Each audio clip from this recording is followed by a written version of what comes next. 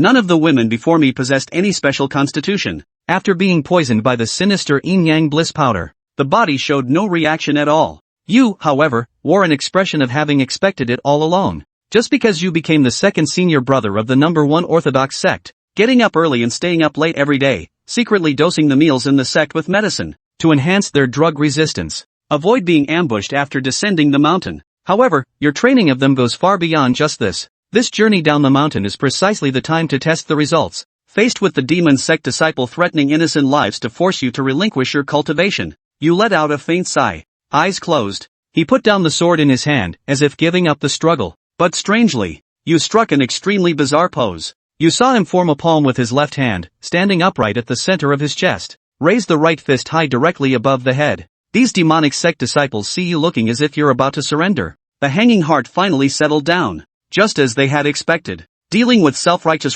sects like yours, this trick really works. Kid, hurry up and toss me those magic treasures you've got on you. Don't play any tricks. Otherwise, you know the methods of our Blood Demon Sect. But just as they were feeling pleased with themselves, you suddenly opened your eyes, raising your hand not in surrender. Instead, he executed his move, the five-finger fist heart sword. As the words fell, a terrifying aura rises from you. The raised right fist with the palm facing upward. Sword raise shot forth abruptly. The Blood Demon Sect members hadn't even reacted yet. Was struck by sword rays in vital spots. Although some quick-thinking individuals used the mortals beside them as human shields to block the damage. But the effect was minimal. Not long after, the cave entrance was strewn with corpses lying in all directions. Those powerless ordinary people also fell to the ground. You lack all sympathy, you know that. Even if I truly sacrificed myself, those captured civilians will ultimately perish as well. To sacrifice oneself for the sake of saving these mortals, you can't do this kind of thing. Then your gaze turns to the nearby cavern. Those were just the appetizers. The real danger lies deep inside the cavern. At this moment, the depths of the cave were pitch black. At the center stood a towering black alchemy furnace, its entire body pitch dark. Around the alchemy furnace sat over a dozen people, along with hundreds of terrified mortal faces. The blood furnace pill is about to be completed. The white-haired elder leading them suddenly let out a hoarse laugh. Then, with a flick of his Taoist robe, he threw several mortals into the alchemy furnace in one swift motion. The screams suddenly cut off. In an instant, those few were refined by the alchemy furnace. Immortal, please spare us. I don't want to die. These mortals kept tearfully begging for mercy, eyes filled with fear. At that moment, a rapid set of footsteps sounded. A demon sect disciple yelled in panic. Master, something terrible has happened. The Tianyi sect is attacking. The senior disciples outside have all died. Let's run quickly. The white-haired elder stopped his movements upon hearing this. He asked coldly, how many have come? 1. In an instant, the surrounding air froze solid. That person is way too fierce. Brothers, we simply can't hold them back. The white-haired old man snorted disdainfully, a bunch of useless fools. Just can't win. Won't they use those mortals to threaten him? How have I usually taught you all? Master, Before the man could finish speaking, a sudden sword gleam flashed from behind. His figure collapsed heavily to the ground. Watching his disciple die before his very eyes, the white-haired elder let out a furious roar. Junior, stop at once, or I will slaughter these mortals. Yet not only did you not halt, you accelerated instead. And he charged at him with a fearless expression, utterly unafraid of death. The old man shouted loudly. In an instant, a surge of sinister spiritual energy converged throughout the body, then raised her right hand. A terrifying suction force emanated from his palm. You were thrown off balance by the sudden suction. His heart meridians were directly pierced through by a single palm strike from the white-haired elder. Just a greenhorn. But to die at the hands of me, the blood demon ancestor. Consider it your privilege. But at this moment, with your heart's veins pierced through,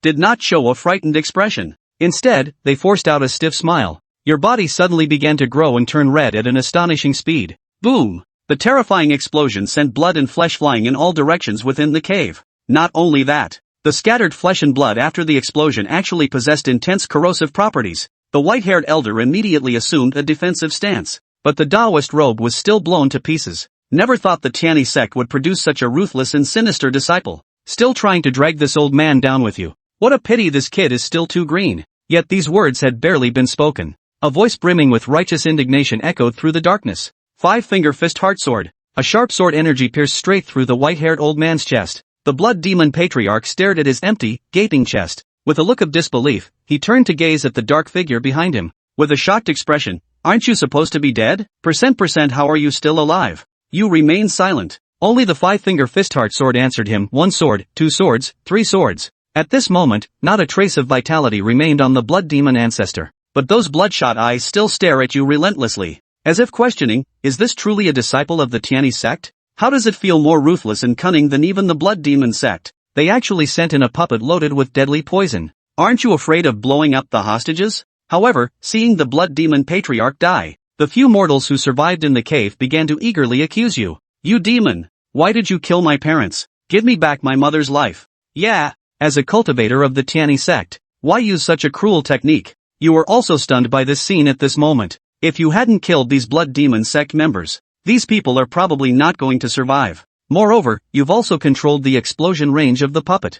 Otherwise, these unarmed mortals wouldn't have survived. Now that you've saved them, they're blaming you instead. Isn't this just bullying the honest? Seeing you standing there in a daze, one of the little boys ran right up to you, summoning all your strength to pound on your thigh. In the next moment, a flash of sword energy streaked by. A human head fell to the ground. What are you doing? He just hit you a couple of times. Why did you kill him? He's just a child. Seeing this scene, these people were verbally attacking you one after another. Hearing these insults, you furrowed your brow slightly. I never expected the demonic cult's fiends to disguise themselves as surviving mortals. If we don't eradicate the weeds today, they'll surely become a scourge in the future. As you spoke, you slowly raised one hand.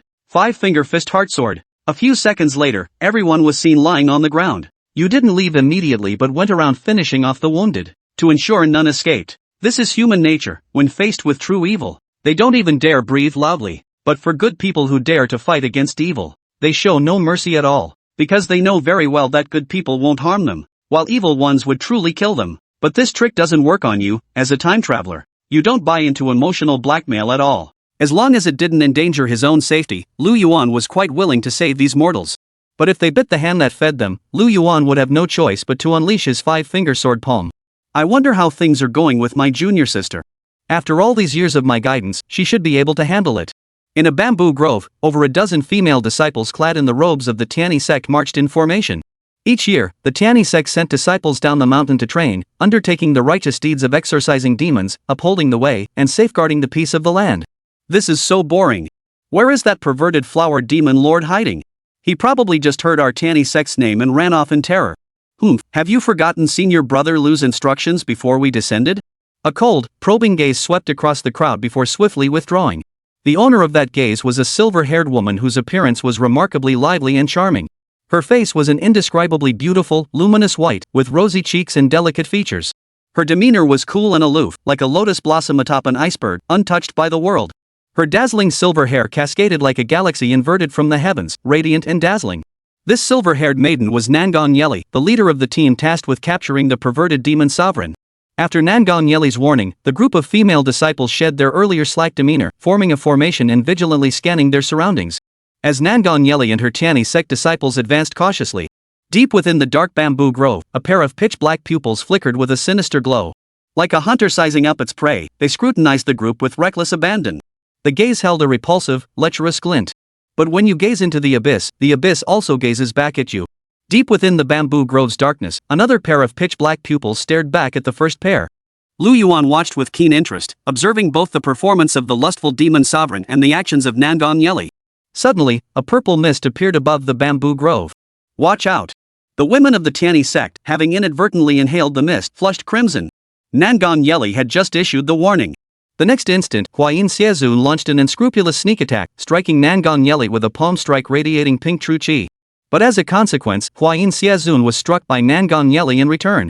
The immense shockwave sent Huayin Xiezun flying backward.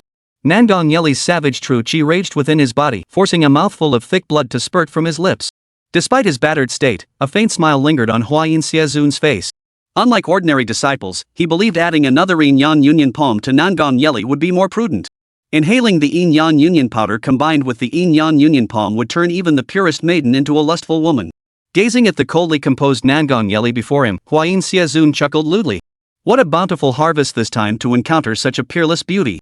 Yet before the words had fully left his mouth, a spirit sword suddenly pierced clean through his chest. Cough. He froze, staring down at his chest in disbelief as he looked up at Nangong Yeli, who stood before him completely unharmed. Why did you? Chapter 3, Of course you're unqualified. How could this be? The yin-yang union powder combined with the yin-yang union palm had no effect whatsoever, a situation he had almost never encountered. Only those ancient fools at the nascent soul stage, or those born with innate poison immunity, could completely nullify his technique. Could this woman be a Yuanling stage powerhouse in disguise? Ha. Who would have thought that to kill him, the Tianyi sect would actually send a nascent soul cultivator? Well, it was worth it. But wait, those ordinary disciples who inhaled the yin-yang union powder were now all regaining consciousness.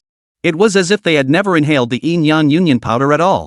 Why are these girls, who were hit by my yin-yang bliss powder, acting like nothing happened? What the hell is going on here? Could it be that all these people are actually Yuanling realm old fools in disguise? Deep within the bamboo grove, Lu Yuan watched Huayin Xiezun's expression of shock and terror, a cold smile involuntarily curling the corners of his mouth.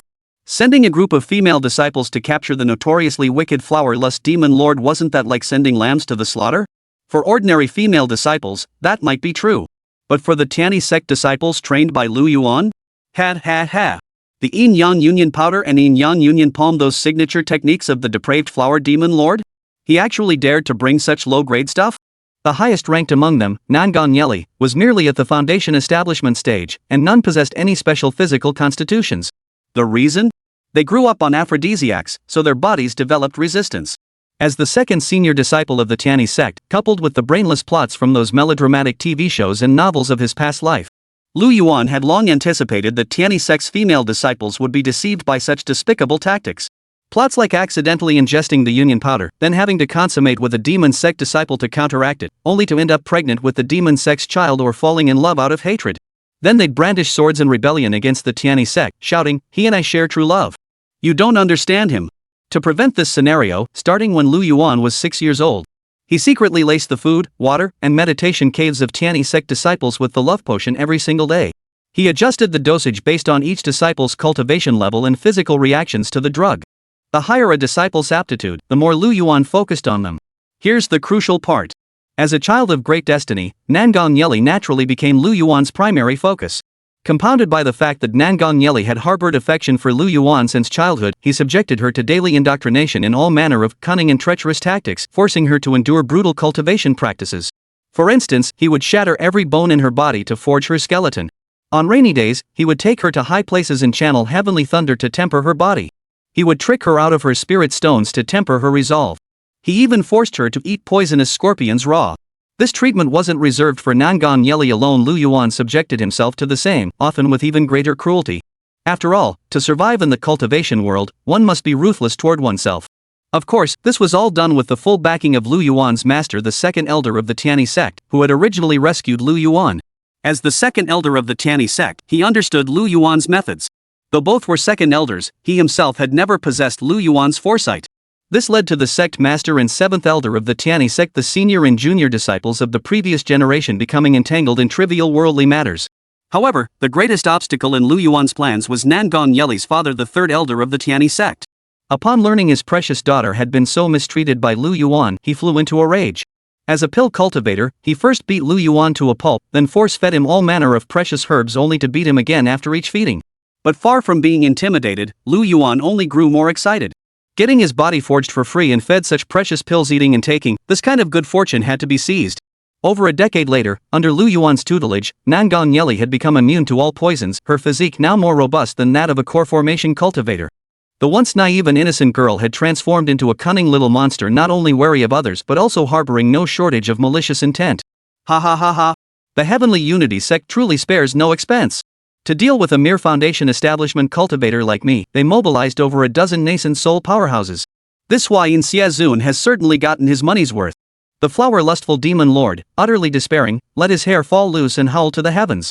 Idiot! Nangong Yeli drew her spirit sword with an icy expression. Pathetic is pathetic. I don't know if it's blindness or sheer audacity to mistake a foundation establishment cultivator like me for a nascent soul. His mocking words flowed effortlessly as his sword danced through the air. With a lightness of touch, Huayin Xiezun was pierced like a sieve. Dual pole star scorching break. Finally, Nangong Yeli didn't forget the finishing blow Lu Yuan had always emphasized to him. After all, senior brother Lu had told her that in this vast world, anything was possible. Some people were simply born with their hearts on the right side. A purple flame slowly rose from Nangong Yeli's left hand. Purple flames danced wildly across her palm, their scorching heat intensifying rapidly. The flower-lust demon sovereign, lying motionless on the ground, sensed this overwhelming aura and instantly opened his eyes in terror. He had planned to feign death and slip away, counting on the fact that some people wouldn't deliver the final blow, especially female cultivators. But the moment he opened his eyes, they bulged in sheer terror. Wave after wave of ferocious energy rippled violently from the hands of Nangong Yeli before him. This was the posture of annihilating both soul and body, leaving not a trace behind. "Spare me, noble hero." The flower-lustful demon sovereign abandoned all pretense, desperately begging for mercy. But Nangong Yeli showed no mercy. With a flick of her finger, she struck the purple flames. "Go forth, dual pole star scorching break." The moment the words left his lips, the purple flames shot from his hand like a streak of light, hurtling toward Huayin Xiezun like a meteor. The terrifying energy contained within the purple flames caused even the surrounding space to blur and warp from the violent collision of powerful forces. The flower-lust demon lord is dead. Senior sister Nangong, we're truly formidable. A mere flower-lust demon lord? Killing him was a piece of cake. What a joke, this yin-yang bliss powder isn't so terrifying after all. Seriously. The Tiani sect disciples following Nangong Yeli beamed with excitement and triumph upon witnessing the flower-lust demon lord's demise, erupting into waves of cheers. Only after thoroughly confirming that the flower-lustful demon lord had been reduced to charcoal and that nothing unusual remained in the vicinity did Nangong Yeli finally relax slightly. She sheathed her spirit sword, exhaled softly, and a faint smirk touched her lovely face. Turning toward the depths of the bamboo grove, she called out joyfully. "Senior brother Lu, come out now. I've killed the flower-lustful evil venerable." Lu Yuan sighed helplessly and stepped out of the shadows. Teaching his junior sister to be too clever wasn't exactly a blessing. The moment she spotted that familiar figure, Nangong Yeli's previous aloof, distant demeanor vanished completely. Her cheeks flushed with a blush so vivid it looked like a bite would yield sweet strawberry nectar. She spread her arms wide and ran toward Lu Yuan, babbling as she approached. "Senior brother, am I amazing? Is this what you meant by a flawless speedrun?" Lu Yuan stepped forward to meet her, offering generous praise. "My little junior sister is truly amazing. I'll buy you candy later, okay?" Nangong Yeli stared straight at Lu Yuan, her delicate cheeks puffing up in anger. In her mind, Lu Yuan was nothing but a blockhead, utterly clueless about romance.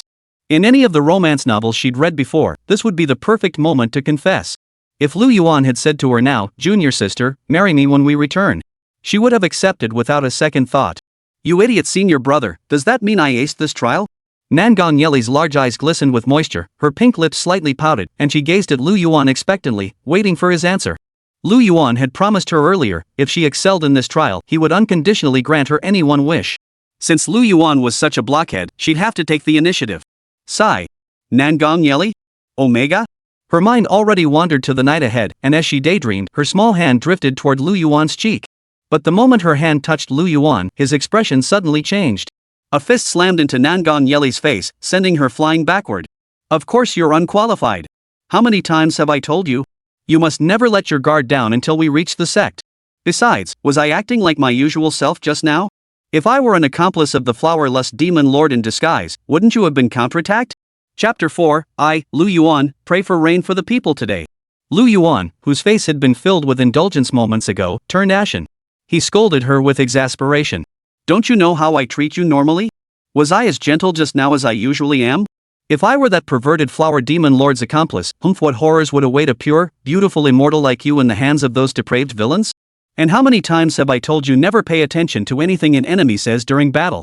Lu Yuan never imagined that after over a decade of teaching, his junior sister still hadn't grasped his core principles. She remained utterly reckless. Watching Lu Yuan's incessant nagging, Nangong Yeli, who had been knocked flying, felt as though her blood was boiling throughout her entire body.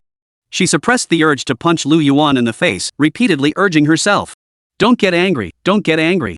Bide your time and the storm will pass. Retreat a step and the anger only grows. When patience reaches its limit, there's no need to endure further. Either erupt in silence or perish in it. Senior brother Lu, you bastard." A dull thud echoed as Lu Yuan himself was sent flying, landing flat on the ground. Phew. After unleashing his pent-up rage, Nangong Yeli exhaled deeply, feeling immensely relieved. Nangong Yeli shot a resentful glance at Lu Yuan sprawled on the ground and grumbled. You stinky senior brother, so insensitive. Serves you right for getting hit." After waiting a while, Lu Yuan remained motionless on the ground, his eyes tightly shut. A chill ran through Nangong Yeli's heart. A terrible thought surfaced: could she have actually beaten her senior brother to death? Nangong Yeli hurried to Lu Yuan's side, her large eyes brimming with tears as she pitifully choked out. "Senior brother, don't die. I didn't mean to, wah." But the very next moment, the same scene repeated itself. The moment Nangong Yeli touched Lu Yuan, his eyes snapped open, and another punch landed squarely on her face. How many times have I told you? Never trust others so easily. If I were the villain, wouldn't this be you getting killed in return? Ah! The battle cry erupted, and the girl's blush spoke louder than any sweet words. Completely flushed, Nangong Yeli grabbed Lu Yuan, who was still lecturing, and delivered a fierce blow. Senior brother Lu, someone like you should just die already. Nangong Yeli was at a loss for words. She couldn't understand what she had ever seen in this guy. She and Lu Yuan were the same age. Ever since childhood, she'd followed him around like a puppy. Other senior brothers would take their little junior sisters sightseeing, buy them delicious candied hawthorn, and practically spoil them rotten. But Lu Yuan? He dragged her into the belly of a demon beast to play, fed her all sorts of poisonous substances. He was treating her like some demonic cultivator. But then again, even though Lu Yuan made her life miserable, he was even harsher on himself. That thought made her feel a little better. And whenever she was injured, Lu Yuan would stay by her bedside without leaving, tending to her before leaving her covered in wounds. Meanwhile, the Tianyi sect female disciples still celebrating were utterly stunned by the scene. They all stared at Lu Yuan and Nangong Yeli with disbelief. What's going on? Weren't they flirting?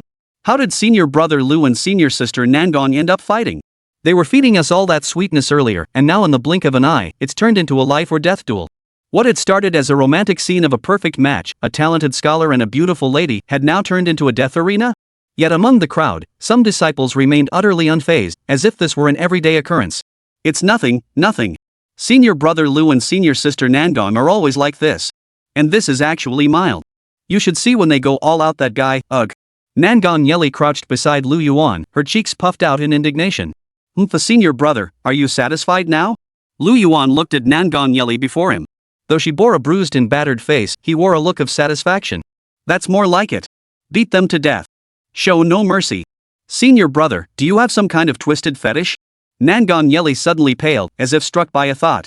Ha! Don't go accusing me of something I didn't do. Exactly. It started when we were kids. My dad nearly beat me to death, and I just grinned like I'd scored some sweet deal. Enough, enough. If you say so, then so be it. We should be leaving now. With that, Lu Yuan sprang up like a carp and vanished into the distance. Fuzhou City. Fuzhou County Magistrate Chen Jiang stood at the city gates with a group of officials and citizens. Can the immortals of the Tianyi sect capture that demon? Chen Jiang asked in a grave tone. The magistrate's advisor, standing beside him, gazed into the distance and replied, Your Honor, do not fret. The Tianyi sect is the foremost sect under heaven. With them intervening, they will surely capture that lecherous demon. I still worry. That fiend is cunning and devious. None of the previous immortals managed to capture this lecherous demon. Moreover, after those immortals departed, the lecherous demon returned and flayed the entire family of the previous county magistrate alive, then hung their corpses from the city gate. He could have chosen not to report it, allowing the lecherous fiend to hunt down women from other families in the city instead. But he couldn't do that. Having taken the post of magistrate of Fuzhou County, he was responsible for the townspeople and had to act with a clear conscience. But this demon wasn't the only thing wearing him down. An even more pressing problem loomed. This year brought a severe drought. It was now the crucial season for irrigation. If water remained scarce, the crops would fail completely. Fu Prefecture might soon be littered with starving corpses. Under the relentless blows of natural disasters and man-made calamities, he was nearing despair. Now, his only hope rested with the cultivators of the Tianyi sect. Solving even one problem would be a step forward. Only when Lu Yuan and the others returned would the answer to this problem be revealed. Your Excellency, look! The immortals from the Tianyi sect have returned, the advisor exclaimed joyfully. Chen Jiang hurriedly looked up to see a handsome youth leading a group of female disciples from the Tianyi sect approaching the city gate. Immortal, how's it going? Did you catch that lust demon yet? Chen Jiang, disregarding his dignity and ignoring the other officials behind him, jogged up to Lu Yuan and asked anxiously. Lu Yuan studied the middle-aged man before him. He appeared to be in his 40s, clad in a blue official robe patched with various repairs, his eyes bloodshot. No. Ah. Chen Jiang froze in place, his eyes vacant as if struck by lightning. But the next second, he snapped back to life. He was killed on the spot by my junior sister. Not a trace remains. Lu Yuan's calm voice reached Chen Jiang's ears with crystal clarity. He was so overcome with emotion he nearly wept. He was dead. That perverted demonic master who had tormented countless people in Fuzhou was dead. Chen Jiang immediately bowed deeply to Lu Yuan. The citizens of Fuzhou City wept with joy, tears streaming down their faces. Standing nearby, Nangong Yeli silently observed the scene. A cold smile touched her lips as she murmured, Laugh now while you can. Soon enough, you'll have time to cry. Nangong Yeli knew Lu Yuan's nature inside out. Lu Yuan never did a losing deal. Lu Yuan would certainly fleece the people of Fuzhou City. Thank you, master, for avenging this old man. A gaunt old man suddenly burst from the crowd. Spotting Lu Yuan, he abruptly knelt before him, thrusting a shriveled, dried-out flatbread into Lu Yuan's hand. Old man, it's nothing. This is precisely what we cultivators are meant to do. Lu Yuan hurriedly helped the stooped old man to his feet. Tears streaming down his face, the old man sobbed uncontrollably. Thank you, master, for avenging my poor, ill-fated granddaughter. Thank you, master. Thank you, master. The old man repeated the words over and over. Witnessing this scene, Lu Yuan was momentarily speechless. He could only pat the old man's shoulder gently and offer comfort. It's all right now, old man. It's all right. The Tianyi sect will protect everyone. Lu Yuan was neither a good man nor a bad man, but witnessing this scene deeply stirred his heart.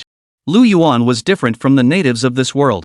Having been educated on Blue Star in his previous life, he still felt an inexplicable, indelible connection to ordinary people. He watched as people around him knelt and kowtowed to him. Though he was the county magistrate, he wore a patched-up, tattered official robe. The starving villagers, their faces gaunt and sallow from hunger, offered him their last scraps of grain. This world wasn't as good as he'd imagined, but it seemed not as bleak as imagined. Lu Yuan lifted his head slightly, gathering the humble offerings from the villagers into his storage ring. He murmured, "Having accepted your offerings, I now owe you a debt of karma. I, Lu Yuan, dislike being entangled in such bonds. Today, I shall settle this debt." His voice suddenly rose sharply. Lu Yuan, the 253rd generation disciple of the Tianyi sect, prays for rain for the people today. Chapter 5, Golden Core of Heavenly Tao. Pray for rain? Chen Jiang, the magistrate of Fuzhou County, froze in place upon hearing this. The citizens gathered on the city walls all wore expressions of astonished delight, but their joy quickly turned to disappointment. How could this be possible? They believed Lu Yuan was merely paying lip service. Even if he did pray for rain, success was impossible.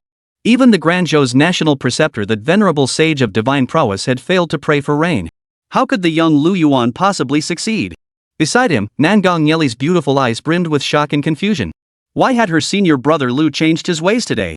Not only had he refrained from extorting a fortune in spirit stones, but he was actually offering to help these commoners summon rain without compensation? With just those dry, blackened flatbreads? Yes, precisely with these dry, blackened flatbreads. Lu Yuan's expression grew solemn as his gaze swept over the crowd, finally settling on Nangong Yeli. All things possess a glimmer of life. Regardless of status or station, every being has the right to survive. Lu Yuan declared in a deep voice. Lu Yuan cannot bear to see the people of Great Zhou starving to death in droves. I am willing to seize a sliver of hope for Great Zhou. Junior sister, come lend your senior brother a hand.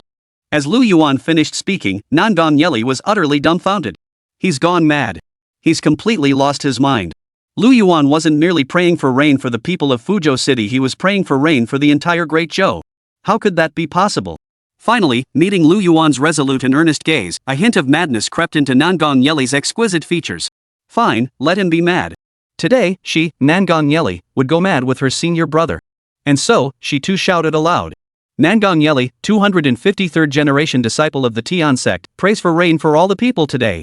Lu Yuan knew that with his own cultivation barely reaching the threshold of the core formation stage and Nangong Yeli still only at the foundation establishment stage, their rain prayer was doomed to fail. But then again, both he and Nangong Yeli were individuals favored by the heavenly Tao's fortune. Moreover, they were direct disciples of the world's foremost sect. Simply put, they had powerful backing. Even if they couldn't bring rain to the entire Great Zhou, they could certainly do so for Fuzhou City. As Lu Yuan and Nangong Yeli finished speaking, 10,000 streaks of light shot forth from their bodies, soaring straight into the heavens. Disciple Lu Yuan Nangong Yeli of the Tianyi sect prays for rain for the people of the Great Zhou. We humbly request the support of our esteemed senior disciples.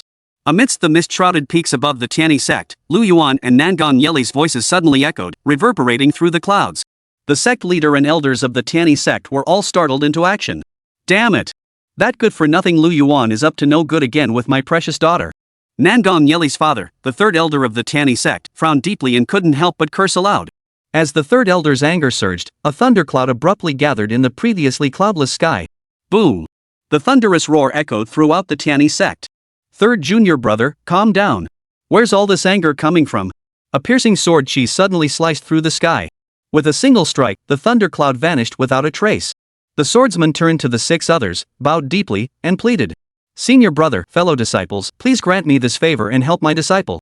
That good-for-nothing Lu Yuan makes such a grand show the moment he leaves the mountain. He's merely trying his luck, who knows if he'll succeed? Humph. If it weren't for my Night Jade, this old man wouldn't bother with your good-for-nothing disciple. The master of the Tiani sect and the 6 elders instantly surged with overwhelming true chi. 7 ethereal figures clad in Taoist robes began to stir the heavens and earth above the 9 skies. Outside Fuzhou City. Empowered by the immense fortune bestowed upon him by the 7 supreme masters of the Tiani sect, as well as by Lu Yuan and Nangong Yeli, golden light radiated from Lu Yuan's body. Invoke the heavenly way to bring rain. No sooner had the words left his lips than dark clouds gathered in the sky. Before the people below could react, torrential rain poured down. The entire Great Zhou was enveloped in this downpour. It's raining. It's really raining. We're saved. The gaunt and emaciated commoners wept tears of joy. Thank you, immortal. Thank you for bringing the rain. Chen Zhang's hands trembled slightly, clearly overcome by the sheer intensity of the downpour. Without this rain, Fuzhou City would have faced widespread starvation. Though this statement might sound exaggerated, it was not the slightest bit. Heaven had truly opened its eyes. All the people present spontaneously knelt on the ground, bowing repeatedly toward Lu Yuan and Nangong Yeli high above. These numb, lost, and fearful people, rejuvenated by the nourishing downpour, now reveled in the rain, their spirits reawakened. The imperial palace of Great Zhou. The Zhou emperor stood in the imperial garden, his face dark and troubled. Since ascending the throne, he had diligently managed state affairs, appointed capable officials, reduced taxes, eased corvée labor, and devoted himself to strengthening the nation. He was determined to prove himself a worthy emperor of the Great Zhou dynasty. Yet, as they say, man proposes, but God disposes. Natural disasters had plagued the land in recent years, and this year brought severe droughts across many regions. Even when he summoned the imperial sage and other immortal masters to pray for rain, the blessings only fell near the palace grounds, proving utterly useless. Now rumors spread among the people that the emperor's lack of virtue had incurred heaven's wrath. Splash! Splash! Splash! Suddenly, raindrops shattered against the Zhou emperor's naturally imposing chi, dispersing the gloom that had settled in his heart. Lu Yuan Nangong Yeli, 253rd generation disciple of the Heavenly Unity sect, prays for rain today for the Great Zhou and for all living beings. Ha! Excellent, excellent, excellent. The clear voice reached the Zhou emperor's ears, and he struggled to contain his excitement. Many thanks to the celestial masters of the Tiani sect for bestowing rain upon our Great Zhou. Crown Prince, take the spirit stones, elixirs, divine weapons, and magical artifacts to the Tiani sect. Depart immediately. Lu Yuan's body floated mid-air before transforming into a streak of light, carrying Nangong Yeli straight toward the heavens. In the blink of an eye, they vanished from sight. With deeds done, he swept his robe and departed, concealing his achievements and fame. As Lu Yuan departed, the people below prostrated themselves, bowing toward the direction he and Nangong Yeli had vanished. Thank you, immortal. Thank you, heaven. The female disciples who had accompanied Lu Yuan stood dumbfounded and stunned. It had actually succeeded, but why had Lu Yuan left them behind? Boom! Amidst the torrential downpour, thunderous roars suddenly echoed from the heavens. Lu Yuan had prayed for rain on behalf of the masses, saving countless lives. Naturally, the way of heaven responded, bestowing boundless heavenly merit and the great fortune of the Tao. Most of this heavenly virtue surged into Lu Yuan's body, for he was the principal agent of this rain-invoking ritual. The nature of heavenly virtue and Tao fortune was profound and mysterious. Those blessed with great fortune and merit saw their cultivation progress double with half the effort. Even drinking water could lead to breakthroughs, and picking up a stone might reveal an ancient divine weapon. As the heavenly virtue entered his body, Lu Yuan instantly felt his spiritual sea grow crystal clear, and the circulation of spiritual energy within him became several times smoother. Snap! A crisp sound rang out. The shackles within Lu Yuan shattered, propelling him directly into the core formation realm. Moreover, empowered by the Heavenly Tao's merit, the golden core he condensed was none other than the legendary Heavenly Tao Golden Core. The Heavenly Tao Golden Core impervious to all techniques, repelling all evils. Who would have thought that an act Lu Yuan had intended to perform without expectation of reward would yield such immense gains? The remaining portion of Heavenly Tao merit and Tao fortune surged into the bodies of Nangong Yeli, the leader of the Tiani sect, and its 6 elders. Tiani sect. Feeling the merit and fortune bestowed by heaven, even the bottlenecks that had remained unbroken for years showed signs of breakthrough. The sect leader and the 6 elders could scarcely contain their excitement and joy. At that moment, the second elder's lips curved into a faint smile. Lu Yuan truly lives up to being this master's favored disciple.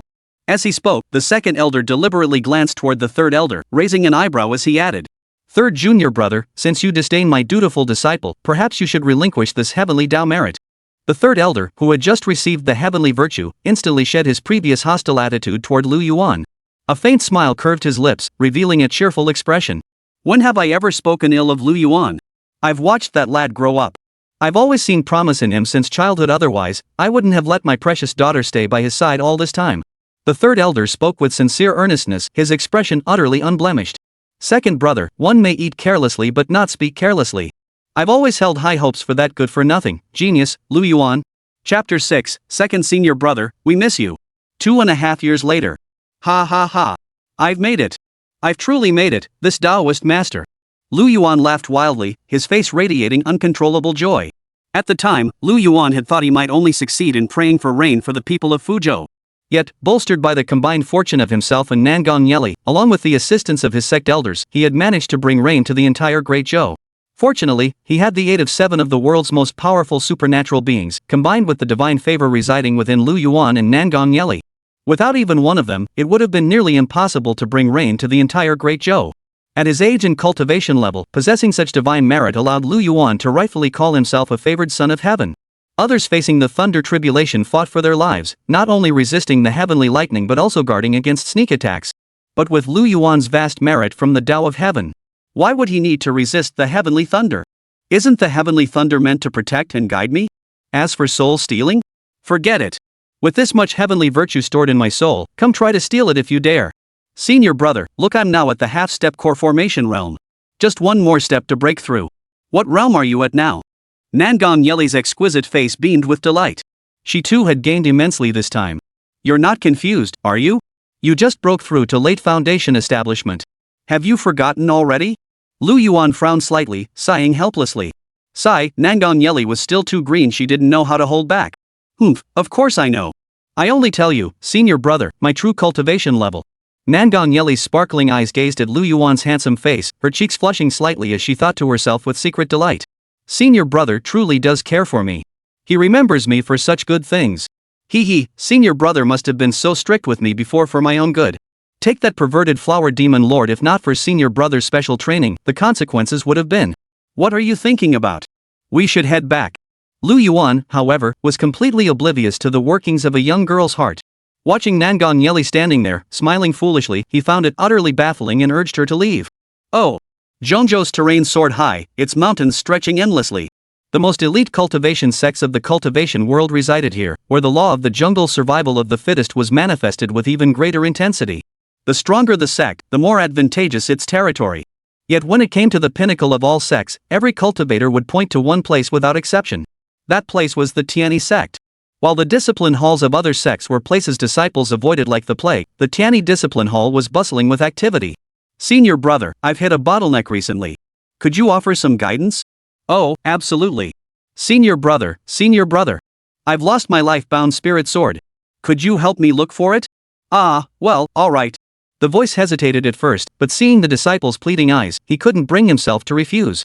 Senior brother, I'm running low on spirit stones. Could you lend me some? Me too, senior brother. I'm about to head out for my first training journey, but I'm a bit scared. Could you come with me? Senior brother. The scene instantly descended into chaos. The one surrounded by all these disciples was none other than the sect's senior brother, Li Changqing. Due to his overly kind nature, he simply couldn't refuse anyone's requests, or as the saying goes, he had a heart of a saint. The disciples of the Tianyi sect always came to him for help whenever they needed it. Faced with so many disciples pleading for his help, Li Changqing was sweating profusely. He wanted to refuse, but the words stuck in his throat. Senior brother, you really need to change this trait of yours.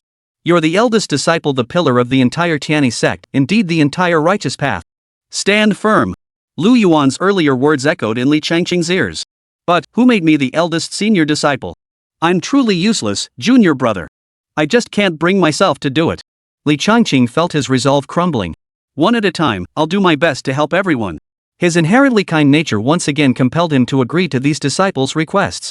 Wah, senior brother, you're the best. Me first. What? I was clearly first. Everyone, please be quiet. Senior brother is very busy. Don't trouble him with such trivial matters. Some disciples from the discipline hall couldn't stand by and watched, stepping in to mediate. What?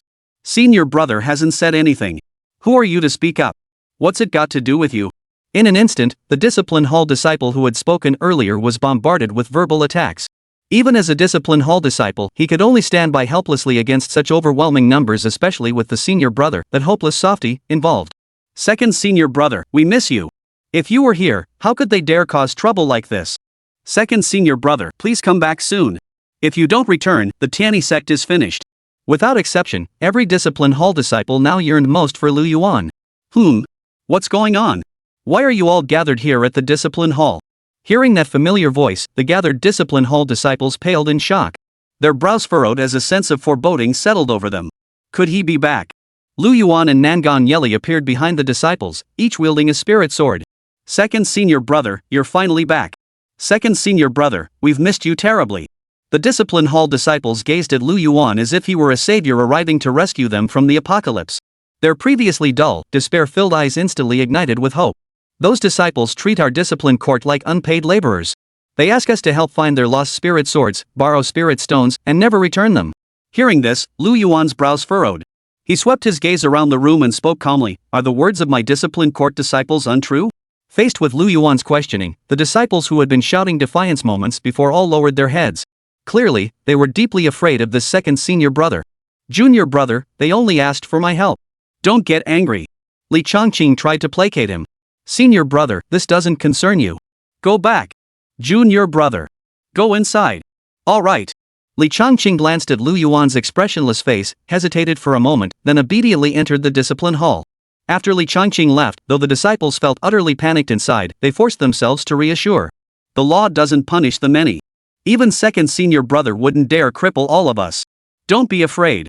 I hear you came seeking help from the eldest senior brother? He's busy, so I'll assist you all. There's no need to be afraid. Lu Yuan didn't seem angry, instead, he smiled innocently. His words sent a ripple of shock through the crowd. "Second senior brother, how could you?" "Shut up. We're fellow disciples. Helping them is only right." Lu Yuan replied with a smile. Unlike the others, Nangong Yeli, who knew Lu Yuan well, couldn't help but frown. Sympathy welled up in her heart for these disciples, for whenever Lu Yuan flashed that smile, it rarely meant anything good. "Second senior brother, I can't find my spirit sword. Could you help me look for it?" Seeing Lu Yuan wasn't angry, a bold disciple bowed and asked. "No problem. Let me divine its whereabouts for you." "Got it." Lu Yuan vanished in a flash of light, only to return moments later holding an ordinary spirit sword. Seeing Lu Yuan actually help the disciple find his spirit sword, the surrounding disciples froze in shock. Even Nangong Yeli stood rooted to the spot. "No way, what's gotten into senior brother?" "Thank you, senior brother. Thank you." The sword-seeking man beamed, reaching out to take the blade. "Ah, since senior brother helped you find the sword, it wouldn't be right to do it for free. You should give senior brother some compensation." Lu Yuan withdrew the sword, smiling cheerfully. "Of course." Seeing the harmless little smile on Lu Yuan's face, the disciple assumed he only wanted a token amount of spirit stones and agreed without hesitation. Snap. A crisp snapping sound echoed as Lu Yuan snapped the spirit sword clean in two. "There. The hilt is yours. The blade itself is my payment." Chapter 7, Pay me 500. "No need to thank me, junior brother. Next time, remember to take better care of your spirit sword.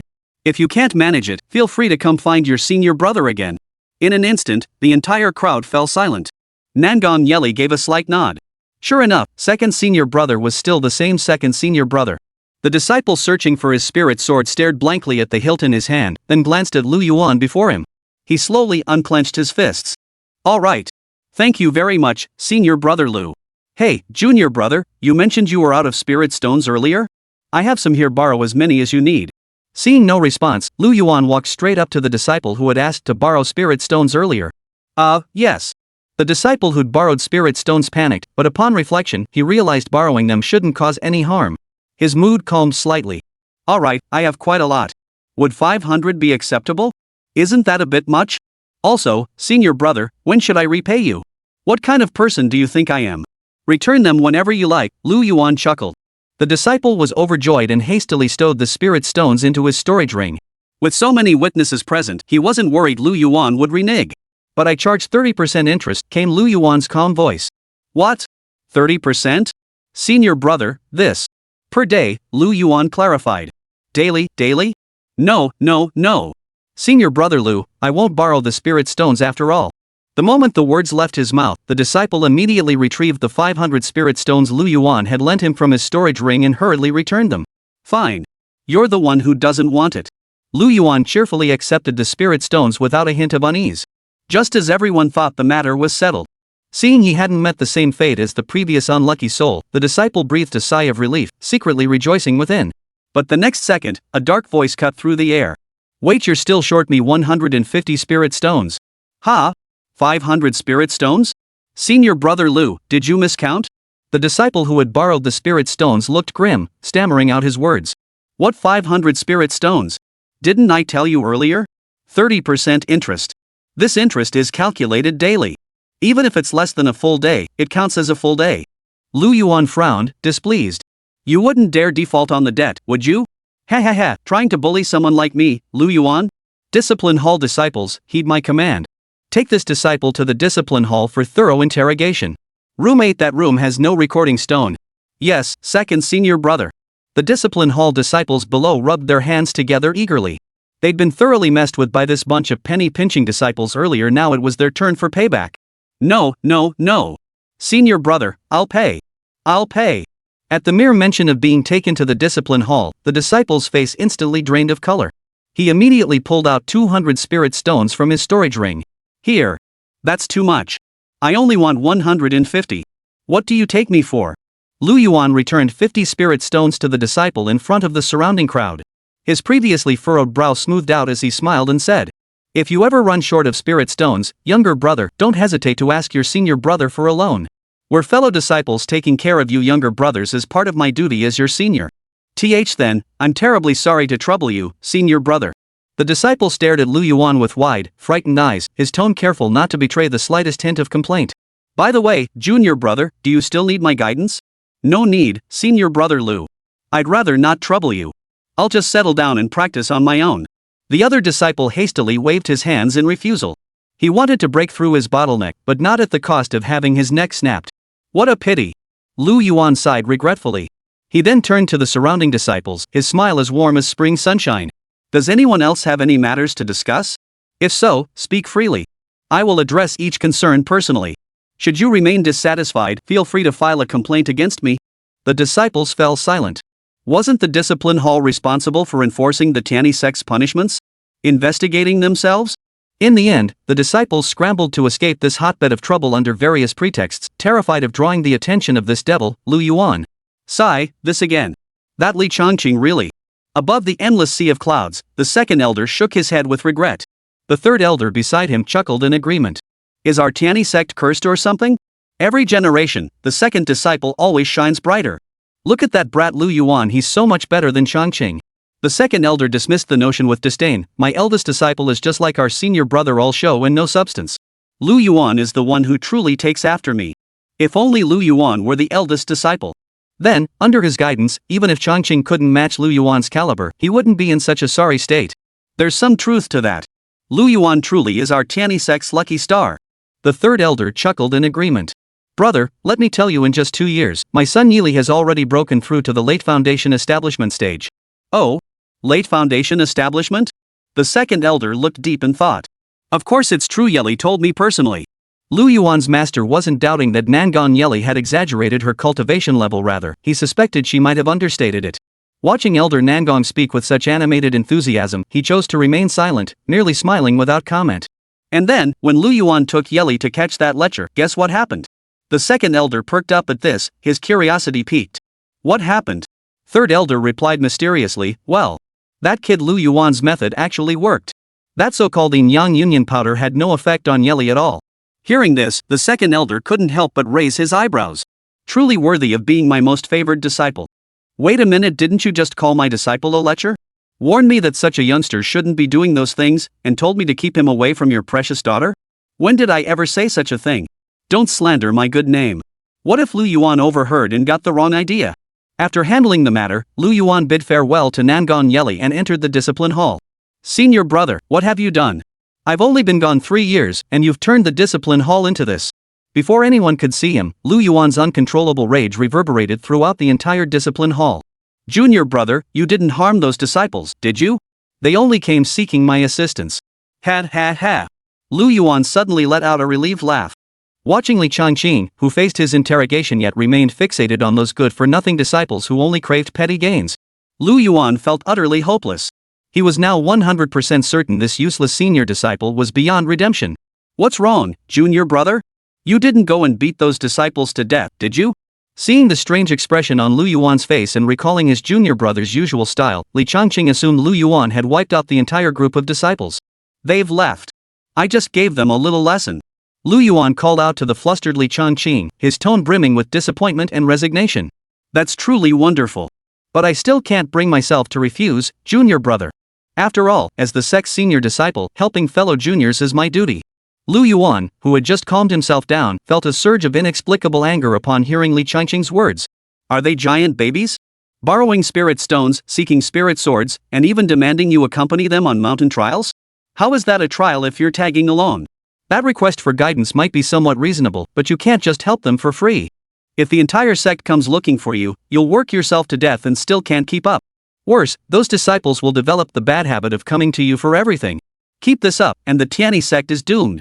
Do you understand? Lu Yuan struggled to contain his mounting frustration, speaking with solemn earnestness. Senior brother, you're too saintly. The cultivation world is survival of the fittest. You need to learn to say no. Enough. I've taught you so much. Hand over 5,000 spirit stones. Oh. Didn't I just teach you how? Can't you refuse? Then may I refuse this request of yours? No way. This is knowledge payment. 5,000 spirit stones are my rightful earnings. Why should I refuse you? Fine then.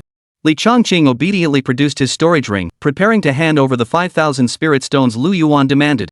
You're not even getting any better. How could you forget what I just taught you? Refuse me. Refuse me fiercely. Chapter 8, a new junior brother arrives at Cloud's Edge. Master, senior brother is beyond saving. I truly have no other options. Lu Yuan arrived at his master's cave residence, his face etched with helplessness. Ah, this matter is also my fault. You know your master's temperament, so I taught your senior brother from a young age to put the sect first. As he spoke, the second elder placed a hand on Lu Yuan's shoulder and said earnestly, with your senior brother incapacitated and your master uncle perpetually occupied with the East Sea, never having taken on disciples, the future leadership of the Tianyi sect now rests upon your shoulders. Today's Tianyi sect disciple selection depends on you to oversee the proceedings. Go now. All right. Lu Yuan's tone was somewhat perfunctory. For one, he understood clearly that his master was merely dangling a carrot before him.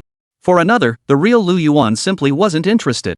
Today was the day the Tianyi sect recruited disciples, and nearly the entire cultivation world was watching the selection process. Even those not participating spent vast sums of treasure and spirit stones to secure tickets to witness the selection. Naturally, it was the genius Lu Yuan who had proposed the ticket idea, transforming the selection process into not only a recruitment event but also a significant revenue stream for the Tianyi sect. Senior brother Lu, since spectators need tickets, why not make the contestants pay for theirs too?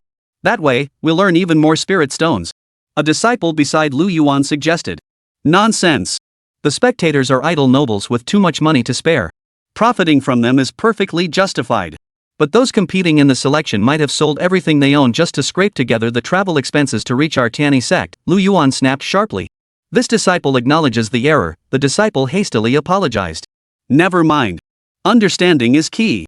Large crowds breed chaos. Have the discipline hall brothers maintain order. Yes, master. At that moment, everyone had gathered beneath the heavenly ladder of the Tianyi sect, forming a dense, dark mass. Most of the candidates for Tianyi sect disciples wore expressions of tension and unease. They were well aware that as the foremost sect under heaven, its selection process would be exceptionally rigorous. I'm so nervous. I really hope an elder of the Tianyi sect will accept me as a direct disciple. May our ancestors bless me to enter Tianyi sect even as an outer door disciple or menial laborer would suffice. However, not everyone felt nervous. The expressions on the faces of the young nobles from prominent families remained calm, even tinged with a hint of disdain and pride. Who would have thought Yi Yanin from the Yi family, Jin Mahua from the Jin family, all these prodigies would show up? This should be quite the spectacle. I wonder who will claim first place. Silence. A figure hovered mid-air. His face was as fair as jade, his nose high and straight, his deep black eyes utterly still. This was Lu Yuan, the second senior disciple of the Tianyi sect. The selection of disciples naturally fell within his purview. Clad in the Tianyi sect's white robes, his slender form stood tall in the sky, as if the entire world lay within his grasp. Greetings, all. I am Lu Yuan of the Tianyi sect, overseeing your trial. I hope each of you will demonstrate your full potential. His voice was not loud, yet every person present could hear his words clearly, no matter how far away they stood. It's actually Lu Yuan. The previously murmuring crowd fell instantly silent, nearly every face etched with shock. Even the common folk were no exception. They might not know the Tianyi sect, but they certainly knew Lu Yuan. Is that Lu Yuan? Who else could it be? Such overwhelming aura. Whoa, utterly terrifying. Is this the immortal who prayed for rain for the Great Joe 2 years ago? Never imagined we'd actually see this legendary figure. Whispers of excitement rippled through the crowd. At that moment, a youth clad in simple black robes lifted his head to gaze at Yuan, his voice firm. Is this the immortal who brought the rain? I must become his disciple. I cannot disappoint my father or the people of Fuzhou City. The assessment remains the same, the immortal ladder. Your climbing height will determine your score. May you all achieve results that satisfy you. Begin now. The moment Yuan's voice faded, the dense crowd below the immortal staircase surged forward, scrambling to ascend. The black-clad youth from earlier mingled among the throng and ascended the ladder as well. But how could the Tianyi sect's disciple selection process be as simple as merely climbing stairs? Members of the Tianyi sect exerted pressure upon the ladder, making the burden heavier the higher one climbed. Moreover, various illusions manifested throughout the ascent. Much like a race, the gaps between climbers were barely noticeable at first. Yet as time passed, the distances between those ascending the ladder grew wider and wider. Far ahead were a man and a woman, Yi Yanran and Jin Manhwa. Huff, huff, huff. Under the immense pressure, even Yi Yanran and Jin Manhwa at the very front slowed their pace, their faces stripped of their earlier arrogance. Even these prodigies looked utterly exhausted. The rest of the crowd was in a pitiful state. The black-clad youth from earlier trailed at the very rear of the group. Barring a miracle, he wouldn't even qualify for menial disciple status.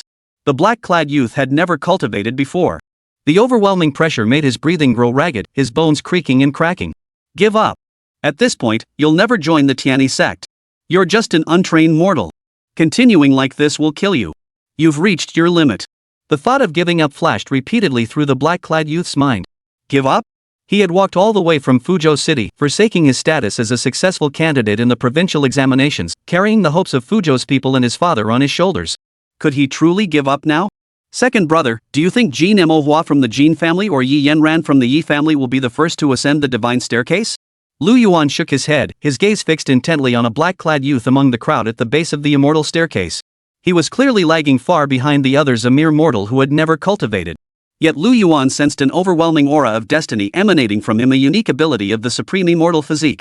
Among the younger generation, the heavenly Tao's favor upon this black-clad youth was second only to Yuan, Li Changqing, and Nangong Yeli.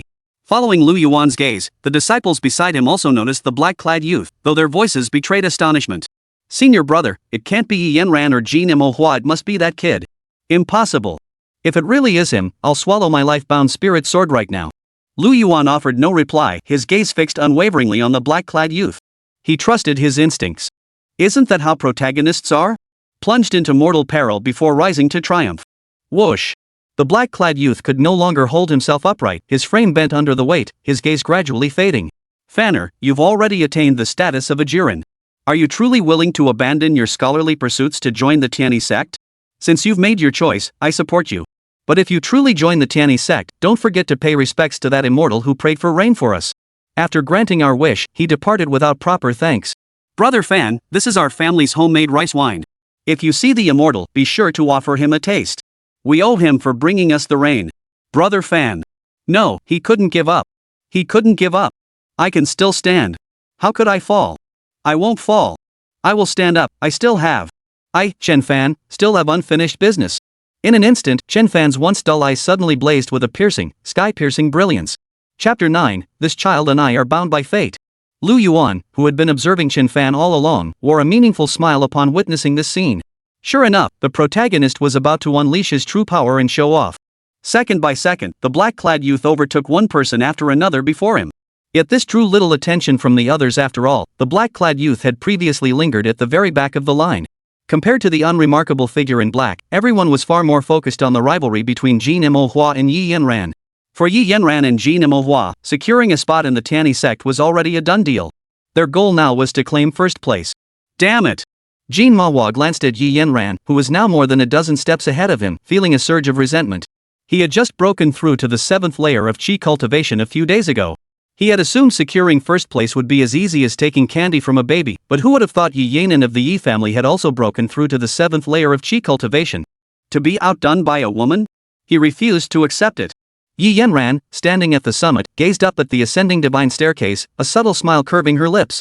Securing first place in this selection would earn her acceptance as a direct disciple by the Tianyi sect elders, completely reversing her standing within the Yi family. I cannot give up. Most of the others were already exhausted, their pace slowing to a crawl, or even abandoning the race altogether and staying put. Chen Fan, however, grew faster and faster, standing out like a sore thumb among this group. How is he so fast? Where did he come from? By now, Chen Fan had overtaken the vast majority of the group. Having been at the very back moments before, he now found himself in the second echelon, trailing only Jin Imo and Yi Ran. The Tianyi sect disciples who had been observing the entire group stared in astonishment, their eyes wide. The one who had doubted Lu Yuan earlier could scarcely believe his own eyes. They had watched Chen Fan overtake one person after another right before their eyes. Second senior brother, no way that guy you mentioned seems to be taking first place. Second senior brother. Seeing Lu Yuan's lack of response, the disciple beside him turned to look, only to find that Lu Yuan, who had been standing there moments ago, had vanished without a trace. The moment he saw Chen Fan's explosive breakthrough, Lu Yuan had already slipped away unnoticed, taking up a position on the ladder long before. The moment Chen Fan appeared, Lu Yuan would seize him, bring him before his master, and have him formally apprentice all to prevent other sects from snatching him away. Seriously? A mere mortal who hadn't even stepped onto the cultivation path had managed to outshine everyone, stepping over Jin Imo and Yi Ran to claim the top spot.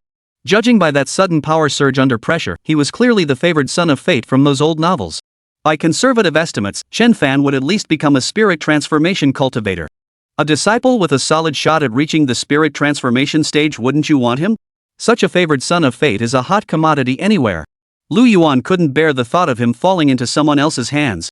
After all, a glaring example stood before them. A prodigy born with the sword bone had been forcibly molded into a lowly being. In short, this boy was destined to be his. Chen Fan was immersed in his own world, his eyes fixed solely on the summit of the heavenly ladder, completely unaware that he was about to surpass everyone. Could he truly be about to claim first place?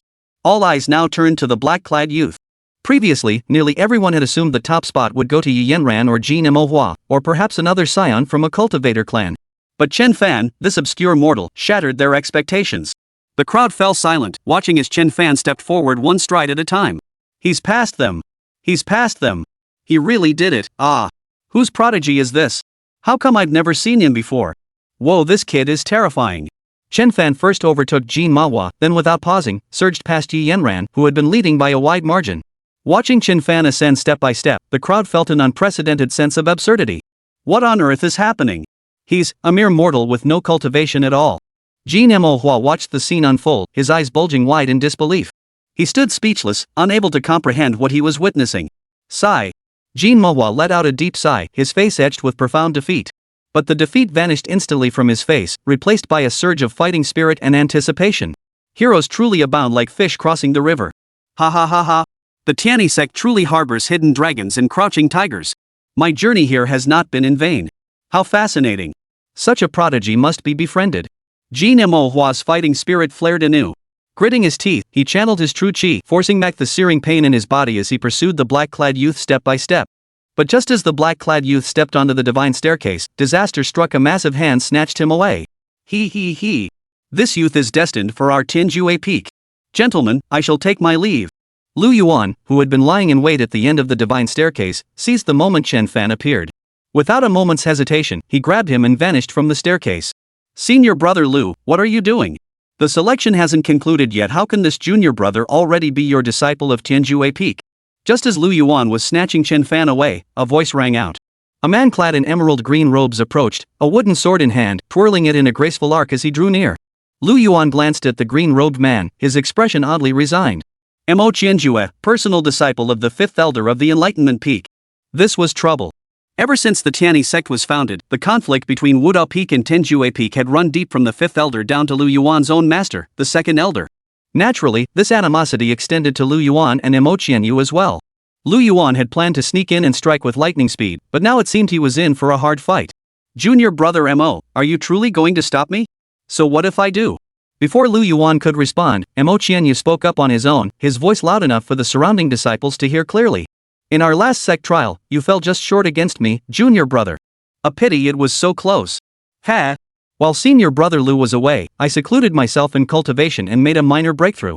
This time, I'd like to seek your guidance. Mo Tianyu fixed his gaze intently on Lu Yuan, not even glancing at Chen Fan beside him. It was less about recruiting disciples and more about deliberately ruining the atmosphere. If you want to fight, then fight.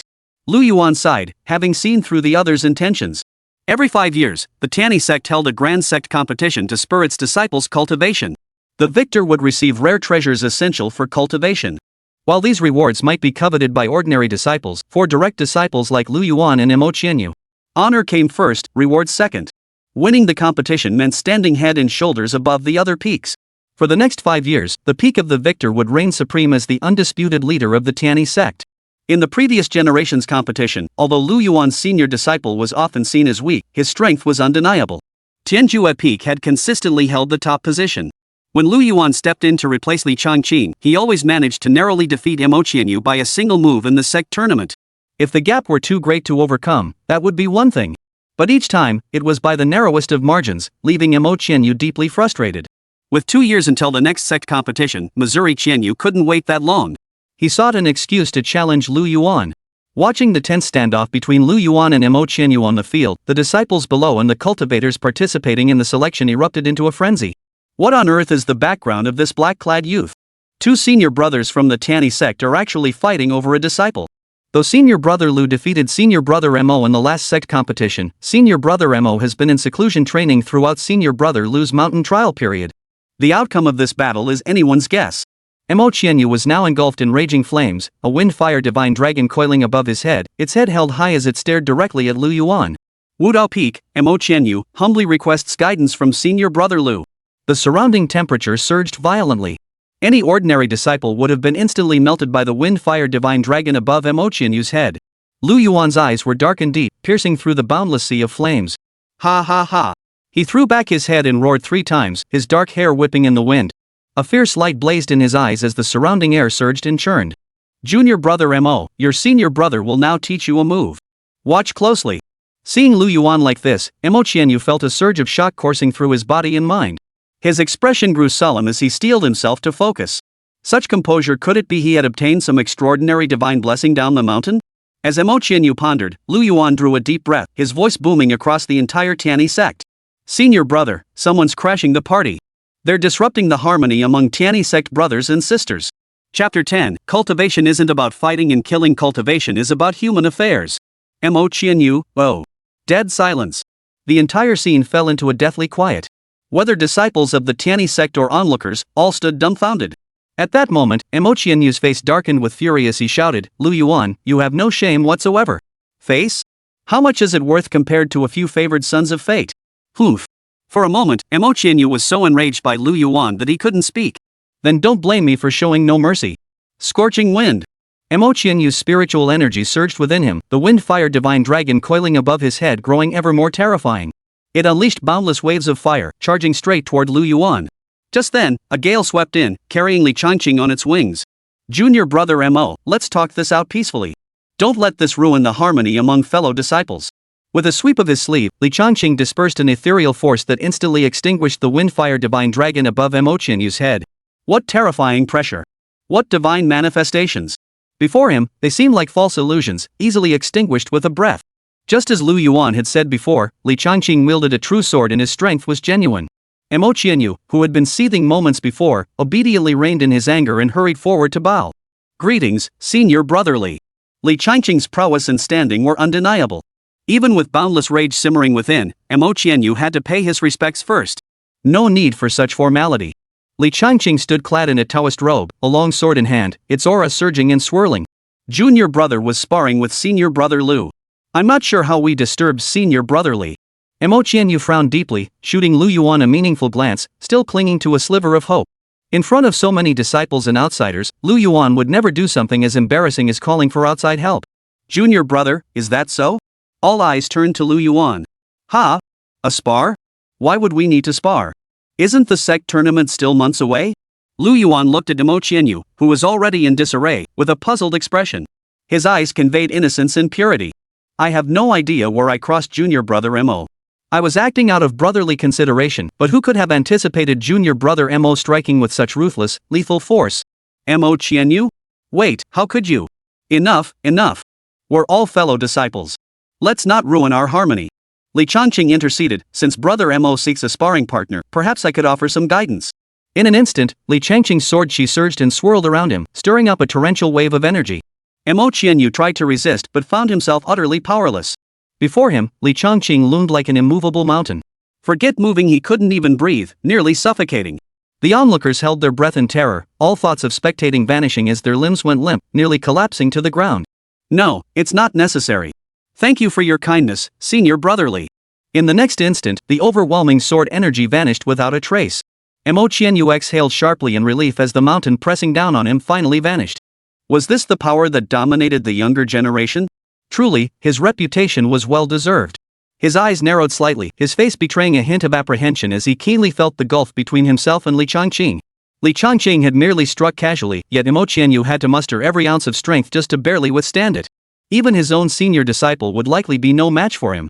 Alongside his apprehension, he seethed with hatred toward this upstart Li Changqing, especially the man standing beside him, Lu Yuan. He had meticulously planned everything. During the disciple selection, he would provoke a conflict with Lu Yuan, seizing the opportunity to challenge him to a duel. Then, before all eyes, he would defeat Lu Yuan, restoring Wudao Peak's honor while simultaneously crushing Tianjue Peak's arrogant arrogance. But no matter how meticulously he plotted, he never anticipated. Lu Yuan wasn't falling for this at all. He was shameless. Even in front of numerous disciples and outsiders, Lu Yuan flatly refused. He saw none of the youthful arrogance one would expect from a prodigy in Lu Yuan. But this very fact proved that Lu Yuan had asked Li Changqing to intervene, a clear sign of his own fear and insecurity. Today, he had lost. Yet he now understood, to deal with scum like Lu Yuan, one must never take the conventional path.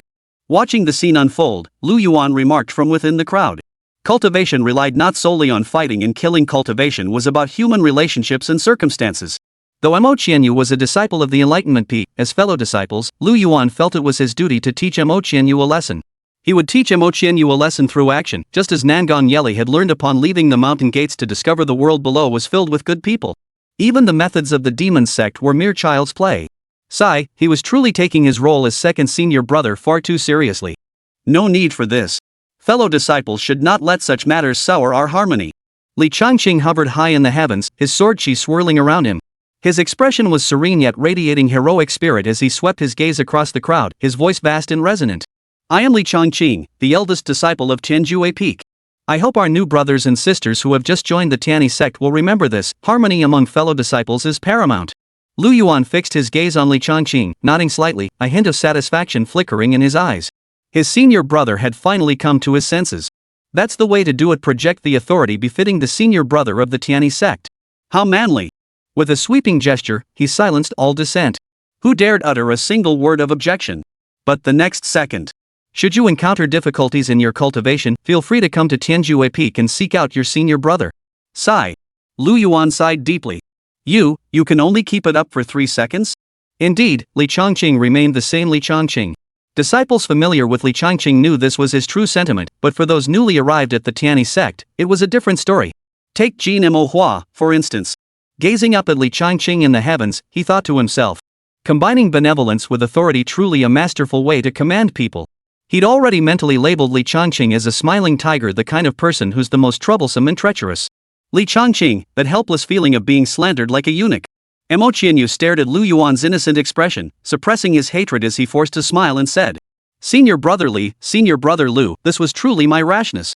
In a few days, I will personally go to Tianjue Peak to apologize to Senior Brother Lu. Before Lu Yuan could respond, as if resolved to something, he turned and walked away without another glance. Just you wait. You like playing dirty? In a few days, I'll give you a taste of your own medicine. As for this farce, disciples from other peaks like Yunling Peak and Shenji Peak didn't intervene at all, merely watching the show with smiles on their faces. The conflicts between Tianjue Peak and Wudao Peak had long become routine to them. Let them fight over who's the top dog. It certainly wouldn't affect them. Those who tilled the fields continued tilling, those who forged iron kept forging, those who refined elixirs kept refining. The excitement belonged to others, they gained nothing. But once the new disciples were recruited, tasks like farming and blacksmithing could be assigned to them. They'd have to work hard to convince these newcomers. Chen Fan, who had been unconscious, slowly regained consciousness. Staring at Lu Yuan before him, his eyes brimmed with utter bewilderment. What exactly happened? Chapter 11, Choose Your Approach. Chen Fan looked around in confusion. What had just transpired? He only remembered being in last place, completely out of contention for the Tiani sect. The moment he got excited, he lost consciousness. When he opened his eyes again, he found himself surrounded by so many people. Wait, the man before him seemed to be the Taoist priest who had performed the rain-invoking ritual for the Great Zhou. For a moment, Chen Fan was overcome with emotion. He never imagined he'd encounter Lu Yuan so soon after arriving. But why was he here beside him? A troubling thought surfaced in his mind. Could it be that he had lost consciousness and nearly fallen, only to be saved by Lu Yuan? At this thought, Chen Fan's eyes darkened further. Chen Fan pays his respects to the immortal master. It seems this path to immortality is long and arduous, ultimately beyond the reach of my mortal bones. Ha! Lu Yuan's eyes widened in bewilderment. What's wrong with this kid? You just took first place and now you're saying you have no divine connection? How are the others supposed to feel? Is this some kind of backhanded compliment or what? Chen Fan, oblivious to Lu Yuan's puzzled expression, continued speaking to himself. Ah, it's fate, destiny. Chen Fan's voice brimmed with regret, resignation, and a hint of acceptance. Master Immortal, I have one final request before I depart. The people of Fuzhou City, wishing to thank you for praying for rain, have specially sent me to bring some homemade rice wine and food. Please accept them, Immortal Master. Hearing Chen Fan's words, Lu Yuan finally understood. He smiled faintly. Very well. Since we share a connection, I shall grant you an opportunity. Are you willing to become a disciple of my Tianjue peak? Chen Fan's eyes first showed bewilderment and confusion. Then, realizing the implication, he was both shocked and overjoyed, his excitement overwhelming. He immediately responded, yes, yes. This disciple is willing. Never in his wildest dreams did he imagine that a bottom-of-the-class student like himself would be accepted by Lu Yuan. This was nothing short of a stroke of incredible fortune. Senior brother. What is it, junior brother? Take Chen Fan to register his name, collect his official disciple identity token and monthly stipend. I'll see if there are any other promising candidates. Understood.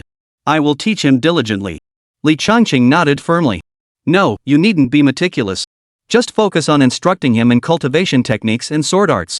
Everything else is none of your concern. Lu Yuan's tone brooked no refusal. Fine, I'll take Chen Fan.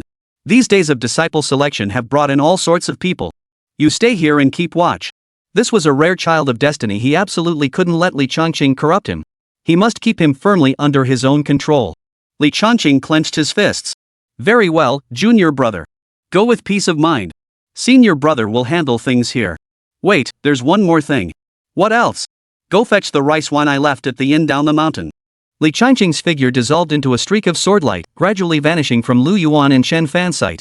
Lu Yuan looked down at Chen Fan, who stood there bewildered. His expression turned serious as he said sternly. Junior brother, that was our Tianjue Peak's senior brother, Li Changqing. Remember every word I'm about to say. Chen Fan, gifted with exceptional talent, saw Lu Yuan's solemn expression and immediately perked up, focusing intently on the instruction.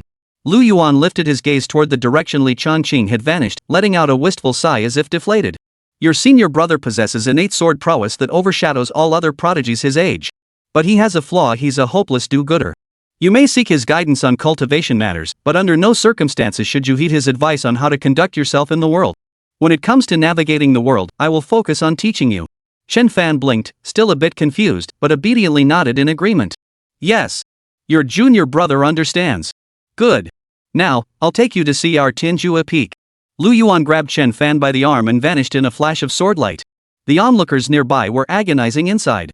Watching Chen Fan ascend to greatness in one step felt worse than death itself. Why the hell not? Damn it. Tianjue Peak. Discipline Hall. Damn it, why can't such good fortune ever fall to me? Stop deluding yourself. If senior brother Lu truly valued you, you'd be smiling in your sleep. Disciples from various peaks began recruiting those who had passed the trials. Li Ernia, you've got a solid build, come join our Yunling Peak. Honorable Immortal, what exactly does Yunling Peak do? Our spirit-nurturing peak primarily extracts and purifies the purest essence from the earth veins, refining it into treasures consumable by cultivators. Wait, Master, isn't that just farming?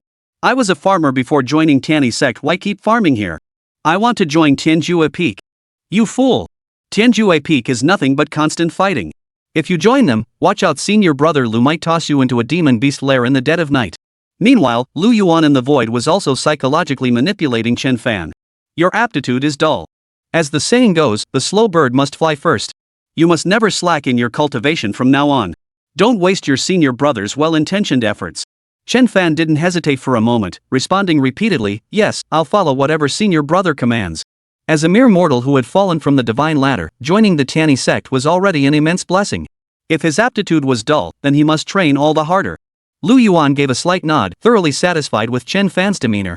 The Tianjue Sect has 8 peaks: Tianjue Peak, Danshou Peak, Tongtian Peak, Yunling Peak, Wudou Peak, Dazhu Peak, Tianfu Peak, and Qianji Peak. Among these, Tongtian Peak is the main peak. Look, that is our Tianjue Peak. The Grandmaster's Tongtian Peak has few disciples in truth. Tianjue Peak is the main peak of the Tianyi sect. Following Lu Yuan's gaze, they saw Tianjue Peak soaring majestically among the towering peaks. Like a razor-sharp giant sword piercing the clouds, it radiated an awe-inspiring grandeur. Visible wisps of spiritual energy swirled around it. This magnificent celestial realm left Chen Fan momentarily speechless, his heart swelling with immense anticipation. This truly was a celestial realm. Senior brother Lu, with his ethereal demeanor, resembled the heroic figures who vanquished demons and monsters from the legends he'd heard since childhood. If not for senior brother Lu, this bottom-of-the-class student would never have laid eyes on such a divine realm. Before long, Lu Yuan led Chen Fan back to the mountain gate. "I've sent someone to retrieve your official disciple identity token. Wait here for a moment." Chen Fan nodded, his face filled with gratitude as he looked at Lu Yuan. "Thank you, senior brother. Before you embark on your cultivation path, I'll explain the major schools to you. Senior brother, I know are they divided into sword cultivation, talisman cultivation, body cultivation, and law cultivation?" Chen Fan answered first. "No, I'm not referring to those. Those are merely conventional paths. What I'm about to explain is a strategy one that will open a door to a whole new world for you. The schools I'm referring to are Western-style tactics, East Asian tactics, the play dumb to catch the tiger style, the play dead style, the immortal lord escape style. Western European? Japanese Korean? The specialized terms senior brother used were so hard to grasp he'd never heard these phrases before. Truly the mark of a master. "Senior brother, this." Chen Fan asked humbly, "What exactly is Western style? Does it mean attractive?" No. Lu Yuan explained. The so-called European and American style is a pure technique. It's all about going in hard from the start. Nowadays, most in the cultivation world prefer to hide their strength, testing you first with the most basic techniques. The Europe-America style is the exact opposite. We gather all our spiritual energy at once and unleash our most powerful technique, going all out. Unless they face someone like you, senior brother, opponents are caught completely off guard. The Japan-Korea style is what I mentioned earlier. Most in the cultivation world now follow this approach, often lacking confidence. They rely on support techniques. Against the Europe-America style, they suffer heavy losses. Now, the key point I'll cover next is the Immortal Sovereign Escape Strategy. Chapter 12, Second Senior Brother, It's bad news. Chen Fan, what do you consider the most crucial aspect of cultivation? Exorcising demons and eliminating evil? Lu Yuan shook his head. Overpowering all rivals? Lu Yuan remained unsatisfied. Junior brother is ignorant. Please enlighten me, senior brother. It's about survival. The Immortal Sovereign's escape strategy I speak of is precisely for the sake of survival. Now imagine this: one day, you descend the mountain and return to the sect only to find the Tianyi sect already transformed into a sea of corpses and blood. A crimson haze swirled around the crescent moon. Fellow disciples who once trained and lived together were nailed to the high walls, limbs twisted into grotesque angles. Amidst the scattered limbs and severed arms, the Tianyi sect had been transformed into a living hell. Now, with every disciple within the sect slaughtered and the demonic cult's fiends butchering innocent civilians, what would you do? Chen Fan's hands had clenched white at some point, as if recalling the flower-lust demon sovereign who had ravaged Fuzhou City. Gritting his teeth, he declared, "I'll fight them to the death. Even if I perish, I'll tear a piece of flesh from them." Wrong. Charging in for revenge? That's mere foolhardy courage. Even our most powerful senior brothers fell at their hands. Charging in would only be a suicide mission. What you must do is run as far as possible. Disguise yourself, hide your presence, and carry on the legacy of the Tianyi sect. When the time is ripe, wipe them out completely. Chen Fan was puzzled. Chen Fan fell silent. Chen Fan pondered. After a long silence, Chen Fan nodded thoughtfully.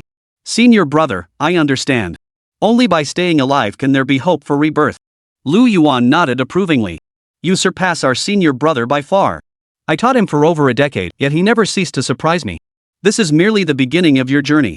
Next, I shall properly instruct you on the ways of the Immortal Sovereign. The Immortal Sovereign led an extraordinary life. I will only impart fragments of his legacy to you. If you can master even a fraction of it, no one in this cultivation world will ever be able to scheme against you again. First, never trust anyone easily, not even acquaintances. They may succumb to demonic influence or be impersonated by others. Second, always be vigilant about your water, food, and certain potions to avoid being drugged.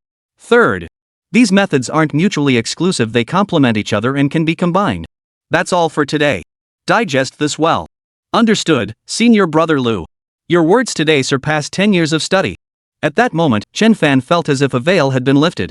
His existing worldview shattered completely, as though he'd unlocked the door to a new realm. You're a quick learner. Impressive. After listening to all this, you must be thirsty.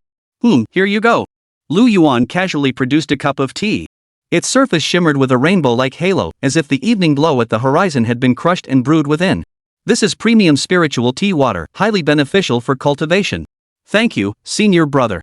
Chen Fan bowed slightly, respectfully accepting the spiritual tea Lu Yuan offered and drinking it down without hesitation. As it slid down his throat, the tea transformed into waves of warmth that traveled through his meridians, spreading throughout his body.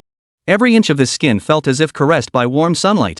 Its crisp, sweet essence seemed to blend the purity of melting snow with the fragrance of blooming flowers. Yet, inexplicably, there was also an indescribable sensation. Senior brother, this tea is truly.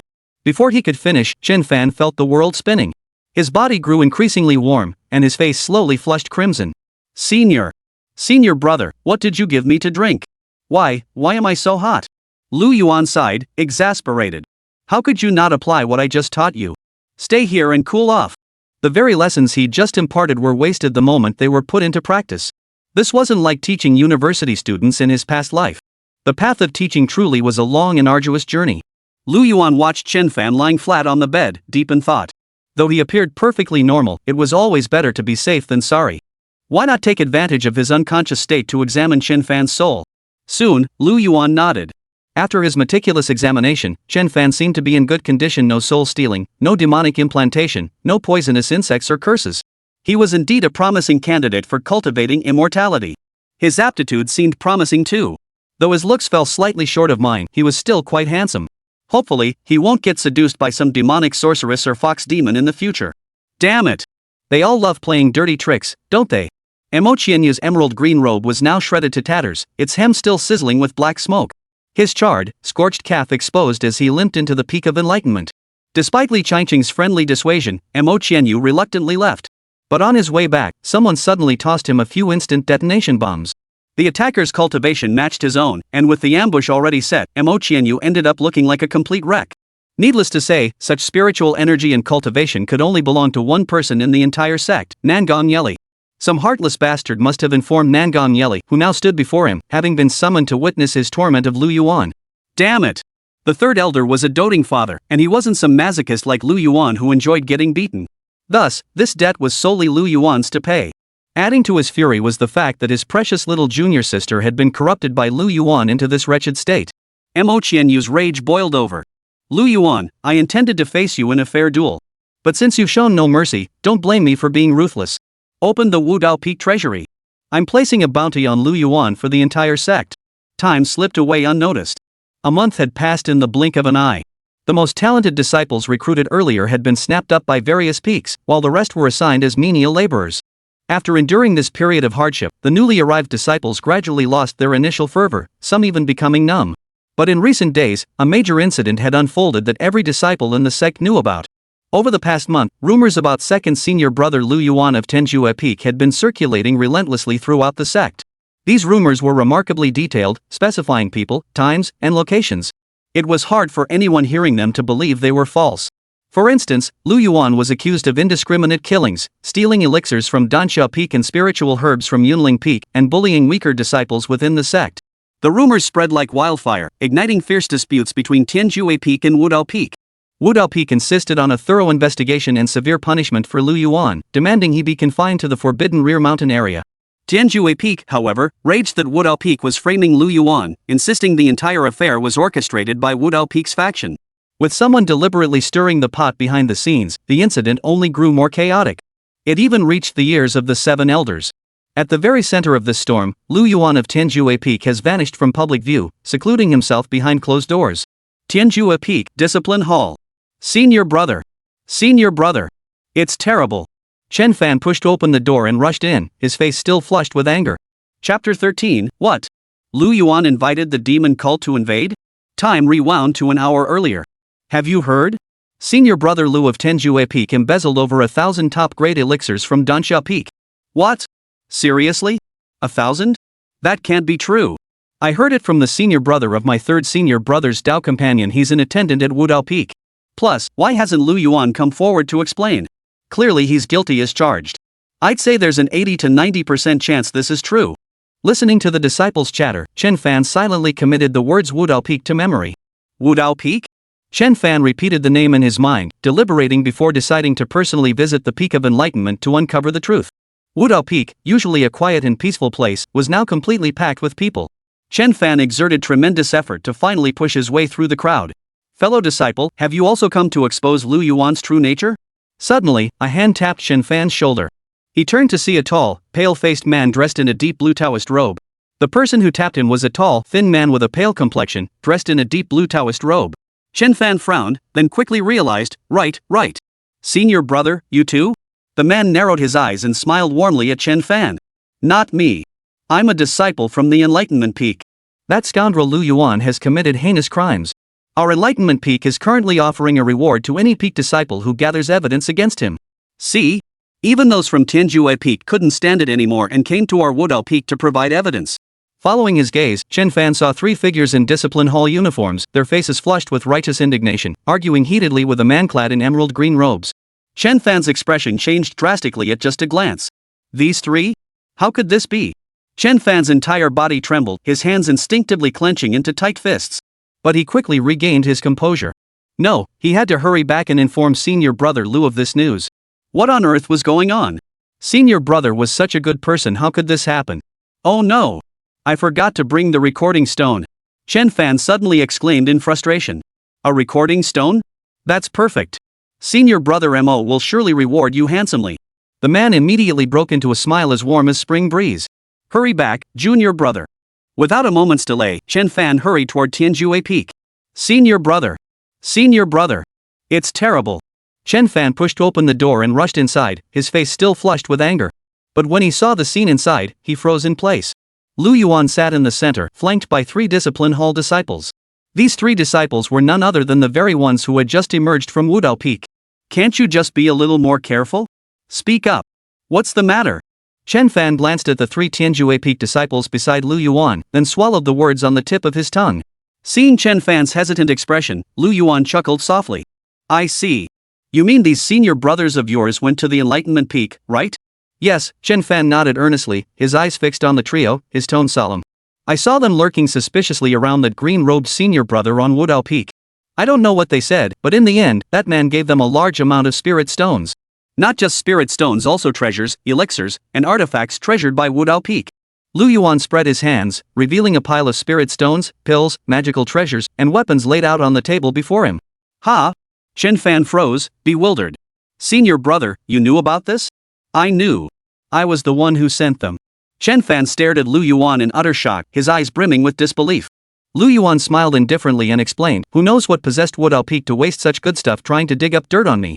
Why let the benefits go to outsiders? With all these goodies, it's better to let our own people reap the rewards. Alright. Lu Yuan turned to the 3 men. As agreed earlier, we'll split the spoils 50-50.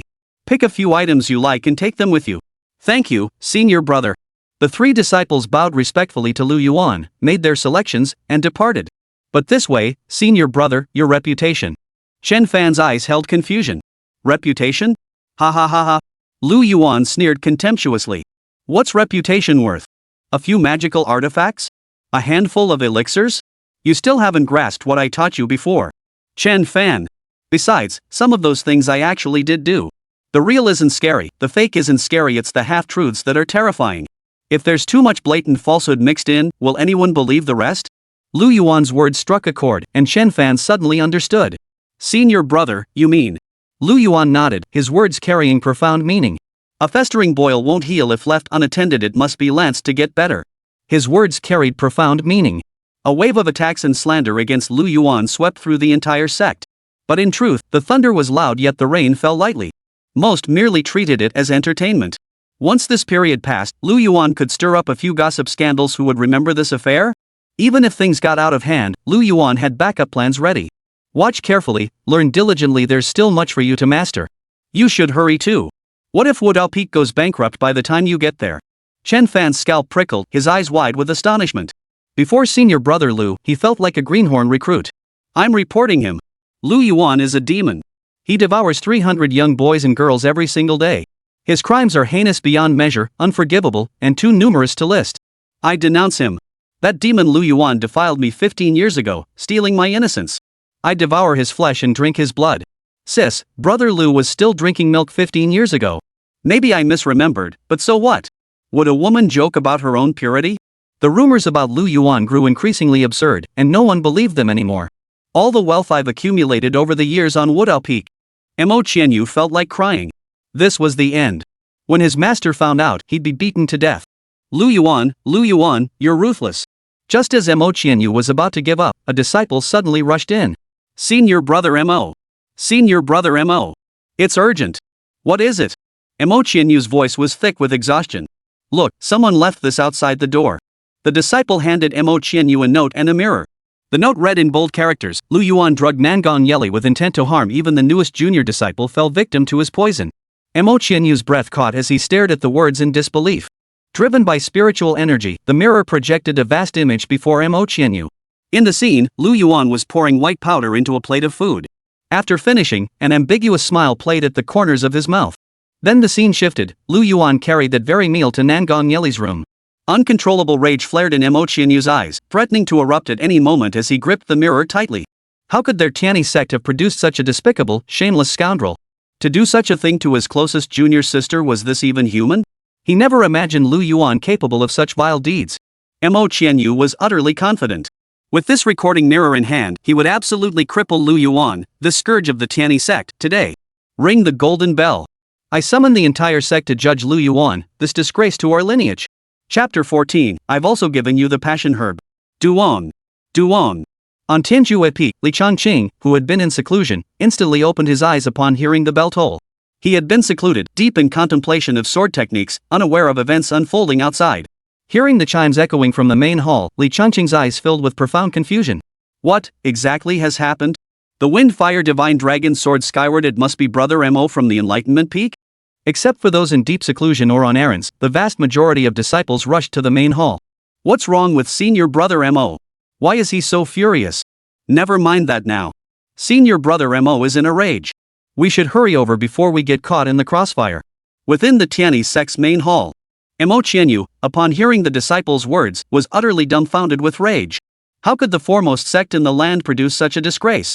Not only did he poison his closest junior sister, but he even targeted a newly initiated junior brother? Lu Yuan is a damned scumbag, no, worse than a scumbag. This defies all sense of justice. He deserves no mercy. Today, Mo Qianyu of Woodall Peak would purge the sect. As for any hidden circumstances? What hidden circumstances could there possibly be? If there truly were any, he'd stand on his head and eat 100 pounds of ecstasy powder. He would judge the scourge of the Tianyi sect before all its disciples and elders. Inside the grand hall at that moment, Lu Yuan's master, the second elder Nangong Yeli's father, the third elder, the fourth elder who oversaw Yunling Peak, and Mo Qianyu's master, the fifth elder, all four elders had arrived in the grand hall. Li Changqing was deeply curious. Junior brother Lu, what exactly is junior brother Mo planning to do? Lu Yuan's eyes were blank. I don't know either. Then it dawned on him. Oh, right. Wasn't this whole spectacle specifically orchestrated by Mo Qianyu for him? But the way things had unfolded was truly beyond Lu Yuan's expectations. Amidst the murmurs of the crowd, Mo Qianyu appeared. Qianyu greets master and all the senior masters. His expression softened slightly as he looked upon the four elders before him. Today, in the presence of the four elders and numerous disciples, he was determined to expel Lu Yuan, that worthless scoundrel, from the sect. I have gathered you all here today to announce a matter of great importance. Silence fell over the grand hall. Quiet enough to hear a pin drop. All eyes turned to Mo Qianyu. Mo Qianyu suppressed the rage in his heart, his voice vast and resonant, though our Tianyi sect values disciples' cultivation prowess. But we have neglected character, resulting in the emergence of vile scum who betray their teachers and destroy their ancestors. What? The disciples below all wore expressions of dread. The elders of the Tianyi sect finally understood the reason behind Mo Qianyu's explosive anger today. Below, Li Changqing was also somewhat shocked. A disciple of our sect, of such poor character that he provoked junior brother Mo to such fury? Which disciple could it be? At that moment, Li Changqing suddenly recalled Lu Yuan's warning to him. You must not show mercy. You are the senior disciple of the sect. You must personally purge such disciples from our ranks. You can do it. Li Changqing nodded firmly and tugged at Lu Yuan's sleeve. Junior brother, regarding the scourge of the sect that Mo mentioned, I won't show mercy. I will personally purge the sect. Li Changqing's gaze was earnest, his tone resolute.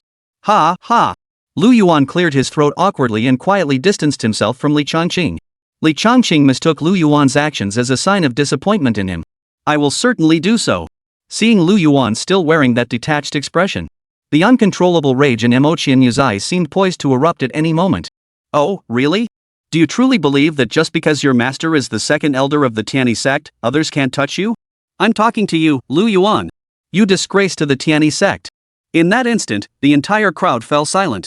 Lu Yuan turned his gaze toward Imochianyu, tilting his head as he asked, "What did you say?"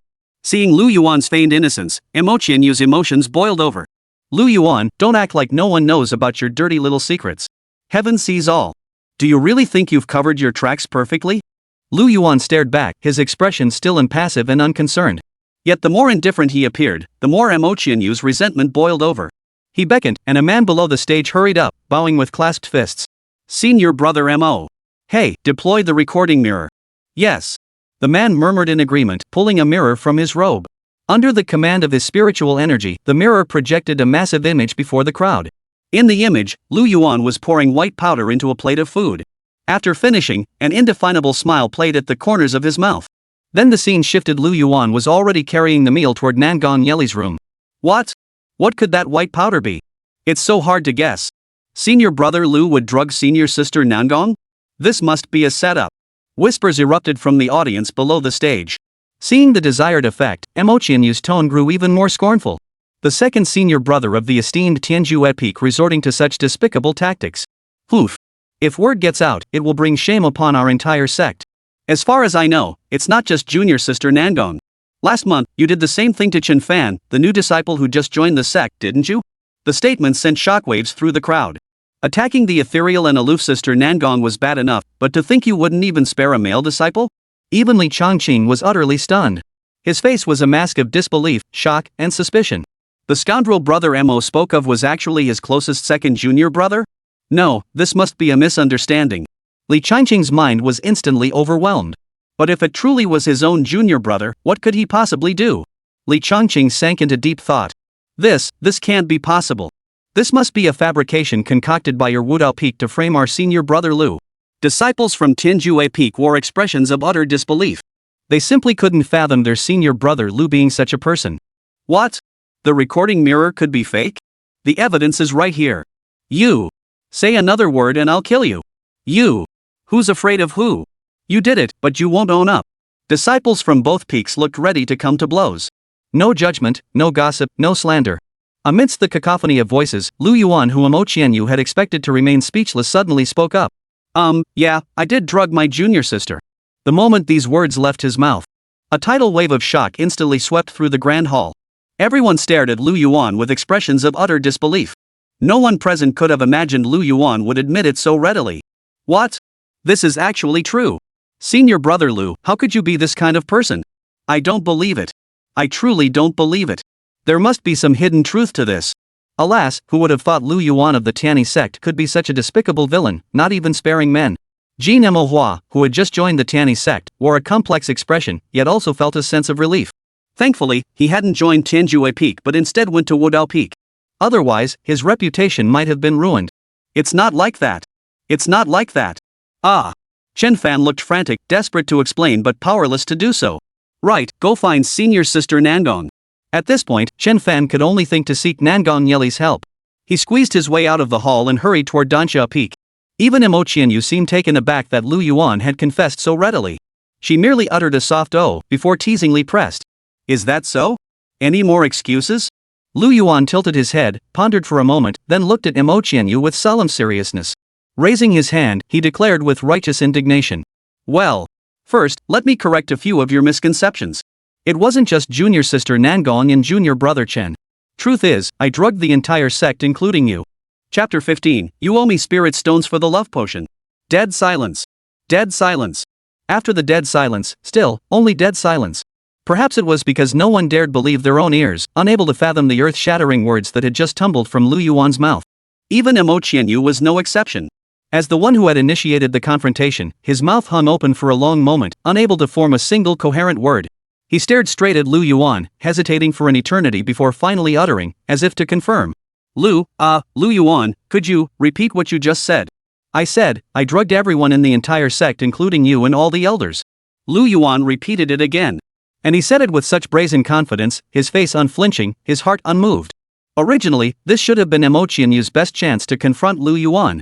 Yet now, his mind was so overwhelmed he couldn't utter a single word. Mo Qianyu listened. Mo Qianyu pondered. Mo Qianyu was doubting. His expression filled with hesitation, he paused for a long moment.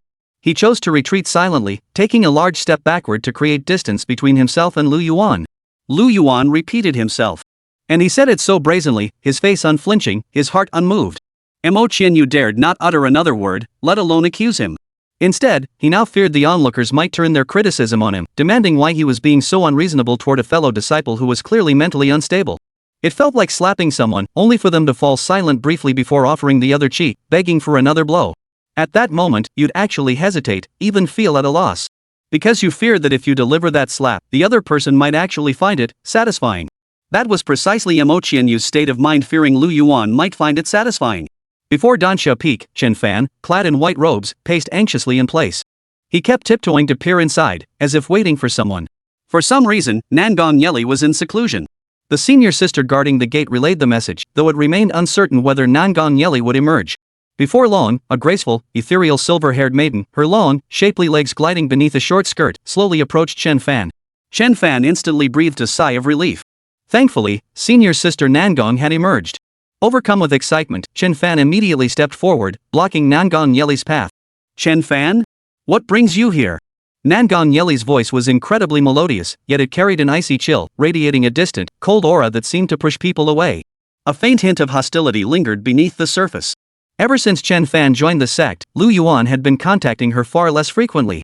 Though she understood his reasons, she couldn't help but feel resentful. Senior sister Nangong, senior brother Lu is in trouble.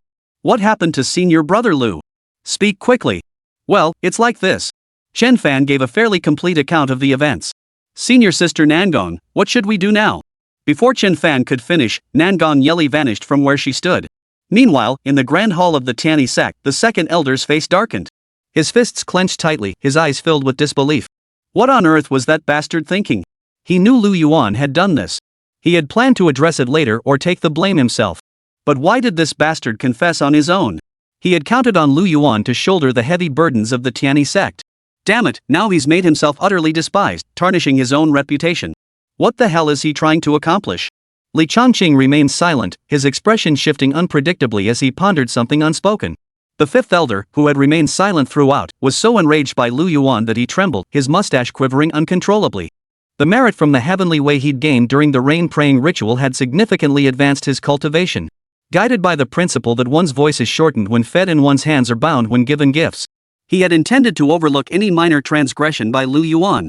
But now, it was clear that Lu Yuan had become utterly lawless. Daring to act so brazenly before all the sect's disciples, if he wasn't severely punished today, where would the Tianyi sect's reputation stand? Lu Yuan must be severely punished this time. Even the sect leader couldn't protect him, so said the fifth elder. Absurd! In my centuries of cultivation, I have never encountered such an absurd individual as you. Such a wicked creature, how could I possibly tolerate you? The fifth elder roared with fury. Li Changqing hadn't expected Lu Yuan to actually commit such an act and was momentarily at a loss. Mo Qianyu immediately stepped forward, declaring, Qianyu earnestly requests that all senior disciples severely punish Lu Yuan to appease the people's anger. Seeing Mo Qianyu speak, those beside him immediately echoed his words with righteous indignation, punish Lu Yuan severely to uphold the integrity of the Tianyi sect. In an instant, the entire hall echoed with the unceasing chorus of disciples' voices in agreement. The second elder's face turned ashen, yet he remained silent. He believed his most favored disciple could never be that foolish. Even a brainless fool wouldn't be this stupid. He must have his own motives. But now, even the second elder of the Tianyi sect felt immense pressure. He didn't know if he could hold out. If all else fails, he would have to step in himself. If he won't protect his own disciple, who will? Gritting his teeth, the second elder was about to step forward to vindicate Lu Yuan when, in the next instant, Lu Yuan finally spoke. Esteemed senior disciples, and fellow disciples below the dais, grant me the time of a burning incense stick to explain. Lu Yuan gazed solemnly at everyone in the hall, raising his hand as he spoke with righteous conviction. After one stick of incense, if you still wish to severely punish Lu Yuan, whether it be expulsion from the sect or the revocation of his cultivation, Lu Yuan will accept it without complaint. Very well, you shall have this chance. I'm quite curious to see what tricks you have up your sleeve. Thank you, fifth senior uncle. Next, I would like to invite Sister Wu from Wudao Peak to step forward. As soon as these words were spoken, A figure clad in a pink Taoist robe strode swiftly onto the hall floor. In an instant, every gaze in the hall turned to Sister Wu of the Wudao Peak. Sister Wu arrived at the center of the hall and first bowed slightly to the elders present. Greetings, all my uncles and aunts. Then, she looked puzzled at Lu Yuan before her, unsure why he had summoned her here. For a moment, the crowd below the dais couldn't make sense of what was unfolding. Even Mo Qianyu was perplexed. Sister Wu was the direct disciple of his own master, the fifth elder, and also his junior sister. She would never lie. What exactly was Lu Yuan up to? Sis Wu, do you know the flower lust demon sovereign? Once the chamber had quieted, Lu Yuan posed the question. Of course I know. It was senior brother Lu and senior sister Nangong who led the campaign to eradicate that utterly depraved demon of lust. I was part of that group.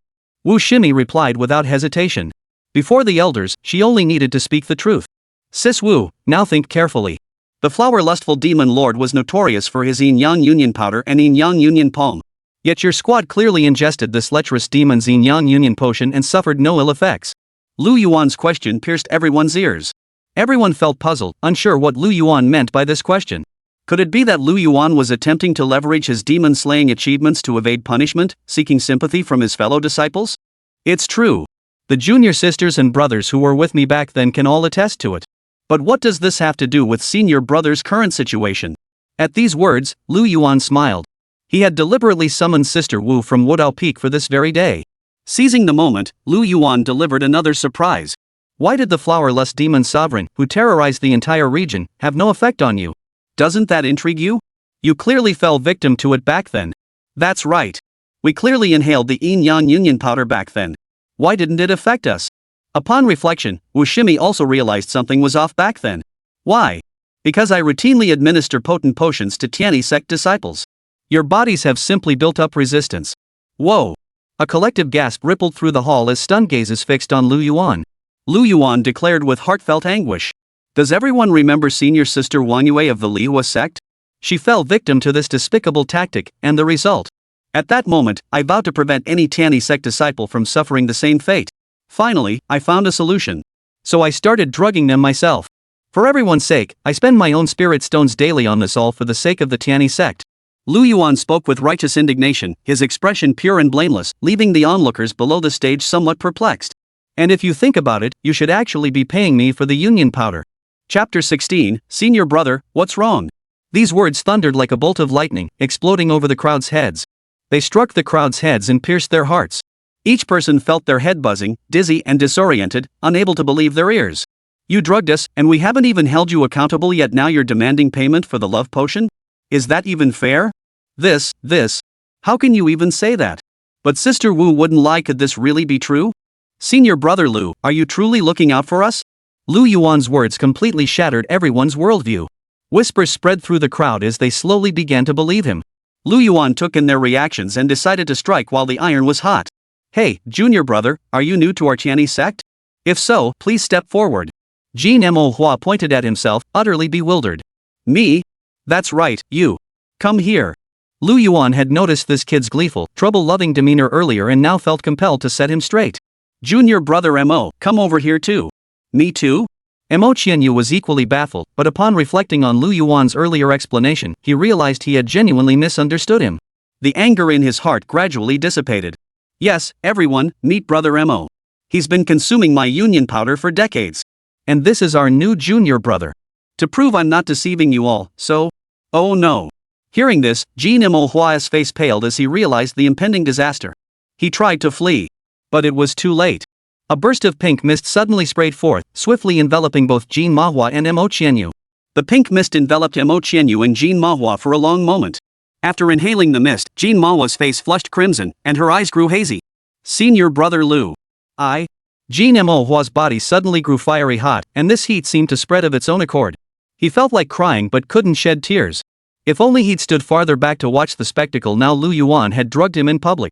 Slowly, as the effects of the union powder took hold, the lustful heat rising from Jin Mo Hua's lower abdomen grew increasingly intense, becoming impossible to suppress. Within mere breaths, Jin Mo Hua completely lost his reason, transformed into a rabid dog driven mad by his lower half. The situation on the other side was the exact opposite. Mo Qianyu, who had also inhaled the pink mist, remained completely unaffected. In fact, Mo Qianyu even felt a faint sense of familiarity, as if inhaling the aphrodisiac powder was as ordinary as drinking water or eating a meal. Could it be that Lu Yuan had drugged me too? The second elder suddenly exhaled in relief, cursing inwardly. Rebellious disciple. Rebellious disciple. Observing Jin Mo Hua, now overcome with lust, and Mo Qianyu, completely unaffected, Lu Yuan brushed the residual powder from his palm and sighed. This junior brother has only recently joined the sect. I haven't drugged him yet, hence his current state. But junior brother Mo, having been drugged by me for decades, has now developed resistance to the union powder. He's no longer afraid of such low-down tricks. Now, can you all believe me? I'm doing this entirely for the sake of the disciples of the Tianyi sect. Those who had been half-convinced moments ago now stood speechless with shock. The fifth elder, leading the group, looked particularly unsettled. This time, they believed Lu Yuan completely. The truth was staring them in the face. Could Mo Qianyu really be a plant hired by Lu Yuan? It was a bit unorthodox, but it actually worked. Moreover, it seemed they had genuinely developed immunity to this substance. I still have some leftover union powder here. Everyone can try it. The effects may vary depending on each person's cultivation level. The moment he said this, the room erupted again. I'll go first. Let's see if I'm immune to the love potion. I'll give it a shot too. Whether mortal or cultivator, people love to follow the crowd. Once one person stepped forward, the rest swarmed in like a swarm of bees. Lu Yuan, this matter is Qianyu's fault. I offer my sincere apologies. The fifth elder looked at Lu Yuan with a pained expression. Though his Wudao Peak and Tenjue Peak were at odds, it was merely a simple dispute over the main peak. At their core, the two peaks were still one family. The fifth elder then reached into his sleeve, and a smooth, ancient jade piece appeared in his palm. The jade piece was roughly the size of an infant's palm, translucent as congealed fat throughout. Etched upon its surface was a vividly lifelike golden red firebird.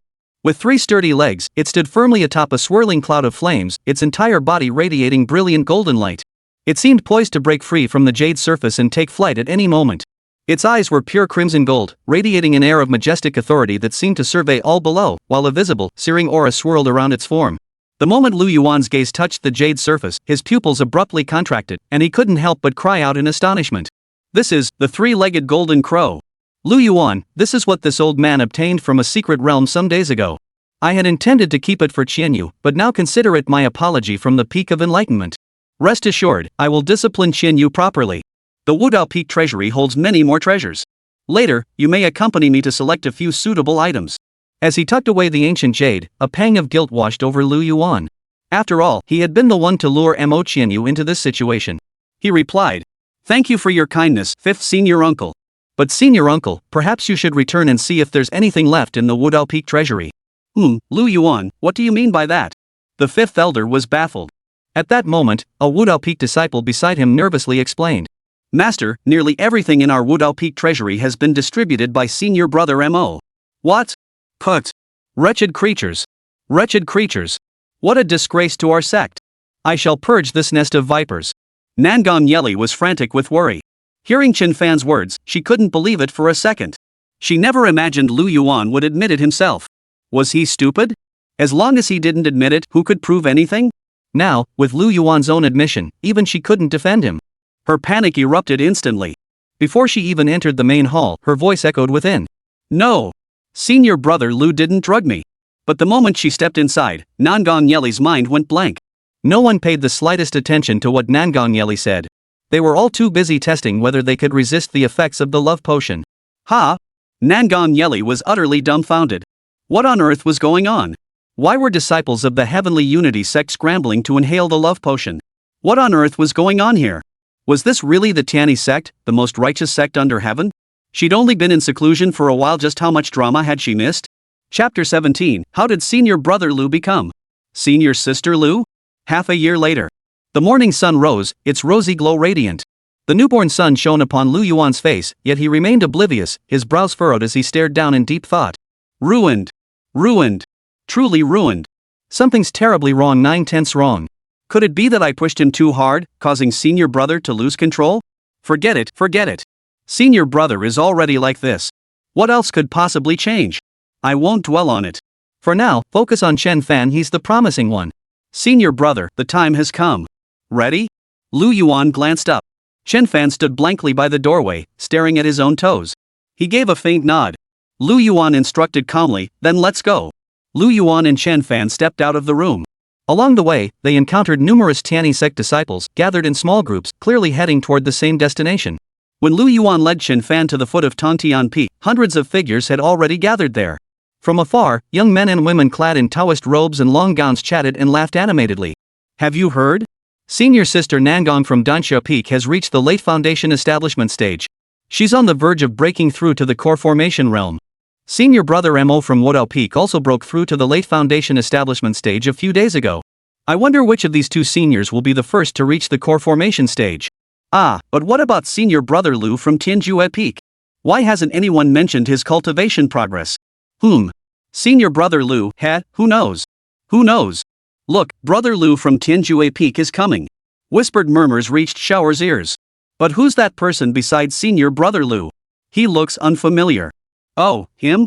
That's Chen Fan, the one senior brother Lu recruited to Tianjue Peak. Oh, him. I hear he's a cultivation maniac who never talks to anyone. Look at him, that expressionless, aloof demeanor.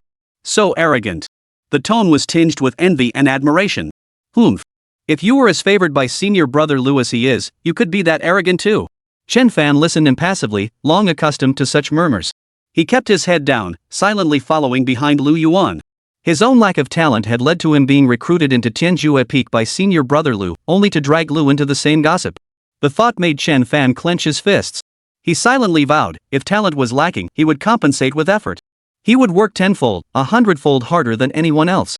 For the past 6 months since joining the sect, he had trained relentlessly, day and night. Aside from Lu Yuan, he had barely interacted with anyone else. Only by doing so could he live up to senior brother Lu's expectations. Lu Yuan first took Chen Fan to register at Tontian Peak, then went to wait in a secluded corner. More and more young disciples flew in from various peaks. Today marked the Tiani Sect's triennial disciple field training assembly, designed to broaden the horizons of newly initiated disciples and deepen their cultivation insights. This trial also served as an assessment for these new disciples. Suddenly, figures flew toward Tontian Peak and hovered in midair. Leading them was an elder with sword-like eyebrows sweeping to his temples and eyes like a hawk's, none other than the fifth elder who presided over the Enlightenment Peak. Yet for some reason, the first impression he gave was one of profound world weariness. Behind him stood a group of disciples, all clad in loose-fitting Taoist robes. They were inner-door disciples from various peaks, assigned to serve as escorts for this training expedition. This mission was originally scheduled for Tianjue Peak, to be led by the second elder, Lu Yuan's master. However, due to the incident involving Mo Qianyu half a year prior, the fifth elder urgently needed to replenish rare treasures for the cultivation of Wudao Peak's disciples. Without lengthy speeches, the fifth elder's voice echoed across the main peak. During this expedition, you must always remember the sect's rules and refrain from any actions that would bring dishonor to our name. With that, the fifth elder stepped forward first, bowed his hands in acknowledgement, and then declared in a resonant voice. The heavens' chi flows boundlessly, our path grows ever more prosperous. Behind him, the disciples stood solemnly, each mimicking his gesture in unison. The heavens resound with boundless energy, our path grows ever more prosperous. With that, the fifth elder flicked his wrist, sending a spacecraft soaring into the sky. The vessel abruptly expanded, blindingly obscuring the sun in an instant, growing to unimaginable proportions. All disciples, board the vessel. The disciples behind the fifth elder spoke, directing the disciples to board the ship in an orderly fashion. The inner door disciples tasked with guard duty and the newly initiated disciples undergoing trials split into two groups. They gathered together, discussing this disciples' training journey.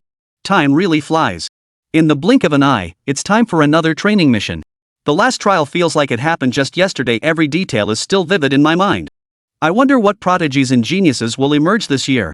It's just a shame about brother Jean from Wudao Peak. Otherwise, he'd surely have made his mark this time.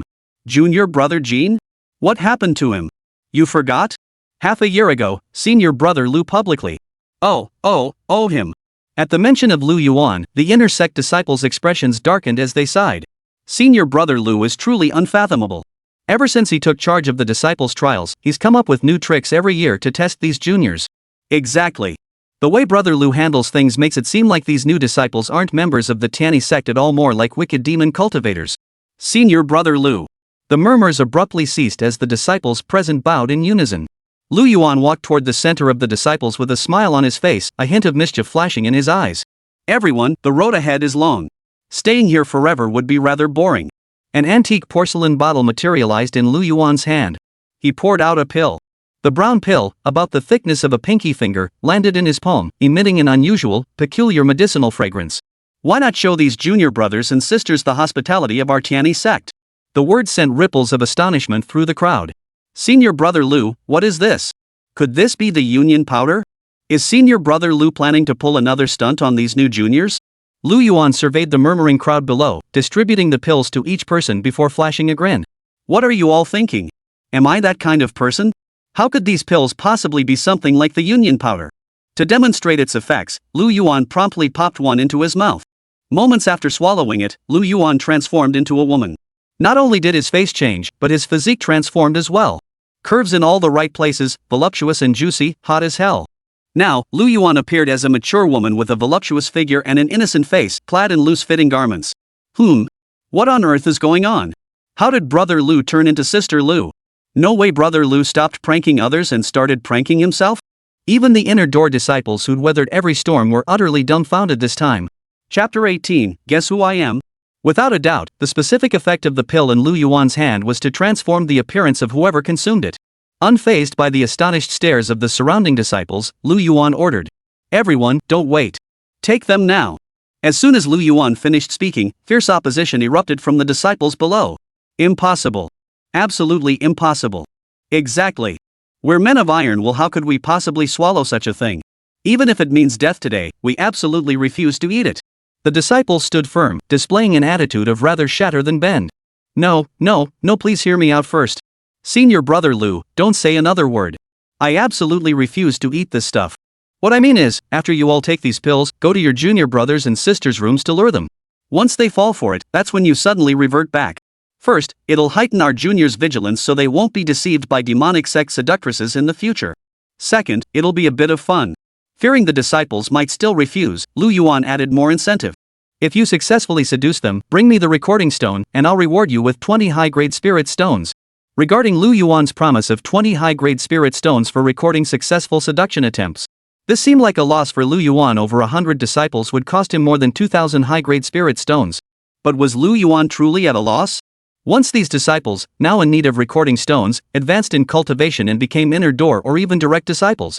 At that point, these recording stones would be worth far more than 20 high-grade spirit stones. You might make a small profit, but I, Lu Yuan, never lose out. Hearing they could still receive spirit stones, the inner sect disciples below could no longer sit still.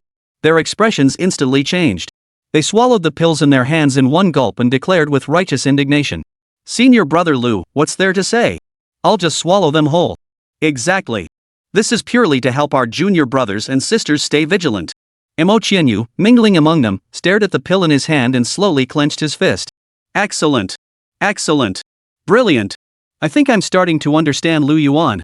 After spending so much time with Lu Yuan, Nangong Yeli felt her own mental state was starting to become a bit abnormal. Having endured so much, she had grown bolder. If she couldn't resist it, why not join in? After being pranked by Lu Yuan so many times, she wanted to prank someone else too. After swallowing the elixir, Nangong Yeli instantly transformed into a handsome young man with bright, clear eyes. Her target was already clear, Yi Yanran, the newly initiated prodigy of their Danxia peak. With all preparations complete, Lu Yuan led his group into action. As Chen Fan's guide, Lu Yuan naturally went to him personally. Chen Fan, I hope you won't disappoint me next. Lu Yuan soon arrived at Chen Fan's room. As he neared the room, Chen Fan's figure could be seen from afar. He sat cross-legged on the bed, breathing evenly, clearly absorbing the spiritual energy of heaven and earth. The instant Lu Yuan stepped into the room, Chen Fan's eyes snapped open, his gaze turning toward the doorway in confusion. Realizing he'd been spotted, Lu Yuan hesitated no longer, swaying his hips as he glided behind the youth. Junior brother Chen, practicing cultivation? Lu Yuan's voice was soft and sweet, stirring the heartstrings. Seeing the unfamiliar woman suddenly appear in his room, Chen Fan's guard shot up. He pondered silently. Who is this? He had never seen her before. Before Chen Fan could speak, Lu Yuan swayed her hips as she approached, sitting down beside him without hesitation. Her jade-like hands intertwined, her sensual vermilion lips slightly pouted, and her pale red, bewitching eyes gazed at Chen Fan with a seductive intensity. She radiated an irresistible charm, like a world-shattering enchantress. It must be said, Lu Yuan possessed truly remarkable natural beauty. For a moment, Chen Fan felt his mouth go dry. Still, he forced himself to avert his gaze and create some distance between them. It wasn't that Chen Fan was insensitive to romance, rather, he recalled Lu Yuan's earlier admonition. When a woman he'd never met before showed such sudden warmth, something fishy was bound to be going on. Noticing Chen Fan's movement, Lu Yuan felt a flicker of satisfaction, though she kept her composure. Oh my, junior brother Chen is blushing. He, how adorable. Senior sister, proper conduct dictates that men and women should not touch each other. Please show some restraint. Chen Fan summoned his self-control, stood up, and maintained a safe distance from Lu Yuan. Hey, junior brother Chen, senior brother Lu specifically asked me to come. Are you really going to treat me so coldly? At those words, Chen Fan stiffened, his expression turning stunned as he stared at Lu Yuan before him. What the hell? Senior brother Lu sent her? Could this woman be making things up? How could senior brother Lu send such an open-minded senior sister to find him? What's the point of this? Junior brother Chen, are you doubting this servant? Lu Yuan's beautiful eyes flashed, instantly filling with mist. She pouted her lips and looked at Chen Fan with pitiful eyes. If senior brother Lu hadn't begged me to help his little junior brother during his trials, why would I be here? It must be said, Lu Yuan imitated the manipulative scheming of those soap opera characters from her past life to perfection. Her pitiable, deeply wronged posture genuinely stirred compassion, making one want to protect her. Ah! Lu Yuan's clear, beautiful eyes narrowed suspiciously at Chen Fan. Senior sister, it really is brother Lu. Of course it is. I'm the Lin Daiyu of Dansha Peak. We entered the sect at the same time. Senior brother Lu, concerned you were new to cultivation, specifically asked senior sister Nangong to contact me. He wanted me to look out for you during your trials. Senior sister Lin, I was foolish. Please don't hold it against me. I'll still need senior sister Lin's guidance during the trials ahead. Lu Yuan's enchanting voice rang out once more. But I do hold it against you. What can I do? At these words, Chen Fan froze, and the room fell silent. Junior brother Chen, shouldn't you offer something substantial to console your senior sister? Senior sister Lin, what do you want? Me? What I want is you. Chen Fan's heart tightened. He looked up in alarm to find Lu Yuan gazing at him with eyes brimming with desire. Truthfully, senior sister has long admired junior brother Chen, but I've always been too shy to speak of it. If you would not reject me, I offer myself to you. Are you willing? As she spoke, Lu Yuan reached to untie the sash at her waist. Her garments slid down, revealing form-fitting undergarments and skin so fair it dazzled. This was way too sudden. Chen Fan felt his mind go blank. Seeing no immediate response from Chen Fan, Lu Yuan abruptly pulled him toward the bed. Now they were extremely close, so close that Chen Fan could feel the warmth of her breath. Damn it! Using this kind of thing to test cadres? Though Chen Fan wasn't a man consumed by lust, he was still a young man in the prime of his youth. Blood rushed to his head, and his cheeks began to burn. What the hell is this? Oh no, Chen Fan finally realized. Could this woman be the one brother Lu mentioned? The 7-star fish? As Lu Yuan inched closer, forcing Chen Fan to lean back. Chen Fan was already thinking of pushing Lu Yuan away as he kept leaning closer. Senior sister Lin, this isn't proper. If you leave now, I'll pretend nothing happened tonight. Nothing happened? Oof. Don't resist, junior brother Chen. You wouldn't want to disappoint senior brother Lu, would you? Senior brother Lu? Right, senior sister Lin had come to help him at great cost to Lu Yuan. Could he really push her away? Just as Chen Fan hesitated, Lu Yuan's movements abruptly halted. Cackle, cackle, cackle. Capture the innocent Chen Fan and sentence him to disgrace and ruin. Chapter 19, Brother Lu, there's a chicken in my room. Look who it is. Junior brother Chen. Senior sister Lin, what do you mean by this? Haven't you noticed yet, my dear junior brother Chen? Bang! A dense fog suddenly swirled around Lu Yuan's body.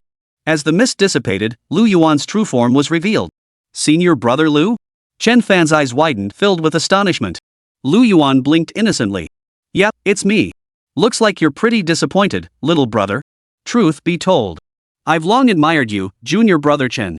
I just never had the courage to speak up. Otherwise, I'd be willing to offer myself as a pillow. Senior brother Lu, you bastard. Realizing the truth, Chen Fan felt his blood boil, his lips trembling with fury. He never imagined Lu Yuan would disguise himself as a woman to deceive him. Noticing Chen Fan's raging fury, Lu Yuan showed not a shred of remorse or anger. Instead, he burst into laughter, savoring the triumphant satisfaction. His eyes held a barely perceptible glint of mockery. Bliss. Beyond teaching Chen Fan a lesson, hadn't all his efforts been for this very moment? Junior brother Chen, I did this for your own good. If someone else tried to get me to seduce them, I wouldn't even bother. Think about it, luckily it was me this time. What if some scheming woman had tried to seduce you? The way you acted just now. Put. The memory of Chen Fan's flustered expression made Lu Yuan burst into laughter once more. Ha ha ha. Don't worry, I secretly recorded it. Want to watch it yourself, junior brother? Get lost. Seeing Chen Fan's face turn as purple as an eggplant, Lu Yuan felt triumphant. He slung an arm around Chen Fan's shoulder and grinned at him again. Young man, don't get so worked up. Where's all this anger coming from? Chen Fan took a deep breath, forcing down the rage threatening to boil over. He had once believed Lu Yuan to be a righteous immortal who vanquished evil and upheld justice. Now, the idealized image of Lu Yuan in his mind was completely shattered. But at the same time, it brought him closer to Lu Yuan. Though Chen Fan knew Lu Yuan was using this method to help him grow and didn't treat him like an outsider. But this wasn't treating him like a human being. Therefore, to repay his senior brother Lu, he couldn't afford to fall behind. Chen Fan concealed his discontent within, forcing a smile onto his face as he respectfully replied. Senior brother Lu, thank you for your guidance. Your junior brother has learned much. As he spoke, Chen Fan slowly approached Lu Yuan, who was still laughing wildly. Suddenly, a cloud of multicolored mist erupted abruptly, enveloping Lu Yuan in an instant. This was no ordinary union powder, it was a refined version he had developed himself. It contained a potent blend of ingredients: the intoxicating immortal powder, the muscle-softening dew, the bone-eroding chill, the shape-shifting powder, and the soul-devouring powder, among others. With this single strike, Lu Yuan became as helpless as a lamb awaiting slaughter, entirely at Chen Fan's mercy. Simultaneously, blue-purple spiritual energy abruptly coalesced in Chen Fan's palm, accompanied by a low, air-shredding whistling sound. Thunderclap palm. Seeing Lu Yuan still frozen in place, utterly motionless, Chen Fan let out a relieved smile. As Lu Yuan had said, learning all these techniques only to never use them would be a waste. Since Lu Yuan regarded him as a demonic cultivator anyway, Chen Fan saw no need to hold back.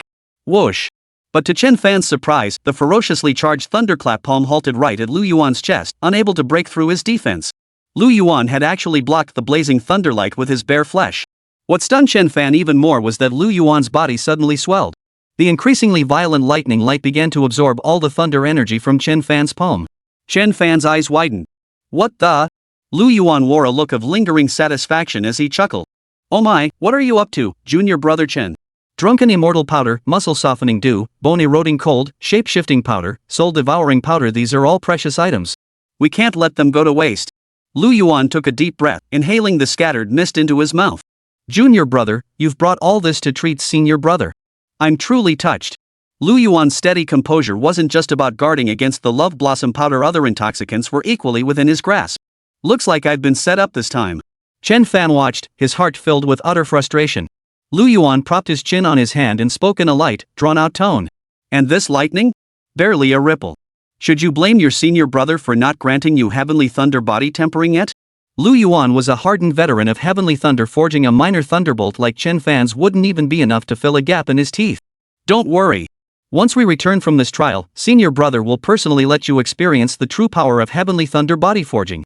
Lu Yuan folded his arms behind his back, his eyes as deep and starry as the night sky fixed on Chen Fan, a hint of amusement and arrogance flickering within.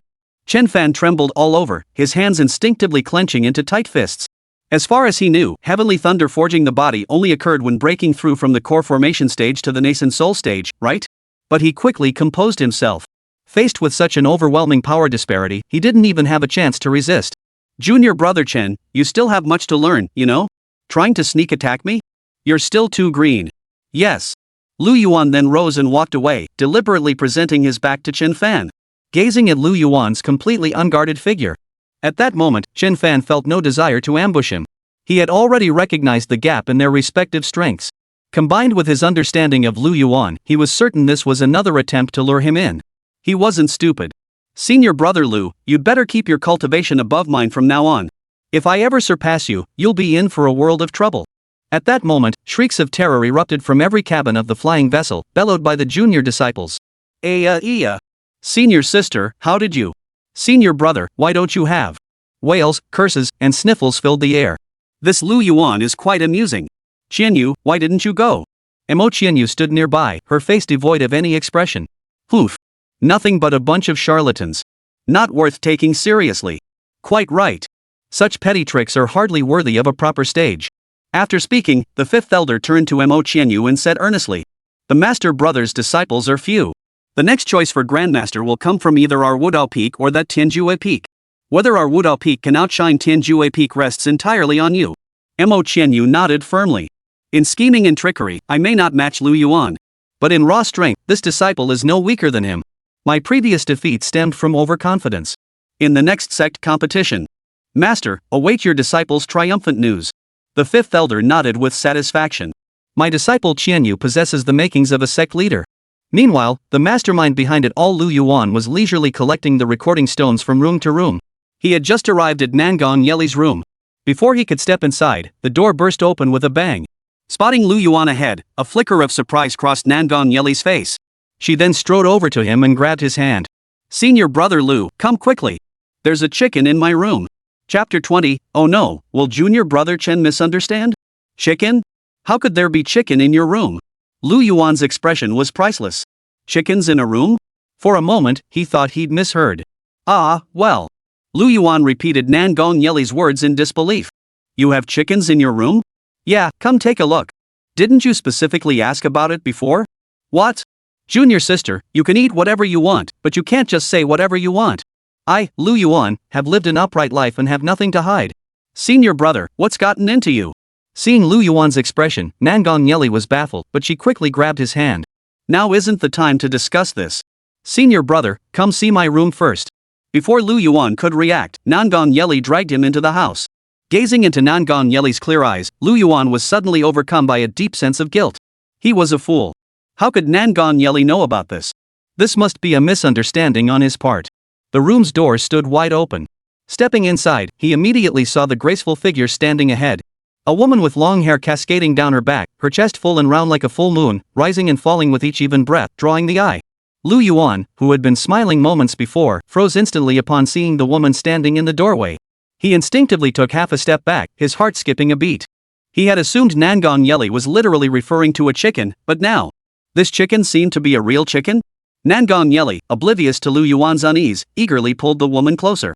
"Senior brother Lu, allow me to introduce you to Yi Yanran, our newly recruited disciple from Dansha Peak." Yi Yanran bowed her hands in greeting. "Junior sister Yi Yanran greets senior brother." Nangong Yeli then turned to Yi Yanran and said, "Junior sister Yi, this is Lu Yuan from Tianjue Peak senior brother Lu." Junior sister Yi. Lu Yuan glanced at Nangong Yeli and Yi Yanran in the room, his expression tinged with exasperation as he asked, "Junior sister, what are you doing?"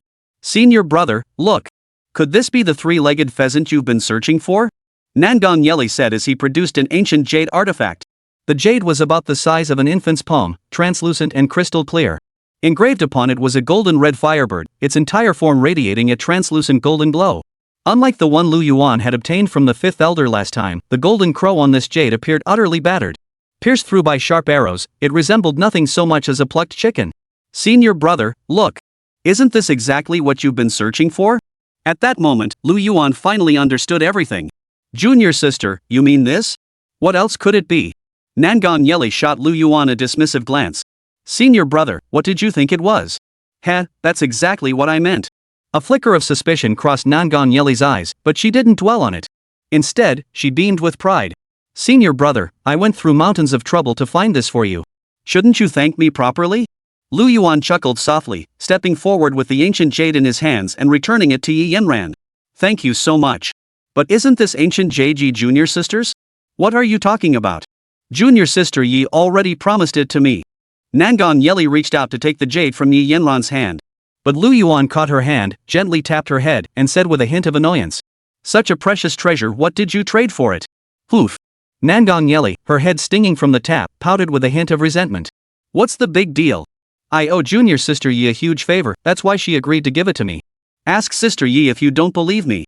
Nangong Yeli pouted slightly, feeling both puzzled and aggrieved. Lu Yuan had been searching for this very item just moments ago, yet now that it was in her hands, he seemed uninterested. She wanted to say something, but Lu Yuan's inexplicable, almost intangible aura intimidated her. She opened her mouth several times, but finally just said, "Yes," and obediently stepped aside. It wasn't that Lu Yuan didn't want the ancient jade. First, he had no idea what use it served. Second, Yi Yanran clearly wasn't as simple as she appeared. She clearly understood the jade's value. With the backing of the Yi family, she could undoubtedly secure far greater benefits, rather than having Nangong Yeli owe her a favor. Third, Lu Yuan had just acquired the jade from the fifth elder. Now Yi Yanran suddenly possessed an identical piece. This coincidence was too much. Unlike the straightforward Nangong Yeli, the ever-cautious Lu Yuan's mind raced. In an instant, several possibilities flashed through his mind. Could this be orchestrated by the Yi family, targeting the third elder behind Nangong Yeli? Or perhaps Yi Yanran intended to use this ancient jade to lure Lu Yuan and Nangong Yeli out? Junior sister Yi, Lu Yuan turned his gaze toward Yi Yanran, his eyes lingering on her. Yeli is a bit headstrong and doesn't recognize the value of such treasures. You should take it back. But unexpectedly, Yi Yanran grew flustered and hurriedly interjected. Senior brother Lu, your junior sister is dull-witted. This ancient jade would be a waste in my hands. Please accept it. Judging by Yi Yanran's reaction, Lu Yuan's hunch proved correct. He gave her a faint glance and said, "Junior sister, if you have something to say, speak plainly." Yi Yanran's heart skipped a beat. Lu Yuan's gaze felt like an icy blade, piercing through her thoughts as if he could see straight into her soul. Under such scrutiny, she felt as if stripped bare, with no secrets left hidden. This. Yi Yanran hesitated, but after a moment's thought, she finally spoke. "Senior brother Lu, I won't hide it from you, this junior sister does indeed have a favor to ask. Junior sister is the illegitimate daughter of the Yi family." Based on Yi Yanran's description, Lu Yuan roughly understood the situation. Her mother hailed from a minor clan in the western desert. The head of the Yi family had encountered her during a trial. Young love ignited like dry kindling, and after 9 months, a child was born. However, the head of the Yi family was already married to the daughter of the 6th elder of the beast-taming pavilion and had 3 sons and 1 daughter. After being brought into the Yi family, the matriarch deliberately or inadvertently marginalized Yi Yanran's mother. At first, her father still defended her.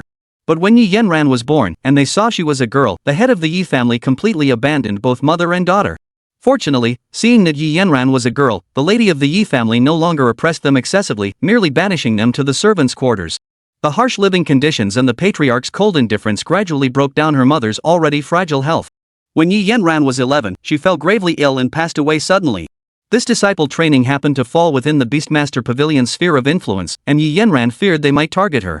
Lu Yuan shook his head. "Junior sister Yi, it's best to be upfront about things. Though the Beastmaster Pavilion and the Yi family may not match the Tianyi sect in stature, they remain prominent forces in Central Plains. The Tianyi sect would never intervene. However, if you wish me to protect you during this trial, that I can arrange." "Is that so?"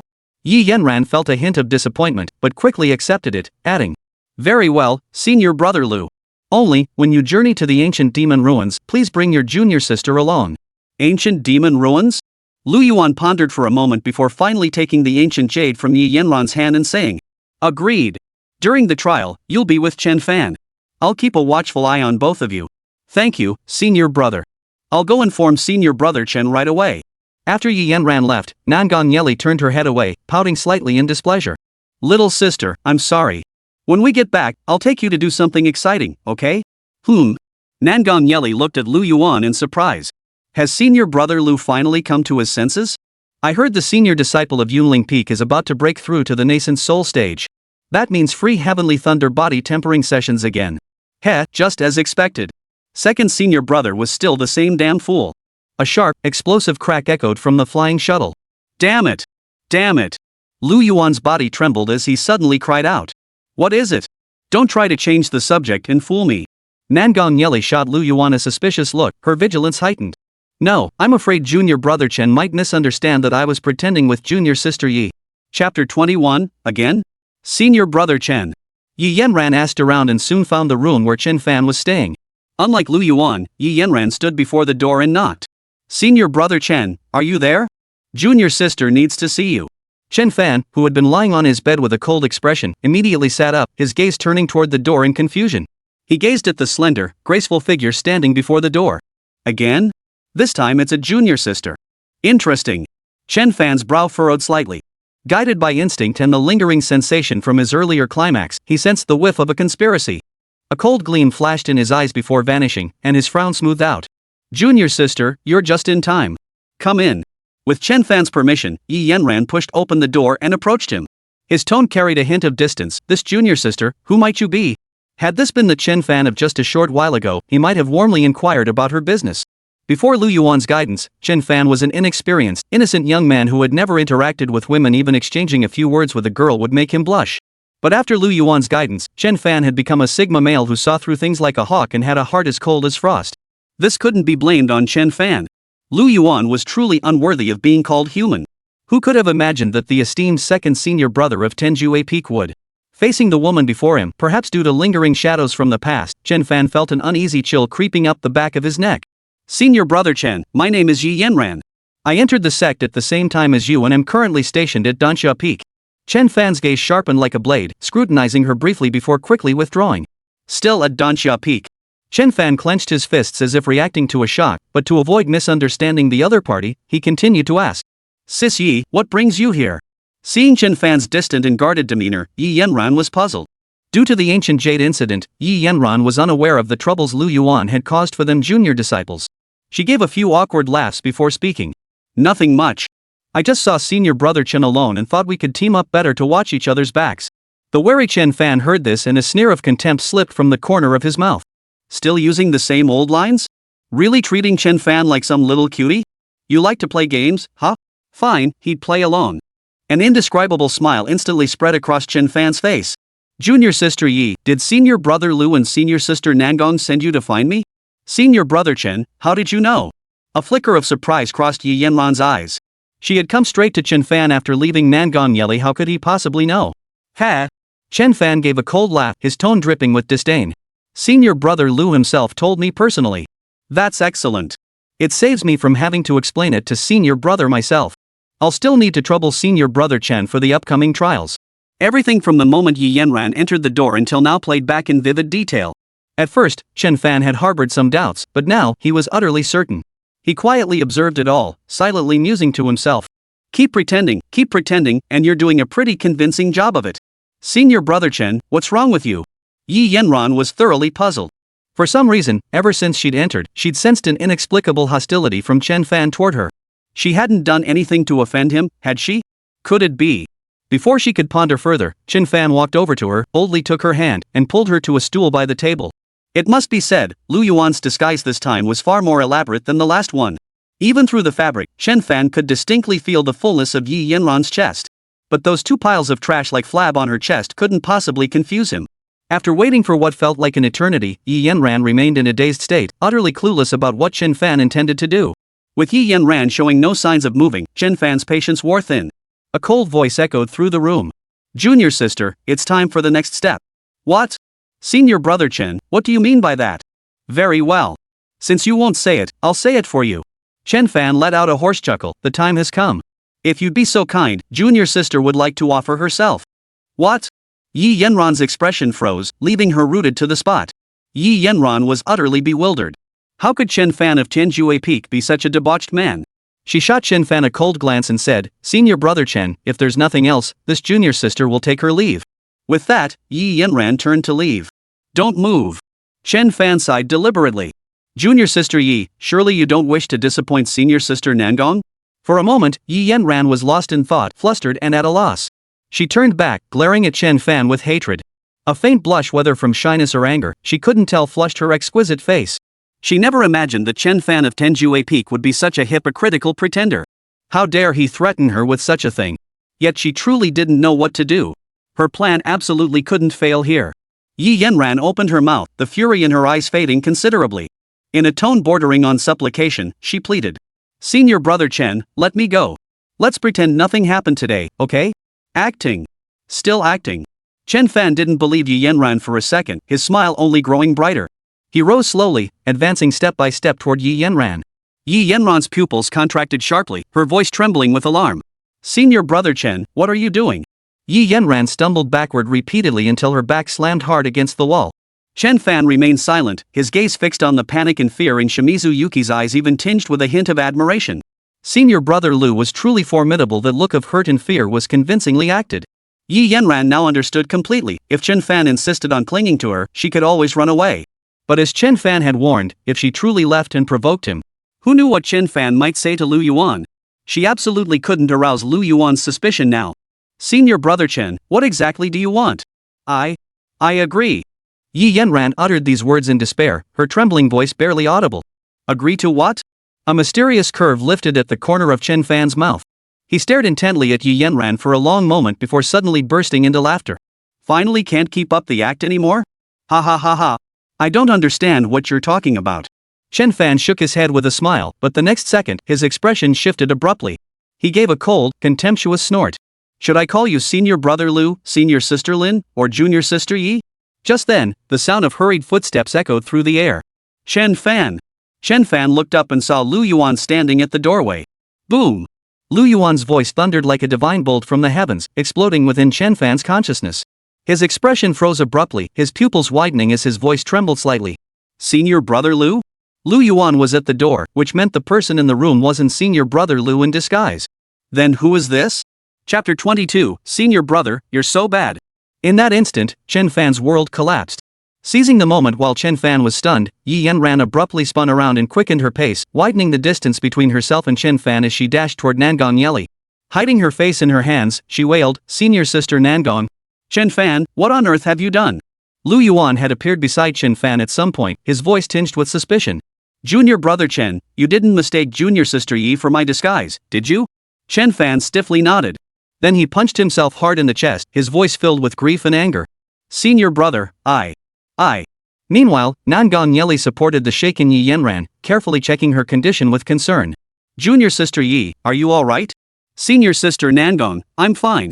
I just don't know why senior brother Chen was groping me." "Thank goodness you arrived in time. As long as you're okay, that's what matters." Nangong Yeli exhaled deeply upon hearing that Chen Fan hadn't done anything inappropriate to Yi Yanran.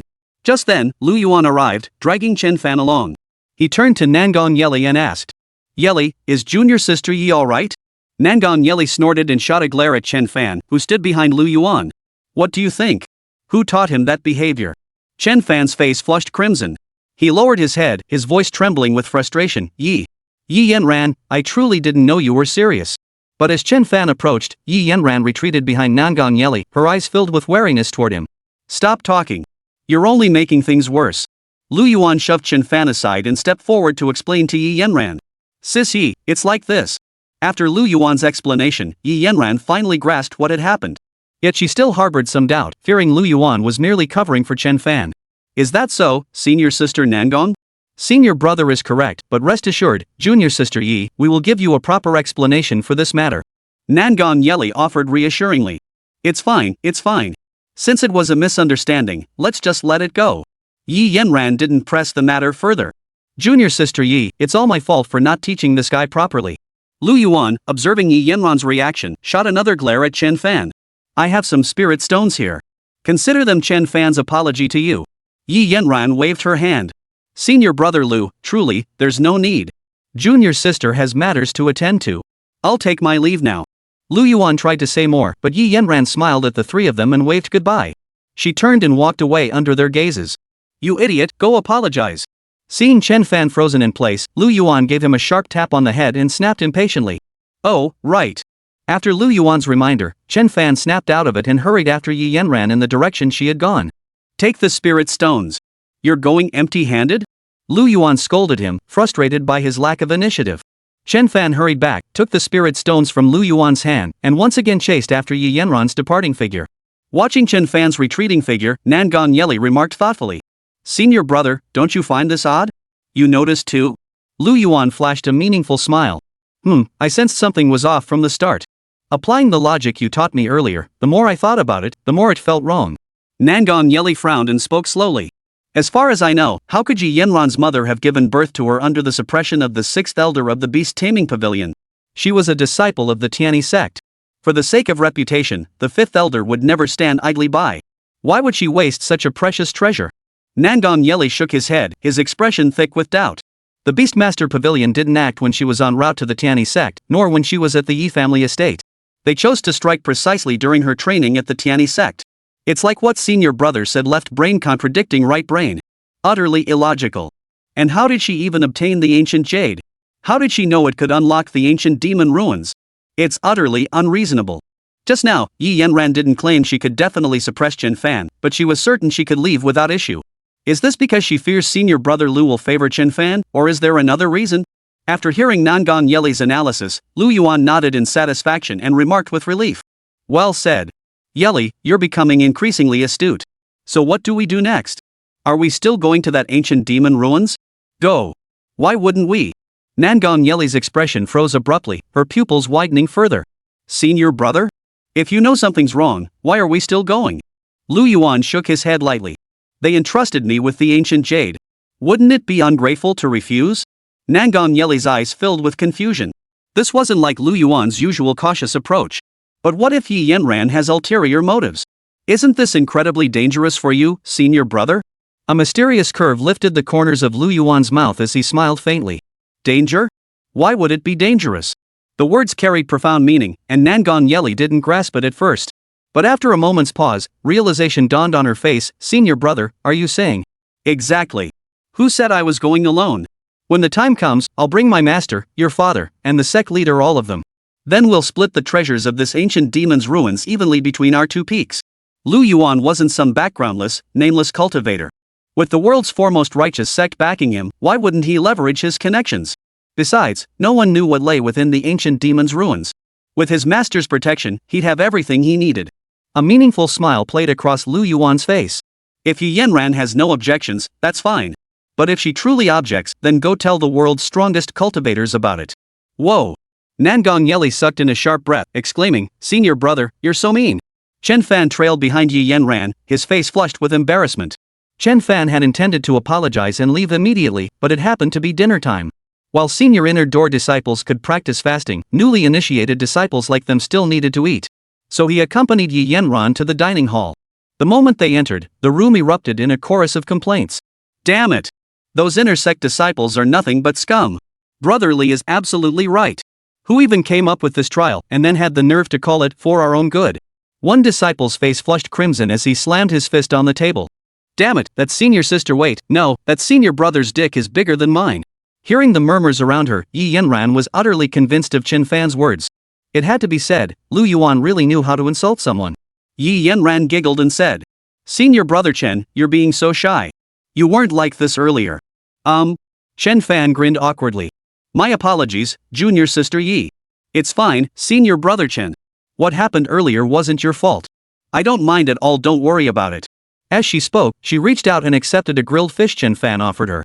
But Chen Fan, whose actions had long been ingrained as muscle memory by Lu Yuan, merely accepted it without eating.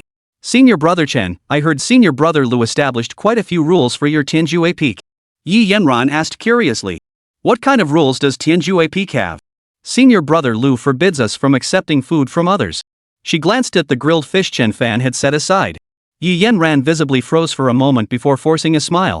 "Oh, I see." Then, to ease the awkwardness, she continued asking, Is there anything else?" "If there's anything else, it would be." Chen Fan pondered for a moment before saying, "We don't talk during meals at Tianjue Peak." Chapter 23, Can you even catch foxes? Yi Yanran, he. What kind of weirdos are these people at Tianjue Peak? Yi Yanran bit her lip slightly, utterly speechless, but said nothing. After the meal, night had deepened, and the disciples returned to their respective quarters. Thick clouds obscured the moonlight. Shadows and darkness hung like a curtain, enveloping the surroundings in utter silence. Only the Tiani Sect's starship, like a giant vessel sailing through a sea of clouds, sliced through the cloud layer at breakneck speed. Yi Yanran's room was pitch black. Moonlight shifted, illuminating Yi Yanran's face. Alone in the room, she carefully and reverently took out a storage ring, cradling it in her hands. Suddenly, the once ordinary storage ring flickered with a crimson glow. The crimson flame swayed with the night breeze. "Lord Yan, I have already handed over the Golden Crow Ancient Jade to Lu Yuan." The storage ring remained utterly silent, as still as a graveyard. As Yi Yanran hesitated, an eerie, chilling aura erupted from the storage ring. Black mist seeped from the storage ring, drifting outward.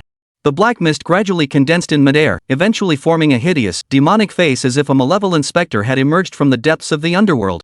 The dark shadow stood beside Yi Yanran. "What business brings you here? Was it not agreed that I should not be released unless it was urgent?" The ancient voice, tinged with eeriness and gravity, carried a sharp tone of accusation. Instantly, an overwhelming, immortal-like pressure swept over her, as if a mountain had landed upon her, turning Yi Yanran's face deathly pale. "This disciple overstepped, but there is urgent news to report to you, Lord." Yi Yanran hastily knelt on the ground, scrambling to explain. Gazing down at Yi Yanran prostrated before him, the dark figure gave a faint snort. "Speak." "My lord, I have delivered the ancient jade you entrusted to me to Lu Yuan and Nangong Yeli." "Lu Yuan? Nangong Yeli?" The shadow paused, slightly startled. Yi Yanran explained, "Lu Yuan is the disciple of Master Ziyin, and Nangong Yeli is the daughter of Master Qixia." After a moment, as if hearing the most laughable joke, a voice dripping with scorn and derision echoed. Ha. Never expected it, truly never expected it, that the fish this time would be so big. I'd love to see the look on those two old fools' faces when they realize their disciple and daughter have been turned into puppets by this old man. He could hardly wait to seize Lu Yuan's body, disguise himself as Lu Yuan, return to the Tiani sect, and give that Ziyin fellow a surprise. After a long moment, the demon lord suppressed his laughter, a look of approval flashing in his eyes. "Yi Yanran, you've handled this well. Once I've sent those two to the ancient demon ruins, I shall aid you in breaking through to Foundation establishment. They forced this sovereign into this tiny storage ring. Now I shall make an example of their young descendants." The shadow's voice dripped with venomous resentment. The shadow then fixed its gaze upon Yi Yanran. For the time being, do nothing else. Stay close to them and avoid arousing suspicion. Once I devour their flesh, blood, and divine souls, I shall break free from this storage ring and bestow upon you even greater power. Yes, Lord Yen. But Lord Yen, Lu Yuan is no ordinary man. He acts with extreme caution. Will he truly go to the ancient demon ruins without resistance? The shadow fixed a deep gaze upon Yi Yanran, paused to consider, then replied. Cautious? You don't understand these chosen ones. Every last one of them is arrogant beyond measure. That old fool Zi never gave this seed a second thought. His disciple surely follows suit. Besides, who would willingly share a treasure trove like the ancient demon ruins with others? Hearing this, Yi Yanran, who had been wavering, finally felt her heart settle. Ha ha! The shadowy figure's sinister laughter echoed through the dark space, sounding particularly jarring and eerie. Before we head to the ancient demon ruins, you'd best stay close to them and avoid causing trouble. Unless it's an emergency, don't summon me again. I don't want that old fool Qingwei getting suspicious. With those words, the specter dissolved completely. Yi Yanran's storage ring returned to its normal state, as if nothing had ever happened. Senior brother Lu, senior sister Nangong, I'm truly sorry. I didn't want this either. A fleeting, sinister glint flashed in Yi Yanran's calm eyes. But who told you to stand in my way? At that moment, her resolve was unwavering. Originally gifted with mediocre talent, she had been overlooked entirely within the Yi family. Yi Yanran possessed striking looks and a figure to match, but without cultivation, she would be nothing but bones and skulls in 100 years. She refused to accept her fate. She wanted to defy fate and become an exalted cultivator herself. But heaven never closes all doors. A year ago, she unexpectedly obtained a ring of opportunity, only to discover a strand of demonic consciousness dwelling within. She struck a bargain with the nightmare entity within the ring. She cultivated demonic arts, devouring flesh and blood, seizing others' cultivation, and even infiltrated the Tianyi sect. She had the potential to become an inner sect disciple, or even a direct disciple. Yi Yanran knew her actions were those of a demonic sect, grave sins against morality. But if it meant growing stronger, what did it matter if it was demonic? After all, with her original talents, she would remain an ordinary mortal for the rest of her life. Even if 10,000 people condemned and cursed her, she would never regret it. Then, a breeze blew silently, gently parting the clouds drifting across the night sky. The clouds drifted by leisurely, unhurriedly, gradually revealing the crescent moon that had been hidden for so long. Moonlight streamed through the window, bathing Lu Yuan in its glow and illuminating half his face. Yi Yanran, there really is something wrong with her. Though fleeting, Lu Yuan distinctly sensed a chilling, repulsive aura emanating from Yi Yanran's room. Perhaps it was due to his supreme immortal physique, or perhaps it stemmed from the merit of the heavenly Tao that resided within him. That aura made Lu Yuan feel thoroughly uncomfortable. However, Lu Yuan had no intention of taking action against Yi Yanran just yet. Yi Yanran didn't want to arouse his suspicion, and likewise, Lu Yuan didn't want to arouse hers. As the saying goes, cast a long line to catch a big fish. Deep down, Lu Yuan sensed that the fish behind Yi Yanran must be enormous. If it were anyone else, they'd likely fall into Yi Yanran's trap. Who wouldn't want to claim the ancient demon ruins for themselves? But today, Yi Yanran had run into him. Lu Yuan stood there, a subtle smile playing at the corners of his mouth. Senior brother, your smile looks rather lecherous. Chen Fan's voice rang out at an inopportune moment. Only then did Lu Yuan recall that he had come to Chen Fan's room specifically to secretly observe Yi Yanran's situation. He cleared his throat and said, "What are you talking about, kid?" Lu Yuan changed the subject abruptly and asked, "Hey, speaking of which, Chen Fan, were you a provincial scholar before joining the sect?" Chen Fan froze for a moment. Though unsure why Lu Yuan was asking, he nodded. "Yes, before coming here, I passed the provincial examination as a juren and even ranked first in the prefectural level." Chen Fan was completely baffled, "But senior brother Lu, why are you asking about this?" "Ha, I'm taking you to try something fun. Don't worry, this time I won't trick you again. It'll be pure enjoyment." He. Chen Fan clearly didn't buy his nonsense, eyeing him warily. "Fun? What kind of fun? Let's go fox fishing." Chapter 24, Chen Fan, this plot feels off, doesn't it? Chen Fan's face was filled with skepticism as he shook his head. "Senior brother Lu, you're not pulling my leg, are you? Foxes aren't something you fish for. Isn't fishing only for fish?" "Ah, that's not quite right. This kind of fishing isn't the same as that kind." Lu Yuan gave Chen Fan a deep look. "Ha, senior brother Lu, stop joking around. How can you fish without bait?" But his laughter grew quieter, and the more he laughed, the more uneasy he felt. Because Chen Fan realized Lu Yuan had been staring intently at him since the very beginning. Chen Fan glanced around the room, then looked back at himself, incredulously asking, "Me?" Lu Yuan nodded firmly. "That's right, it's you, junior brother Chen." "Wait, senior brother Lu, what exactly do you mean? I'm getting more and more confused.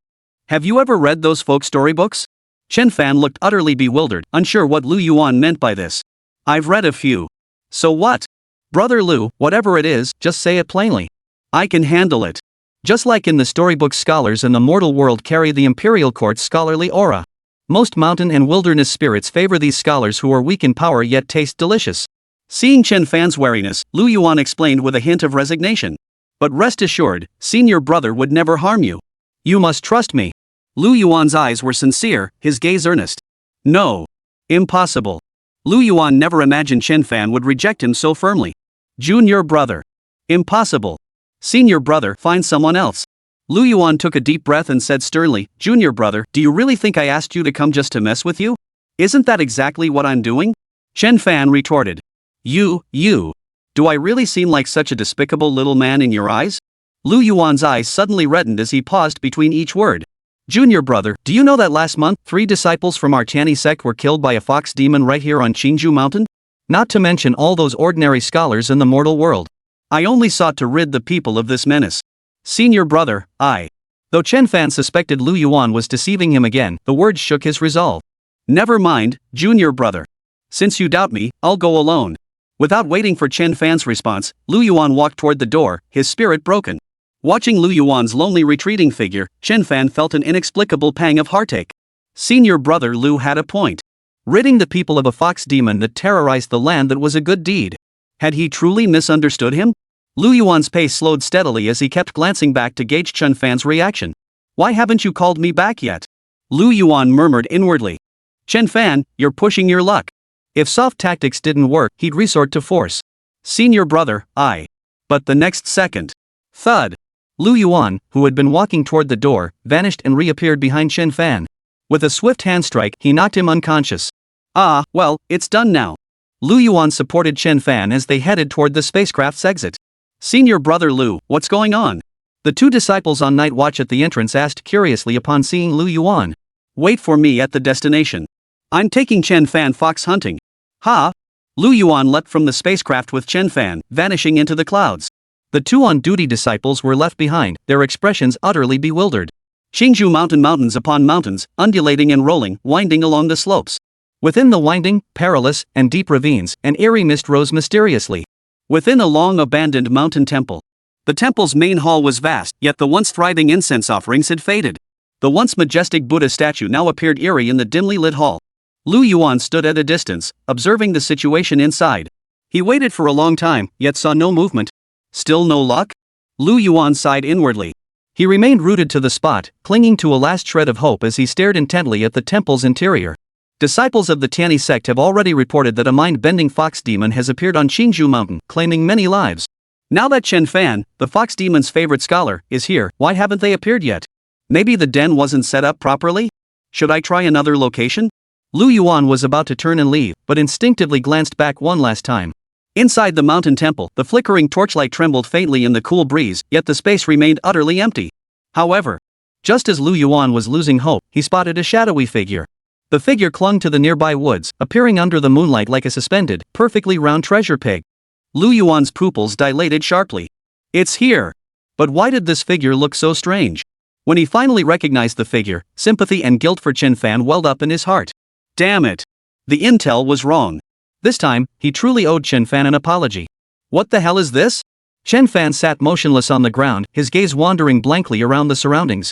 By the faint light of the campfire, his gaze wandered repeatedly around the temple interior. He only remembered being in the room. Right, he was supposed to be fishing for the fox demon with Lu Yuan. Just as he agreed, a dark shadow flashed by. Then everything went black. When he opened his eyes again, he found himself in this unfamiliar place. Probably just woke up too abruptly. I should be fine after resting a bit longer. So Chen Fan lay back down. Closed his eyes, opened them. Closed them again, opened them once more. His eyes were practically flashing in pairs, yet the scene remained unchanged. From the looks of it, he'd been forcibly turned into bait to lure a fox demon. This scenario wasn't unfamiliar to Chen Fan. He'd read similar tales in storybooks before. To be honest, a faint sense of anticipation stirred within him. Confusion, tension, fear, a flood of emotions surged through him. Chen Fan's mind was a chaotic jumble. Just then, the ground trembled slightly. Footsteps interrupted his tangled thoughts. He looked up and saw a plump, jade-like figure emerge from the mountain temple's entrance. Was it finally here? Chen Fan found himself genuinely curious, what did this legendary fox demon truly look like? One that could bewitch the scholars in the storybooks to the point of losing their minds. But the moment Chen Fan saw it, panic instantly gripped him. The figure at the temple entrance shifted slightly, revealing a broad-shouldered, sturdy woman. Standing there, she nearly blocked half the temple doorway. As soon as he stepped inside, her round, fleshy face turned toward Chen Fan. Several vicious-looking knife scars on her face trembled along with the jiggling fat. Her mouth twisted into a foolish grin as drool dripped steadily down her chin, staining her collar with a wet patch. Big sister was right, after all, there really is a human scholar in this mountain temple. Chen Fan swallowed hard, his Adam's apple bobbing. Damn it, this isn't how it's supposed to be in the storybooks. Wasn't it supposed to be a tale of a talented scholar and a beautiful maiden? But this was clearly a genuine hunk. Only the people of Longjiang knew how good she really was. Mom always told me fairy tales were all lies. But this is ridiculous. No, playing dead is the safer bet.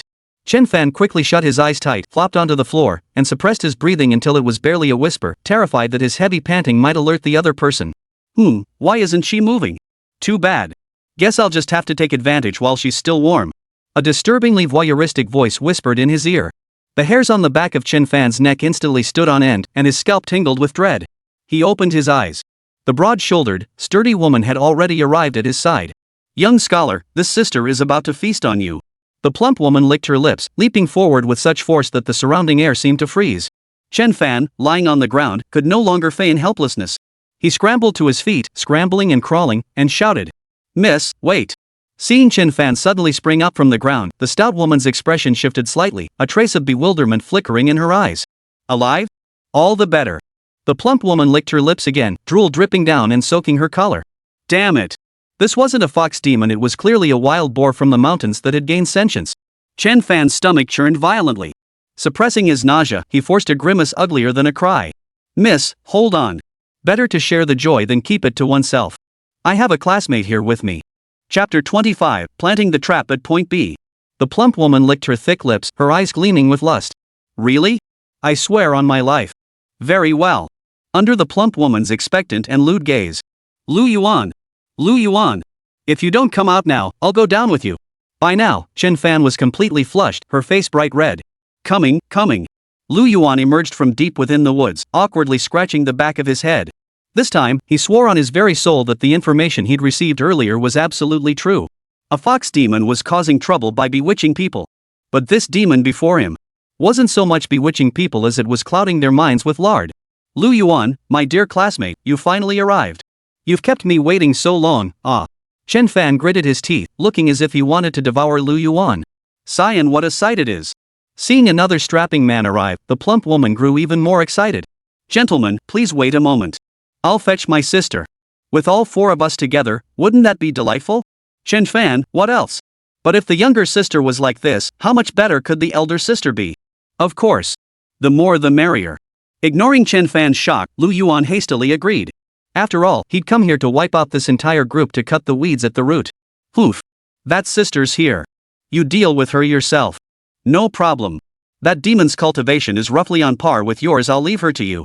Lu Yuan patted Chen Fan's shoulder, trying to calm him down. That's more like it. During the wait, seemingly noticing his nervousness, Lu Yuan grinned and asked, "Remember how I taught you before?" Chen Fan swallowed hard, his expression a mix of laughter and tears. "Senior brother, are we really going to do that?" "Absolutely. That's the safest way. Think of it as a little hardship for yourself." Lu Yuan had previously taught Chen Fan how to handle such situations. This method was something Lu Yuan had learned from a mind-blowing novel in his previous life. Plant a bomb at the boss's B point. Back then, Lu Yuan was utterly stunned to discover such a way to take down the boss. Before long, a cloud of smoke appeared at the entrance of the mountain temple. Chen Fan shuddered violently, his expression darkening. As the smoke cleared, a provocatively dressed, alluring red-haired woman slowly came into view before Lu Yuan and Chen Fan.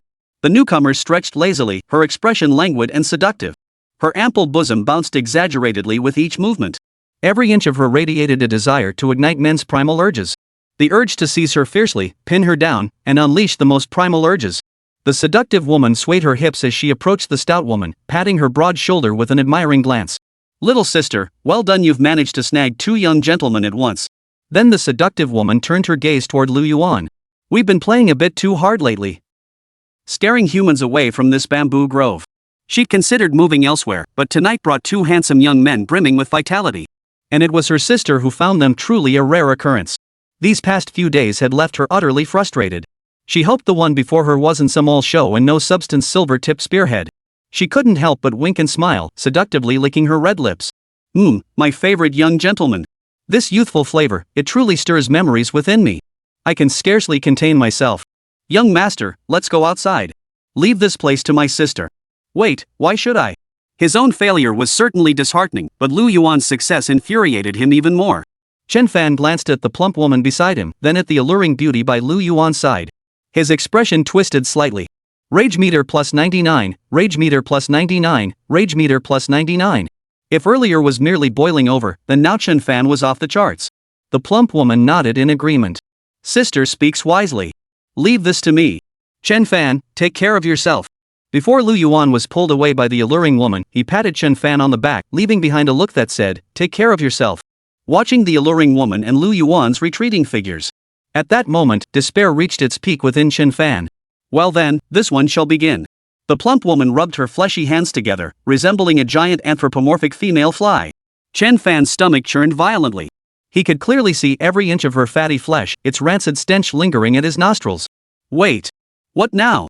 Faced with Chen Fan's repeated interruptions, the stout woman's patience was wearing thin. I'll do it myself. The plump woman shot Chen Fan a dismissive glance, snorting derisively. Oh, is that so, young man? Come on, hurry up and do it yourself. Your sister can hardly wait any longer. Chen Fan's mind raced with conflicting thoughts, torn between hesitation and resolve. Direct confrontation carried significant risks. To rashly provoke the demon before him was far too dangerous. Should he really use the method Lu Yuan had taught her? But he found it hard to bring himself to do it. What should she do? Once she acted, it had to be a fatal strike. She couldn't give this demon any chance to breathe. At this point, there was no choice but to use the method Lu Yuan had taught him. Plant the bomb at point B. Chen Fan seemed to have made a decision, nodding solemnly with an almost mesmerized tone. Miss, I'm coming. Chen Fan slowly moved toward the plump woman, making no attempt to attack or take any action. Seeing Chen Fan's proactive approach, the plump woman smiled faintly. To her, Chen Fan was now meat on the chopping block. There was no escaping his grasp. She was quite pleased with his initiative. For so long, it had always been her sister who lured men in, and she had taken them by force. This is the first time someone's been so forward. Don't take it off. We want you in those scholar robes. The plump woman was an experienced player who knew a thing or two about cosplay. Suppressing his inner discomfort, Chen Fan's large hands roamed over the plump woman's body, tracing the symbols of the talisman. This should have been an irresistible proposition for any man, yet Chen Fan now felt as though he were handling a slab of pork belly. The plump woman turned her head, a mischievous grin spreading across her face as she looked at Chen Fan with a wicked smile. Humph. You young master is useless indeed. Half a day gone, and all you've done is grope this servant's body. Yes, my lady, ugh, it's too beautiful. This humble servant, ugh. Don't want it to end so soon. Otherwise, ugh, wouldn't that be a waste of such a treasure? I want to savor every moment of this. Hearing this, the plump woman cooed in a falsetto voice from her deep-throated vocal cords. Honestly, you scholars sure know how to play, you're so extravagant. But this servant loves it. With that, the stout woman closed her eyes, settled quietly, and surrendered to Chen Fan's attentive service. Carving talismans onto monsters like this? Probably no one else in the entire cultivation world could do it. Chen Fan thought to himself with a wry smile, yet his hands never paused for a moment. He truly couldn't fathom how Lu Yuan could come up with such bizarre ideas. Placing a trap at point B? Engraving talismans in a place like this? Could any sane person even conceive of such things? Forget it. It's done now. I'm already here, and I've already done it. Just one more step. After inscribing the plump woman's waist and neck, Chen Fan shifted his gaze to the final spot. Gritting his teeth, he plunged in. Ahawa. Young master, my body feels so strange. What have you done to me? Chapter 26, merely a crimson skeleton. As Chen Fan completed his markings, the plump fox demon began to vaguely sense the peculiar changes in her body. Her neck, chest, waist, and back, several places felt as if they were being scorched by something. Ha, it's nothing at all. Perhaps your body is simply too sensitive. This was the first time anyone had ever done such a thing to the plump fox demon. Plus, whenever her sister did this sort of thing, she'd often let out agonized cries of pain. For a moment, she didn't suspect anything. Young master, this servant desires. She murmured softly. Gazing down at the plump fox demon beneath him, a flash of savagery flickered in Chen Fan's eyes. I'll send you straight to heaven in a moment. He quickened his movements. Ah! A shrill moan, like a scream, erupted uncontrollably from the fox demon's mouth, as if plunging into the deepest abyss. At that instant, the obsession in Chen Fan's eyes vanished, replaced by a cold, clear gaze. It's done! Dispersed the King Sword formation. No matter how dim-witted the plump fox demon was, it sensed the impending danger and snapped its eyes open. Her pupils contracted sharply as she tried to dodge, but evasion was impossible. The scattering King Sword array symbol had already been deeply etched into her body, instantly igniting. The searing pain made her let out an uncontrollable howl. A profound sense of impending doom surged from the depths of her being. What is this? Ah! The shrill, venomous scream made Chen Fan's head throb. Chen Fan steadied himself by gripping a nearby stone statue, then turned and grinned savagely. Take a guess? Human, you dare toy with me. The repeated sense of being toyed with drove her to a frenzied laughter born of fury. He. Young master, you're so naughty. I finally let my guard down, and you made me lose so completely. Before she could finish. At that very moment, streaks of sword light suddenly erupted from the corpulent fox demon's body. Shoo! The voluptuous woman's massive form vanished within that sword light. The entire process happened in the blink of an eye. Chen Fan was utterly stunned. The talismans on her waist and neck could only severely wound the plump fox demon, but the talisman at point B could kill her instantly. Senior Brother Lu's method was wickedly effective, truly wicked, yet undeniably effective. Ah! Little sister. Watching her sister die at Chen Fan's hands, she could do nothing. The moment the seductive woman and Lu Yuan disappeared from Chen Fan's sight, Lu Yuan's hand clamped down on her throat. At first, she thought Lu Yuan had some peculiar fetish, but later she realized. No scholar could possibly control a demon like her.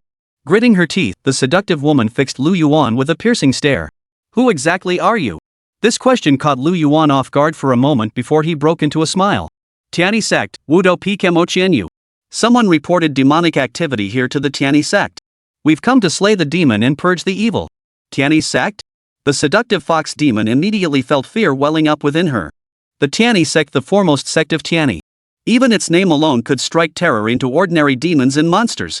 In an instant, the seductive woman cast aside her plans for revenge against her sister. Narrowing her eyes, she drew a deep breath, her scorching breath brushing against the skin behind Lu Yuan's ear as she whispered into his ear. Master, this servant wishes to live. A wicked smile curled at the corners of her lips as she swayed her slender waist, lifting her voluptuous hips. Unnoticed, she slowly undid her garments. Her full, rounded breasts rose and fell like surging waves, resembling a sun about to plunge into the sea. If only you'd spare me, master, you may do with me as you please. Her crimson cheeks flushed as she batted her lashes, her delicate hands slowly lifting her robe to reveal a pair of long, slender legs, tantalizingly hidden yet visible. To ensure Lu Yuan could see clearly, she rose onto her delicate toes, her voluptuous thighs and full calves bending to trace the perfect curve of her legs. She was certain Lu Yuan wouldn't refuse. For no man could resist her, and she had never failed. And indeed, when men gaze unrestrainedly at a beauty, something inevitably stirs within them. Lu Yuan was no exception. Seeing Lu Yuan's expression, the seductive woman felt a flicker of unease at first. But when she noticed the high curve of his lips, she felt certain. A disdainful smile touched her lips. So what if he's a celestial master from the Tianyi Sect? They're all cut from the same cloth. But the very next second, I thought you might actually have something to offer. Lu Yuan's eyes glowed with a cold light as he stared intently at her. In the end, you were just trying to seduce me? The seductive fox demon was instantly overcome with both shame and fury, biting her pearly teeth lightly. Countless men drool over me. I refuse to believe you're immune. Heh, drooling?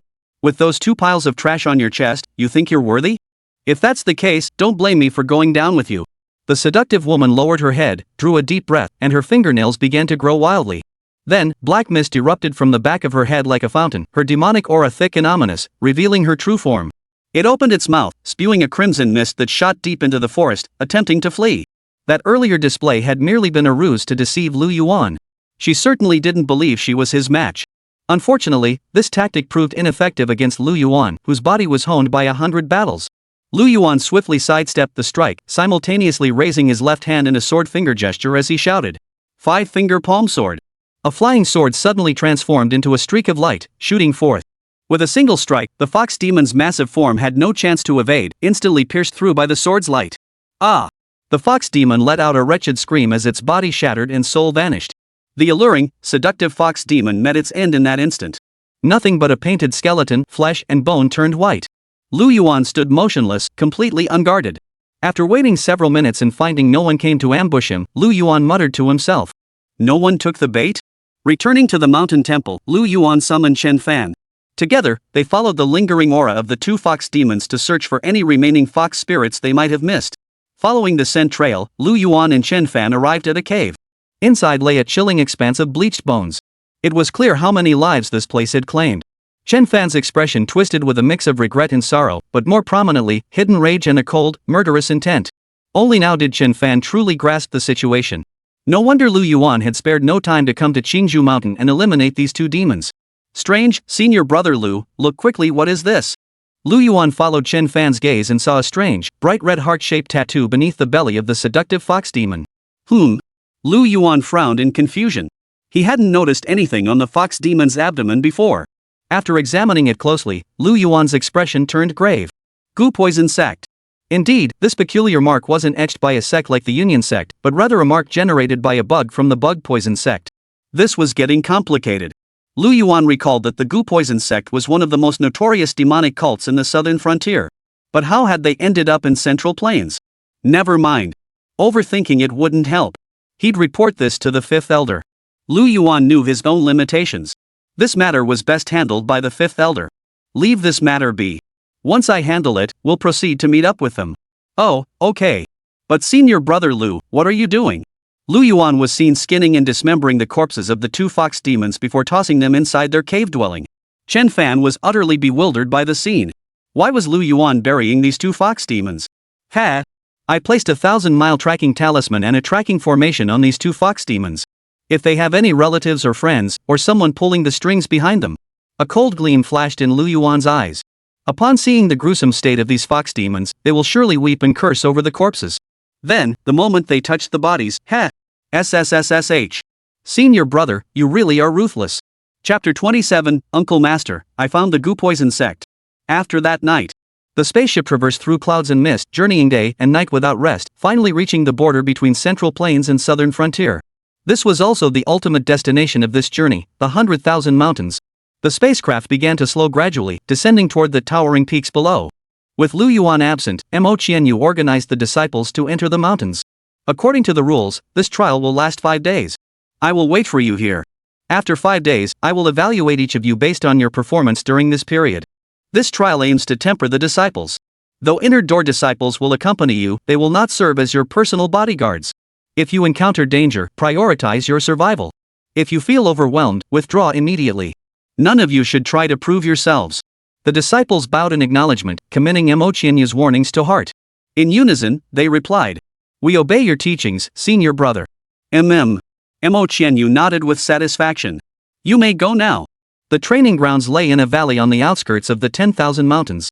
Though slightly less perilous than the heart of the 10,000 mountains, the outer valley was by no means a benign place. Beyond the valley, barren mountains jutted like fangs, black stones stained with blood, and dense, gloomy forests stretched endlessly. A deathly silence hung over the land, occasionally pierced by an overwhelming pressure that made souls tremble, causing the rocks to quiver slightly. Where's senior brother Lu? Why is senior brother Mo leading us? Could it be that senior brother Lu is setting another trap for us? No, it seems brother Lu took Chen Fan fox fishing instead? What? Senior brother Lu took Chen Fan fox spirit hunting? Shoo! Did you hear? Senior brother Lu took Chen Fan to hunt a fox spirit. Upon overhearing the disciples' whispers, Yi Yanran hastened to Nangong Yeli's side and relayed the entire conversation. Ha! Nangong Yeli looked utterly astonished. She glanced at Yi Yanran and asked incredulously, "Are you certain senior brother Lu took Chen Fan to find a fox spirit?" "Yes. Everyone outside is saying senior brother Lu took junior brother Chen to see the fox spirit." The fox spirit? And taking Chen Fan with him? What on earth are they up to? Hearing the disciple speak thus, Nangong Yeli felt a pang of unease in her heart. But upon second thought, Nangong Yeli didn't believe Lu Yuan would be so bold. Still, why was senior brother so kind to Chen Fan? Helping him as fellow disciples was understandable, but now he was bringing him along everywhere. Before Chen Fan arrived, they always invited others to train together. How could senior brother act like this?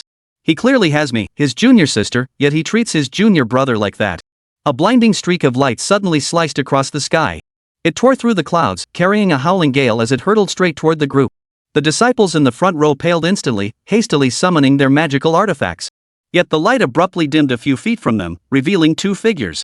Chen Fan staggered half a step, clearly having been dragged along during the rapid flight. Lu Yuan smiled faintly and said, "Not too late. Just in time." Lu Yuan walked straight toward Nangong Yeli. "Yali." Lu Yuan greeted Nangong Yeli with a smile. "What is it?" Question mark. "Humph. Lu Yuan was utterly baffled, unsure what had upset this little tyrant. He could only offer a wry smile. Junior sister, I have urgent matters to report to the fifth elder. I'm afraid I can't accompany you inside. As for the disciples of Tianjue Peak, I'll leave that to you, Yeli. Hoof. When there's business, it's little Yeli. When there's none, it's junior sister Nangong. Nangong Yeli frowned slightly and snorted. Oh. She'd intended to refuse Lu Yuan outright, but when the words reached her lips, she simply couldn't bring herself to be so harsh. Finally, she turned her head away. I understand. You may go. Chen Fan, hurry up and follow me. I still have things to attend to. Chen Fan nodded solemnly and said. Yes, senior brother. Your junior brother will not fail in his mission. Nangong Yeli impatiently urged. Let's go. Lu Yuan watched Nangong Yeli's retreating figure and shook his head. Has Yeli hit his rebellious phase? Lu Yuan, do you have something to report to this old man? Before Lu Yuan could seek out the fifth elder, the elder had already materialized beside him. The moment he arrived, he used his divine sense to monitor every movement within hundreds of miles. Unlike the supreme elder of the Holy Spirit sect in a novel from Lu Yuan's previous life, the fifth elder dared not relax his vigilance for even a moment. After all, these were disciples of the Tianyi sect. As the fifth elder, he was bound to safeguard their safety. His earlier words had merely been meant to intimidate them. Yes, fifth senior uncle. Last night, Chen Fan and I went to the green bamboo forest. The fifth elder was slightly surprised. He recalled Qingzhou Mountain vaguely. About a month prior, 2 fox demons had caused trouble there. Mo Qianyu had led several disciples from the Enlightenment Peak to exorcise them. Though the fox demons weren't particularly powerful, their concealment skills were formidable. Mo Qianyu had initially failed to detect their presence. According to Mo Qianyu's account, techniques associated with the Gu Poison Sect had also appeared around the Qingzhou forest. It seemed the Gu Poison Sect might be pulling strings behind the scenes for these fox demons. He had intended to investigate personally on his way back, but unexpectedly, Lu Yuan had already gone. In just one night, it was unlikely he'd locate those 2 cunning fox demons. Xianyu had already investigated this matter before, but unfortunately, the fifth elder offered consolation. Besides, it's only been one night. If they weren't found, it's no great loss. After this trial concludes, you and Xianyu can lead the inner sect disciples to search then. At that moment, Mo Qianyu approached. He had failed to capture the fox demons during his previous search and had been reprimanded by the fifth elder upon returning to the sect. Look, Lu Yuan from Tianjue Peak went too, and he didn't catch it either. So it can't be blamed on me, right? He shot Lu Yuan a glance, his expression impassive as he stated. Those 2 fox demons are cunning and despicable. I even found traces of the Gu Poison Sect nearby. Catching them will be difficult. Lu Yuan nodded in agreement. It truly was difficult. Chen Fan and I had to go through quite a bit of trouble to catch them. I was just saying it's hard to catch them, master. You even lectured me back then. What? Only then did Mo Qianyu snap back to reality, blurting out, you captured those 2 fox demons? The fifth elder's reaction was less dramatic than Mo Qianyu's, but he was equally stunned. Lu Yuan responded calmly, his tone carrying an unspoken implication as he looked at Mo Qianyu. Just employed a few unsavory tricks. Mo Qianyu knew perfectly well that Lu Yuan was playing mind games with him, yet he couldn't retort. His face flushed crimson with anger. Very well. Very well. The fifth elder exclaimed 3 times before asking. In that case, Lu Yuan, have you discovered any traces of the Gu Poison Sect? Indeed, the fox demons were manipulated by the Gu Poison Sect. This is precisely what my master and I discussed. I found the Gu Poison Sect's markings on those 2 fox demons. So it really is the Gu Poison Sect. The fifth elder's expression instantly grew grave as he shook his head inside. This spells trouble. Killing those 2 fox demons might just stir the snake from its lair. Lu Yuan, you shouldn't have come back. If we'd stayed put, we might have caught them off guard. Upon hearing this, Mo Qianyu's gloom vanished instantly. Exactly. I let those 2 fox demons go precisely to avoid alerting the snake. Yes, that's exactly it. It certainly wasn't because I was inferior to that underhanded Lu Yuan. For some reason, Lu Yuan fell silent, even closing his eyes. The fifth elder thought his earlier words had upset him. He was about to offer comfort. The next second, a blue light suddenly flickered on Lu Yuan's chest. Lu Yuan snapped his eyes open. Fifth senior uncle, the Gu Poison Sect has been located. What? Chapter 28, together, we might just be his match. What? Found? The fifth elder's piercing gaze locked onto Lu Yuan before him. Beside him, Mo Qianyu seemed still in a daze, his eyes lingering with traces of shock mixed with complex emotions. For a moment, silence reigned. Lu Yuan remained silent, only removing the glowing spirit mirror from his chest. Driven by spiritual energy, the mirror projected a vast image before the assembled crowd. A middle-aged man of unremarkable appearance, dressed plainly and seemingly unimportant, entered the fox demon's lair. At first glance, one might assume he was merely a hunter who had stumbled into the fox demon's lair by accident. But upon seeing the pitiful state of the two fox demons, the man did not show fear. Instead, his brow furrowed deeply. Damn it! I finally enslaved these two fox demons, and now someone's ruined my plans. Boom! A vast cloud of black mist gathered within the cave. As the darkness spread toward the fox demon corpses, a sudden flash of blue light shot straight toward the middle-aged man. The middle-aged man was highly alert.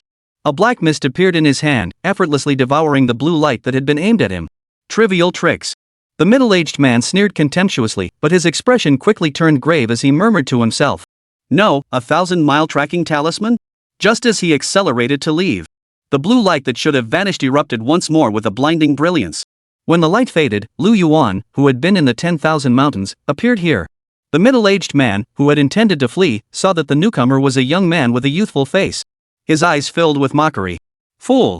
You refuse the path to the underworld yet insist on barging through Hell's Gates. You're just a lowly Foundation Establishment junior. You actually think you can capture me? Seeing this, the middle-aged man crouched slightly and charged toward Yuan. Yuan remained utterly unflustered, drawing the spirit sword from his waist. Clang! Clang! Clang! Both men moved with blinding speed, exchanging several blows in an instant. Whoosh! Based on Yuan's assessment, this seemingly ordinary middle-aged man was actually a nascent soul cultivator. The gap in cultivation was starkly evident, and Yuan found himself struggling. Seeing how young Yuan was yet possessed such formidable skills, the man decided to test him based on his long experience of survival. The middle-aged man paused his attack. Observing Yuan's attire and combat techniques, he deduced the youth was a disciple of the Tianyi sect. So that's who it is, another Tianyi sect disciple. Always you lot. Fury boiled within the middle-aged man. His brows knitted tightly as he gritted his teeth and snarled. You brat! What's your connection to that old codger Ziyin? I am the direct disciple of true immortal Ziyin of Tenjue Peak. My senior brother is the sword prodigy Li Changqing. At the mention of Yuan's master, the middle-aged man who had initially dismissed Yuan due to his youth grew noticeably more serious. What? So you really are that old man's disciple? Fox third sister, what are you waiting for? Come out already. No sooner had the middle-aged man spoken than a chilling yet bewitching laugh, a strange blend of both, echoed from the cave entrance. Giggle, giggle, giggle. Immediately afterward, a woman with fox ears emerged slowly from the darkness. Her figure was exquisitely proportioned, her attire provocatively revealing, and her expression alluringly seductive. Fox third sister swept her gaze around the room, giggling a few times, her eyes fixed on the middle-aged man with a playful look. You're a venerable elder of the bug poison sect. Are you afraid of a mere Foundation Establishment stage brat? Hoof. That brat is no ordinary child. I'll cover for you, seize him while I distract him. How does that sound? Ha ha ha ha. Hearing this, Fox third sister burst into inexplicable laughter. Then, her tone turned icy cold. Old ghost, did you think I didn't hear you? That brat's master is that old bastard Ziyin. Do you think I'm some greenhorn just out of the gate? Why didn't you kill him? I'll cover for you, you take him down. Seeing his scheme exposed, the middle-aged man feigned ignorance and chuckled awkwardly. Oh my, third sister, what do you mean? Even if he is Ziyin's disciple, so what? Kill him, what can Ziyin do about it? But wasn't your clan's ancestor slain by Ziyin? Aren't I just giving you a chance to avenge him? A cold gleam flashed in Fox third sister's eyes as she forced a smile. Heh, I suppose I should thank you then. Come to think of it, old ghost, your goo poison sect lost quite a few to Ziyin back then. You nearly got wiped out. Shouldn't you hate him even more? I'll let you have this chance. No, you take it. You do it. No, you go. Two bloodthirsty cultists, both with countless kills to their names, were now politely deferring to each other. Watching the two argue, Yuan froze in surprise. Even after all these years in the cultivation world, this was the first time Yuan had witnessed such a scene. But he quickly understood. Had this been any ordinary Tianyi sect disciple, they would have been dead already. They feared that if they killed him, his master would come seeking retribution. This cultivation world wasn't so different from his past life. In some respects it was all about playing favorites. Whether cultivators at the chi refining stage or core formation stage, it was the same. We've come this far, what's there to hesitate about? The middle-aged man suddenly roared, his voice filled with rage. He's right here, how could we possibly let him go? His face darkened with malice, his eyes flashing with ruthless intent. Shall we both attack together? Agreed. 3, 2, 1. A few breaths passed.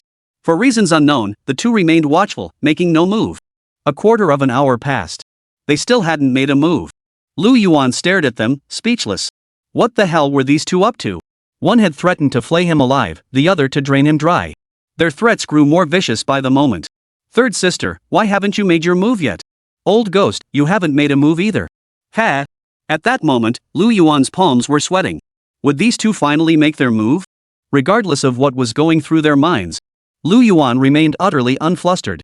The fifth elder was watching him no matter what, he couldn't possibly be in danger. Unless the fifth elder was the supreme patriarch of the Gu Poison sect, how could a great perfection cultivator stand by and watch him get injured by two nascent soul experts? However, if the fifth elder harbored resentment toward him because of his master and the previous incident of emptying the enlightenment peak, it wouldn't be impossible for him to be beaten senseless by these two, suffering physical torment. The moment his words fell, a bone-chilling aura erupted unrestrainedly, as if the entire space had been paused. The two still arguing felt every hair on their bodies stand on end upon sensing this terrifying aura. A soul-shaking dread washed over them. Their quarrel dissolved into shrieks of terror. It's Master Qingwei. The middle-aged man's face turned as pale as paper, his voice trembling with terror. Third sister, fear not. Together, we may yet be his match. Alright, let's go together. But the next second, the middle-aged man had no intention of fighting back at all, desperately fleeing toward the exit. Chapter 29, The Tanny Sect Disciples Are Truly Stupid. You bastard. Fox's third sister let out a heart-wrenching scream. She had anticipated this outcome all along. Like the middle-aged man, she too used the fastest speed of her demonic life to distance herself from the fifth elder, dashing recklessly toward the exit. Both intended to use the other to buy time, but as foxes with 1,000 years of experience, neither could deceive the other. Even if they weren't just nascent soul cultivators, but powerful void refinement experts, they would still have to avoid the sharp edge. The fifth elder casually swung his arm, striking both figures squarely in the chest. The force of the blow sent them flying backward, tumbling several times across the ground. Their internal organs were injured, and blood trickled from the corners of their mouths. Without pausing to assess their injuries, or even to rise from the ground, they scrambled to their feet on all fours and frantically attempted to flee once more. Master Lu Yuan, the name Ziyin Jinren strikes fear into even the youngest children among demon cultivators. Though fifth elder Qingwei lacked Ziyin's terrifying aura, he was still a formidable powerhouse. How could these two nascent soul cultivators dare to provoke them? Yet despite exhausting every ounce of strength, they remained rooted to the spot. With a flick of the fifth elder's sleeve, both were swept inside, vanishing without a trace. Lu Yuan, well done. To have thought of such a method. At that moment, the fifth elder felt his cherished disciple, Mo Qianyu, had lost some of his luster.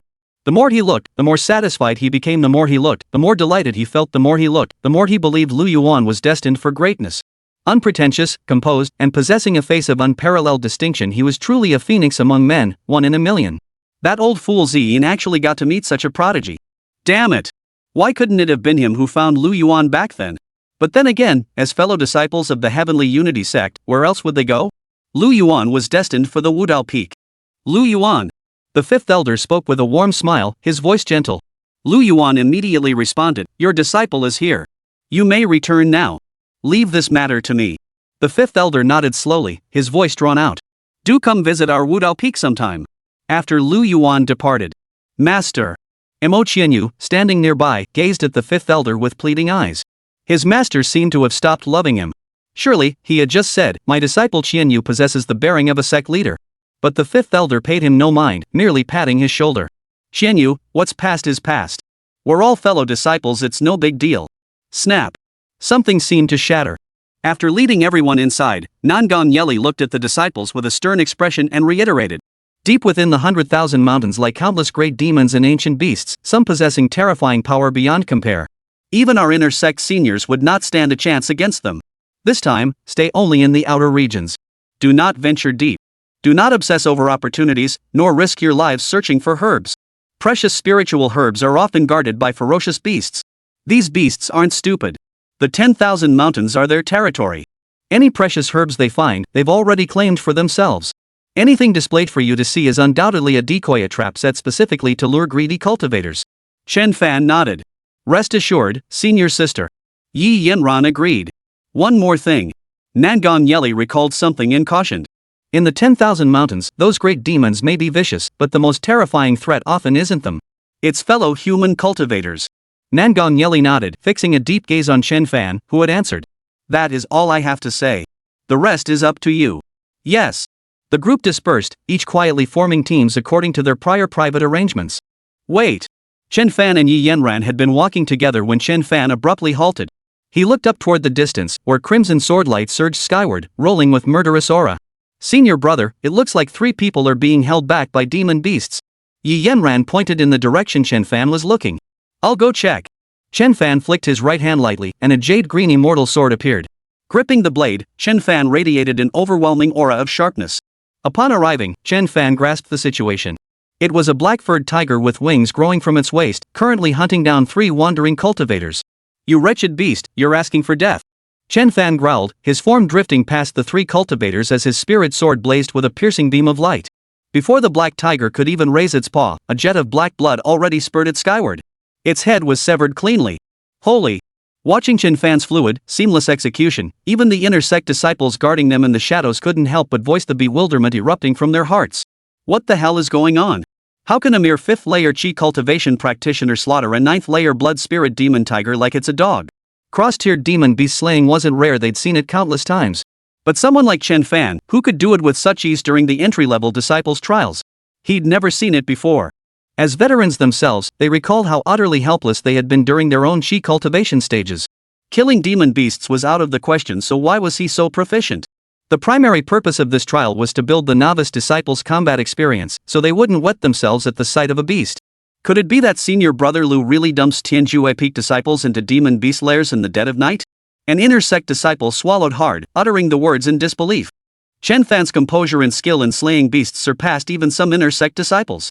It was no wonder this inner sect disciple uttered such a remark. I never believed it before. No matter how extreme Brother Lu was, he wouldn't toss people into demon beast dens at midnight. But today, I realize I was wrong. Dead wrong. But senior sister Nangong, something feels off about these 3. Should we? This is a trial. If we intervene so quickly, what meaning would the trial hold? Nangong Yeli shook her head. Besides, after following senior brother for so long, if we can't even discern this much, there's no point in staying by his side any longer. Thank you, fellow cultivators, for your assistance. Thank you, fellow cultivators, for your assistance. The 3 wandering cultivators stared blankly at the slain demon beast, still reeling from the brush with death. One of them, still trembling from the shock, shakily handed over a storage pouch. This is our token of gratitude to you. Chen Fan and his companions exchanged glances. After a moment's hesitation, they declined to accept it. Fellow Daoist, please accept it. It's only a few spirit stones, don't look down on them. Facing the trio's earnest gazes, Chen Fan hesitated before finally reaching out to take it. Senior brother Chen, be careful. Suddenly, Yi Yanran's anxious cry rang out beside his ear. Yet, at that very instant, a fierce sword-like flashed, slicing cleanly through Chen Fan's neck. A spray of blood erupted as Chen Fan's head was severed cleanly, leaving him utterly defenseless. Chen Fan! Nangong Yeli and several inner sect disciples were enraged, immediately charging toward Chen Fan's direction. These disciples from the major sects really are foolish. The 3 wandering cultivators, who had been trembling with fear moments before, now wore expressions of scorn and contempt. His words abruptly halted as he suddenly looked down at his feet. With a thud, Chen Fan, his head severed, dissolved into a mist. What? The middle-aged independent cultivator reacted swiftly, immediately preparing to retreat backward. But the mist dispersed. 3 cultivators were caught off guard, their bodies drained of all strength as if their very essence had been sucked out. Their own magical power became utterly uncontrollable. Their bodies still warm, their primal desires momentarily clouded their judgment. They'd fallen for the trap. Chen Fan's specially formulated sedative might not affect Lu Yuan, but that didn't mean it wouldn't work on others. Taking advantage of the trio's momentary daze, Chen Fan, who should have been dead, slowly emerged from the ground. A flash of sword light streaked through the air. Just like the black tiger, these 3 met their end on the spot. After finishing this, Chen Fan exhaled a long breath of relief, but immediately sensed something peculiar in the surrounding atmosphere. Turning his head, he saw Nangong Yeli and 5 senior disciples frozen in place not far away, each wearing an oddly peculiar expression. Chen Fan blinked, then chuckled. My senior brother taught me that. Chapter 30, Guard against others, but be prepared to harm them. Haha, truth be told, I noticed something off about those 3 a long time ago. Chen Fan tilted his head and grinned. My senior brother said, we cultivators must guard against others, but we must also be prepared to harm them. Nangong Yeli and the others looked awkward, sheathing their spirit swords and clearing their throats. It's fine. Continue. Nangong Yeli and the others retreated back into the shadows, silently observing Chen Fan. They couldn't shake the feeling that this trial was practically pointless for Chen Fan. He might as well have stayed on Tianjue Peak. This trial posed no challenge whatsoever. Senior brother Chen, how does senior brother Lu usually treat you? Yi Yanran scurried over to Chen Fan, her expression oddly fixed on him. Chen Fan couldn't help but fall into deep thought. He wasn't entirely sure how Lu Yuan treated him.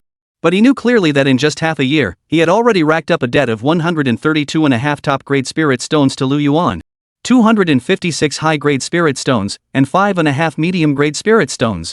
The deceptive tactics employed by those three cultivators earlier were merely the most basic level in Lu Yuan's eyes. There was no skill involved. These were lessons learned through blood and tears. Nangong Yeli and the others, who had only just regained their composure, breathed a sigh of relief. The very next moment. Senior Sister Nangong, something terrible has happened. An inner door disciple arrived on a flying sword, his expression frantic. What is it? Nangong Yeli frowned slightly, a sense of foreboding rising within her. Several outer sect disciples have vanished without a trace, and even the inner sect disciples assigned to watch them are missing. What? But quickly regaining his composure, Nangong Yeli pressed further. Do the fifth elder and senior brother Lu know about this? The problem is, we can't find fifth elder or senior brother Lu right now. Though protected by the fifth elder and inner disciples, casualties among trainees during trials were not uncommon. If the inner sect disciples and fifth elder intervened the moment these disciples faced danger, these disciples would inevitably grow complacent, rendering the trials meaningless. But the loss of contact with all the inner sect disciples? That was no simple matter. Thanks to Lu Yuan's influence, the disciples of the Tianyi sect possessed higher vigilance than any other sect. Having been influenced by Lu Yuan's presence, Nangong Yeli was no delicate flower. She quickly regained her composure. She made a decision immediately. Hold your positions. Stay exactly where you are. Do not move. Senior sister, shouldn't we cancel the training exercise now and gather these disciples together to resist as a united front? Nangong Yeli shook her head solemnly. Her concern wasn't about the disciples training. Such matters could be held whenever deemed necessary. Her fear was that someone might deliberately lure the fifth elder and Lu Yuan away.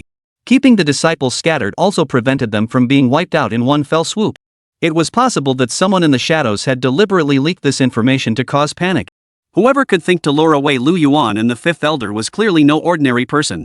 They had calculated this precisely. Without Lu Yuan and the fifth elder, the remaining disciples would surely panic just as the last disciple had suggested, gathering everyone together. Wouldn't that make them sitting ducks? Nangong Yeli, having graduated from Lu Yuan's tutelage, knew these tactics well and had to guard against them. However, the 79th survival rule of the cultivation world Lu Yuan had taught her specifically addressed this very scenario. Keep quiet. Senior brother Zhang and junior brotherly stay here on watch. The rest of you follow me. In stark contrast to the tense atmosphere south of Nangong Yeli, Chen Fan's group had already slain numerous demon beasts. Though they were merely demonic beasts at the second or third chi refining stage, lacking spiritual intelligence, they held a significant lead. Even though the demonic beasts in this valley no longer posed a threat, he remained cautious, lingering at the periphery. Roar! A piercing bear roar echoed through the air. Though Chen Fan and Yi Yanran were clearly several miles away, they still felt a terrifying shockwave, like a mountain roaring and a sea crashing, surge toward them from the front. Chen Fan's expression darkened. Such a terrifying beast was beyond his current capabilities. Without a moment's hesitation, Chen Fan immediately gave the order. Retreat! Under his lead, he and Yi Yanran slowly retreated along their path, trying their best not to make a sound. But inexplicably, the demon beast began advancing toward Chen Fan. It was a massive bear, its entire body covered in dark blue-black fur, yet its eyes glowed a deep crimson. A faint crackling of lightning seemed to coil around its form. From its surging vital energy and magical power fluctuations, Chen Fan instantly determined that this bear was at least at the foundation establishment stage. Following closely behind the bear was a group of human cultivators dressed in uniform attire. The most striking among them was a red-haired man. Standing nearly 2 meters tall with a broad, powerful build, he was bare-chested, his muscles thick and hard as iron. His fiery red skin seemed to radiate heat. Without a doubt, he was the leader of this group. Huff! Chen Fan exhaled deeply. So it's the Beast Tamer Pavilion after all. False alarm. But beside him, Yi Yanran's entire body suddenly trembled violently, her eyes filled with utter disbelief. How could it be him? Yi Maoshan, the second young master of the Yi family. Her half-brother. Before she encountered this storage ring, she had always been overlooked within the Yi family. Her fabricated tragic backstory had merely been a ploy to win Lu Yuan's sympathy. But she never imagined Lu Yuan wouldn't buy into that act. She had told Lu Yuan that she sought his help because she feared being targeted by the Beast Taming Pavilion. Exchanging precious treasures like the Golden Crow Ancient Jade for his aid, only to be ignored when she needed him. Now it was highly suspicious. Especially someone as cautious as Lu Yuan. Still, this encounter wasn't entirely bad. She could use this chance to win Lu Yuan's trust more firmly. To ensure Lu Yuan and Nangong Yeli would accompany her to the ancient demon ruins, she was prepared to take a risk this time. A cold gleam instantly flashed in Yi Yanran's eyes. Noticing Yi Yanran frozen in place, Chen Fan turned to her in confusion. He found her face pale as a sheet, her eyes betraying an unmistakable, deep-seated hatred. "Junior sister Yi, what's wrong?" Chen Fan asked with concern. Chen Fan was filled with confusion. What had happened to Yi Yanran? Why was her emotion fluctuating so obviously? Could it be related to those people from the beast-taming pavilion? Yi Yanran took a deep breath, struggling to calm the turmoil within her. She shook her head gently. "It's nothing. Let's just leave quickly." "All right." Seeing Yi Yanran didn't wish to elaborate, Chen Fan didn't press further. Yi Yanran didn't know how much Chen Fan was aware of. She was a smart woman, saying too much would only raise suspicion. As long as Chen Fan truthfully relayed what happened next to Lu Yuan, that would suffice. The moment Chen Fan turned away, a storage ring suddenly appeared in Yi Yanran's palm. A tiny black dot materialized within the ring. The dot locked onto the direction of the Zisho black bear and shot straight toward the bear's forehead. After completing her task, Yi Yanran followed behind Chen Fan as if nothing had happened. The Zisho black bear, which had been standing beside Yi Maoshan, suddenly lost its senses after being struck by the black dot. Its eyes bloodshot, it lunged toward Chen Fan and Yi Yanran like a black lightning bolt. Chapter 31, The Yawning Black Bear Shall Be Trained by Me. Purple Sky Black Bear. Yi Maoshan panicked. This ancient-blooded purple sky black bear was the demon beast he had contracted. Such a situation had never occurred before. What on earth was happening? What's happening? The purple sky black bear is out of control. Yi Maoshan's face drained of color. The divine soul connected to the bear felt as though it were being torn apart. The purple sky black bear, which had always obeyed Yi Maoshan's every command, now seemed like a completely different creature. Its originally purplish-red pupils had suddenly turned a fiery crimson. Roar! The purple shell black bear charged on all fours, kicking up a cloud of dust in its wake. Despite its seemingly bulky frame, the bear's astonishing burst of speed propelled it forward. It charged from Yi Maoshan's side to Chen Fan's in mere moments. It took only a few breaths.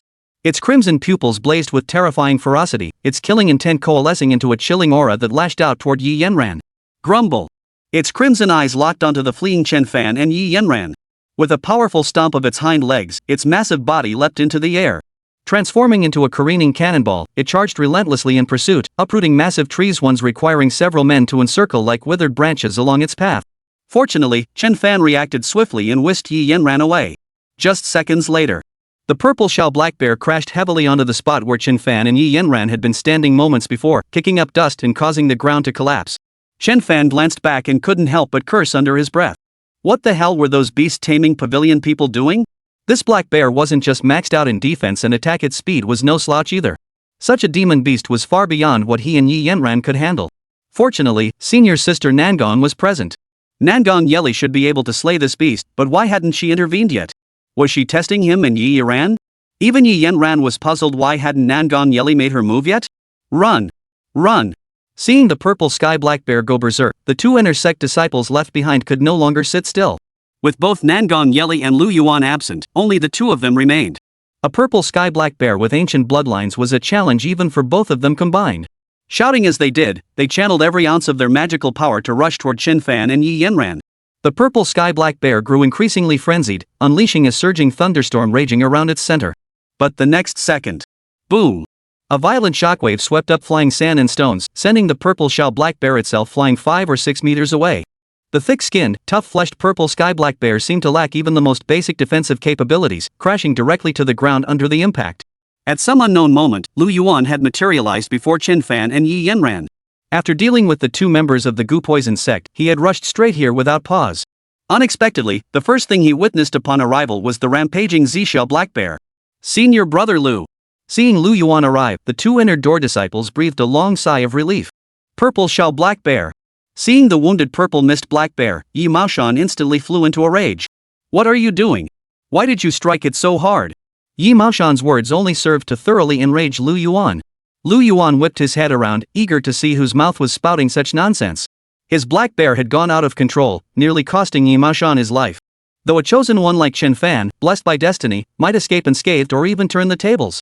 But logically speaking, this incident was entirely your fault. And yet you still dare to complain? Lu Yuan wasn't about to indulge you. His gaze grew cold as he strode toward the purple sky black bear with contemptuous steps. Though the Z-shell black bear lay knocked to the ground by Lu Yuan, its crimson eyes remained fixed on him. Grumble!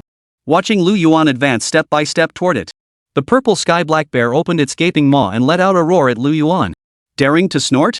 Countless lightning arcs surged around Lu Yuan. At his command, these lightning arcs lashed out toward the purple sky-black bear.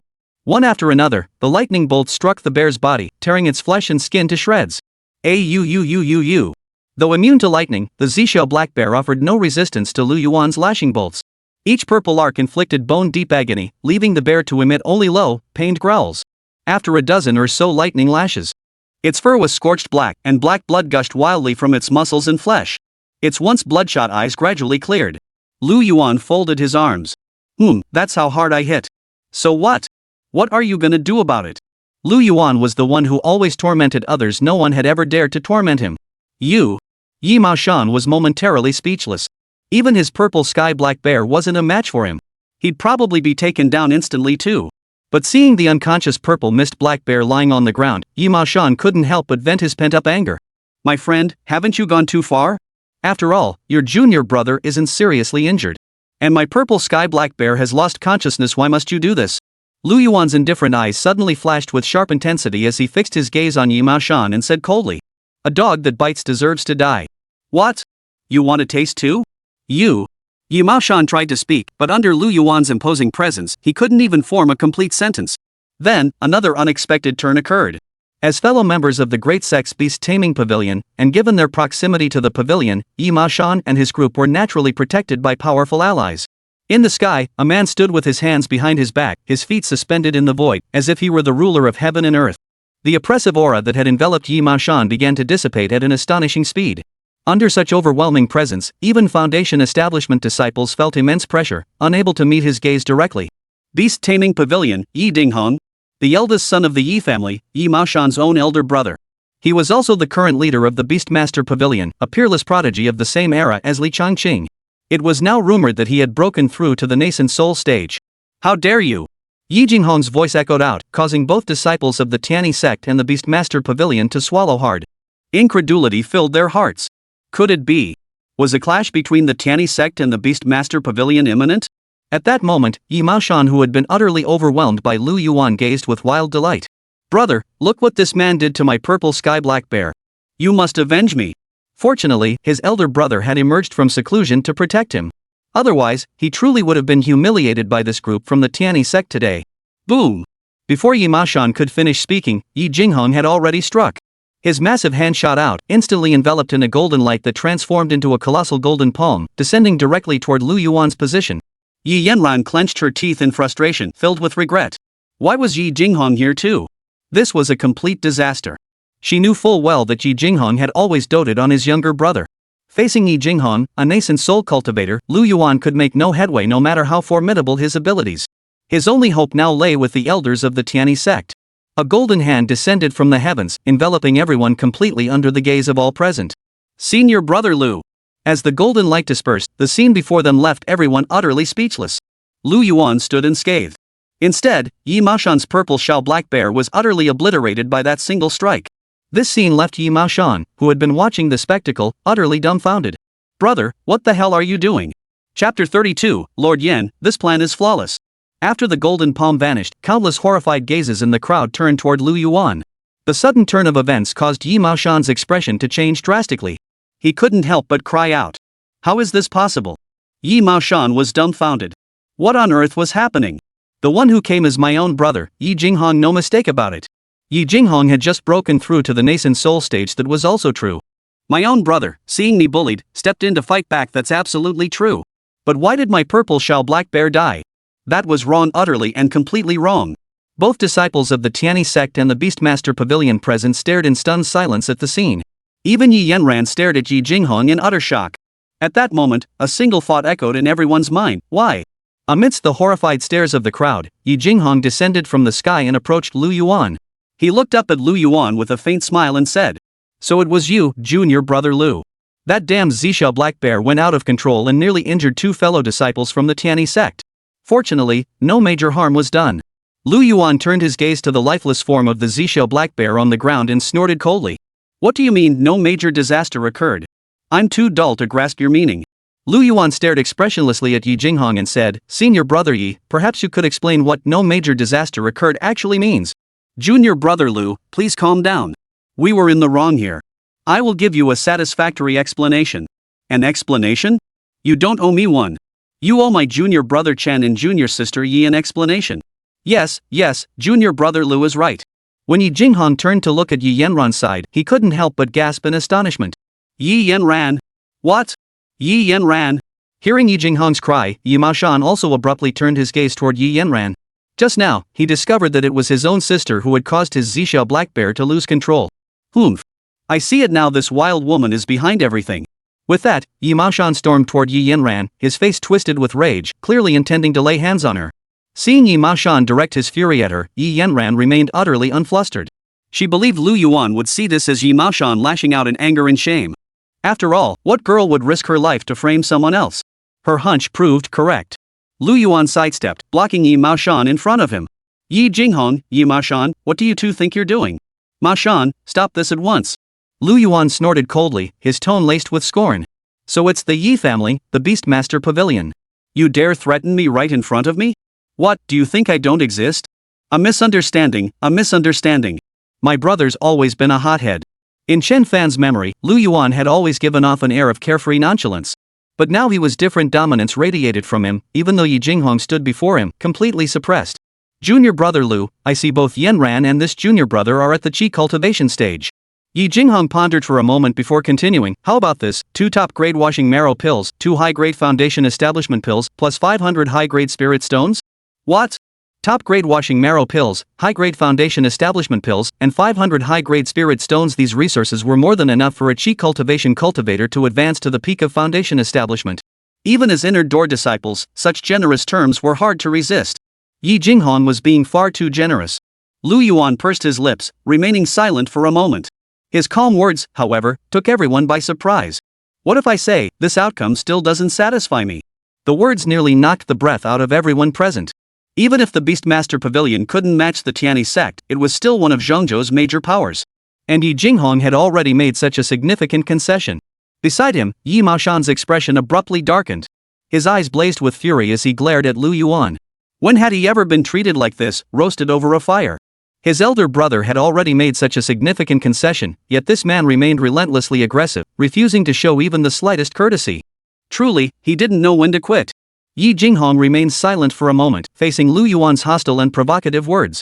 He let out a soft chuckle and slowly walked up to Yi Maoshan. This purple sky black bear belongs to Maoshan. If junior brother Lu isn't satisfied, then I'll make sure you are. His firm tone momentarily made it seem as though Yi Jinghong was about to strike Lu Yuan. With that, Yi Jinghong delivered over a dozen slaps to Yi Maoshan's face. Smack! Smack! Smack! Yi Maoshan froze, stunned by the first solid slap. All his anger vanished instantly. Even his eyes, previously filled with rage, cleared somewhat, replaced by confusion.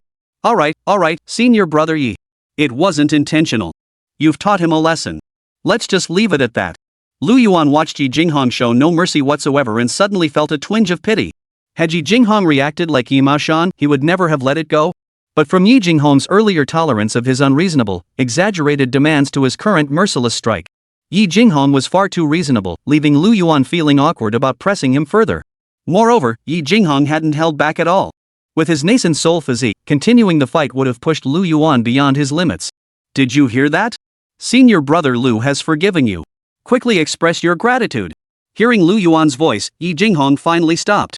Yi Maoshan stood before them, blood trickling from the corner of his mouth, his face bruised and swollen, his consciousness already fading.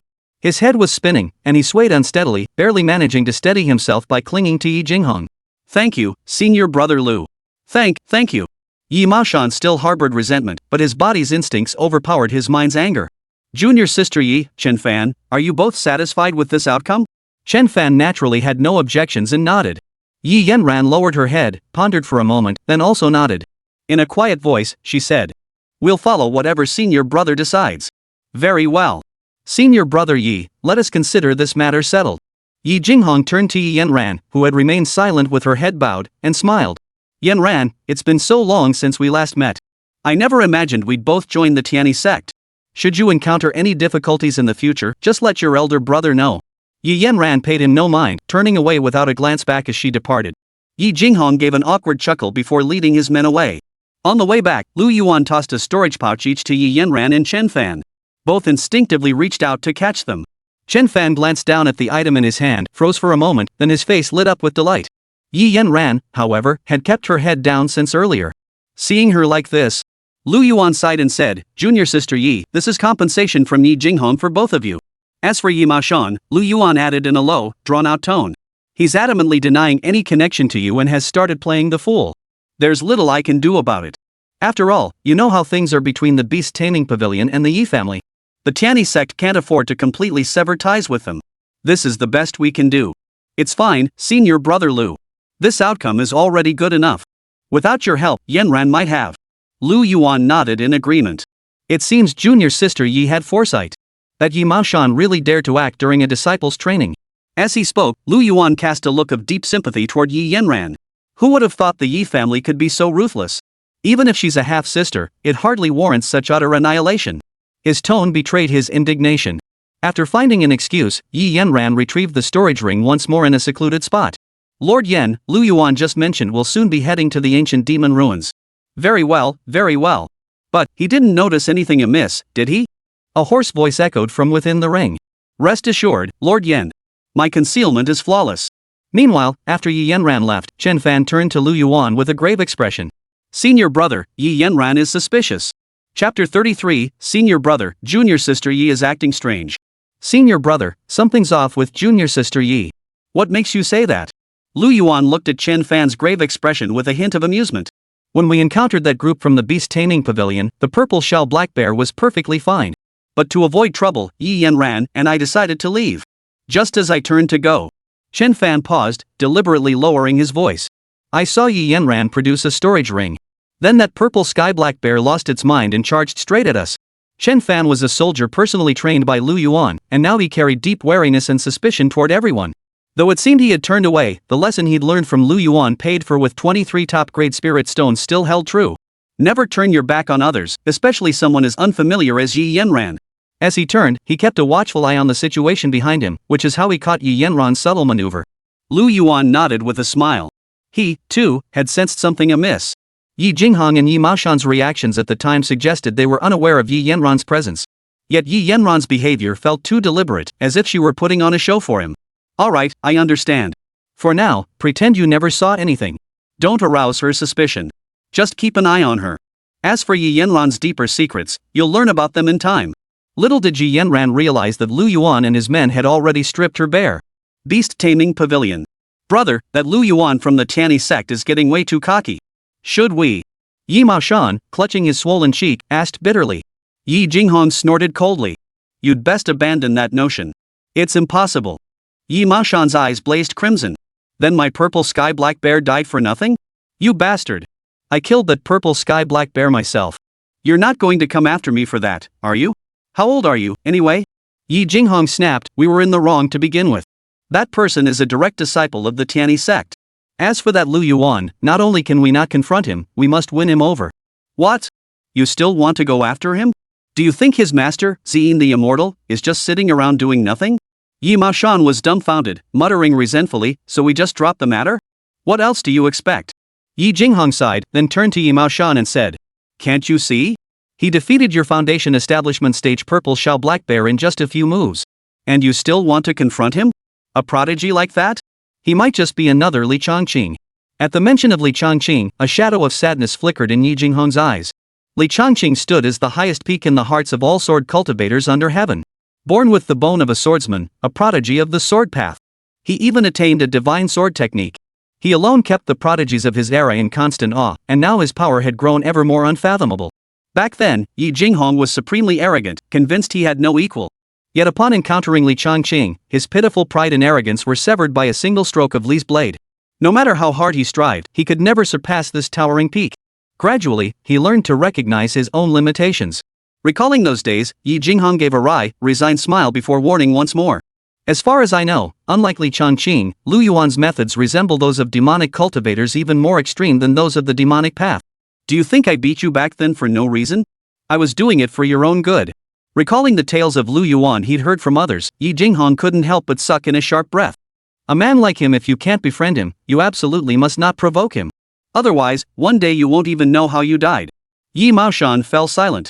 Though resentment still flickered in his eyes, he had at least regained his composure. Alright, let's leave it at that. And don't cause any more trouble with Yi Yanran either. Ever since she was little, I've seen it our sister is just like her mother, deeply calculating. Since she's joined the Tianyi sect, as long as she stays away from the Yi family, we'll leave her be. Yi Maoshan nodded in agreement. In time, I'll find you an even stronger beast. Really? Hee, you're the best, big bro.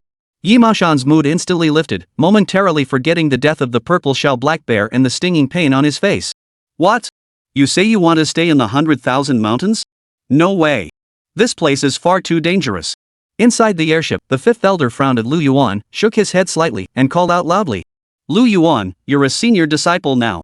The dangers of the 100,000 mountains need no further explanation from this old man.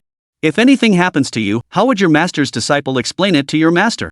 The fifth elder's blunt words showed no mercy toward Lu Yuan. Yet his words were undeniably reasonable, clearly motivated by concern for Lu Yuan's safety. Uncle Master, I'll just circle the outer perimeter. Nothing will happen. Explore? Isn't the Tianyi sect's rear mountain enough for you to explore? Why do you insist on staying here? You wouldn't happen to be bewitched by that demoness from the Heavenly Demon Sect, would you? Trying to use this as an excuse to leave the Tianyi sect? The fifth elder's gaze pierced like two sharp arrows, as if intent on tearing through Lu Yuan's very soul. Uncle Master, what wild notions are you entertaining? Lu Yuan wore an exasperated expression, forcing an awkward smile. Have you forgotten who slew the 213th to 234th generation demonesses of the Heavenly Demon Sect? True. What exactly lies within the 10,000 mountains that must be left behind? Wait, something's off. The fifth elder suddenly remembered something, frowned intently at Lu Yuan, and asked. Lu Yuan, are you planning to go to the ancient demon ruins? What? The ancient demon ruins? What are the ancient demon ruins? Lu Yuan's heart skipped a beat, but he put on a simple, innocent smile and scratched his head in confusion. The fifth elder, a seasoned cultivator with years of experience, was no fool. He knew exactly what Lu Yuan was up to. Nodding, he offered a kindly smile and spoke softly. Lu Yuan, how has your master uncle treated you in daily life? My master has always been exceptionally kind to me. Lu Yuan's eyes darted about as he quickly changed the subject. But I have matters to attend to. As for safety, my master will return shortly. Uncle Master needn't worry. Watching Lu Yuan's hastily retreating figure, the fifth elder sighed deeply. At my age, would I still covet such a small opportunity? Enough. Once Lu Yuan had completely departed, the fifth elder immediately summoned Mo Qianyu with his divine sense. Disciple, your master has a tremendous opportunity to bestow upon you. You need not return with us.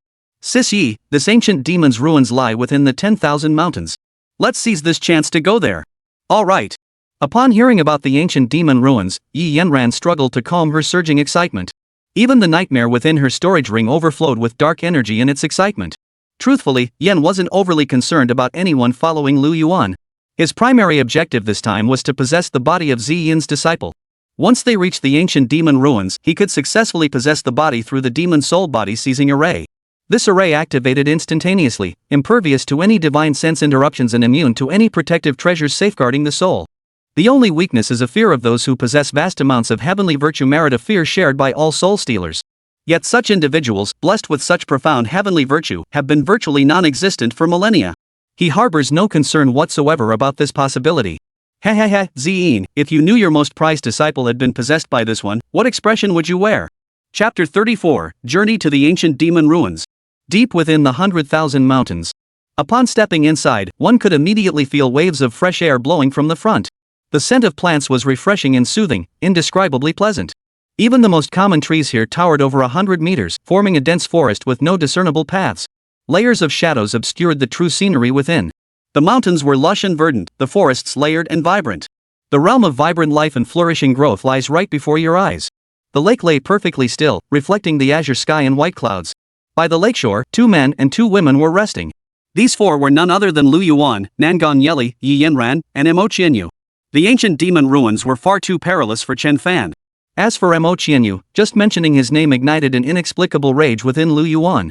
The fifth elder, with his thick eyebrows and large eyes, swore up and down that he would never compete with Lu Yuan for opportunities. In reality, he had simply shoved Mo Qianyu over. He claimed that the Golden Crow ancient jade in Lu Yuan's possession also bore a karmic connection to the Enlightenment Peak. What an ungrateful son. Lu Yuan caught quite a few grass carp in the lake. Back in his previous life as a college student, he'd worked part-time as a kitchen helper during breaks. For him, this task posed no difficulty whatsoever. Within a quarter of an hour, he had cleaned and prepared over a dozen fish. Senior brother, this dagger of yours is quite something pink and delicate. Looks like a high-grade post-natal spiritual treasure. But why haven't I seen you use it before? Nangong Yeli looked at the sheathed short blade Lu Yuan had used to prepare the grass carp, her expression puzzled. You mean this? Lu Yuan picked up the short blade in his hand and gave it a shake. The blade measured about 12 inches long, its sheath a deep, mossy green that radiated a chilling aura. Using it to handle these green fish felt like overkill. Lu Yuan remained silent, shifting his gaze to the quiet Imochianyu beside him. Nangong Yeli followed Lu Yuan's gaze, her eyes shifting to Imochianyu beside them.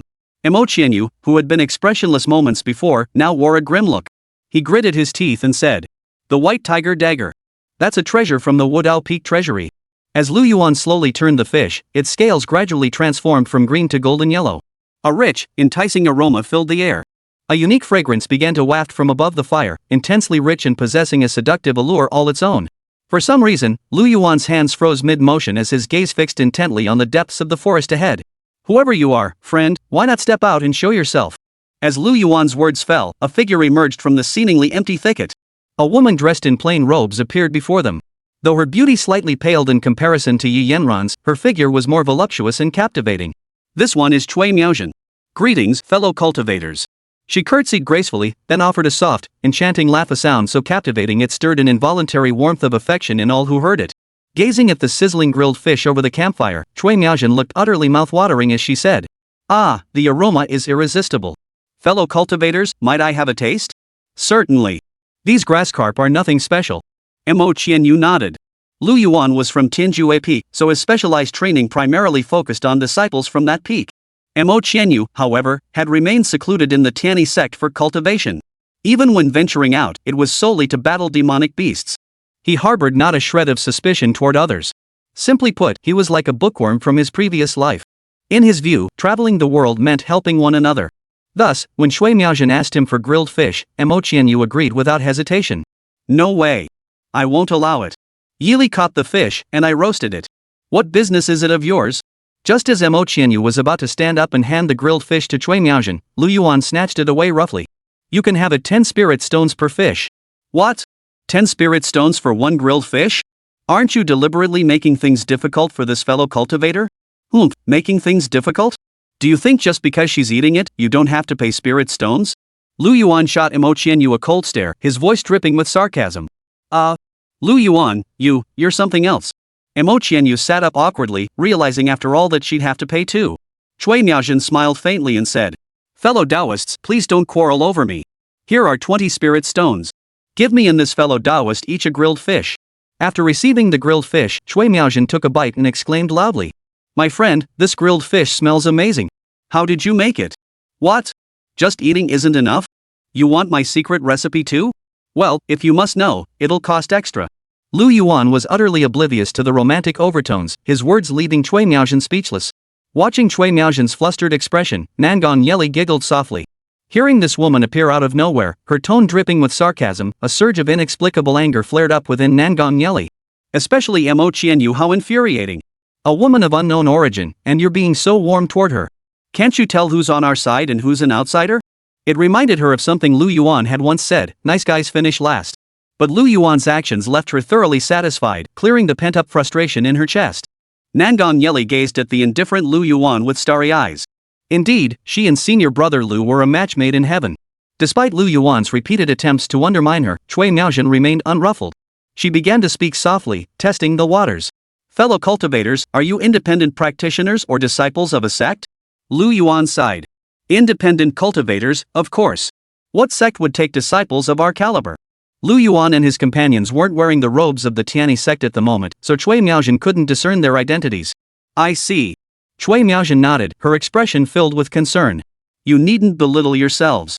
Frankly, with your cultivation level, those sect disciples who just stay within their walls might not even match up to us independent cultivators. However, forgive my frankness, but you still lack adaptability." "Oh?" Seeing Lu Yuan's interest piqued, Cui Miaozhen smiled faintly. "As independent cultivators, we naturally cannot compare to those sect disciples with powerful backing. In the cultivation world, sticking to conventional paths alone won't make you wealthy." "Oh, wealth? Where did you amass your fortune, senior sister?" At the mention of riches, Lu Yuan shed his earlier aloofness, his expression betraying keen interest. I'm a bit slow on the uptake. Could you elaborate, senior sister? Cavern relic sites. When great cultivators at the nascent soul or transcendent spirit stages perish, they often establish these sites to preserve their legacies. These caves hold not only vast quantities of spirit stones, elixirs, and medicinal herbs, but even precious cultivation techniques. If any fellow cultivators are interested, I've recently discovered a relatively safe cave dwelling. A cultivation-themed scam was unfolding. Lu Yuan sneered inwardly. This woman's coaxing manner was uncannily similar to how he had deceived Qin Fan and Nangong Yeli. Who would have thought someone would try to reel in Lu Yuan? What cave-dwelling opportunity? Just bait. Looks like I've met my match. Seeing us as a group of greenhorn cultivators, she wants to lure me out and slaughter me. After pondering this for a long while, Lu Yuan finally spoke slowly. We've considered it. Our cultivation is too shallow. This tremendous opportunity should be left for senior sister alone. With that, Lu Yuan left without another word, taking Nangong Yeli and the others with him, leaving only Cui Miaojin standing there alone. Moments later, gazing at the receding figures and the spent campfire, Cui Miaojin nearly gnashed her teeth in fury as realization dawned, her fair face now twisted with murderous intent. How dare he play me for a fool? Cui Miaojin turned and departed, heading toward a cave dwelling. Inside, a young Taoist priest clad in black robes had been waiting for quite some time. Seeing Cui Miaojin alone and looking grim, he immediately frowned. Failed? Cui Miaojin shook her head. It could have succeeded, but one of them was overly cautious. They left, and even swindled me out of 20 spirit stones. The man grinned, his lips and teeth seeming to drip with the taste of blood. 20 spirit stones, you might have the life to take them, but not necessarily the life to use them, right? What you mean is, a bunch of greenhorns fresh off the 10,000 mountains, what tricks could they possibly have? This time, we won't lure them in. We'll strike directly. Chapter 35, you have at least 3 things to say. After leaving the lakeside location, Lu Yuan and his companions didn't speed up to escape Cui Miaojin. Instead, they found a cave dwelling and stopped. Lu Yuan, what are you doing? Hurry up and leave. That woman is clearly trouble. Mo Qianyu, though less cautious than Lu Yuan, still possessed some sense. He too had noticed something off about Cui Miaojin. Lu Yuan glanced up at Mo Qianyu. You can't guard against thieves forever. If we don't kill them now, are we supposed to wait for them to kill us? Seeing the contempt in Lu Yuan's eyes, Mo Qianyu gritted his teeth, his frustration reaching its peak. To think that he, the esteemed second senior brother of Wu Daopi, had sunk to such a state being lectured by Lu Yuan, a mere disciple from Tinjue Peak. This feeling grated intensely on the proud and ambitious Mo Qianyu. If you wanted to kill us, you should have done it earlier. Coming now is pointless. Lu Yuan chuckled and countered, what about the people behind that woman? Mo Qianyu froze, then replied without hesitation. Of course we'd have that woman lead the way. Lu Yuan narrowed his eyes, a sharp gleam flashing within. Following your plan, the 4 of us would follow her to the cave dwelling she mentioned. That's their territory. Moving against them there would be extremely disadvantageous for us. Lu Yuan continued his analysis. Moreover, we have no idea how many of them are in that cave dwelling, or what kinds of formations and traps might be set up inside. We're out in the open while they lurk in the shadows. Even if we survive, we'll suffer losses. Mo Qianyu remained expressionless, listening silently all along. Though he was deeply reluctant, he had to admit Lu Yuan's reasoning was extremely sound. Your analysis is sound, but what if they outnumber us? What then? Mo Qianyu countered. Faced with this question, Lu Yuan rolled his eyes and pointed at Mo Qianyu's head.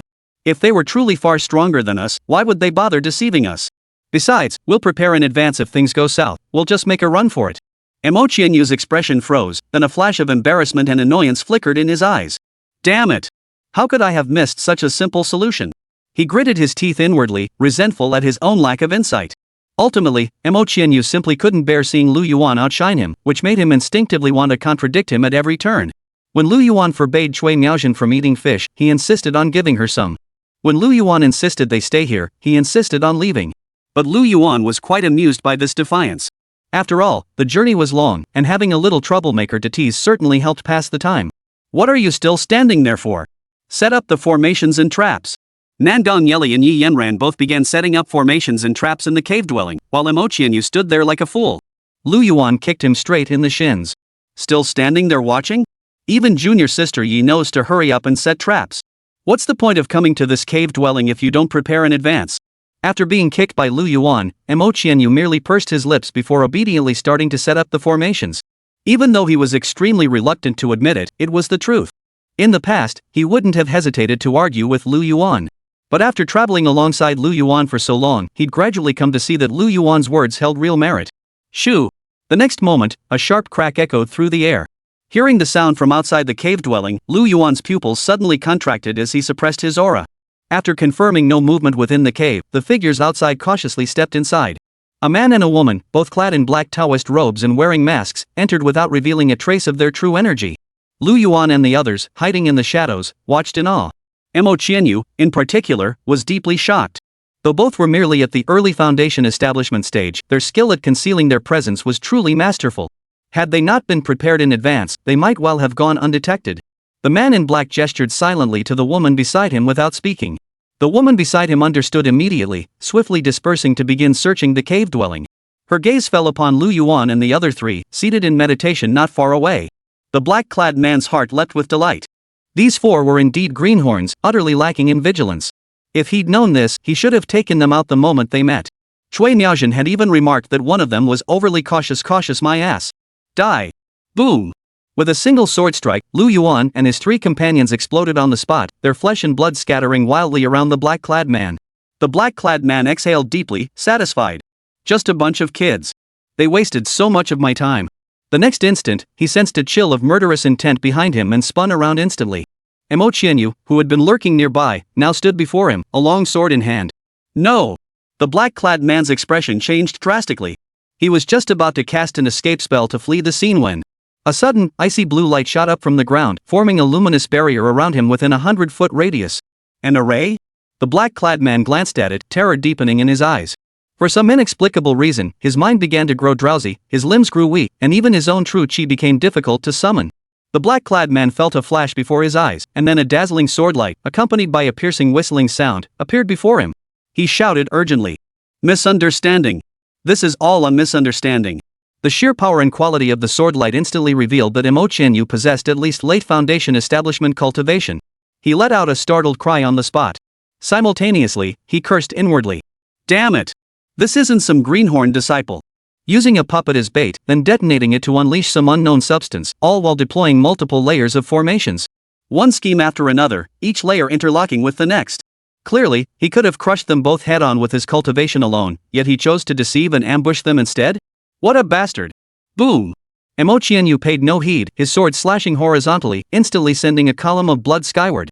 The black-clad woman who had entered with the man was utterly petrified by the sight, frozen in place. They were too brutal. For a moment, she couldn't tell who the true demon cultivators were. Cui Daoyu, remove your mask.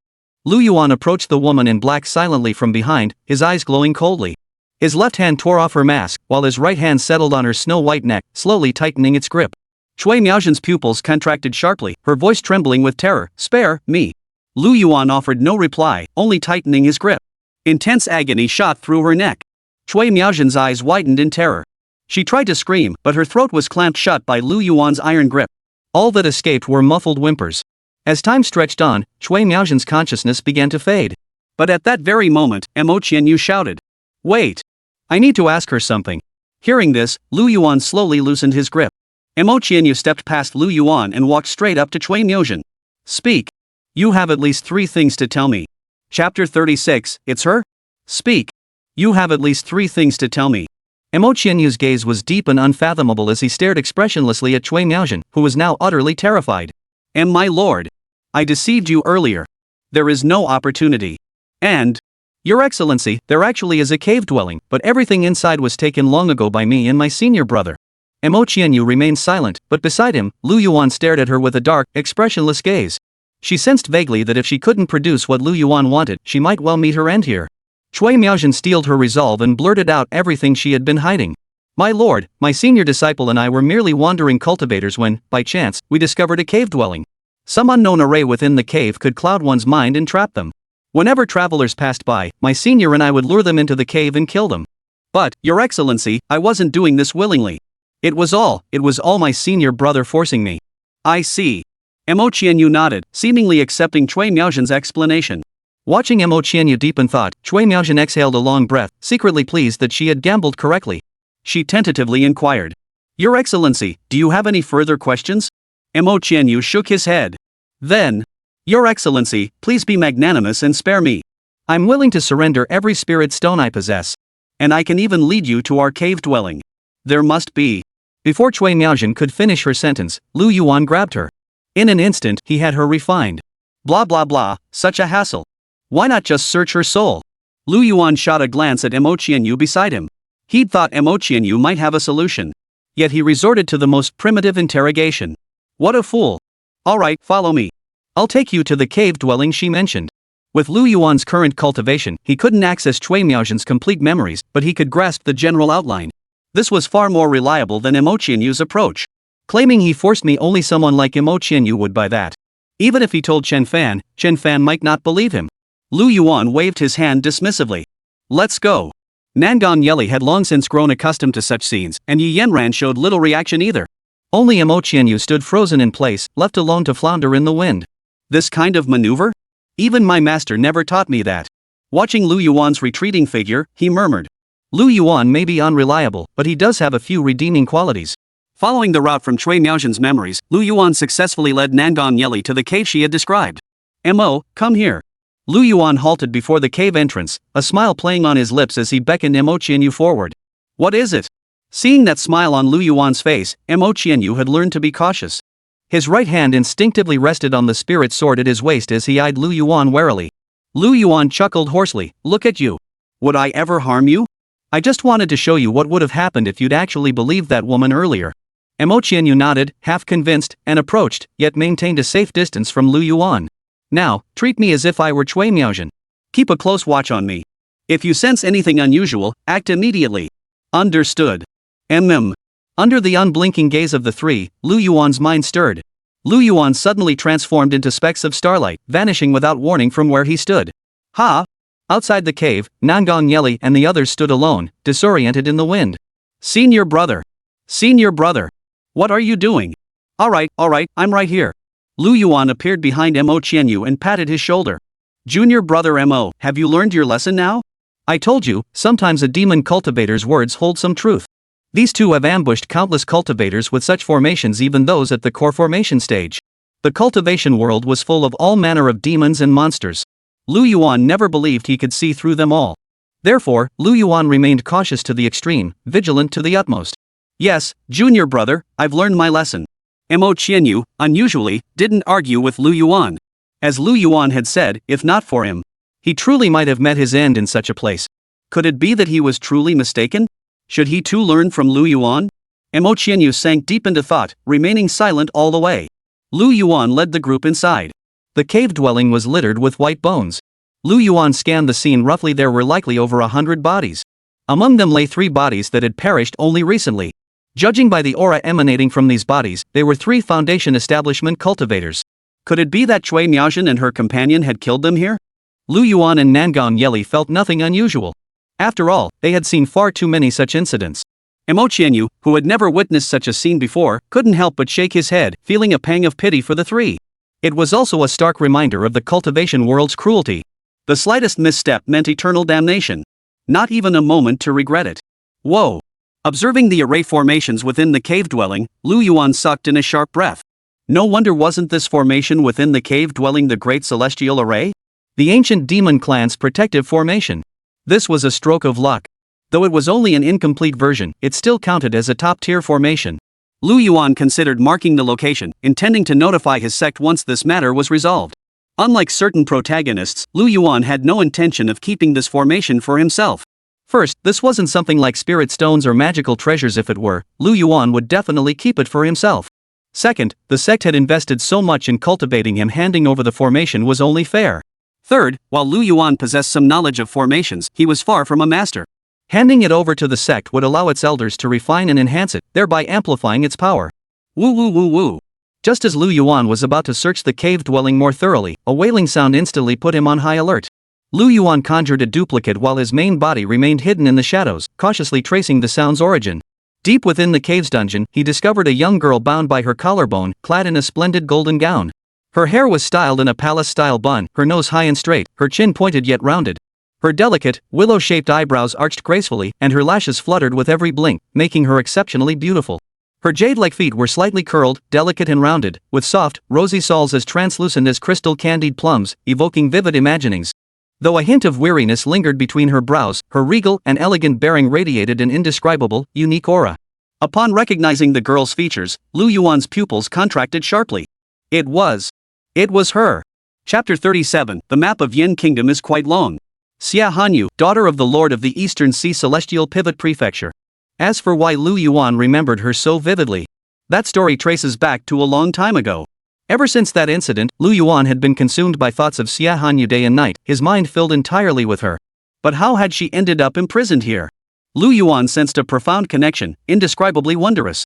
Still, caution was wise, this might very well be an illusion. Lu Yuan took a deep breath, stepped forward, and spoke gently. Fairy Hanyu, why are you here? Xia Hanyu's beautiful eyes widened. Young master, you know me? The fairy of Cold Moon from the Celestial Pivot Mansion, the foremost fairy of the East Sea. Who in the world doesn't know you? Xia Hanyu's voice suddenly grew urgent. My friend, how did you enter? Did you see that man and woman before coming to the cave? No need to worry, Fairy Hanyu. Those two have already been slain by me. Lu Yuan smiled warmly, unlocked the dungeon, and walked up to Xia Hanyu. He gently stroked her head. Xia Hanyu's cat-like eyes suddenly narrowed, and she froze in place. The next moment, a warm touch brushed her cheek. This was the very first time in her life a man had touched her. Ah! Xia Hanyu's face, already that of a peerless beauty in the making, instantly flushed with an alluring blush. Instantly turning as crimson as a ripe apple. Yet, for some reason, looking at Lu Yuan gentle and scholarly, the one who rescued her from the dungeon, she felt not the slightest aversion, but rather a surge of palpitation and familiarity. She had seen this young master before. Fortunately, Lu Yuan only examined Xia Hanyu's body. Finding no serious issues, he withdrew his hand. Fairy Hanyu, why did you? Just call me Hanyu. Hanyu, why were you trapped here? Are you alone? Are there any other disciples from the Celestial Pivot Pavilion? Lu Yuan asked, puzzled. At this mention, Xia Hanyu's eyes instantly dimmed as she explained. There were 3 senior brothers with me. Originally, the 4 of us came to the 100,000 Mountains for training. We happened to meet a woman who invited us to seek opportunities together. The 4 of us thought it was a good opportunity to train here, so we didn't suspect anything and followed her to the cave dwelling to seek our fortune. Unexpectedly, the moment my 3 senior brothers stepped inside the cave, they were overpowered by people who had been lying in wait. Senior brother Wang shouted, I came seeking fortune. What do you think you're doing? Then, overcome with rage, he lunged at the woman who had brought us here. But whatever that black-clad man used, waves of starlight flashed, causing excruciating headaches that made it impossible to open our eyes. When I finally regained consciousness and saw my 3 senior brothers again, they had already been killed. Alas! The unbearable memories surfaced before her eyes. Xia Hanyu's gaze turned sorrowful as she recounted the events with a look of deep injustice. Lu Yuan propped his chin on his hand, roughly piecing together Cui Miaozhen's purpose in keeping Xia Hanyu. So it seems Cui Miaozhen and that dark-clad man intended to enslave Xia Hanyu. They intended to use her to lure more cultivators, for Xia Hanyu's beauty far surpassed Cui Miaozhen's. Cui Miaozhen was fortunate, however, as she hadn't yet acted against Xia Hanyu, merely imprisoning her here. Otherwise, he wouldn't even need to lift a finger. The life-saving measures left on Xia Hanyu by the Tianshu Pavilion would have obliterated both of them. Ah, Hanyu, I'm sorry for your loss. But didn't you two notice such an obvious deception? Lu Yuan sighed, then shifted the topic. Could it be, junior sister Hanyu, that your Tianshu Pavilion doesn't teach you these things? Ha? What? Teach what? Xia Hanyu was utterly confused and pressed curiously for answers. Ahem. Seeing the look of genuine curiosity on Xia Hanyu's face, Lu Yuan felt a surge of secret delight. Finally, the moment he'd been waiting for. All that time spent pretending hadn't been in vain. He'd been waiting for this moment. Ah, so your Tianshu Pavilion doesn't teach the basic common sense a cultivator needs when out in the world? Junior sister, I've never heard of such a thing. Xia Hanyu shook her head. Lu Yuan flashed a wide, innocent smile as his right hand reached into his robe. He then pulled out 4 books and placed them in Xia Hanyu's hands. Lu Yuan clasped his hands behind his back, tilting his head back with a beaming, teacher-like smile, radiating warmth as if glowing from within. These are the textbooks I poured my heart and soul into, compiling them from various ancient texts and consulting with many great masters. Xia Hanyu examined the 4 books Lu Yuan handed her closely. The Art of Reading People. The Art of Social Tactics. The Secrets of Human Nature. Dark Psychology. Xia Hanyu's small face was filled with astonishment, her luminous blue eyes sparkling like starlight. She couldn't resist flipping through the contents. But once she did, these 4 books seemed to unlock a whole new world for her. So this is how it could be. In an instant, Xia Hanyu was utterly captivated by the contents within. If only she had read this book earlier, then perhaps those 3 senior brothers wouldn't have. Junior sister Hanyu. Seeing that she was hooked, Lu Yuan reached out to take back the 4 books. I can buy them. Seeing Lu Yuan's hand reaching out, Xia Hanyu instinctively shielded the books against her chest and blurted out. You want to buy them? Yes, yes. Xia Hanyu nodded her little head repeatedly. But Xia Hanyu, these 4 books are the result of my utmost effort. I'm not short on spirit stones either. Since their true value remains unknown, I fear you might be shortchanged. Let's just forget it. Lu Yuan looked troubled. Ah, senior brother, our meeting is fate itself. Since you don't want spirit stones, what do you need? Lu Yuan pondered for a long time before finally saying, I wonder if junior sister Hanyu has any flute-related cultivation techniques? Flute techniques? Yes. Xia Hanyu was suddenly torn. This was too coincidental. She happened to have a flute technique manual on hand right now. But should she trade it? Oh, right. Xia Hanyu suddenly recalled something she'd seen earlier in the art of social tactics, exchanging the useful for the useless. The 9 Netherworld's cold jade sound gong secret was merely a decoration in his hands now, but these 4 books were different. 1 book for 4. Seen this way, she was actually coming out ahead. Senior brother, I'll trade you the 9 Netherworld cold jade sound gong ju for these 4 books. What do you think? Upon hearing the name 9 Netherworld cold jade sound gong secret, Lu Yuan was overjoyed. Finally, he'd gotten his hands on it. Suppressing his excitement, Lu Yuan approached and slowly nodded. After Xia Hanyu handed him the ancient text inscribed with the 9 Netherworld's cold jade sound gong ju, Lu Yuan finally exhaled in relief. Wait, senior brother. What is it? Lu Yuan felt a pang of anxiety. Had Xia Hanyu sensed something amiss? This 9 Netherworld cold jade sound gong technique requires the dragon roar cold jade flute to unleash its full power. Other flutes likely cannot be paired with this cultivation method. And the dragon's roar cold jade flute was swindled away from me by a fraud from the Tianyi sect when I was a child. Xia Hanyu said indignantly. Senior brother, remember, if you ever get the chance, retrieve that flute from the Tianyi sect. But if it truly can't be done, never, ever hand this technique over to their disciples. Lu Yuan chuckled. Of course, absolutely. At that very moment, Lu Yuan instinctively sensed something, his brow furrowing. He immediately distanced himself from Xia Hanyu. Then spun around abruptly. Nangong Yeli had appeared without warning, tilting her head slightly as she stared intently at him and Xia Hanyu. Her gaze was vacant, her pupils unfocused, devoid of any spark. Senior brother, you had us clean the cave dwelling, yet you're over there playing the hero saving the damsel in distress? Chapter 38, The Ancient Demon Ruins are finally here. Nangong Yeli's eerie voice echoed in Lu Yuan's ears. Lu Yuan felt a chill run down his spine, as if someone were scraping the deepest, coldest ice from the underworld along his vertebrae. Junior sister, you're here. Lu Yuan forced an awkward yet polite smile. Senior brother, how long did you plan to keep us waiting outside? Nangong Yeli's phoenix-like eyes widened in reproach. Her tone was icy, domineering, and tinged with a faint, almost imperceptible hint of resentment. Hey, where did you come from? Sensing the hostility radiating from Nangong Yeli, Xia Hanyu's expression darkened. Why should I tell you? I'm more curious about where you came from. Xia Hanyu's tone had completely shed the gentle grace she'd shown when speaking to Lu Yuan, turning icy and hostile. The air instantly thickened with tension. Junior sister, this is junior sister Hanyu from the Celestial Pivot Pavilion. She was framed by Cui Miaojin and imprisoned in this dungeon. Sensing the tense atmosphere, Lu Yuan awkwardly interjected to lighten the mood. So that's how it is.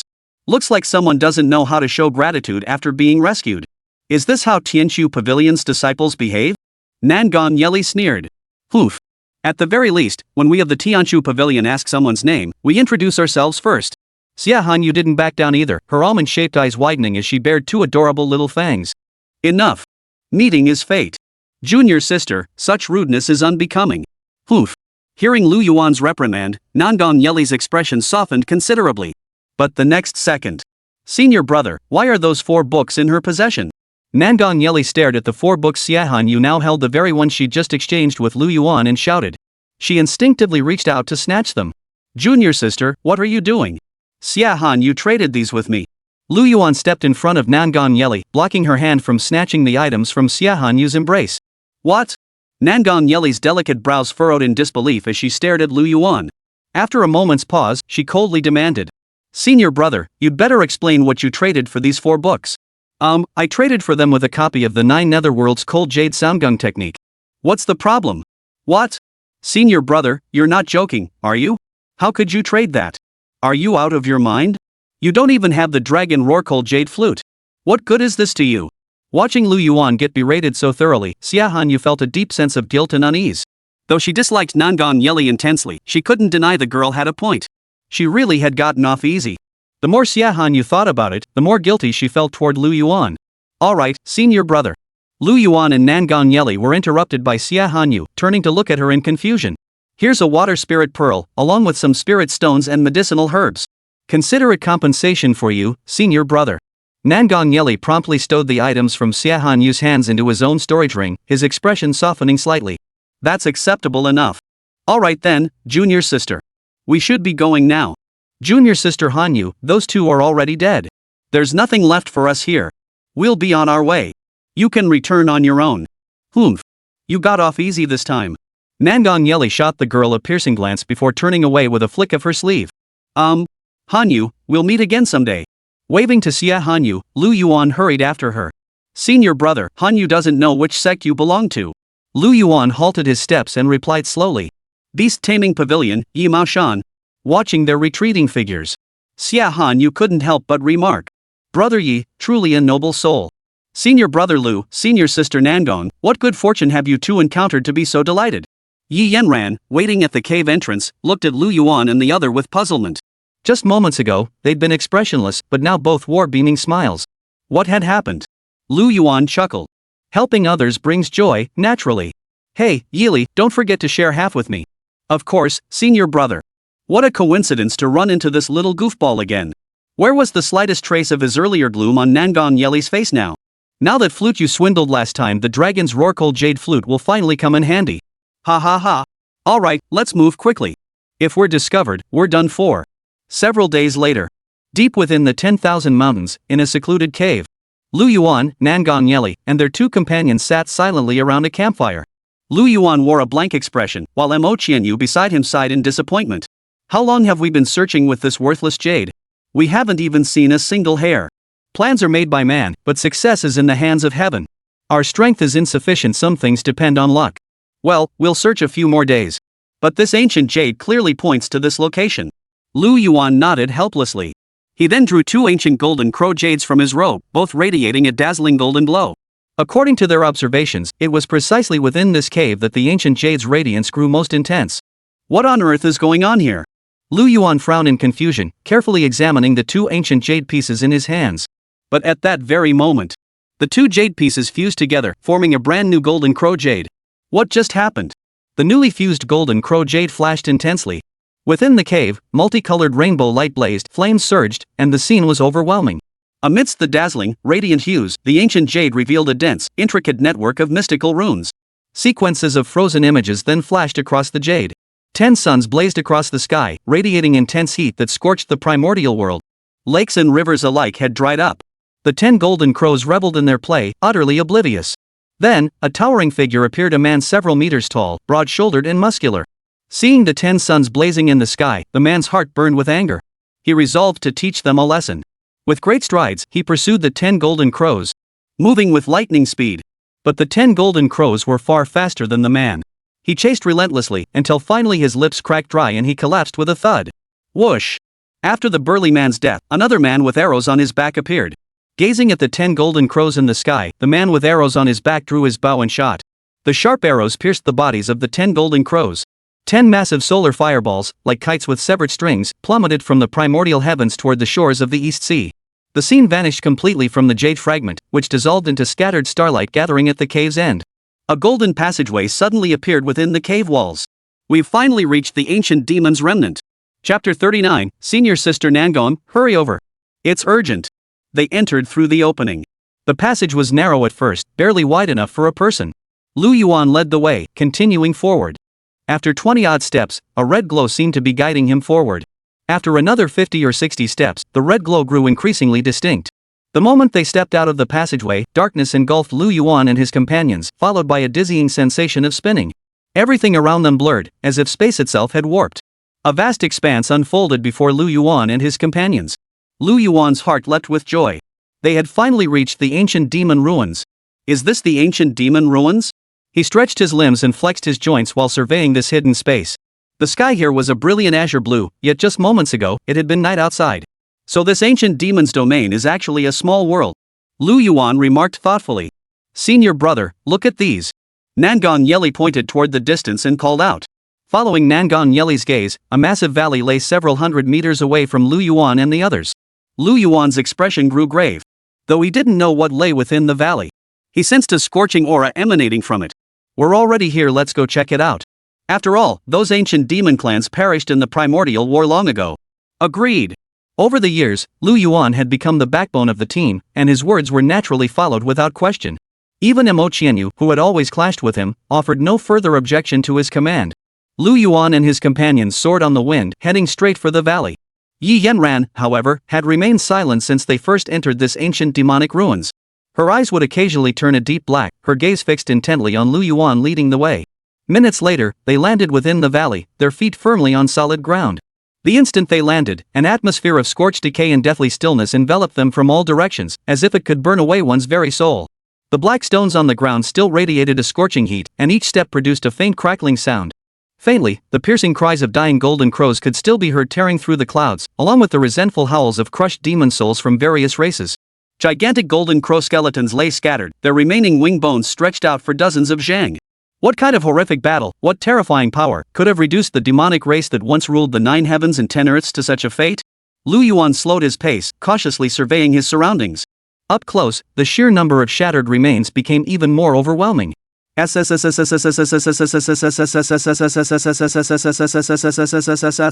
Lu Yuan sucked in a sharp breath. He slowly approached the nearest golden crow skeleton and gently placed his hand upon it. The next second, the golden crow remains vanished. Ha ha ha ha.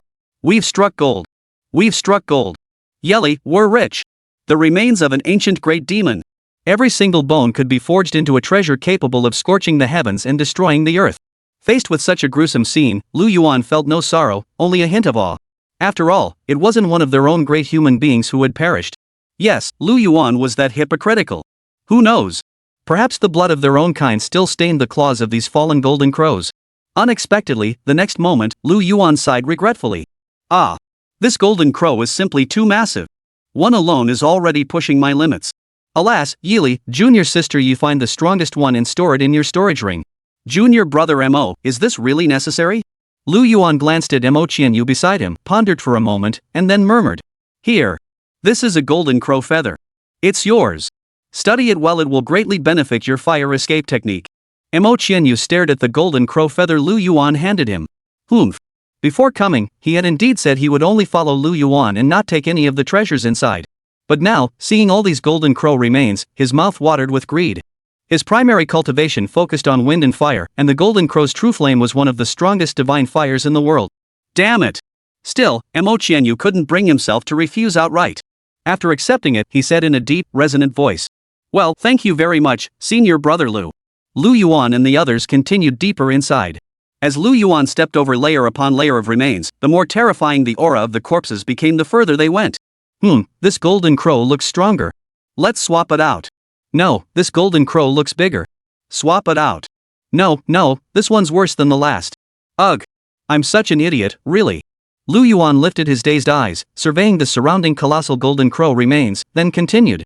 I knew full well that the ancient demon ruins held the remains of primordial beasts, yet why did I only bring so few storage rings? Lu Yuan shook his head in melancholy. After his inspection, Lu Yuan discovered that only the corpses of these ancient beasts remained in the ancient demon ruins.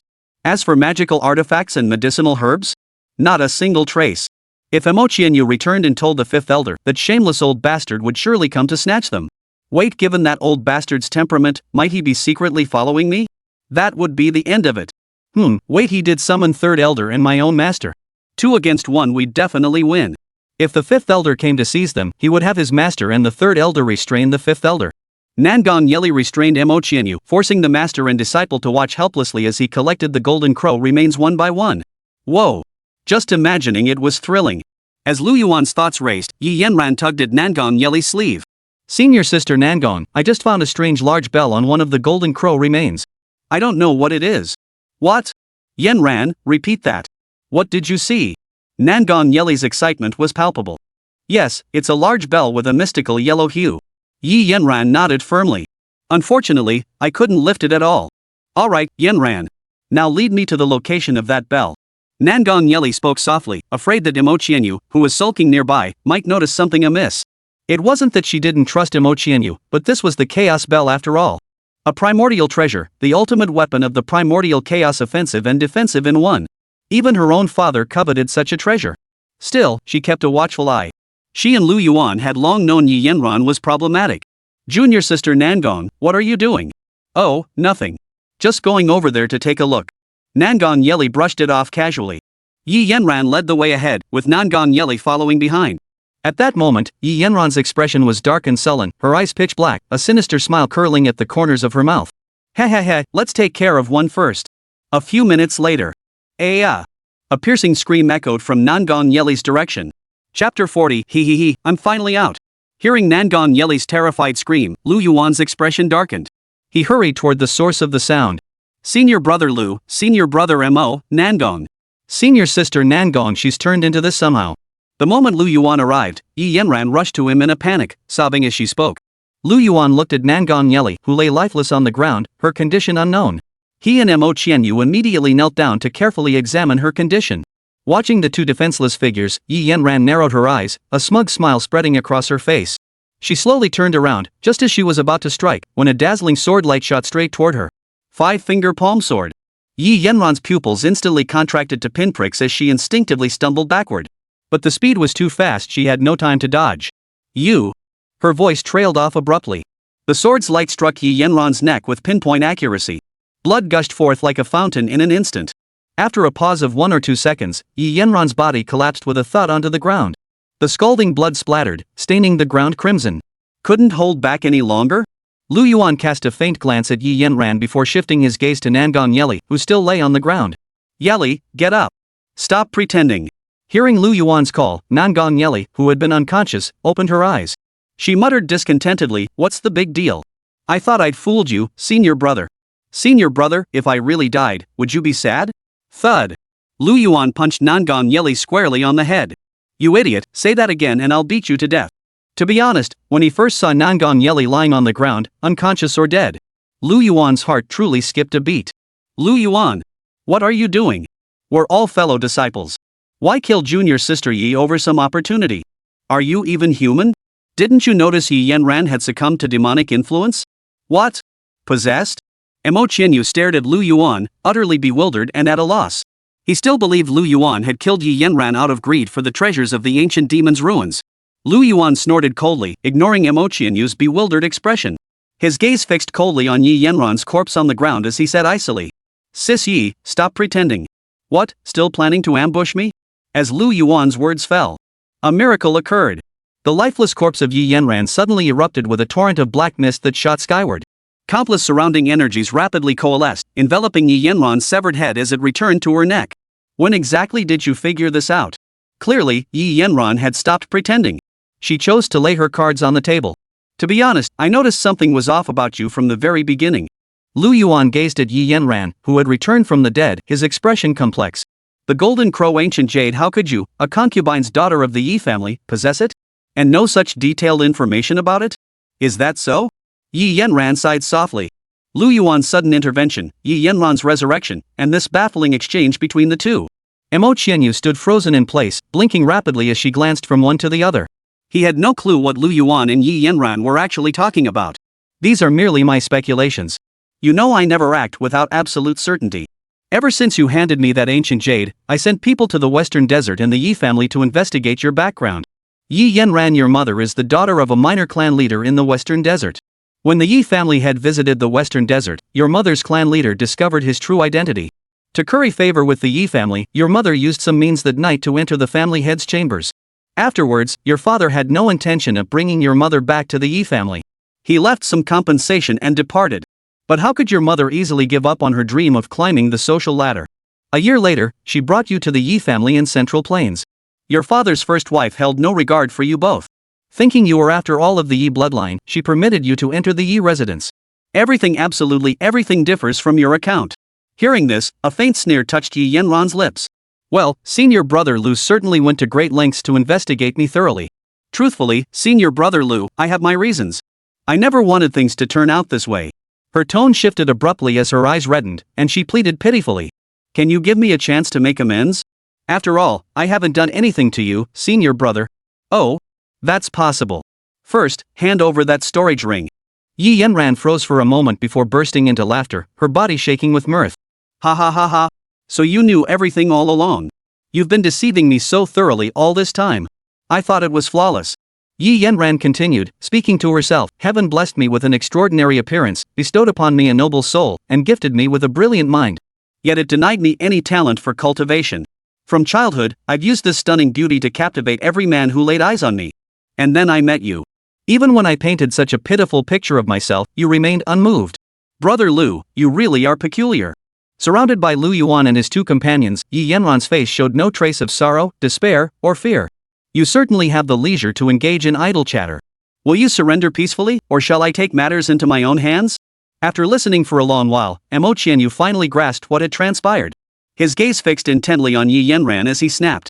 Yanran chuckled coldly. Surrender? Since I dared to lure the three of you here, I naturally have a way to deal with you. Lord Yen. It's your turn to act. A cruel and triumphant smile spread across Yi Yanran's face. The icy glow emanating from her body suddenly surged violently. What? But unexpectedly, it was Yi Yanran who cried out in shock, not Lu Yuan and his companions. What was happening? Yi Yanran was utterly horrified. She realized her body was no longer under her control. Her soul, her very soul, was failing her. I've helped you so much. Now it's time for you to repay me. A sinister glow flared intensely within Yi Yanran's pupils, rapidly spreading until it completely engulfed her whites, transforming them into a pitch-black void. Despite her desperate struggle and resistance, Yi Yanran was powerless to stop it. In her final moments of lucidity, she finally understood. The nightmare demon had been steadily eroding and infiltrating her body. Each time she tapped into its power, her flesh was consumed. Now, her body was completely under the nightmare demon's control. The nightmare demon's methods were too cunning, she had only just realized it. Controlling Yi Yanran's body, the nightmare demon stared directly at Lu Yuan, its gaze utterly unguarded. Ha. When the balance of yin and yang is reversed, I shall stain the heavens with demonic blood. I am the nightmare heaven ancestor. Chapter 41, Lu Yuan, I. Holy. The nightmare ancestor slowly raised his hand, feeling the dark power surging anew within him. A terrifying crimson light suddenly burst forth from his cloudy eyes, while black mist churned violently around his body. This body is too weak, but it's still enough to deal with you lot. Arrogant fool, taste my wind-fire divine dragon. Mo Qianyu roared in fury as a half-meter-long illusory wind-fire divine dragon surged forth, lunging straight at the old ancestor Yen Tian's face. Poof! With a casual flick of his finger, the old ancestor Yen Tian instantly condensed a wisp of black mist into a spear, piercing precisely at the dragon's vital point. Clang! The dragon's claw collided with the black spear, producing a crisp metallic clang. The dragon's body was momentarily staggered by the impact. A flicker of surprise crossed Mo Qianyu's face. He stepped forward and thrust both palms forward with force. Wind-fire divine dragon, shatter. In an instant, the dragon's illusory form surged to over 3 meters in length. Its flames blazed fiercer, gale-force winds howled, transforming into a torrent of wind and fire that swept outwards. The searing light reflected off the face of the nightmare heaven ancestor. A cold smile curled his lips as he flicked his finger, sending the black spear darting forward like a dark line. Boom! The torrent of wind and fire collided with the black spear. The flames and gale-force winds instantly dissipated, while the black spear shattered inch by inch, dissolving into specks of black mist. This is going to be tough. Lu Yuan shook his head inwardly. On the surface, it appeared to be a stalemate. But in reality, it was like an old man toying with a child. Mo Qianyu was no match for him at all. Fortunately, he'd been cautious and summoned both his master and the third elder beforehand. Youngster, you should have sent your master instead. You're still too green. The voice of the nightmare heaven ancestor seemed to echo from the depths of the underworld, carrying a bone-chilling cold. A wisp of black mist slowly coalesced at the tip of his withered, bony finger. Lu Yuan! Mo Qianyu suddenly shouted Lu Yuan's name. Lu Yuan looked over in confusion, utterly baffled.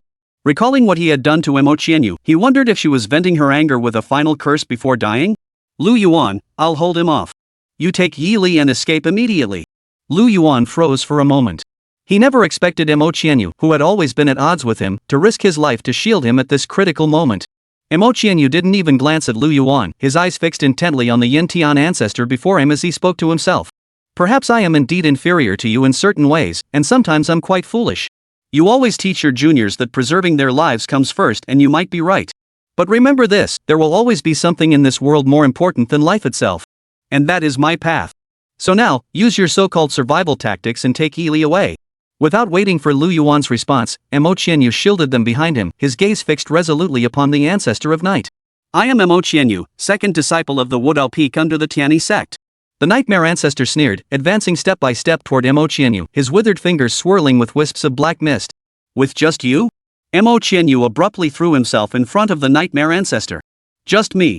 The old ancestor Yen Tian's expression darkened as black mist swirled into a vortex in his palm. Your stubbornness is amusing enough. Perhaps keeping you alive might amuse me, but I have no patience to waste on you now. Mo Qianyu offered no reply, his hands swiftly forming seals. His eyes instantly blazed crimson, while towering green gale winds surged around his body. Sparks danced within the whirlwind, transforming him into a moving furnace of wind and fire. Oh! A flicker of surprise crossed the old ancestor Yen Tian's eyes, his lips curling into a cruel smile.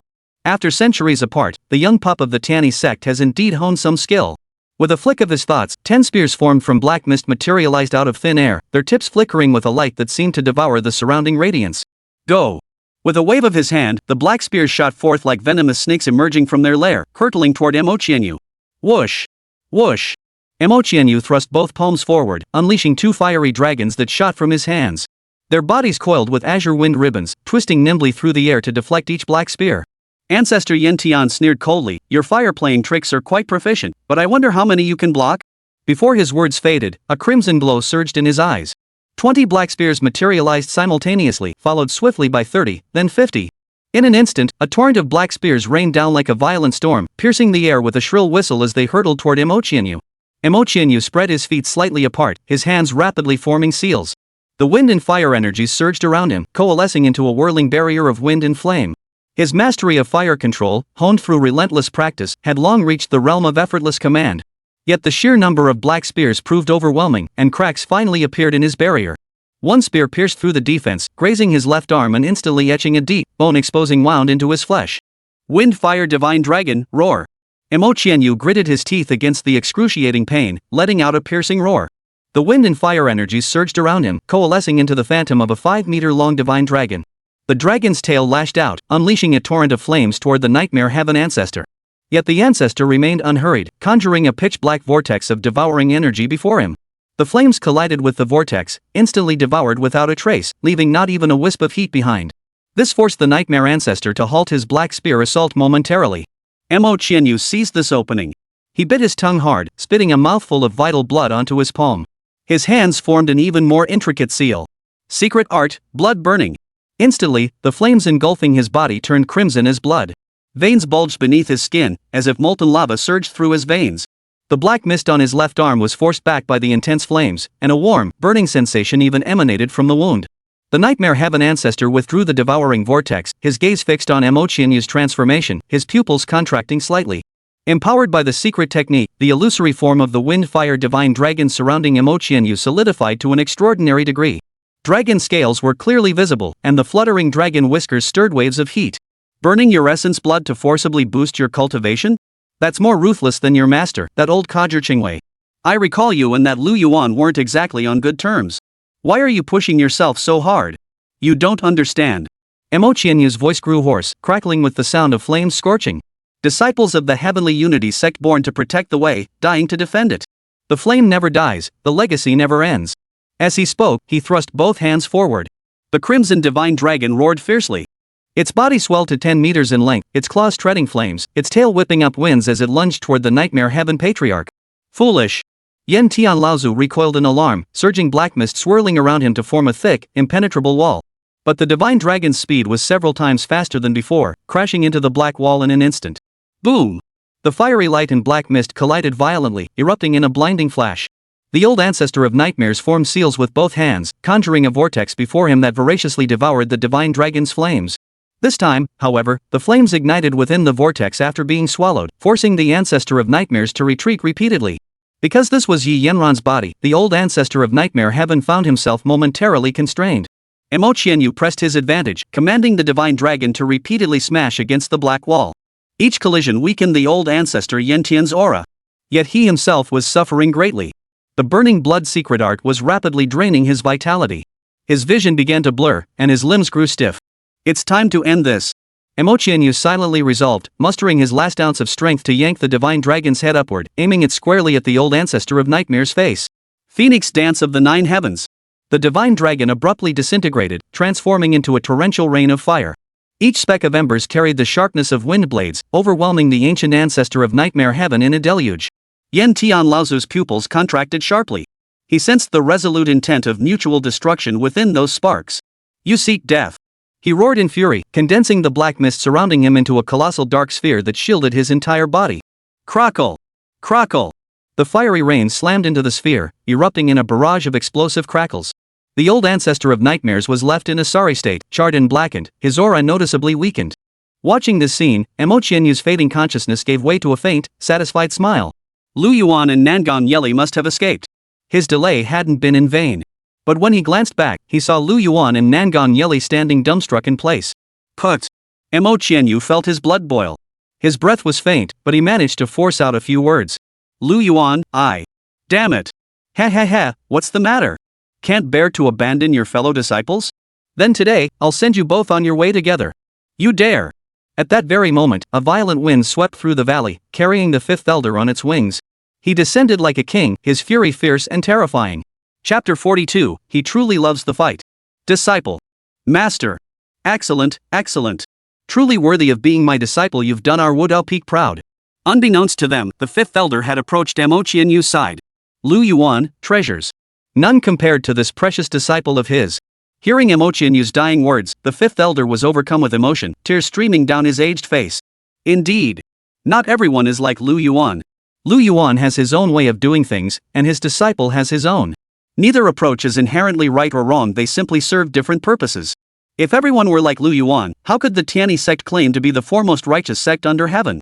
Who would have thought that at his advanced age, he would still prove so clumsy? The fifth elder shielded Imochinyu's wounds with his true chi, glaring at the nightmare heaven ancestor with seething fury. Ancient ancestor Yen Tian, what audacity! Didn't you scorn my disciple earlier and demand I come? Well, I'm here now. Xingwei. Why are you here? Old man, I'm here too. A voice booming like a temple bell echoed through the air, and another towering figure stood tall amidst the chaos. True immortal crimson glow. What on earth is going on? I wondered who it could be. I didn't examine you closely back then, letting a fragment of your soul escape. And Yin. The old ancestor Yen Tian, who had been so confident moments ago, now gasped in shock. Such high regard for him? He couldn't defeat him even when he was alive, let alone now. Wait. He had been beaten to death by Yin. Now 3 of them had arrived at once, how could he possibly fight them? Ha ha ha. The old ancestor Yen Tian let out a resigned laugh. No wonder. Earlier, through his storage ring, he had observed the outside world and discovered that Lu Yuan possessed a maturity far beyond his years. Yet he'd been so easily lured into the ancient demon ruins by Yi Yenran. Before, he'd been blinded by joy. Now he understood. So the kid had this hidden trick up his sleeve. Good lad, you're ruthless. Still, he admired Lu Yuan's resolve. But that was all. He still had a backup plan. Yentian, the ancestor's body, now seemed shrouded in a layer of black mist, his form gradually becoming indistinct within the darkness. Only a pair of eyes, glowing with a crimson bloodlight, stood out starkly against the rising darkness. The old ancestor Yen Tian dared not let his guard down for even a moment. Better safe than sorry, a single moment of miscalculation could lead to total defeat. After all, these 3 were the most powerful divine cultivators of the present age. Now. Demon Soul Possession Array. A colossal pillar of crimson light shot skyward, unleashing an endless, piercingly cold aura that engulfed the valley. The ancient ancestor Yen Tian's divine soul shot forth like an arrow released from its string. Its speed reached the absolute limit. So fast it became a faint, ghostly light barely discernible to the naked eye. Master Lu Yuan blocked the exit, the third elder guarded in front of Nangong Yeli, and the fifth elder stood before Imochenyu. Yet Lu Yuan stood alone on his side. With a sharp thud, his soul collided with Lu Yuan's sea of consciousness with pinpoint accuracy. Ancient ancestor Yentian's heart surged with wild joy. Success! Though he couldn't fathom why those 3 old fools wouldn't intervene for Lu Yuan. Even Yin Jinren wasn't protecting his disciple, but rather feared he might escape. The old ancestor Yen Tian's soul, like a greedy viper, surged madly through that opening into the depths of Lu Yuan's sea of consciousness at an astonishing speed. He sneered inwardly. You 3 old fools, by the time you react, I'll have already taken over your nest. Lu Yuan's entire body will be mine. He could clearly sense that Lu Yuan offered not the slightest resistance. Was this sheer terror, causing him to panic? Or was it sheer powerlessness? The divine soul core of the nightmare heaven ancestor, tinged with a smirk of triumph, sank completely into Lu Yuan's body. This risky move, he made the right call. Outside, the 3 elders wore peculiar expressions. After a long silence, the third elder's voice echoed faintly. Second senior brother, how dare he attempt to seize that brat Lu Yuan's soul? Lu Yuan's master, Yin Jinren, looked puzzled and shook his head. He wasn't like this before. Who could have predicted he'd become so bold over these past centuries? To dare seize the soul of the Heavenly Tao's own son in over 1,000 years, Yin Tian was the first to attempt such a thing. When it came to courting death, the three of them would gladly call Yin Tian their ancestor. The old ancestor Yin Tian within Lu Yuan's body moved with infinite caution, yet propelled himself at his utmost speed toward the city gates. He raced toward the source of the divine consciousness at the far end. As he drew nearer, the sensation grew clearer and closer. Lu Yuan's powerful divine soul aura grew ever clearer. It seemed to be beckoning him. Clearly, his judgment had been entirely correct. It was finally within reach.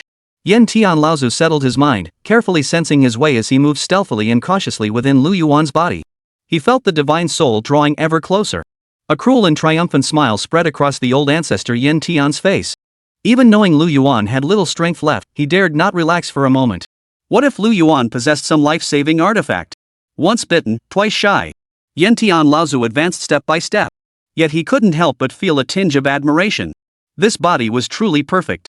If he could obtain it, given time, even Ziyin would stand no chance against him. Closer. Closer still. Lu Yuan's spiritual aura was drawing ever nearer. Truly within arm's reach. But the ancestor of night knew well. The closer one gets to success, the more likely mistakes become. Do not let your guard down. Be utterly cautious. Be extremely cautious. Before seizing the body, never let arrogance cloud your judgment. Those who truly seek victory wear no smiles on their faces. The ancestor of nightmares constantly reminded himself to be cautious as he slowly approached Lu Yuan's sea of consciousness. He was cautious to the extreme. Finally, he was but a step away from fully entering Lu Yuan's soul and taking over his body. At that moment, a smile finally appeared on his face. Just then, Lu Yuan's voice echoed. I'll give you a piece of advice, leave my body quickly, or you'll surely regret it. Ha ha ha, do you think I'm easily intimidated? Though Lu Yuan's voice carried a threatening edge, to him it sounded like nothing more than the desperate ranting of a cornered beast. It was merely the impotent ranting of a helpless man. It couldn't intimidate him at all. In fact, it only strengthened his conviction and brought him greater joy. A smug smile even crept onto his lips. Now, this body was his to claim. The Nightmare Heaven ancestor roared with laughter, his form darting like lightning into Lu Yuan's sea of consciousness. Chapter 43, Instant Assimilation. What? A startled cry echoed, filled with shock and unease. Completely unlike any divine soul he had ever seen before, Lu Yuan's divine soul shimmered with golden light. Bathed in this golden radiance, he felt a tremor of dread and trepidation deep within his heart. As a demonic cultivator, the Nightmare Heaven ancestor had naturally never witnessed the merits of the Heavenly Tao. Thus, his unfamiliarity with the golden radiance within Lu Yuan's soul was entirely understandable.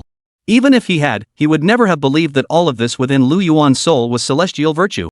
After all, given Lu Yuan's ruthless style of operation and the impossibly difficult means of obtaining heavenly virtue. Impossible. Absolutely impossible. Moreover, the golden light showed no signs of change, causing the old ancestor Yin Tian, who had been on high alert, to breathe a huge sigh of relief. Yet amidst his relief, he couldn't help but sigh inwardly. It was all because that young upstart Lu Yuan was so damn strange, making him paranoid. At this moment, the old ancestor of Nightmare Heaven could see nothing but Lu Yuan's soul, mere inches away. His eyes blazed with an intense, almost scorching light. The old ancestor of nightmares murmured, trembling with excitement. It really is the legendary supreme immortal body. An almost mesmerized expression spread across his face as he slowly, step by step, approached Lu Yuan. No wonder Ziyin, with his lofty aspirations, would take this kid as his personal disciple. So this brat possesses the supreme immortal body. This is a stroke of incredible luck. Yin Tian the ancestor roared with laughter. Ha ha ha, never imagined such good fortune would come my way. He laughed with unrestrained delight, his hands flailing wildly as if possessed by madness. At that moment, Lu Yuan's divine soul appeared before the ancestor of nightmares. The old ancestor of nightmares gazed at Lu Yuan with puzzlement, exclaiming, well, you're a bold one, daring to show yourself before me. Lu Yuan looked at the old ancestor of Nightmare Heaven and replied calmly, not at all. Oh? The Nightmare Heaven ancestor chuckled, his eyes gleaming with amusement as he asked. Why wouldn't I? This is the supreme immortal body, tell me, which demon cultivator wouldn't be tempted? Lu Yuan snorted coldly, his gaze filled with disdain as he looked at the old ancestor of Nightmare Heaven. Poof. If you intended to act, you would have done so already. Why waste words with me now? You've seized my divine soul, my master would likely obliterate you with a single strike. So you dare not kill me, and you cannot possess me either. You're right. I won't kill you. After all, if I did, that old codger Ziyin wouldn't let me off the hook. A flicker of surprise crossed the old ancestor Yin Tian's eyes. He hadn't expected Lu Yuan to remain so calmly analytical in the face of death. But rest assured, I'll remain hidden within your soul. He dares not touch me after all, we now share a single fate. If one prospers, both prosper. If one shatters, both shatter. Truth be told, I find myself somewhat envious of Ziyin now. Yan Tian Laozu gazed at Lu Yuan and remarked with a sigh. I truly don't know how someone your age could possess such meticulous thinking. I'd be tempted to take you as my disciple. Lu Yuan shook his head, then sighed suddenly. I already said it, you wouldn't dare, and you couldn't possess me anyway. What? The old ancestor of Nightmare Heaven was utterly baffled by Lu Yuan's inexplicable words. The next moment, Lu Yuan suddenly raised his hand, his thoughts stirring. A dense golden light surged forth from within his divine soul, accompanied by the resounding echoes of supreme Tao sound. In an instant, his vital energy surged like an ocean, radiating brilliant golden light. Yan Tian Laozu sensed an intense life or death crisis, his heart pounding with terror as he tried to flee. Ah! What is happening? Lu Yuan's entire body radiated golden light, his divine consciousness clear and unshakable, impervious to all laws. Forget possessing him, he dared not even approach. The old ancestor of Nightmare Heaven's resistance proved utterly futile against this golden radiance. It was an utterly overwhelming, crushing defeat. The ancestral demon Yan Tian struggled desperately, his eyes filled with utter terror. He fought back with all his might, desperately channeling his energy, unleashing one hidden trump card after another. Yet he couldn't break free, not even a single finger could move. What supreme immortal physique! All he could think about now was how to escape. An expression of boundless terror and despair washed over the ancient ancestor Yan Tian as he screamed. How could this be? The great way's merit. Only now did the old ancestor Yan Tian realize what the golden light accumulating within Lu Yuan's divine soul truly was. He was utterly unwilling and dared not believe it, yet the truth stood before him. Even that old codger Ziyin didn't possess Tao virtue. Why did Lu Yuan, a mere nascent soul stage upstart, possess such vast amounts of Tao virtue? No way! How the hell is that possible? Could Lu Yuan possibly be the heavenly Tao's own son? Spare me! Spare me! Save me, save me! I beg you, let me go. Techniques, elixirs, secret realms, magical treasures, I have everything. The Nightmare Heaven ancestor begged desperately, pleading for mercy, his pathetic state fully exposed. Lu Yuan paid him no mind whatsoever. Under the golden light, the old ancestor Yan Tian's soul began to slowly melt away. His body, limbs, features. Everything dissolved completely within the golden light. Gradually, the old ancestor of Nightmare Heaven's pleas grew fainter and fainter, until finally, they ceased entirely. Put! I refuse to accept this. Before his soul dissipated, the ancestral demon of nightmares managed only a final, furious roar of utter refusal. In the blink of an eye, the old ancestor of Nightmare Heaven, a demonic sect patriarch of the same caliber as his master, the purple-een immortal, vanished completely from this world. His soul and spirit were utterly annihilated, doomed to eternal damnation. Truly, the might of the great Tao's merit was overwhelming. Outside, chaos erupted. Mo Qianyu, gritting his teeth against the pain, rushed to Lu Yuan's side and stared intently. Ah! Lu Yuan's eyes snapped open, startling Mo Qianyu standing before him. Senior brother Lu. Who? Mo Qianyu exhaled deeply before asking, Senior brother Lu, how is the Nightmare Heaven ancestor? Naturally, his soul has been utterly annihilated. Brother Mo, how are your injuries? I'm fine. Master protected me with his true energy. Wait, no! Mo Qianyu abruptly pulled away from Lu Yuan, taking a step back as he eyed him warily. The second elder and third elder exchanged glances, their eyes filled with utter confusion. What's wrong? The fifth elder shook his head in confusion. I don't know. The three elders stared at each other, their eyes brimming with confusion. Qianyu, what's wrong with you? Master, senior masters, he isn't senior brother Lu. Mo Qianyu's tone was unwavering. After speaking, Mo Qianyu stared intently at Lu Yuan once more. Something's off, very off. Senior brother Lu would never be this polite, let alone show concern for my injuries. Speak. Who are you really? And where did you take senior brother Lu? Chapter 44, I made it, I'm a Taoist master. Hearing this, the three elders and Nangong Yeli couldn't help but burst into laughter. The four of them had also obtained considerable Tao merit back then. With such vast Tao merit in hand, the Nightmare Heaven ancestor could never have possessed Lu Yuan. Listening to Mo Qianyu's explanation, Lu Yuan found himself both amused and exasperated. Earlier, Mo Qianyu had delivered such a heartfelt dying testament, yet when Lu Yuan showed concern, he was met with suspicion instead. Lu Yuan shook his head with a wry smile. Junior brother Mo, so you think I'm actually the old ancestor Yan Tian in disguise? Mo Qianyu narrowed his eyes. Throughout their journey, he had learned much from being by Lu Yuan's side. Why hadn't his master and the second and third elders thoroughly investigated Lu Yuan after he awoke? Truth be told, ever since the nightmare ancestor had entered Lu Yuan's body, a lingering worry had settled in his heart. Who was Lu Yuan? He knew him all too well. Cunning, ruthless, cautious, selfish. Such a style of conduct was unmistakably that of the demon cult. Take the recent incident as an example. Yi Yanran lured the three of them here, but she thought she had outsmarted Lu Yuan. Yet what fate has befallen Yi Yanran now? Lu Yuan was such a master of deception. Mo Qianyu shuddered at the thought of Lu Yuan's schemes. This was the genuine article, a cunning old fox. He still vividly remembered the look of utter shock and numbness that flashed across Yen Tian Laozu's face when his master and two senior masters appeared. Mo Qianyu's greatest fear now was that once the old ancestor Yen Tian succeeded in possessing his host body, he would no longer need to pretend. He would simply act according to his true nature. In that case, who could tell him apart from Lu Yuan? Yet the old ancestor Yen Tian might not know Lu Yuan's true nature. He actually tried to pretend to care about his fellow disciples. Surprise, surprise! Lu Yuan, this disciple of the Tianyi sect, was no ordinary righteous cultivator. Well then, senior brother Lu, how should we divide these golden crow remains? Mo Qianyu began to test Lu Yuan, pointing at the golden crow remains in the valley. Lu Yuan glanced at the fifth elder's benevolent gaze, pondered for a moment, and mused. As fellow disciples of the Tianyi sect, we should naturally divide them equally. No. Who are you, really? Mo Qianyu's eyes widened in fury as he barked. Whoever you are, get off senior brother Lu immediately. Lu Yuan wouldn't be so kind, so this person before him must be the impostor claiming to be the ancestor of nightmares. Trying to deceive him?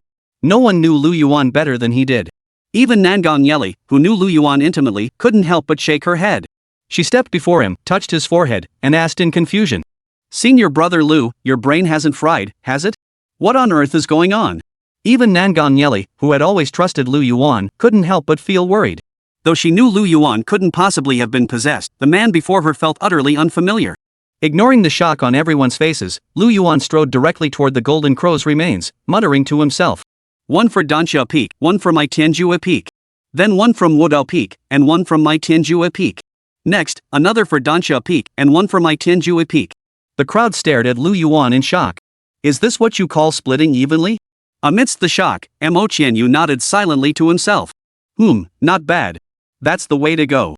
That's the real Lu Yuan. Enough about these golden crow remains for now. The greatest opportunity in this ancient demon's ruins isn't these corpses. Lu Yuan's master interrupted him as he was dividing the golden crow remains, then soared into the air alongside the third and fifth elders. As the three elders cast their spells, the entire microcosm underwent a tremendous transformation. 365 stella banners rose from the earth, ascending into the sky. They emitted a faint starlight, enveloping the entire microcosm. The three elders positioned themselves at the center of the banners, beginning to arrange them according to the celestial orbits of the great heavenly starry array. One by one, the star banners moved in orderly fashion, forming the great array of the endless celestial sphere. Suddenly, the entire miniature cosmos underwent a drastic transformation, as an overwhelming surge of stellar energy surged toward Lu Yuan and his two companions.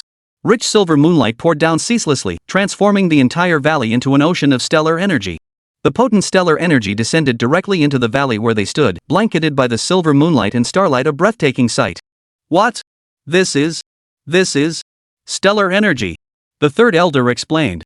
A remnant left behind by the ancient demonic tribes.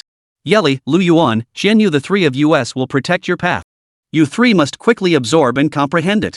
Lu Yuan and the others hastily sat cross-legged. In the blink of an eye, they entered a state of meditation. Thus, the surrounding stars began to pour into the bodies of Lu Yuan, Nangong Yeli, and Mo Qianyu.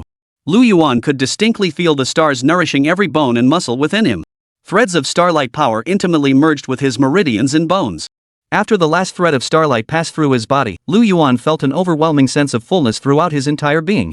It felt as though the power of the entire starry sky had filled him, more exhilarating than absorbing any heavenly treasure. He saw countless fragments of silver light darting through his body, carrying the ancient aura of cosmic primordial chaos. As they traversed his meridians, they slowly merged with Lu Yuan's spirit and vital energy, digesting this pure essence. Lu Yuan suddenly felt embraced by the starry sky itself. This was the most primordial starlight energy in the heavens and earth, so dense it had solidified into tangible form. Lu Yuan vaguely grasped something. Though he still didn't fully grasp the intricacies, there was no doubt this was an immense opportunity. This stellar energy nourished his physical form and tempered his soul. During the fusion process, Lu Yuan distinctly felt his perception of the world around him grow far more acute. Even the divine consciousness within his sea of consciousness grew denser and more solid as it was nourished by the stellar energy. A flowing veil of starlight gradually enveloped Lu Yuan, making him appear as if seated at the very center of the celestial orbits. He formed a wondrous resonance with the star power permeating this realm. Lu Yuan began to grasp the profound mysteries of the Tao. Cause inevitably begets effect, effect inevitably stems from cause. The Tao of Heaven had long foreseen the outcome, hence it bestowed the chosen child of destiny. Take Yi Yanran's case. Even without my intervention, Nangong Yeli would have noticed something amiss with her. Even without Nangong Yeli, Chen Fan would have sensed something amiss. Cause precedes effect. Then why can't the effect precede the cause? Cause after effect, if I so desire, heaven itself will provide a reasonable explanation. Why should this be impossible? Lu Yuan's eyes remained tightly shut as he murmured to himself, seemingly lost in a dreamlike state. It's done. I've done it. Immediately, a powerful ripple of causality surged around Lu Yuan. His eyes snapped open, and a wild ecstasy spread across his previously blank face. Ha! It's done. I've made it, this Taoist master. The cause of all things, the source of everything. The mightiest causality, divine power. Chapter 45. Wait, what kind of God-defying divine ability is this? Time may not exist, but space reigns supreme. Yet these most formidable powers of time and space pale in comparison to the power of causality. Spatial divine powers can traverse 10,000 miles in an instant, hide within a speck of dust, trap foes in the void, and come and go without a trace. Time-manipulating powers can freeze a moment, fast-forward through eons, or rewind past events. The progression of all things lies within their grasp. Space may traverse 10,000 miles, time may reverse an instant, yet both remain bound within the framework of causality. The power of causality, alter one cause, and all consequences are bound, change one outcome, and 1,000 causes are shattered. A terrifying aura suddenly erupted from Lu Yuan's body. A vital energy so potent it made the sun, moon, and stars tremble now enveloped Lu Yuan. Yet Lu Yuan, merely at the core formation stage, generated fluctuations that struck fear into three great perfection cultivators. Ha ha ha! Lu Yuan roared 3 times, his eyes blazing with divine light. The mightiest karmic divine power in the world. Tracing causes to ultimate effects. This is. The first to reveal utter disbelief was none other than Lu Yuan's master, Zienjianren. Beside him, the third elder and fifth elder also stared wide-eyed. A causality-based divine power. The three of them were utterly dumbfounded. After so many years of cultivation, he knew all too well the immense power of this karmic divine ability. In the cultivation world, those who attained divine abilities were few and far between, let alone at Lu Yuan's age. And not just any divine ability, the causality law divine ability. They themselves had failed to comprehend it, yet this child, Lu Yuan, had mastered it. A radiant smile blossomed on the second elder's face. Lu Yuan truly is my most promising disciple. Seeing the second elder's radiant smile, the fifth and third elders exchanged glances filled with envy and jealousy. The fifth elder, who had previously declared his exclusive favor for Mo Qianyu, momentarily cast aside his earlier words. There was no other reason. Lu Yuan was simply too captivating. But Lu Yuan hadn't stopped yet. He took a deep breath. The energy surging around him continued to intensify. The countless stars filling the valley sky were drawn to Lu Yuan, enveloping him in a shimmering purple-gold aura that radiated unparalleled nobility and commanded respect. Lu Yuan had entered a state of complete absorption, his mind racing with thoughts. The golden crow, ancient jade, the ruins of the ancient demon. All these elements had drawn him here. Yet the golden crow's remains held little benefit for him. It was Mo Qianyu, who specialized in wind and fire cultivation, who had reaped the greatest reward. This couldn't be right. There had to be something else. What else did the ancient demon clans pride themselves upon? Suddenly, Lu Yuan remembered, wasn't he missing a magical artifact? For him, the ideal artifact would be one that could be instantly summoned. You're the one, flying blade of immortal slaying. Trace the cause, seize the ultimate. Lu Yuan unleashed the causality divine power he had just mastered. Boom! A terrifying aura slowly rose from Lu Yuan's body. A flicker of confusion crossed the third elder's eyes. Lu Yuan, why activate your divine power now? And with such a tremendous commotion. Unconsciously, all three elders sensed the stillness before the storm. Duong! A piercing sword cry erupted. The air trembled, space warped, the heavens shook, tearing apart the void. Lu Yuan looked up to see a crimson gold short blade suspended in the void, beneath which hung a fist-sized, charred gourd. The gourd's surface was covered in spiderweb-like cracks, as if scorched by thunderfire for 1,000 years. Its once crimson glaze had faded to a deep brown, with only a faint golden ring remaining near the stem. The flying blade itself was covered in fine cracks, its luster dulled considerably, even inferior to the three elders' life-bound artifacts. Yet even so, the three elders stared in disbelief, their eyes filled with shock. The fifth elder staggered backward, staring at the flying knife suspended in midair. In disbelief, he murmured. It's the immortal slaying flying knife. A treasure. Lu Yuan lifted his gaze to see the dagger suspended in midair. As the sword's resonance sounded once more, his consciousness suddenly brightened. The blade's resonance echoed with his very soul, and the mighty power capable of cleaving the heavens and slaying myriad immortals surged through his bloodline. He reached out, and the blade transformed into a few inches long, settling into his palm. Warmth radiated from its surface, as if it had waited countless eons for this moment of recognition.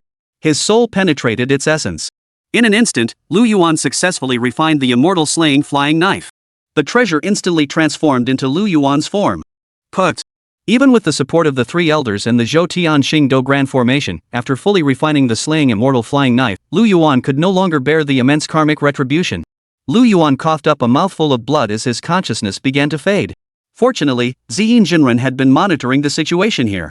He instantly materialized before Lu Yuan, channeling his true qi into the young man's body to shield his vital heart meridian.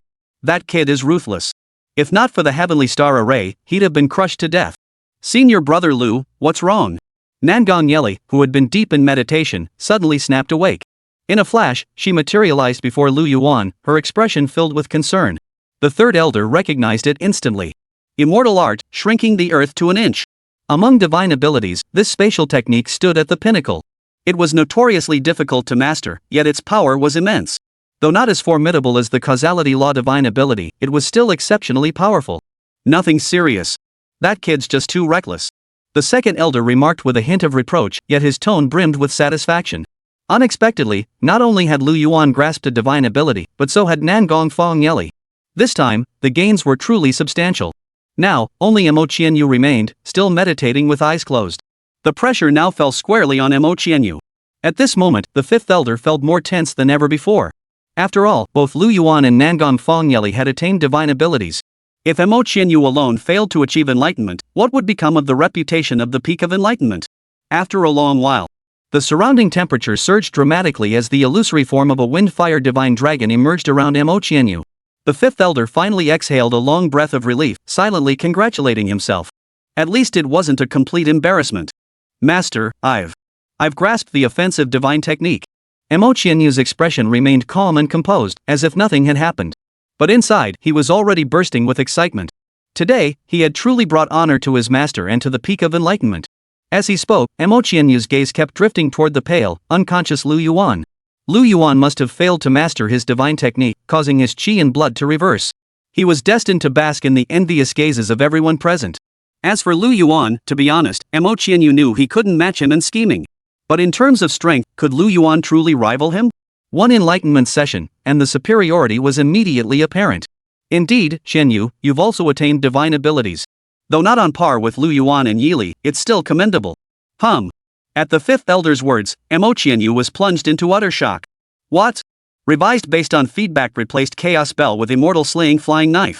Chapter 46, What? You want me to go undercover in the demon cult? Mo Qianyu had believed that attaining divine abilities during the foundation establishment stage was an extremely rare feat across the entire cultivation world. He had expected that his abilities would merely impress the three elders, earning him the respect of those present. So why had this happened? His own master was even urging him not to lose heart. The fifth elder, witnessing his disciple master a divine ability, felt pleased yet not entirely so.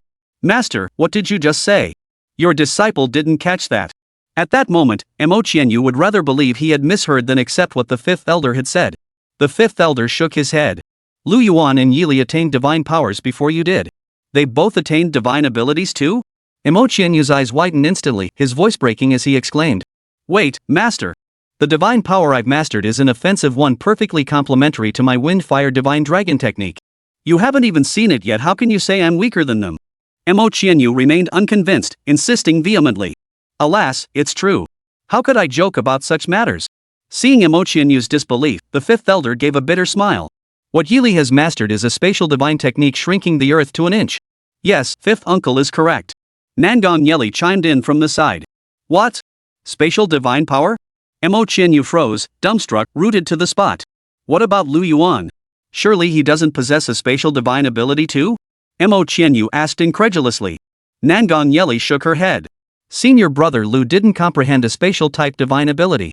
Hearing this, Mo Qianyu first breathed a sigh of relief, but then a troubling thought surfaced. He nervously pressed on. Surely it's not a time-manipulating divine ability? Nangong Yeli shook her head, but before she could finish speaking, the weight lifted from Mo Qianyu's heart, but his face was now filled with confusion and bewilderment. If it wasn't a spatial or temporal divine ability, then why was he so certain Lu Yuan's discovery surpassed his own? As for a causality-based divine ability, Mo Qianyu hadn't even considered that possibility. If Lu Yuan could comprehend a causality-based divine ability, Mo Qianyu would swallow the 10-foot-tall golden crow carcass before him on the spot. The next second, Nangong Yeli's voice rang out. Senior brother Lu has comprehended a causality law divine ability. His unconsciousness is due to backlash. Mo Qianyu was struck as if by lightning, his expression utterly stunned. How could this be? It's impossible. For a moment, Mo Qianyu's mind raged. I finally succeeded once, yet you make me lose so utterly. Where is the justice in this? Why? Why? Mo Qianyu slowly lowered his head, clenching his jaw as he stared at his solitary shadow on the ground. The earlier joy and triumph had deflated like a punctured balloon, leaving little trace behind. In their place surged a complex whirlwind of confusion, resentment, bewilderment, unwillingness, and fear. At that moment, the fifth elder, who had remained silent for so long, said nothing but immediately moved to seize the golden crow's remains in the valley. The second elder and third elder frowned simultaneously, shouting angrily. Fifth junior brother. You're a great perfection cultivator, don't you have any shame left? Dignity? What's that worth compared to a few golden crow remains? You've mastered the art of shrinking the earth to an inch, especially you from Tianjue Peak. You've even grasped the divine power of causality. And yet you still relied on that power to obtain the immortal slaying flying knife. Golden crow remains? My Wudao Peak must claim more. Elder Five's eyes glowed crimson, his face twisted into a ferocious grimace, radiating a death-defying, desperate fury. His disciples were useless. If he, their master, didn't seize resources now, the Wudao Peak would be finished. Mo Qianyu watched his master transform into this state, his mind racing with thoughts. After a long silence, he burst into laughter, howling to the heavens. Since you was born, why should Yuan exist? 1 month later, at the Tianyi sect. Senior brother Lu is coming. Everyone, run for your lives. Right, everyone run. Senior brother Mo and senior brother Lu never got along, and senior brother Lu always played dirty. Now senior brother Mo is like a completely different person, hiding in his cave every day, saying things like I was so foolish. Truly. Lu Yuan was merely passing by, yet disciples scattered in all directions as if the demon sect had invaded. Honestly, the rumors just keep getting more and more absurd. Sitting at home, trouble falls from the sky. Lu Yuan shook his head with a wry smile and walked toward his own cave dwelling. The moment he stepped inside, he looked up to see his master seated upon the throne. Lu Yuan picked up the teacup, poured 2 cups of tea, and handed one to Master Ziyin. Master, what do you need me for? Can't I call upon my beloved disciple without cause? Master Ziyin frowned, then pushed away the tea Lu Yuan offered. My child, I dare not drink this tea. Master Ziyin sighed helplessly. Even within the Tianyi sect, you remain so cautious. I can't even breathe freely in your quarters. Even the candles lit in your cave dwelling are laced with poison. What if an unsuspecting disciple accidentally inhales it? I'll be more careful. Never mind. Master Ziyin shifted the conversation to the reason for his visit. Word has come that the Heavenly Demon Sect is preparing some major move. Our Tianyi sect intends to send someone to infiltrate their ranks and probe their true strength. As he spoke, Ziyin glanced at Lu Yuan. I sought you out to discuss this. Who do you think would be best suited from our Tianjue Peak to go? Lu Yuan was speechless for a moment before murmuring, Master, aren't the only ones in our Tianyi sect who meet the criteria just me and senior brother? But with senior brother's temperament, it seems I'm the only one left. Excellent. Truly worthy of being my beloved disciple. Master Ziyin clapped his hands. That you volunteered so readily fills me with pride. A small question mark slowly appeared above Lu Yuan's forehead as he narrowed his eyes. Master, did you receive favors from other peaks? Ziyin Jinrun's smile faded. Only then did he realize. He couldn't pull any tricks on this disciple of his. Master Ziyin chuckled. I only accepted a few spirit stones. The main thing is, I've learned that the Heavenly Demon Sect is aiming to open some kind of secret realm this time. When the time comes, we'll split the spoils 50-50. Wouldn't that be splendid? Dreaming of this bright future, he couldn't help but let out a shaky chuckle. Ha. Lu Yuan's face darkened, his tone leaving no room for refusal. 9-1. 9 for me, 1 for you. What? Impossible. Absolutely impossible. Then I won't go. Master, find whoever you want. Fine. Very well. Lu Yuan, since you refuse to join the Heavenly Demon Sect, you shall go to the Celestial Pivot Pavilion instead. Master Ziyin's face darkened instantly as he issued the threat. Tianshu Pavilion? What Tianshu Pavilion? Lu Yuan looked utterly bewildered. Still playing dumb? You deceived that young girl over a decade ago, and now, years later, you still won't let her go. Her father has come looking for you. If not for your master protecting you, do you think the head of the Celestial Axis Pavilion couldn't find you? After speaking, Ziyin Jinrun assumed a posture ready to depart. Hey, master. Let's just split it 50-50, then. Lu Yuan offered a sheepish smile. What can I say? We share a deep bond as master and disciple. But I've never been to the demon sect. How am I supposed to go undercover? Master Zien pondered for a moment, murmuring, As for you, just rein it in a bit. Chapter 47, Just rein in your powers, Demon Cultivator.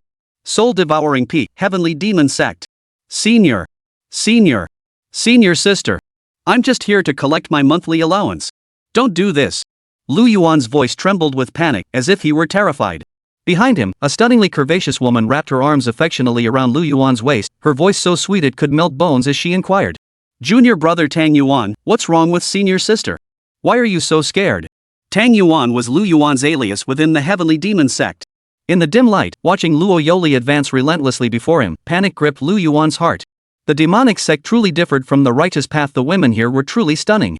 But truth be told, Luo Yoli before him was undeniably beautiful. And she was one of the candidates for the Celestial Demon Sect's Holy Maiden. But then again, this was the Demon Sect. The women of the demon cult truly knew how to devour you whole. As far as Lu Yuan knew, the seemingly harmless Lu Yoli had claimed the lives of numerous disciples from soul-devouring peak beneath her bed. Facing Luo Yoli's relentless advance, Lu Yuan kept backing away, forcing out a dry laugh. Senior sister Luo, what exactly are you trying to do? Your junior brother still needs to cultivate after receiving his monthly allowance. Luo Yoli chuckled softly, advancing step by step until she finally cornered Lu Yuan in the hall. She fluttered her eyelashes, her slender, pale fingers lightly tapping Lu Yuan's cheek as a captivating smile spread across her breathtakingly beautiful face. That smile alone could utterly bewitch any man in the world, turning them into her devoted subjects. Right, little brother came to collect his monthly allowance. Seeing how hard you've been training, senior sister feels sorry for you. Isn't it only right to give you a little reward? With that, Luo Yoli threw herself onto him, her entire body pressing against Lu Yuan's stiff form, her breath quickening. In that instant, Lu Yuan felt as if struck by lightning. Forgetting all else, he frantically pushed Luo Yoli away. Grabbing the monthly allowance that belonged to him from Luo Yoli's hands, he fled the place in a panic. Watching Lu Yuan's fleeing figure, the other disciples receiving their monthly allowance in the grand hall seethed with resentment. They seethed with hostility and jealousy toward the clueless Lu Yuan, cursing him inwardly. So what if he's a little good-looking? What's with the act? Senior sister Luo's status was no small matter. She was a candidate for the Holy Maiden of the Heavenly Demon Sect. Admittedly, the position of Holy Maiden in the Heavenly Demon Sect was a high-risk one, easily targeted for assassination by some disciple of the Heavenly Unity Sect. But for someone of her caliber to take notice of you, a mere novice, is an honor. And you ungrateful brat, dare to turn her down? Put. Unlike the jealous disciples, Luo Yoli, who had been pushed away by Lu Yuan, showed no anger. She gazed cheerfully in the direction Lu Yuan fled, pursing her alluring lips as she remarked. He's run off again. Junior brother Tang, you really are amusing. But it's a pity the more you resist, the more I like you. Luo Yoli shook her head in a sigh, and the hall returned to its usual tranquility. Could it be you've discerned this senior sister's peculiar tastes? Oof. I must admit, junior brother, you've successfully piqued this senior sister's interest. He scrambled out of the soul-devouring peaks hall, running a great distance until he was certain that terrifying senior sister Luo hadn't pursued him. Only then did he slow his pace, still shaken, muttering. Damn, I almost lost my virginity there. What's wrong with the Demo sect? Why are their holy maidens one more powerful than the next? The holy maid he'd slain earlier was the same, each one seemed intent on seducing him. But now, Lu Yuan couldn't bring himself to harm Luo Yoli, he could only flee. Was this the punishment for slaying those dozens of holy maidens? Lu Yuan could only sigh inwardly. Resistance was futile. If he let his guard down one day, he might even lose his own purity. Clutching his fists in fury, he growled. The moment I get out of this hellhole, the first thing I'll do is kill that Luo Yoli. Lu Yuan returned directly to his quarters. The moment he stepped inside, a chilling, oppressive darkness enveloped him. Though there were about a dozen people inside, few spoke, making the room eerily quiet. Lu Yuan's arrival drew the attention of many in the room, though most merely gave him a fleeting glance before turning away. Lu Yuan found a spot in the corner and sat cross-legged, entering meditation. Suddenly, a towering figure cast a shadow over him. Kid, hand over your monthly payment. The rough voice shattered the room's tranquility, drawing the attention of nearly everyone present. Lu Yuan looked up to find a burly man standing before him, at least 6 feet tall. A long scar ran across the man's face, making him look particularly fierce. His eyes were bloodshot now, fixed intently on Lu Yuan, filled with nothing but greed. In the cultivation world, scarcity of resources is a challenge everyone must face. In the Tani sect, you must complete tasks to acquire resources. One naturally chose to seize others' resources. Lu Yuan was now the burly man's target. In his eyes, Lu Yuan was a newcomer with a delicate appearance and easy target who would surely not dare resist. Inside the room, many witnessed this scene, yet none intervened.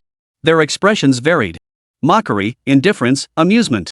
In short, not a single soul pitied Lu Yuan. This was the Demon Sect, where the rules boiled down to 8 words. Survival of the fittest. Facing the burly man's threats, Lu Yuan didn't give them a second thought, not even deigning to look at him. A third-tier chi cultivation waste like him wasn't even worthy of tying Lu Yuan's shoes. Not saying anything?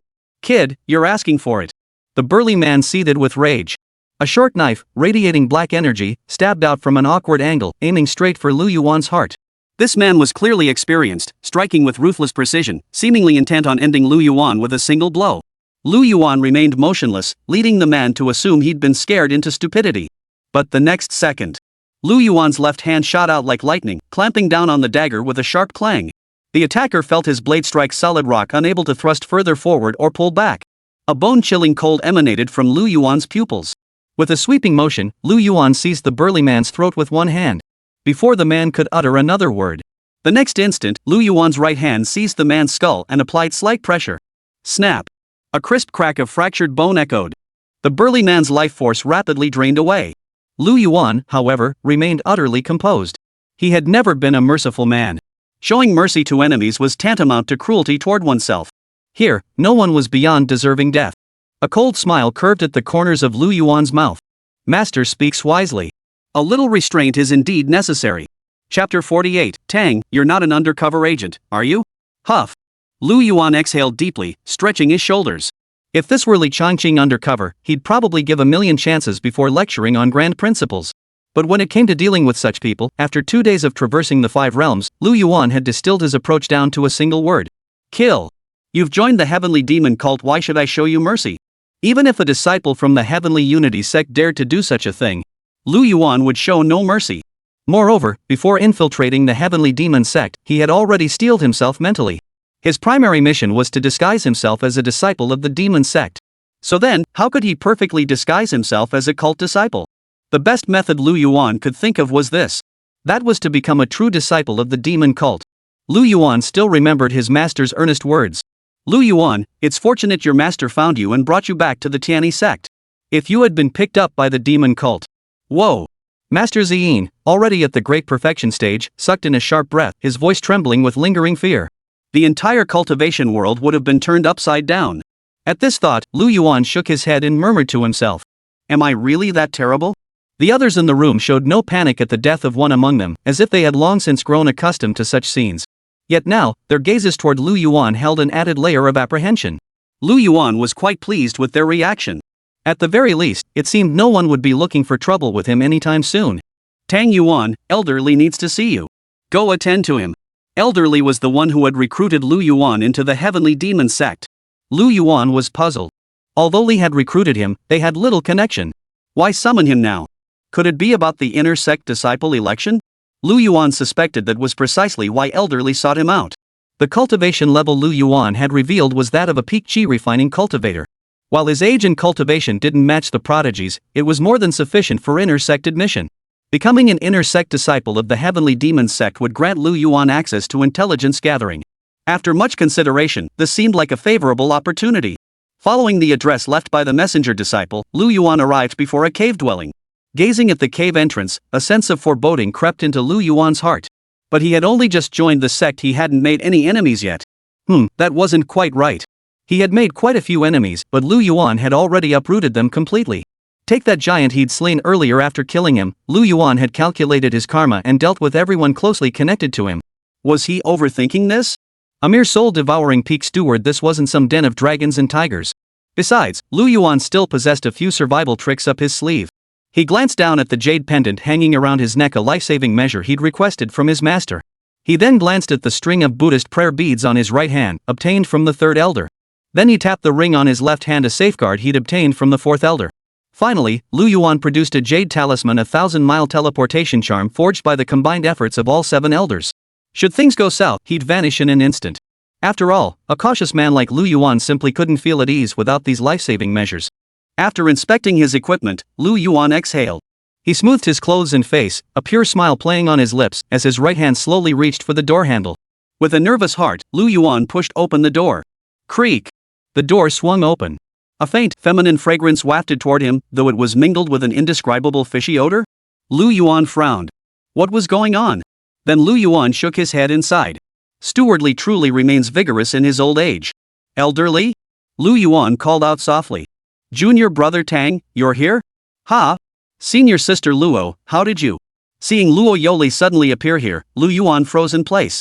But soon, Lu Yuan realized. He'd been tricked. Luo Yoli, that scheming woman, hadn't given up. She'd set him up. Lu Yoli was clearly well prepared at this moment. Beneath the semi-transparent fabric, her pair of flawless jade-like feet appeared hazy and faintly visible.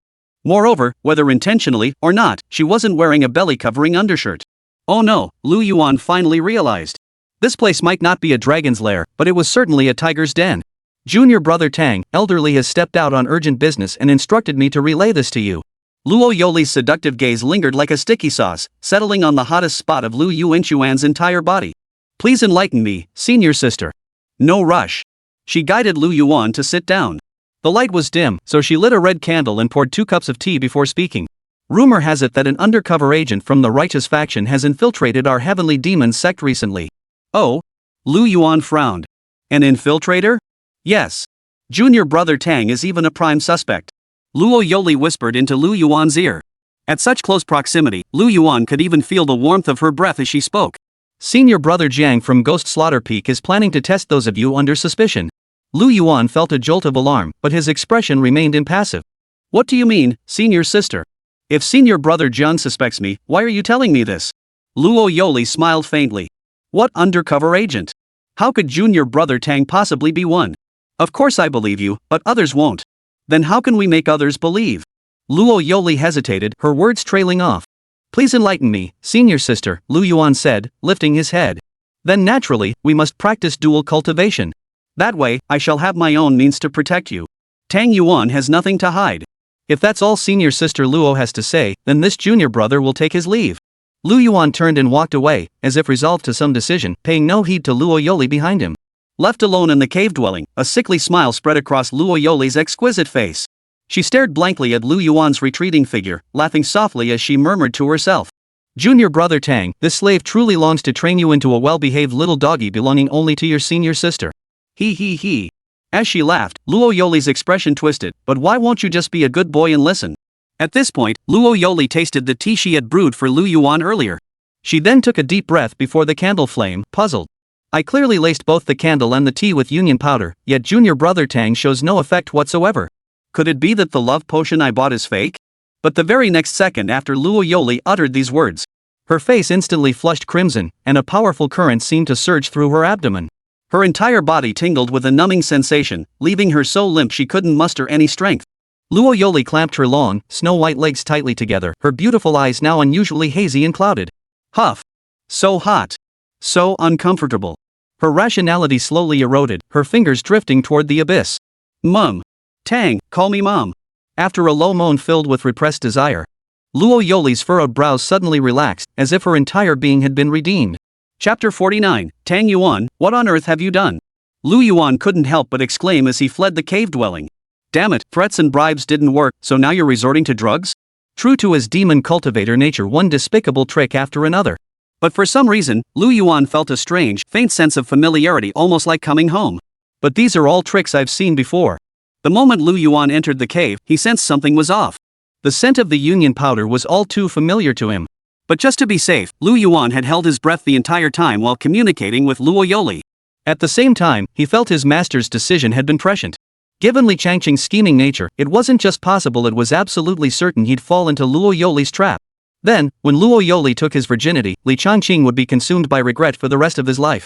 He would first harbor murderous intent toward Luo Yoli, yet for some inexplicable reason, he would hesitate to strike. In the end, his heart would soften, and he would spare her. After returning to the sect, he couldn't stop thinking about Luo Yoli, only to discover he had fallen in love with her. Lu Yuan could already foresee how the story would unfold. But alas, Luo Yoli had crossed paths with him, Lu Yuan. But Luo Yoli's affairs could wait. The pressing matter now was that he was suspected of being a mole. Why on earth were they suspecting him? Lu Yuan racked his brain but couldn't figure it out. Perhaps they merely knew a mole existed, and since he just joined the sect recently, suspicion naturally fell upon him. Still, Lu Yuan couldn't help but feel a twinge of fear after all, this was the demon cult. Never mind. He'd cross that bridge when he came to it. Tang Yuan, report immediately to Ghost Slaughter Peak. A solemn voice suddenly rang out, clear as day in his ears. Lu Yuan was slightly taken aback. Speak of the devil, and he shall appear. When Lu Yuan entered the main hall of Ghost Slaughter Peak, he discovered dozens of disciples already waiting outside. Based on Luo Yoli's words, Lu Yuan felt both amused and exasperated. This meant every disciple who had recently joined the Heavenly Demon Sect was being treated as a prime suspect. As most of the people had gathered, a man clad in black Taoist robes emerged. His expression was sinister and forbidding, making him appear extremely difficult to approach. This black-robed cultivator possessed late Foundation establishment cultivation, a formidable level even within the Tianyi sect. He must be the direct disciple of some elder within the Heavenly Demon Sect. Greetings, senior brother. Lu Yuan and the others hurriedly bowed in greeting. The dark-robed cultivator's intensely aggressive gaze swept over the disciples for a long moment. After a pause, he spoke in a deep, resonant voice. Those whose names are called, step forward. At that moment, a roster materialized in the black-robed monk's hand, and he began calling out names. Li Feng. Present. Tang Yuan. Present. You've just joined my Heavenly Demon Sect. As per tradition, you must undergo a trial. Follow me. The black-robed Taoist remained impassive, uttering not another word to Lu Yuan and the others after giving his instructions. The black-robed cultivator was Zhang Hao, a direct disciple of Ghost Slaughter Peak. Ghost Slaughter Peak within the Heavenly Demon Sect was equivalent to the Heavenly Severance Peak of the Heavenly Unity Sect, responsible for enforcing sect discipline and similar matters. You old bastard, are you looking to die? Zhang Hao led Lu Yuan and the others to a city. The moment they entered the city, these newly initiated Heavenly Demon Sect disciples descended like wolves into a flock of sheep, pillaging and burning with reckless abandon. Lu Yuan watched it all unfold in silence, his brow slightly furrowed. One of the disciples, an arrogant man, shot Lu Yuan a defiant glance and sneered coldly. Junior brother Tang, could you be a spy sent by the righteous factions? Afraid to even kill a mere mortal? Both he and Lu Yuan were disciples of soul-devouring Peak. Seeing Luo Yoli's persistent pursuit of Lu Yuan had stirred his jealousy, prompting him to deliberately seek trouble. Oh? I'm afraid to kill? You say I wouldn't dare kill someone? Lu Yuan burst into laughter as if he'd heard the most absurd joke imaginable.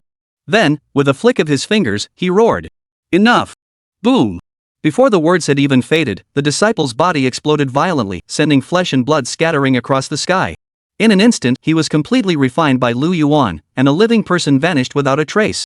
What? Tang Yuan, what the hell did you do? Amidst the chorus of condemnation, Zhang Hao remained utterly unmoved, even turning to look at Lu Yuan with a hint of interest. Tang, why are you doing this? You fool! So arrogant and overbearing must you wear your affiliation with the demon sect on your face? Such a person will only become a scourge to our demon sect while alive. Who knows when he might ruin our grand plans? Zhang Hao nodded in agreement, grinning as he remarked, quite right. How amusing. Lu Yuan's words struck a chord with him. In recent days, the demon sect had suffered multiple losses because its disciples were too conspicuous, leading to their deaths and even dragging other disciples into trouble, ruining many plans. His impression of Lu Yuan deepened further. No wonder that woman Luo Yoli favored him so. This wandering cultivator was truly intriguing. Enough. This man deserved his fate. Let's move on. With this man dead, the remaining cult disciples dared not act recklessly anymore, obediently following behind Zhang Hao. We're here. Right at this spot. Zhang Hao halted before the entrance of an inn. The other disciples were puzzled. Wasn't Zhang Hao supposed to lead them on a mission? Why stop at an inn? What was the purpose? Yet one disciple stood out, his expression panicked, his eyes darting nervously. Master, please have a drink.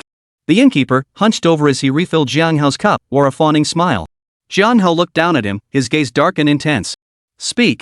Who is the spy sent by Ling Yun sect? Or rather, who did you see the other day? Tell me, and all these things are yours. Taking the heavy bundle from Zhang Hao's hands, the innkeeper's eyes flickered with greed as he scanned its contents. It's him, master. The innkeeper pointed directly at the previously flustered disciple of the Heavenly Demon Sect. No, senior brother Zhang, I was just here drinking the other day, I swear.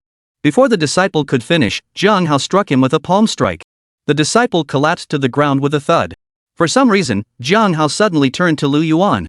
Junior brother Tang, there's one more you should find. Lu Yuan, me? Yeah, that's right. Junior brother Tang, I have high hopes for you. Lu Yuan froze for a moment, then shook his head helplessly.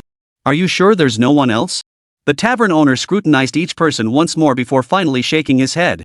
Master, this is the only one. There are no others. Well, that's unfortunate. Innkeeper, if we leave, will you tell others we were here? The innkeeper immediately shouted, shaking his head frantically. Master, I swear on my life I won't tell anyone else. Really? Yes, yes. Lu Yuan nodded, then suddenly changed the subject. But I don't believe you. The innkeeper jerked his head up as if electrocuted, only to see a blinding sword light expanding ever larger within his pupils. SSS-tier. A head flew off, blood splattering everywhere. Now that the witness is gone, how will you handle this, junior brother Tang? If you can't find him, senior brother will be very disappointed. Jiang Hao shifted his gaze to Lu Yuan, his eyes brimming with expectation, hoping Lu Yuan would give him a satisfactory answer. Lu Yuan burst into laughter and said to Jiang Hao, "Don't worry, senior brother Jiang. Watch closely, I'm going to kill this mole." Before the words had fully left his mouth, Lu Yuan suddenly struck. A flash of sword light sliced through the air, instantly cleaving several disciples beside him in two. Tang Yuan, what exactly have you done? We're disciples of the Heavenly Demon Sect. Not spies. What if we can't find the last remaining mole, or worse, if that mole is actually Lu Yuan? Lu Yuan smiled indifferently, then we'll just kill them all. Chapter 50, Junior Brother Tang could never be the mole. Tang Yuan, what the hell are you doing? The surrounding disciples shouted hoarsely, their lips trembling. Facing the chorus of curses, Lu Yuan remained silent, his sword swinging relentlessly. Blades of light flashed like bolts of thunder, piercing through the surrounding disciples of the Heavenly Demon Sect. Blood and entrails spurted forth in a torrent, staining the tavern floor crimson. The crowd froze in shock, retreating in unison. None could have imagined Lu Yuan would become so utterly mad. Senior brother Jiang, Tang Yuan has gone mad. Yes, senior brother Jiang, you must stop him. Ha ha ha ha. How amusing. Jiang Hao threw back his head and roared 3 times, his eyes blazing with intensity. Killing intent boiled over in an instant. With a piercing whistle cutting through the air, Jiang Hao's figure vanished in a flash. Only an afterimage remained in the pupils of the surrounding disciples. Put. The disciples who had watched Jiang Hao strike let out a sigh of relief. But the next second, he slowly lowered his head, his eyes filled with disbelief, to see the gaping hole in his chest.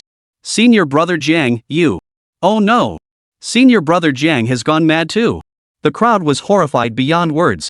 Jiang Hao let out a maniacal laugh. Brilliant. Absolutely brilliant. Junior brother Tang, how did you think exactly like me? That's how we of the demon path operate, no beating around the bush. If you can't find it, kill them all. The sun was setting in the west. The sun, gradually sinking behind the western mountains, cast an eerie crimson glow upon the blood-soaked floor. Better to kill 1,000 by mistake than let one slip through. Junior brother Tang, what a noble spirit. Truly a man of distinction, embodying the very essence of our senior brother's former glory. Jiang Hao's eyes brimmed with admiration as he smiled warmly at Lu Yuan. Not at all. It's just a habit I picked up before joining the Heavenly Demon Sect. I intended to leave none alive this time, but junior brother Tang truly surprised me. The righteous faction's infiltrators are growing ever more cunning these days. They know to strike down both commoners and fellow disciples to protect themselves. It's often impossible to tell them apart. If you can't tell, then kill them all. That's the only foolproof solution, wouldn't you agree, junior brother Tang? A faint, almost imperceptible hint of murderous intent lingered in his tone. Though Jiang Hao's smile never faltered, Lu Yuan was absolutely certain this remark was no jest. Had Lu Yuan failed to satisfy Jiang Hao earlier, he likely would have taken action against him himself. How ruthless! Who would have thought the Heavenly Demon Sect harbored such talent? This truly was a match made in heaven, a worthy opponent for a worthy champion. Senior brother Jiang speaks with great wisdom. Lu Yuan replied with feigned humility. Ah! Seeing Lu Yuan's nervousness, Jiang Hao chuckled softly. Don't be so tense. While anyone else might be a mole, I can confirm with absolute certainty that you, junior brother Tang, are above suspicion. A pure scoundrel like you, junior brother, is a rare talent even within the Heavenly Demon cult. Upon entering the city, Lu Yuan had obediently followed behind him without looting or pillaging. Such behavior would normally arouse suspicion among fellow cult members. Any ordinary steward would have doubted Lu Yuan without fail. But Jiang Hao was no ordinary man. He believed Lu Yuan's reaction was perfectly normal. What demon cultivator would strut about so brazenly, parading through the city streets? As if you'd want righteous cultivators to come hunt you down? This is clearly the stereotype that righteous cultivators hold against demonic practitioners. To him, these ostentatious individuals were either righteous cultivators deliberately disguised as such, or low-level disciples venting their desires. In Jiang Hao's view, both types deserved death.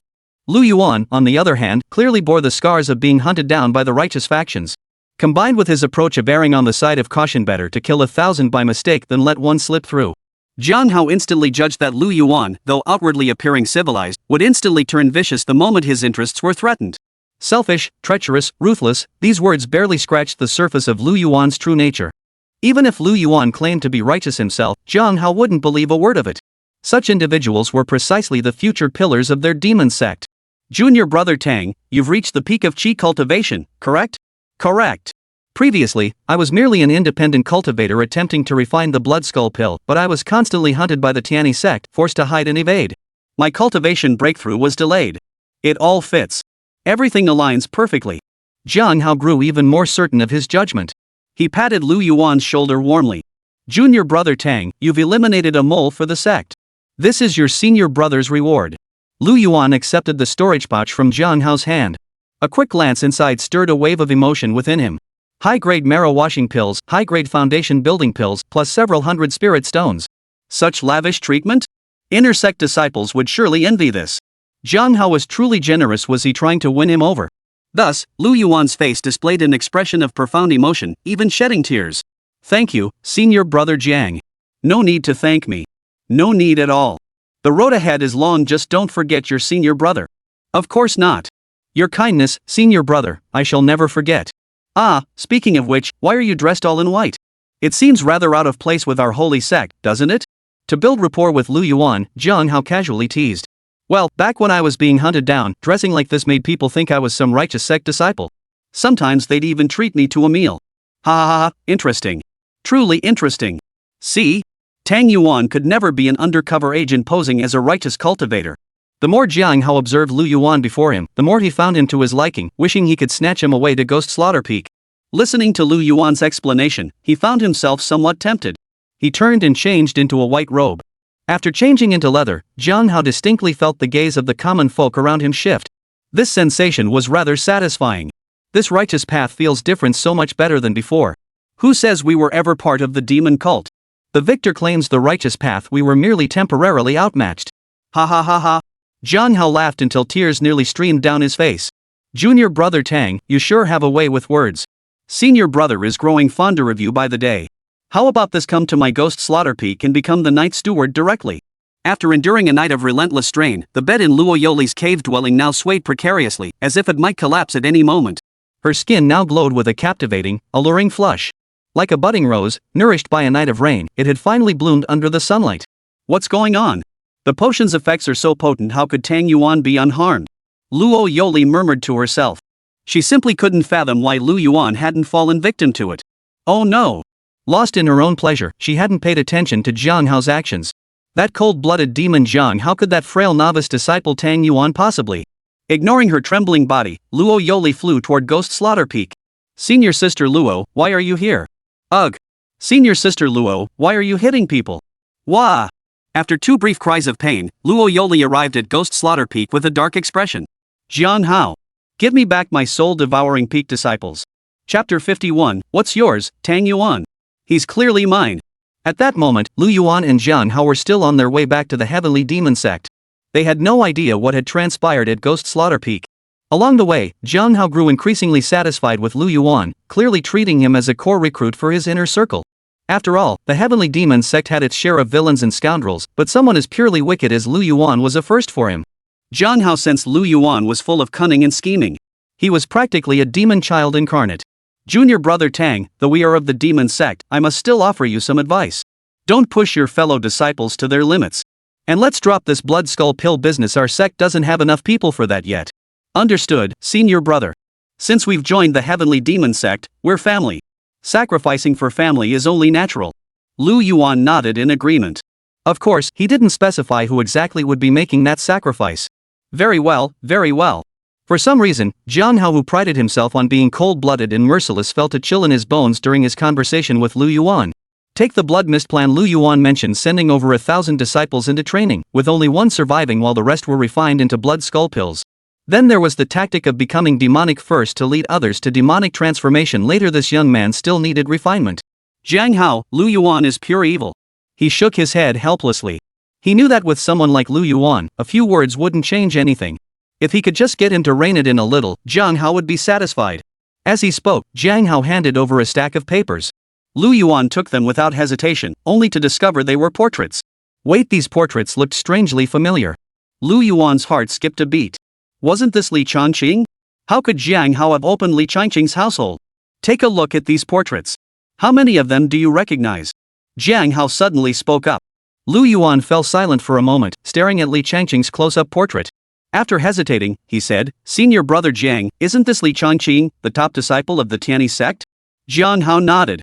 He explained, "These are the prodigies the righteous factions pride themselves on. If you encounter any of them, you must be extra vigilant." But this Li Changqing. Jiang Hao paused, a hint of disdain flickering in his eyes. "Don't worry, junior brother. Though his cultivation is high, he's soft-hearted and indecisive. He won't amount to much." Lu Yuan was at a loss for words. That good-for-nothing senior brother, his spineless nature must have rubbed off on the heavenly demon sect. Still, Jiang Hao was undeniably talented. He even knows how to gather intelligence. So if he says, could Lu Yuan also be among these portraits? He continued flipping through them. The next second, Lu Yuan's expression froze. His portrait stood out distinctly from the others. His name and details were highlighted in vermilion. Lu Yuan's eye twitched involuntarily as he hurriedly asked, "Senior brother Jiang, who is this person?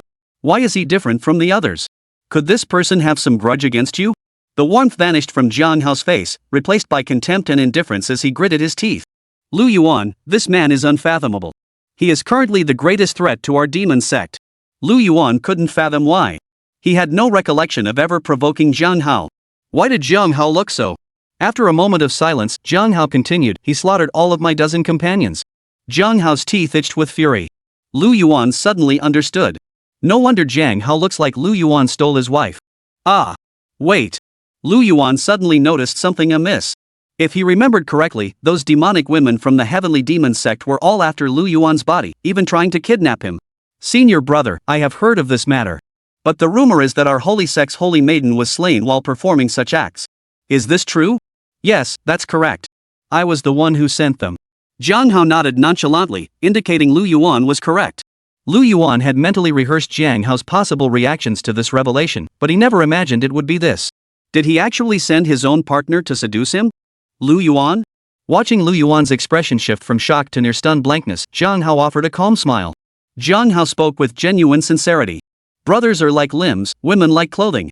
From now on, if you fancy your senior brother's partner, no need to ask me, just go for it." Whether Jiang Hao was testing him or not, Lu Yuan shook his head like a rattledrum, hastily refusing. "No need, no need. Ah, don't be so polite, junior brother." Jiang Hao patted Lu Yuan's shoulder, then suddenly remembered something and grinned mischievously. Got it. Could it be that you're a bit of a neat freak? When we capture those righteous immortal maidens, you'll be first in line." Lu Yuan. With nothing more to say, the two set off toward the heavenly demon sect. On the way back, Lu Yuan's mind was filled with conflicting thoughts. Though Jiang Hao genuinely cared for him, it must be said, Jiang Hao was quite capable. He had thoroughly investigated the prodigies of the righteous sects. Given time, he would undoubtedly become a formidable rival to the Tianyi sect. This youth was terrifyingly formidable. He simply could not be allowed to remain. Ugh, what a headache. Lu Yuan pressed his fingers against his temples, pondering for a moment. Should he eliminate this threat? But how exactly should he do it? He certainly couldn't do it himself. That would be the act of a brute, and he was still in their lair. This matter required cunning. Intrigue among demon cultivators was commonplace. All he needed to do was sow discord, say, make Luo Yoli and Jiang Hao both vie for his favor. Looks like I'll have to betray my noble principles again and play the villain, stirring up trouble between Jiang Hao and Luo Yoli. Lu Yuan propped his chin in thought, and soon his mind was brimming with schemes. After all, compared to his guarded nature, Lu Yuan's mind was far more inclined towards scheming. Demon cult sect, Ghost Slaughter Peak. Senior sister Luo, please calm down. Senior brother Jiang took the new disciples out and will be back shortly. What? Gone? Hearing this, Luo Yoli felt as if her world had collapsed. Given that demonic Jiang Hao, he'd surely slaughter all these newly initiated disciples just to be safe. Unless Lu Yuan had earned Jiang Hao's absolute trust. But she had never seen anyone earn the admiration and trust of that psychopath Jiang Hao. Could it be that Lu Yuan? Upon returning to Ghost Slaughter Peak, Jiang Hao instinctively furrowed his brow the moment he saw Luo Yoli. Yet he instantly regained his composure, raising an eyebrow as he spoke. Luo Yoli, what brings you to Ghost Slaughter Peak? Luo Yoli and Jiang Hao belonged to the same sect and were of similar age, yet their relationship was rather ordinary. Unless it was urgent, they rarely spoke to each other. Jiang Hao was somewhat curious, what could Luo Yoli possibly want here? He certainly had no interest in women like Luo Yoli. Jiang Hao, what do you mean by that? The moment she saw Jiang Hao, Luo Yoli's temper flared instantly. Luo Yoli was a candidate for the current generation's holy maiden of the Heavenly Demon Sect, yet Jiang Hao felt no fear whatsoever. In fact, even if Luo Yoli became the Heavenly Demon Sect's holy maiden, he wouldn't be afraid. This had absolutely nothing to do with Jiang Hao's father, the sect master. Thick blood slaughter aura erupted from Jiang Hao's body, swirling and condensing above his head. Luo Yoli! What do you think you're doing? Daring to run amok on Ghost Slaughter Peak and spouting such insolence? Who gave you the audacity? With this fierce shout, the blood slaughter aura above his head surged into a raging torrent. It coalesced into the shadowy form of a blood-faced, disheveled demon godfangs bared, shrouded in tendrils of crimson mist, its vicious aura pressing down upon the surroundings. Luo Yoli stood her ground, a flash of crimson light igniting in her eyes as surging blood aura erupted around her, clashing head-on with Jiang Hao's presence. I don't care. Give me back my Tang Yuan. I want him alive or dead, I must see him. Your Tang Yuan? Jiang Hao sneered coldly, his gaze fixed intently on Luo Yoli. What do you mean your Tang Yuan? He's clearly mine. Chapter 52, I choose Tang Yuan as steward. Who approves? Who opposes? Upon hearing the commotion, disciples from Ghost Slaughter Peak rushed into the main hall. Seeing Luo Yoli and Jiang Hao locked in confrontation, they were stunned. What's going on? How did senior brother Jiang end up fighting senior sister Luo from soul-devouring Peak? Such a situation was exceedingly rare. Within their demon sect, ordinary disciples and menial servants fighting each other was commonplace. But private killings between direct disciples were strictly forbidden. What? Your Tang Yuan? Luo Yoli's mind went blank for a moment. Could it be that Lu Yuan hadn't been killed by that demon Jiang Hao? Senior sister Luo. Lu Yuan emerged from behind Jiang Hao, staring at the furious Luo Yoli with no clue what had transpired. Junior brother Tang, you're not dead? Seeing Lu Yuan, who should have been dead and dismembered in her mind, standing before her, Lu Yoli was overjoyed and rushed straight toward him. Get lost. He's my junior brother. Jiang Hao frowned, shielding Lu Yuan behind him and blocking Luo Yoli with his body. What's going on? A flurry of footsteps echoed as disciples of the Heavenly Demon Sect, drawn by the commotion, swarmed in. They gathered furtively outside the door, peering in to catch a glimpse of the spectacle. Disciples at the back tiptoed, straining to see what was happening. What's going on? Looks like senior sister Luo and senior brother Jiang are fighting over someone. Being fought over by Luo Yoli and Jiang Hao. Ordinary disciples wouldn't dare dream of such a thing. Yet this youth who had only just entered their Heavenly Demon Sect had simultaneously drawn the rivalry of both Luo Yoli and Jiang Hao. Especially senior sister Luo from soul-devouring Peak, her hungry gaze practically screamed she was ready to snatch him away. What? Those two are fighting over this pretty boy? Senior sister Luo grabbing him might make some sense, but why is senior brother Jiang competing too? Shut up! Who do you think you are to provoke a disciple senior brother Jiang has set his sights on? If he hears you, watch out, he'll tear your dog mouth off. Note, tear here isn't a threat, it's literal. The disciple who had been teasing Lu Yuan jumped in fright, immediately covering his mouth. He didn't linger, hurrying away from the spot. His companion's words held some truth. Unlike the Tianyi sect, where offending someone might earn you covert retaliation or a beating at most. But this is the Heavenly Demon Sect. As an ordinary disciple with little influence, they could refine you in the blink of an eye. What's this, Luo Yoli? Are you looking to die? A murderous aura once again erupted around both of them. Lu Yuan, at the initial stage of core formation, remained unperturbed by these two chilling auras. Yet the other disciples in the hall were already frozen stiff by the bone-chilling cold seeping into their marrow, their faces turning as pale as paper. An invisible malevolent force clung to them like a flesh-eating ulcer, pinning them to the spot. It felt as though countless vengeful spirits were howling and colliding within their bloodstreams. Every inch of their skin felt pierced by countless ice needles, and even their blood seemed poised to freeze into frost. The disciples were under immense pressure, beads of cold sweat streaming down their foreheads, soaking their backs. Just who is this Tang Yuan? He was a direct disciple of the Heavenly Demon Sect. One was the sect leader's son, the other a candidate for the sect's holy maiden. Yet now they were fighting fiercely over a newly initiated disciple. Is this disciple some kind of demon child reincarnated? Why such a fierce battle over him?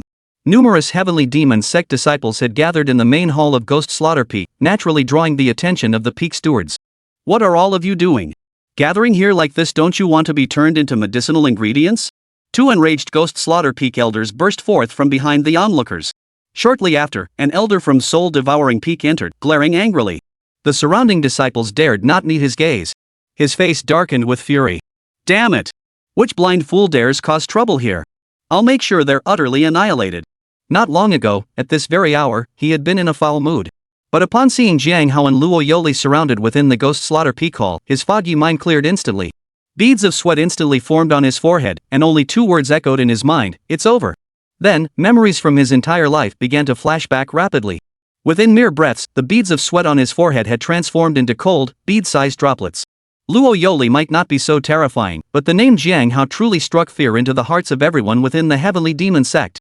He remembered clearly that an elder had died at Jiang Hao's hands before. Why had he come here? This was the end. With so many disciples watching, he couldn't afford to care about his dignity.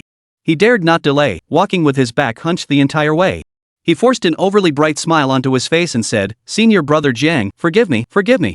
Jiang Hao paused briefly before turning to the steward and saying coldly, "Get lost." A mere inner door disciple, telling an attendant to get lost? Did he really think he feared Jiang Hao? Truth be told, he really was afraid. Terrified, in fact. The steward plastered a beaming smile on his face, dropped to his knees, and rolled smoothly out of the hall. Seeing this, the other stewards said no more, simply bowing their heads and leaving. Tang Yuan? Who is Tang Yuan? I've never heard of him. They fell deep in thought. They racked their brains over and over, yet still couldn't recall where they'd heard that name before. Who the hell is this Tang Yuan? Forget it. It doesn't matter. At worst, he's just another untouchable figure to deal with later. He really couldn't fathom how Tang Yuan had managed to win over someone like Jiang Hao. Enough. I don't want to argue with you. Jiang Hao cut her off before she could respond, fixing his gaze directly on Lu Yuan. Junior brother Tang, tell us, where do you intend to go? Senior sister Luo. Jiang Hao's expression instantly turned grim, his face hardening into a fierce, venomous glare, as if he were ready to devour someone. Meanwhile, Luo Yoli's face broke into an excited smile. Senior sister Luo, I'm sorry. Luo Yoli? No, he. Jiang Hao, who had been grim-faced moments before, instantly broke into a broad smile, his eyes crinkling with delight. Clearly, Lu Yuan's words had pleased him greatly. He promptly added, "Well said. Those who recognize the times are the true heroes." From this moment on, Tang Yuan is the 9th steward of Ghost Slaughter Peak. Who approves? Who objects? Chapter 53, hurry and deliver this to junior brother Tang. Who approves? Who objects? Jiang Hao's voice cut through the air, instantly silencing the once chaotic hall. Everyone present knew that daring to oppose would lead to only 2 outcomes. 1. Being sent to the alchemist's side to handle medicinal herbs. 2. Being sent to the medicinal garden to work as laborers. Senior brother Jiang. Just as the matter seemed about to conclude, a man clad in dark brown robes suddenly spoke up. He wasn't opposing Jiang Hao, on the contrary, he was willing to take a gamble by nominating Lu Yuan for the position of steward. Even if Jiang Hao didn't buy it, he believed Lu Yuan, a newly initiated disciple, would surely be grateful. Gaining the favor of a junior brother endorsed by Jiang Hao was a risk worth taking. The lowest ranked steward on Ghost Slaughter Peak is at the core formation stage. Junior brother Tang has only just joined the sect first, his experience is too shallow second, his cultivation is insufficient. But the unspoken words that talent should be selected without regard to convention remained unsaid. A flash of sword light streaked through the air. Like a bolt of thunder, it pierced through his body. In an instant, he was cleaved in 2 by the sword's radiance. Countless streams of blood and entrails gushed forth, staining the ground crimson. Whoosh! Before the disciples inside the hall could react, another flash of sword light shot out, striking the ground outside the hall. The next moment, the solid earth split open like fragile tofu, a long gash cleaved through it. Having done all this, Lu Yuan slowly walked toward the center. Unnoticed, he had already arrived before Jiang Hao. Lu Yuan flashed a devilish smile and bowed respectfully. Senior brother Jiang, your junior brother will not disappoint your expectations. The setting sun cast its glow upon Lu Yuan's unruffled face. His expression was serene, his brows relaxed, and his eyes shimmered like a moonlit spring. Lu Yuan had already discerned that the man he had killed intended to first suppress and then elevate him, nominating him for the position of steward. But if things went this smoothly, others would only see it as Jiang Hao's influence. What authority did Lu Yuan possess to establish his own? Since you're so eager to help Lu Yuan, very well. I'll borrow your head for a moment. This incident teaches us, address matters directly, no beating around the bush. Watching this scene unfold, time seemed to freeze within the grand hall. Dead silence, utter dead silence. Their hearts roared incessantly, and all previous confusion vanished in that instant. Ha ha ha ha. No wonder they earned the favor of that twisted monster, Jiang Hao. Turns out these 2 are cut from the same cloth. It's over. They felt an urge to renounce their faith. One Jiang Hao was bad enough, now they had to deal with someone even worse. This demonic cult is far too dangerous. Unlike the others. Jiang Hao watched Lu Yuan's composed demeanor, his inner delight nearly bursting from his chest. His pair of deep blue eyes fixed on Lu Yuan, as if he saw his own reflection. Ah, good. He roared 3 times, his gaze fixed on Lu Yuan, intense and piercing, filled with scrutiny and anticipation. Brother Tang, strengthen my demon sect. Ignoring the stunned crowd behind him, Jiang Hao led Lu Yuan away from the scene. Luo Yoli sighed, her voice thick with disappointment. Junior brother Tang, you truly break hearts. She lifted her head, her eyes glinting with a faint crimson glow. Her fair, delicate features wore a faint, ambiguous smile. But it only makes me love you more? I want so badly to turn you into mama's little doggy. A group of Lingyun sect disciples strolled along the path. Leading the way was a young woman clad in a form-fitting white dress, its hem embroidered with intricate floral patterns. They journeyed together, chatting and laughing along the way, showing no sign of vigilance toward their surroundings. Hey, senior sister Bai, listen, isn't that someone calling for help? Hold on, it really does sound like someone's calling out. Bai Qiushue, the leader, halted her steps. Indeed, faint cries for help could be heard. Everyone, wait here for me. I'll go check it out. Senior sister Bai, could this be a trap out in the wilderness? Maybe we should just keep moving. A young junior disciple looked uncertain, his voice hesitant. Bai Qiushue shook her head. Junior brother has a point, but since we've heard it, we disciples of the Ling Tian sect cannot stand by and do nothing. With that, Bai Qiushue headed toward the source of the sound. The remaining disciple felt anxious but could do nothing but silently pray for no trouble to arise. Sure enough, Bai Qiushue spotted a man lying on the ground. A faint smile touched her lips as she quickened her pace toward him. Are you all right? She hurried forward and helped the man to his feet. I'm fine, just wounded by a demon beast. The man said, his voice trembling. Don't worry, I have a chi-nourishing pill. Take this first. Bai Qiushue stopped mid-sentence, suddenly feeling dizzy. Realizing something was amiss, she started to rise and flee. But suddenly, several dazzling, multicolored beams of light erupted around her, enveloping her completely. The area where Bai Qiushue stood had clearly been preset with multiple formations. Several men leapt out from nearby grasses, closing in to attack her. Even though Bai Qiushue possessed early foundation establishment cultivation, she couldn't withstand these chi-refining 7th and 8th layer cultivators for long. Cultivators from Lingyun sect are truly foolish and naive. The group seized Bai Qiushue and departed the area. It seemed this woman was a big fish. Letting the remaining Lingyun sect disciples go might be for the best. Better to avoid any mishaps. Indeed. They were disciples of the Heavenly Demon Sect, specially trained by Jiang Hao himself. These methods were personally taught to them by Jiang Hao. While the Heavenly Unity Sect has Lu Yuan, our Heavenly Demon Sect has Jiang Hao. Jiang Hao of the Heavenly Demon Sect, now that's impressive. You see, disciples who've undergone Jiang Hao's special training can usually capture righteous disciples with ease. Except for those from the Tianyi sect. For some reason, among all the sects, they've also had their slip-ups. But after so many setbacks, the Tianyi sect is the first to fall. I really can't figure out why the disciples of the Tianyi sect are so cunning. Meanwhile, in another remote wilderness, 2 disciples clad in Tianyi sect robes stood with solemn expressions, their eyes brimming with vigilance toward their surroundings. Judging by their appearance, they were disciples from Tianjue Peak. After all, Lu Yuan had warned them, this wilderness was bound to be full of ambushes. Without vigilance, they'd likely suffer a heavy loss. But this wasn't just any wilderness. Then they must be even more vigilant. After all, if they weren't hiding in the wilderness, it meant they were confident in themselves, which only made them more dangerous. In short, they must stay on high alert. Woo woo woo. Help! Hey, senior brother Lu, listen, isn't that someone calling for help? One of the disciples immediately heard sobbing coming from the nearby bushes. Junior brother Xiao, there really is a woman calling out. The other disciple frowned, listened carefully, then nodded. Then, run! Let's run! The 2 exchanged glances, urgently channeling their spiritual energy, their speed not slowing but accelerating.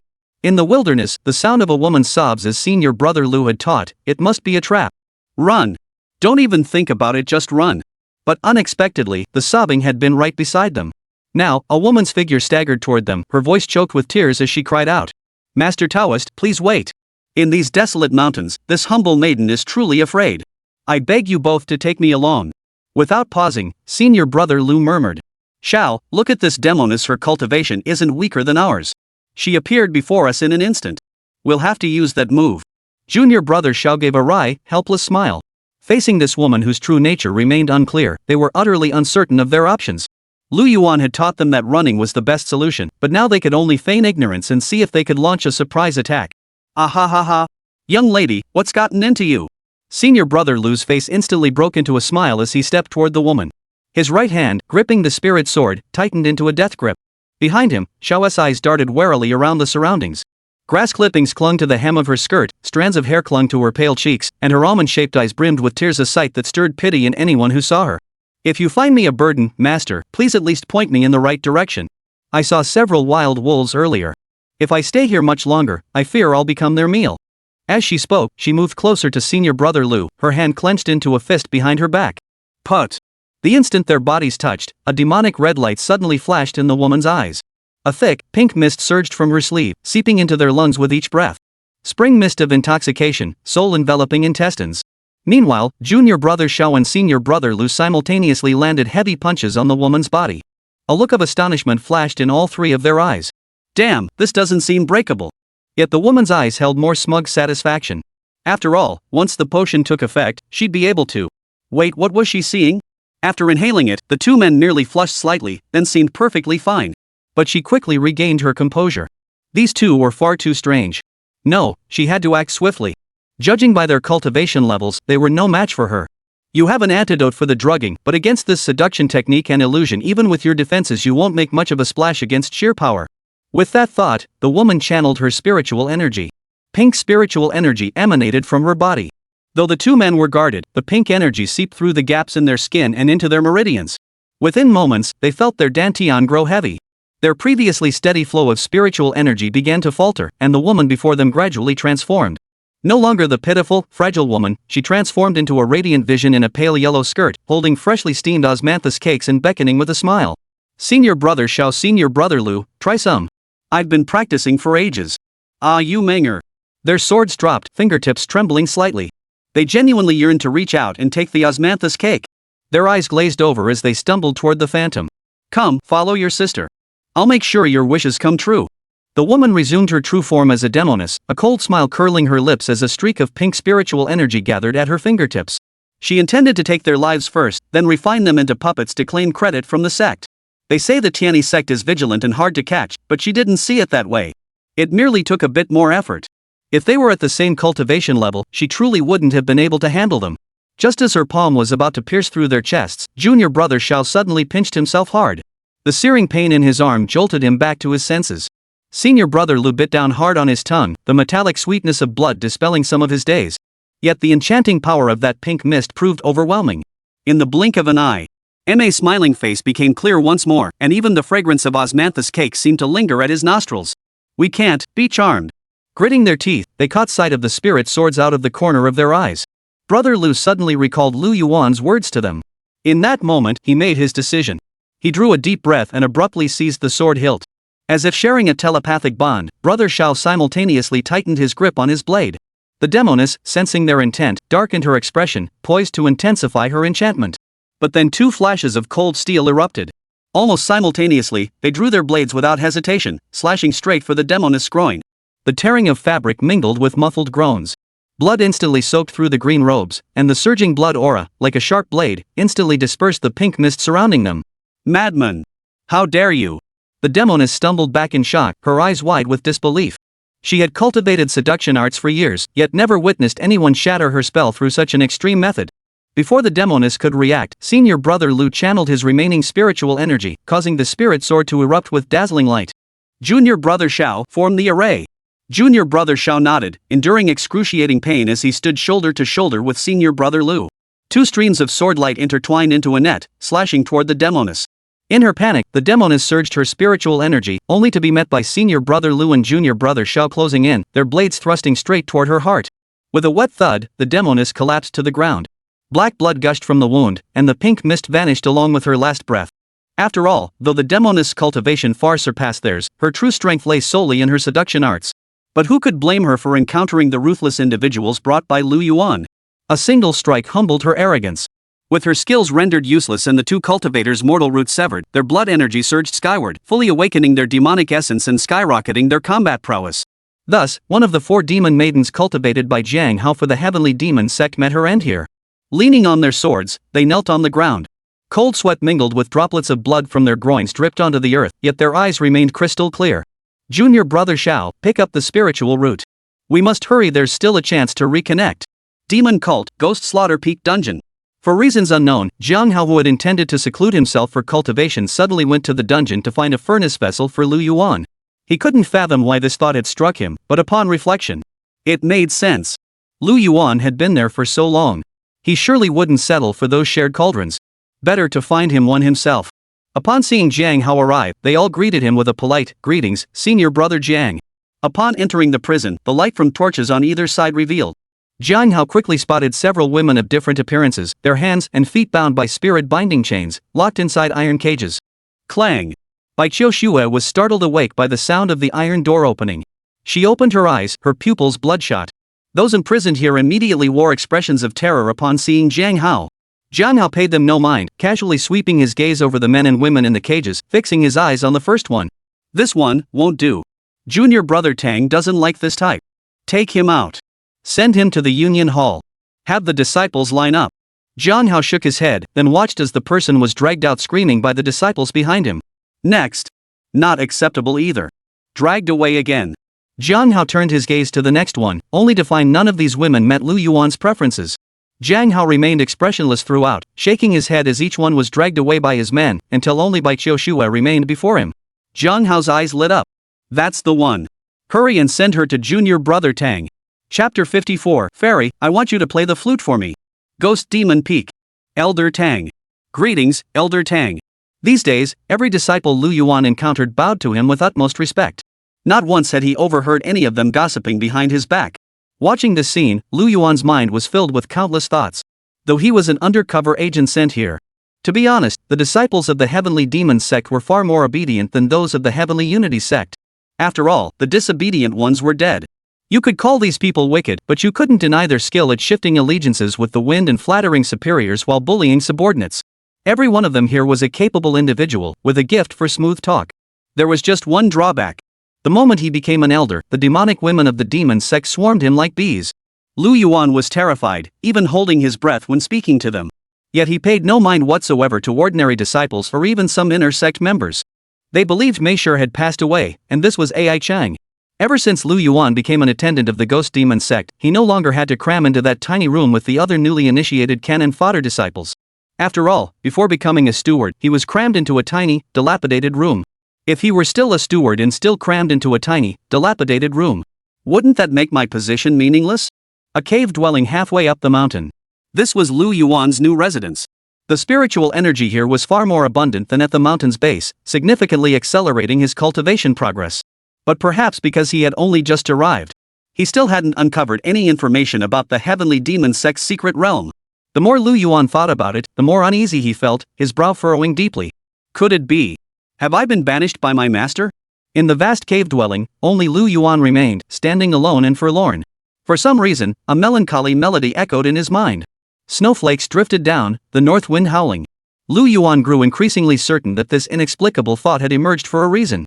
It was highly likely that the other disciples had banded together to report him, the second senior disciple, and his master had accepted bribes. They'd simply find some flimsy excuse to send him down the mountain. Then, when he couldn't find the Heavenly Demon's secret realm, he could even turn the tables and blame him for incompetence. This better not be true. Otherwise, Lu Yuan would definitely step up his efforts once he returned. Idle hands are the devil's workshop. That little cutie Xie Hanyu from the ancient demon ruins trip last time. He could use her to practice the 9 netherworlds cold jade soundgung technique. These past days, he hadn't stepped outside his cave dwelling once, instead circulating his cultivation techniques to temper the cold gale. In this world of cultivation, talent is crucial, but inheriting cultivation techniques is like scaling a heavenly abyss. Lu Yuan's fingertips condensed a wisp of pale blue cold mist, within which faint jade-like vibrations trembled. I've long coveted a supreme cultivation technique like the 9 netherworlds cold jade soundgung ju. Now my wish is finally fulfilled. Yet, despite his words, his brow still furrowed slightly. The cold jade sound gale cultivated by this technique could shatter mountains and erode souls with its resonance. But this was an advanced art. Without guidance from a senior practitioner, Lu Yuan felt utterly lost. Gazing at the frost patterns crystallizing on the cave walls, Lu Yuan sighed softly. Well, one must take things step by step. There's no need to rush. For Lu Yuan, who possessed only 9 out of 10 musical aptitudes. In other words, he was completely clueless. The 9 netherworlds cold jade sound force technique proved far too difficult. A pale blue frost aura swirled around Lu Yuan, sometimes transforming into a jade chime-like resonance that reverberated through the cave walls, sometimes solidifying into icicles suspended mid-air. Finally, it retreated back into his body, leaving only frost flowers clinging to the cave ceiling, falling in a steady shower. It's done. Lu Yuan opened his eyes, a cold gleam flashing in their depths. As the frosty mist around him dissipated, the thin layer of ice crystallized on his robes shattered with a crisp crack. The next instant, a sudden change occurred. The faint azure cold aura that had been circulating suddenly churned, giving rise to a sound aura shimmering with an icy jade glow. A bone-chilling vibration hummed low within his meridians. Boom! Lu Yuan's meridians exploded. Fortunately, Lu Yuan held the dragon roar cold jade flute, a supreme-grade spiritual treasure. After a long moment, Lu Yuan exhaled heavily, letting out a deep sigh. This is tough. Ah, right. Lu Yuan suddenly remembered a brilliant idea. Besides the five-finger palm sword, didn't he still possess the root-tracing ultimate fruit? Last time, using it just once had caused severe backlash. This time, he would try it again. They say karmic divine abilities are the strongest. But Lu Yuan thought it would be better to just give him a spatial divine ability so he could make a clean getaway. Of course, if you really want to swap it out, just pretend Lu Yuan never said a word. As Lu Yuan's thoughts stirred, an aura of profound mystery began to emanate. 3 seconds later, Lu Yuan was already exhausted. He stood up with great effort, clutching his waist. Damn, this is unbearable. Last time, we really owed it to that ancient demonic clan's residual formation. Wonder if it worked. Soon after, Jiang Hao's familiar voice echoed from within the cave dwelling. Junior brother Tang. Look what I brought you. Senior brother Jiang. Jiang Hao nodded, then gestured toward Bai Qiushua behind him. At that moment, Bai Qiushua's long hair was disheveled, obscuring her features somewhat, yet it couldn't conceal the excessively prominent curves of her chest. Staring at the girl named Bai Qiushua before him, Lu Yuan felt utterly bewildered. Jiang Hao then explained Bai Qiushua's background to Lu Yuan. Though Lu Yuan didn't recognize her, Bai Qiushua's cultivation level spoke for itself. Within the Ling Tian sect, Bai Qiushua was already considered a prodigy. She was slightly inferior to Mo Qianyu, yet she could still defeat monsters several levels above her own. When it came to those qi cultivation practitioners? A piece of cake. However, who would have thought? That stupid woman would fall for such an obvious trap, leaving me in this predicament. Though she possessed decent talent and was a member of Lingyun sect, Lu Yuan had no intention of saving her. Small matters can be emotional, but major decisions demand rationality. Emotion may make us more humane, but reason keeps us from fatal harm. She was so foolish, saving her now would only drag him down. Survival of the fittest. Senior brother, take her away. I don't need her. Lu Yuan shook his head flatly in refusal. Hey, junior brother Tang, take what's meant for you. If you really can't use it, just send it to the Union Hall tomorrow for other disciples, or refine it into a puppet. As he departed, Jiang Hao cast a lingering glance at Lu Yuan, his words carrying a weight of meaning. Junior brother, show some restraint. Look at the state your cave dwelling is in. The kid was still pretending. The cave was filled with all sorts of strange smelling water. And the volume was substantial. No wonder he's holding his waist. After Jiang Hao departed, only Lu Yuan and Bai Qiushua remained in the cave. The moment Bai Qiushua awoke, she knew what fate awaited her. Or rather, for a woman like her. In truth, among demon cultivators, there were many captured female disciples who were treated as cauldrons and subjected to unspeakably cruel tortures. So the man before her intended to harvest her essence. But given the current situation, Bai Qiushua knew she had no power to refuse, no matter what Lu Yuan intended to do. What do you want? Bai Qiushua closed her eyes slightly and asked, her voice trembling. Lu Yuan, who had originally intended to drive Bai Qiushua away, suddenly seemed to think of something and spoke. You, play me a tune on the flute. Chapter 55, My debt to my senior brother can never be repaid. What? A wave of embarrassment and flushed excitement washed over Bai Qiushua as her mind flashed with unspeakably scandalous imagery. Having read some of her junior sister's comic books before, Bai Qiushua was familiar with the slang terms for such matters. For a moment, terror and dread filled her eyes. Her loose robes couldn't conceal the near-perfect curves of her slender waist and full hips. Especially paired with her pitifully vulnerable expression, anyone else would surely be unable to resist taking her from behind. Lu Yuan stared intently at the graceful Lingyun sect fairy before him. Yet his heart remained utterly still. Another moment passed. Seeing that Bai Qiushua still showed no intention of speaking. Speak. Bai Qiushua heard Lu Yuan's faint voice echoing in her ear. Poof. Lu Yuan snorted coldly. What a foolish woman. If any of the female disciples he taught at the Tianyi sect were captured, their first instinct would be to curry favor with him, doing everything in their power to keep him alive. Now he merely asked her to play the flute, yet she was dragging her feet. If Lu Yuan hadn't suspected this woman was sent by his karmic divine power, he'd have sent her straight to the Union Hall to join the queue. She didn't even want to live herself, yet expected Lu Yuan to save her? I'll say this one last time. Whoever you are, if you want to live, you'd better obey me. Got it? If I'm not satisfied today, I'll send you to the Union Hall. You know exactly what kind of place that is. Got that? Lu Yuan's tone grew harsher. His harsh tone finally made the silent Bai Qiushue nod. With her true energy sealed, she was now as helpless as a lamb awaiting slaughter before Lu Yuan. After a long internal struggle, Bai Qiushue's eyes finally hardened with resolve. She would survive. She would escape the Heavenly Demon Sect. No matter the cost. She extended her snow-white hand, slowly beginning to unfasten her garments as she reached beneath Lu Yuan. Wait, what are you doing? Lu Yuan stared at Bai Qiushue with an extremely peculiar expression as her fragrant shoulder was exposed. Bai Qiushue paused, her eyes glinting faintly. She couldn't understand why, even after she'd agreed, Lu Yuan still felt the need to humiliate her. But when she looked at Lu Yuan pulled a long, jade-white flute from his sleeve. Seeing the strange look in Lu Yuan's eyes, Bai Qiushue was dumbfounded. She was ready to undress, and this is what you show me? Blowing the flute? You're actually going to play it? Not what's the point? For some reason, Lu Yuan showed her no interest whatsoever, which only made her feel a bit annoyed. After all, as the pride of Lingyun sect, he was second to none in both cultivation and appearance. So why was this person now looking at him with such utter disdain? Catch!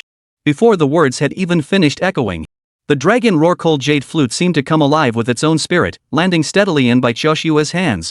The moment the jade flute touched her fingers, the white-robed fairy, who had just been filled with shame, lit up. That texture. She held the dragon roar-cold jade flute with her slender, delicate fingers, examining it with keen interest. Though slightly damp, this flute was clearly no ordinary artifact. Lu Yuan gazed quietly at Bai Qiushue, who held the flute. Bai Qiushue looked back at him.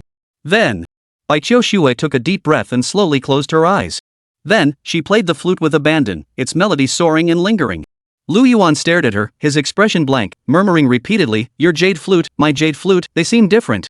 Regardless of Lu Yuan's shock, Bai Qiushue was immersed in her own melody.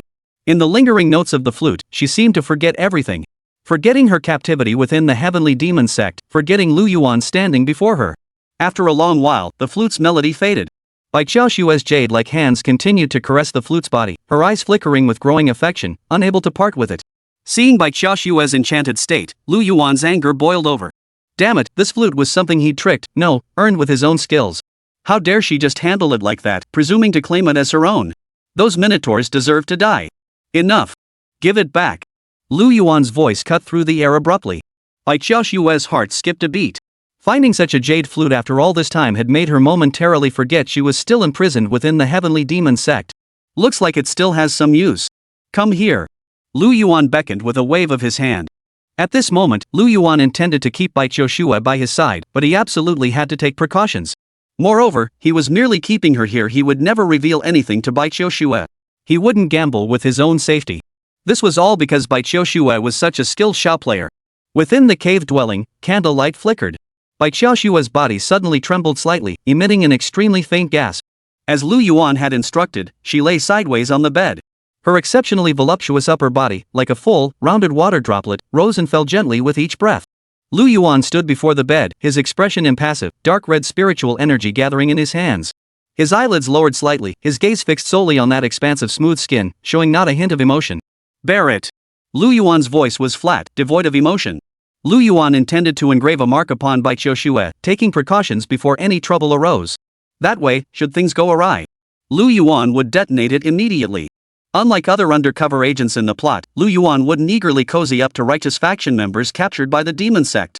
Instead, he would grow even more wary. As the saying goes, countrymen meet countrymen, then stab each other in the back. However, this wasn't entirely disadvantageous for Bai Qiushue. Seeing this mark, demon sect disciples would recognize Bai Qiushue as Lu Yuan's exclusive furnace vessel. What Lu Yuan hadn't anticipated was that before he'd even done anything, Bai Qiushue's face was already flushed crimson. Her crimson lips slightly pouted, emitting faint, barely perceptible sighs. Ah! Her pair of fair, delicate legs twitched slightly from some unseen touch, her jade-white, rounded toes tensing and straightening. He hadn't even done anything yet. Was she really that sensitive? Judging by her expression, she seemed almost. As Lu Yuan's large hands continued to roam over her body. No. Stop. Bai Qiushue's eyes rolled back slightly, the blush on her cheeks spreading almost instantly to her ears. That's enough. After Lu Yuan finished, Bai Qiushue let out a soft, delicate moan. She bit her lower lip lightly with her jade-like teeth, her shoulders trembling slightly. Her clothes were now damp with sweat. She now saw the strange markings Lu Yuan had tattooed onto her body. A crimson heart-shaped mark. Stay put here for the next few days. They won't bother you if they see your mark. With that, Lu Yuan turned to retrieve a clean cloth nearby and handed it to her, his fingertips avoiding any unnecessary contact. Bai Qiu Shui turned her face away, gazing at his indifferent profile. A complex emotion flickered in her eyes. Was this meant to humiliate her? Junior brother Tang? Present. As soon as Lu Yuan stepped out, he saw Jiang Hao waiting at the entrance to his cave dwelling. He hadn't noticed when Jiang Hao had arrived. You look well. How about it? Are you satisfied with what your senior brother gave you? Lu Yuan clasped his hands together and exclaimed. Thank you, senior brother. Your kindness. I can never repay it. Watching Lu Yuan's slightly exaggerated display, Jiang Hao felt no annoyance, only a sense of nurturing. Ha! In a few days, there's a contest that requires your participation. A deadly one. Chapter 56, Returning to the demon cult feels like coming home. What? Lu Yuan hurriedly asked, a duel, senior brother? Who is it with? Ghost Prince from Soul Refining Peak has always been at odds with me. Recently, he heard news about you, junior brother, and insisted his Peak's disciples challenge you. You know as well as I do, junior brother, no need for me to elaborate this contest. It will settle both superiority and life or death.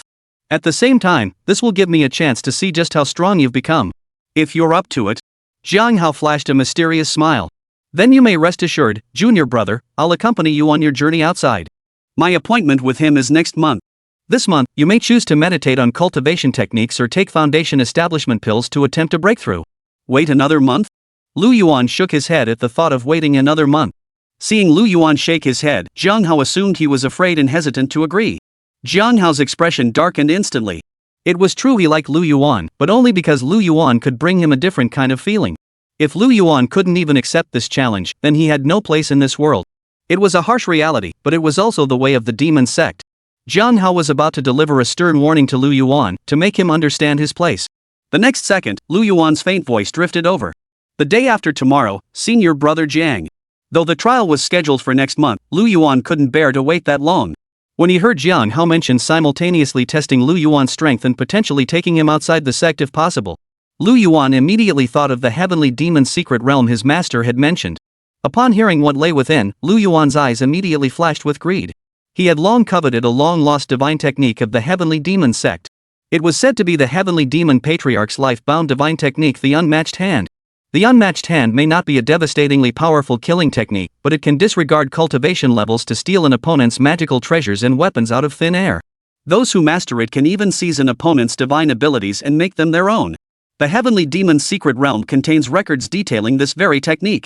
Lu Yuan agreed to Ziyin Jinrun's request precisely because of the potential of this technique. Now, telling Lu Yuan to wait another month? Isn't that a waste of time? Jiang Hao hadn't processed it yet. Lu Yuan's words hadn't fully registered in his mind. The day after tomorrow? It's possible, but the person you'll be competing against is already at mid-foundation establishment. Perhaps you should take some time to consolidate your cultivation? Jiang Hao felt a pang of guilt. He had misunderstood Lu Yuan. Everyone else would be trying to stall. After all, this was a contest that would determine both supremacy and life or death. Most would be scrambling to avoid it. But Lu Yuan was practically rushing into it. It seemed he couldn't wait a single moment longer. Jiang Hao smiled and urged, Junior brother, let's wait until next month. But Lu Yuan's gaze was unwavering, his tone leaving no room for doubt. Senior brother, the day after tomorrow is fine. Jiang Hao was momentarily speechless, though he admired Lu Yuan's courage. But advancing from Qi cultivation to mid-foundation establishment? Had he lost his mind? That's sheer recklessness. With your Qi cultivation, how do you plan to stand against the Soul Refining Peak? Fuming at Lu Yuan's stubbornness, Jiang Hao glared at him, stomping his foot in frustration. Lu Yuan smiled faintly. Simple. I'll just break through. With that, he ceased concealing his aura, revealing it fully. Early foundation establishment. In an instant, Jiang Hao's eyes narrowed slightly, stunned into speechlessness by the scene. How much time had passed? Though aided by foundation establishment pills, Lu Yuan's early foundation establishment cultivation was remarkably solid. It bore no resemblance to someone who had just broken through. Therefore, there was only one conclusion. Lu Yuan had been holding back all along. Now that he faced a challenge, he had no intention of holding back. Senior brother Jiang, since this junior brother has accepted your reward, I must serve you. If I remain useless after receiving your gift, I'll seek out a new master myself. No need for you to say a word. Heh, my junior brother possesses the bearing of a demon lord. Lu Yuan was so understanding that Jiang Hao laughed until tears streamed down his face. Compared to the demon cultivators who had always stayed within the heavenly demon sect, Lu Yuan, a wandering cultivator who had forged his path outside, captured Jiang Hao's heart far more. Within the sect, even when you bestowed rewards upon them, they still did nothing. But Lu Yuan was so sensible. He was practically a demon child reincarnated, a natural-born demon lord. How had he, Jiang Hao, only encountered such talent now? Alright, junior brother Tang, I won't say more. Prepare well, your senior brother has high hopes for you. Wait, senior brother. Jiang Hao turned back, looking at Lu Yuan with puzzlement.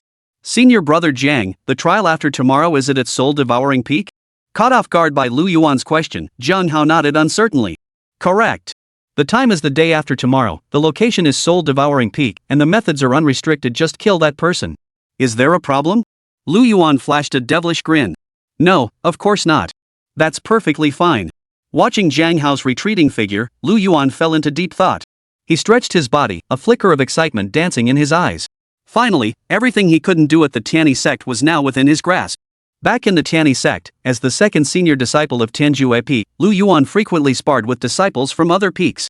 Back then, he had committed an act that had enraged the entire Tianyi sect. He still remembered that night, crouched at the mountain pass of Wudao Peak. Enough of that. Now, Lu Yuan needed to head to the soul-devouring peak to make preparations. 2 days later. The miasma at the entrance to soul-devouring peak was thicker than usual. Lu Yuan crouched in the shadows atop a massive boulder, his fingertips tracing 3 array flags engraved with runes. These were the anchor flags he had buried under moonlight after Jiang Hao's departure, using the Phantom Soul Array as the core and supplementing it with multiple other formations. A dozen auxiliary flags lay concealed within crevices, hidden beneath moss, blending seamlessly with the surrounding terrain. All preparations were complete, awaiting only the right moment. Now he awaited the disciple from Soul Refining Peak who had challenged him to a duel. The crunch of boots on gravel echoed from the mountain path's end as 5 Soul Refining Peak disciples came into view. The square-faced disciple leading the group was instantly recognized by Lu Yuan. Lurking in the shadows, it was the very disciple destined to face him in combat. He toyed with the soul bell at his waist, its clinking sound piercing the empty air. Ha ha ha, that fool who just joined the Heavenly Demon Sect never imagined we'd arrive hours early to set up the formation for the duel. Ha ha ha, senior brother is so wicked. With the 5 of us setting up the formation, this guy won't be coming back alive. Let's show Ghost Peak what we're made of. Senior brother Ghost's rewards won't be lacking for us. They chatted and laughed as they stepped into the formation circle Lu Yuan had marked out. The square-faced disciple suddenly uttered a startled "eh" and looked down at his feet.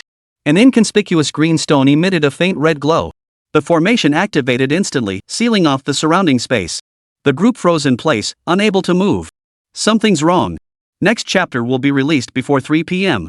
Chapter 57. The contest hasn't even begun, yet people are already dead. Something's wrong. Before his words had fully faded, Lu Yuan flicked his fingertips, and 3 main flags suddenly glowed with a faint light. Hum. The surrounding miasma violently exploded, morphing into countless distorted specter faces that screeched as they lunged toward the 5. The secondary flags shot out from the stone crevices, weaving a pale crimson net of light in midair that encircled the 5 at its center. The Phantom Soul Array activated, its most potent illusions piercing directly into their minds. Before the gray-robed disciple, the soul-binding net suddenly oozed black blood. Within its weave, the vengeful spirit he had once refined materialized, claws outstretched toward his face. The square-faced disciple saw his soul bell shatter, the vengeful spirit he had imprisoned within transforming into a fierce specter that snarled at him. It's an array. Break it. The square-faced disciple bit his tongue, regaining a sliver of clarity. Just as he was about to channel his cultivation technique, a faint, sweet fragrance wafted into his nostrils, mingling with the miasma, barely perceptible. His newly restored spiritual power abruptly stalled. His sea of consciousness felt as though doused in icy water, and the newly gathered energy instantly dissipated. Cough, cough. There's something wrong with this scent. The shorter disciple on his right covered his nose and mouth, but it was already too late. My spiritual energy. I can't control it. Put. The dagger pierced his back as he remained entangled with the soul pet wraith within the illusion. He never saw his killer before dying. The gray-robed disciple, driven back by the illusion, collided headfirst into the light net. Its strands instantly coiled around his neck. He clawed desperately, his throat constricted to a hoarse gasp, his face turning purple with suffocation. In the end, he was literally scared to death by his own terror. As his body went limp, his magical soul-binding net slipped from his grasp. The soul threads within the net had all turned to lifeless ash. The remaining 3 met an even more gruesome fate. One was drained of spiritual energy by the soul-eroding powder, collapsing into a crevice with blood streaming from his 7 orifices. Another severed his own arm within an illusion. The excruciating pain briefly snapped him back to clarity, only to meet Lu Yuan's icy gaze before a dagger pierced his throat. The square-faced disciple who had sparred with Lu Yuan attempted to flee the formation, already soaring 3 zhang through the air. A sharp blade flashed through the air, its gleaming tip dripping with blood as it pierced clean through his chest. A look of genuine despair suddenly flashed in his eyes. And he slowly turned his head. Wasn't this very man Lu Yuan, the fool they had once mocked? Lu Yuan's gaze was icy as he slowly withdrew the blade from his back, speaking in a detached tone. Friend, stay your step. We've hit it off at first sight. Why not let me see you on your way? The disciple from Soul Refining Peak, who was supposed to spar with Lu Yuan, stared at him with a deathly gaze. Then, gurgling blood spurted from his mouth as his limp body plummeted from the heights. The array flag's glow gradually faded, and the miasma settled back into stillness. Lu Yuan crouched down, collecting the soul bells, soul jades, and soul binding nets from the 5 men's waists into his storage pouch. A flash of swordlight sliced through the air. The 5 heads were severed. The remaining bodies and souls were instantly refined by Lu Yuan.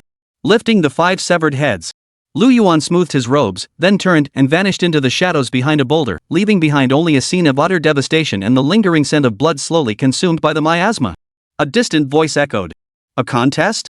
A public contest before everyone? How many years has this been an old tradition? I've already stated the time is today, and the location is Soul-Devouring Peak. Now, the time was right. The place was right. Even the elders couldn't fault Lu Yuan. Lu Yuan carried the recording stone documenting his array setup, ambush preparation, and the process of ambushing and killing the 5 men as he walked toward the training grounds. Soul-Devouring Peak Training Ground, over 100 men and women stood within, their clamorous voices rising to the heavens. On the elevated platform, key figures from various peaks sat and stood. In the central section sat Jiang Hao and Ghost Prince. Young Master Jiang, the time is nearly upon us. Why hasn't your 9th steward arrived yet? Has he grown afraid? If he's too scared, canceling is an option better than embarrassing you, young Master Jiang. Ha ha ha ha. A sinister man wearing a ghostly mask taunted from beside Jiang Hao. Jiang Hao shot him a sidelong glance and replied indifferently. The hour hasn't struck yet. What's the rush? Does the esteemed Ghost Prince lack even this much patience? Besides, your Soul Refining Sect people haven't arrived yet either. Stung by Jiang Hao's retort, the Ghost Prince's face darkened slightly.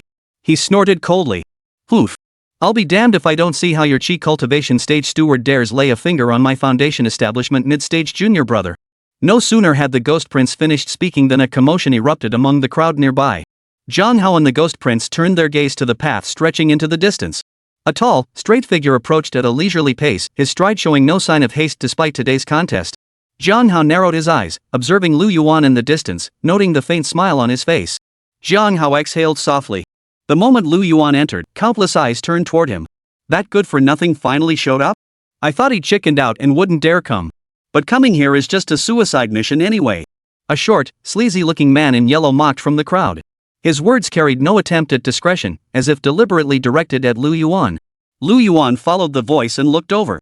How could this man be so insolent? Since joining the demon cult, this was the first person who dared to speak to him like this. He even went so far as to say Lu Yuan wouldn't survive. Like the other disciples, just keep your thoughts to yourself. Why not hide behind others' backs? You're provoking me right to my face. Lu Yuan smiled, choosing not to engage in a loud argument. His finger flick sent a simplified sword light hurtling toward the obnoxious disciple. Its speed was so blindingly fast that no one present could react in time. Splash. Gurgle gurgle. A round, plump figure rolled several times across the ground before coming to a stop.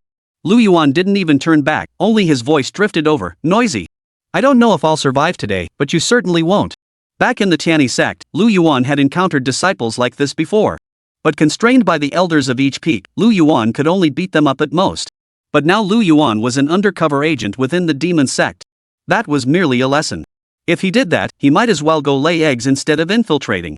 Witnessing Lu Yuan's ruthless approach, the entire crowd fell silent. But the next second, seeing the dead body, the surrounding disciples swarmed forward.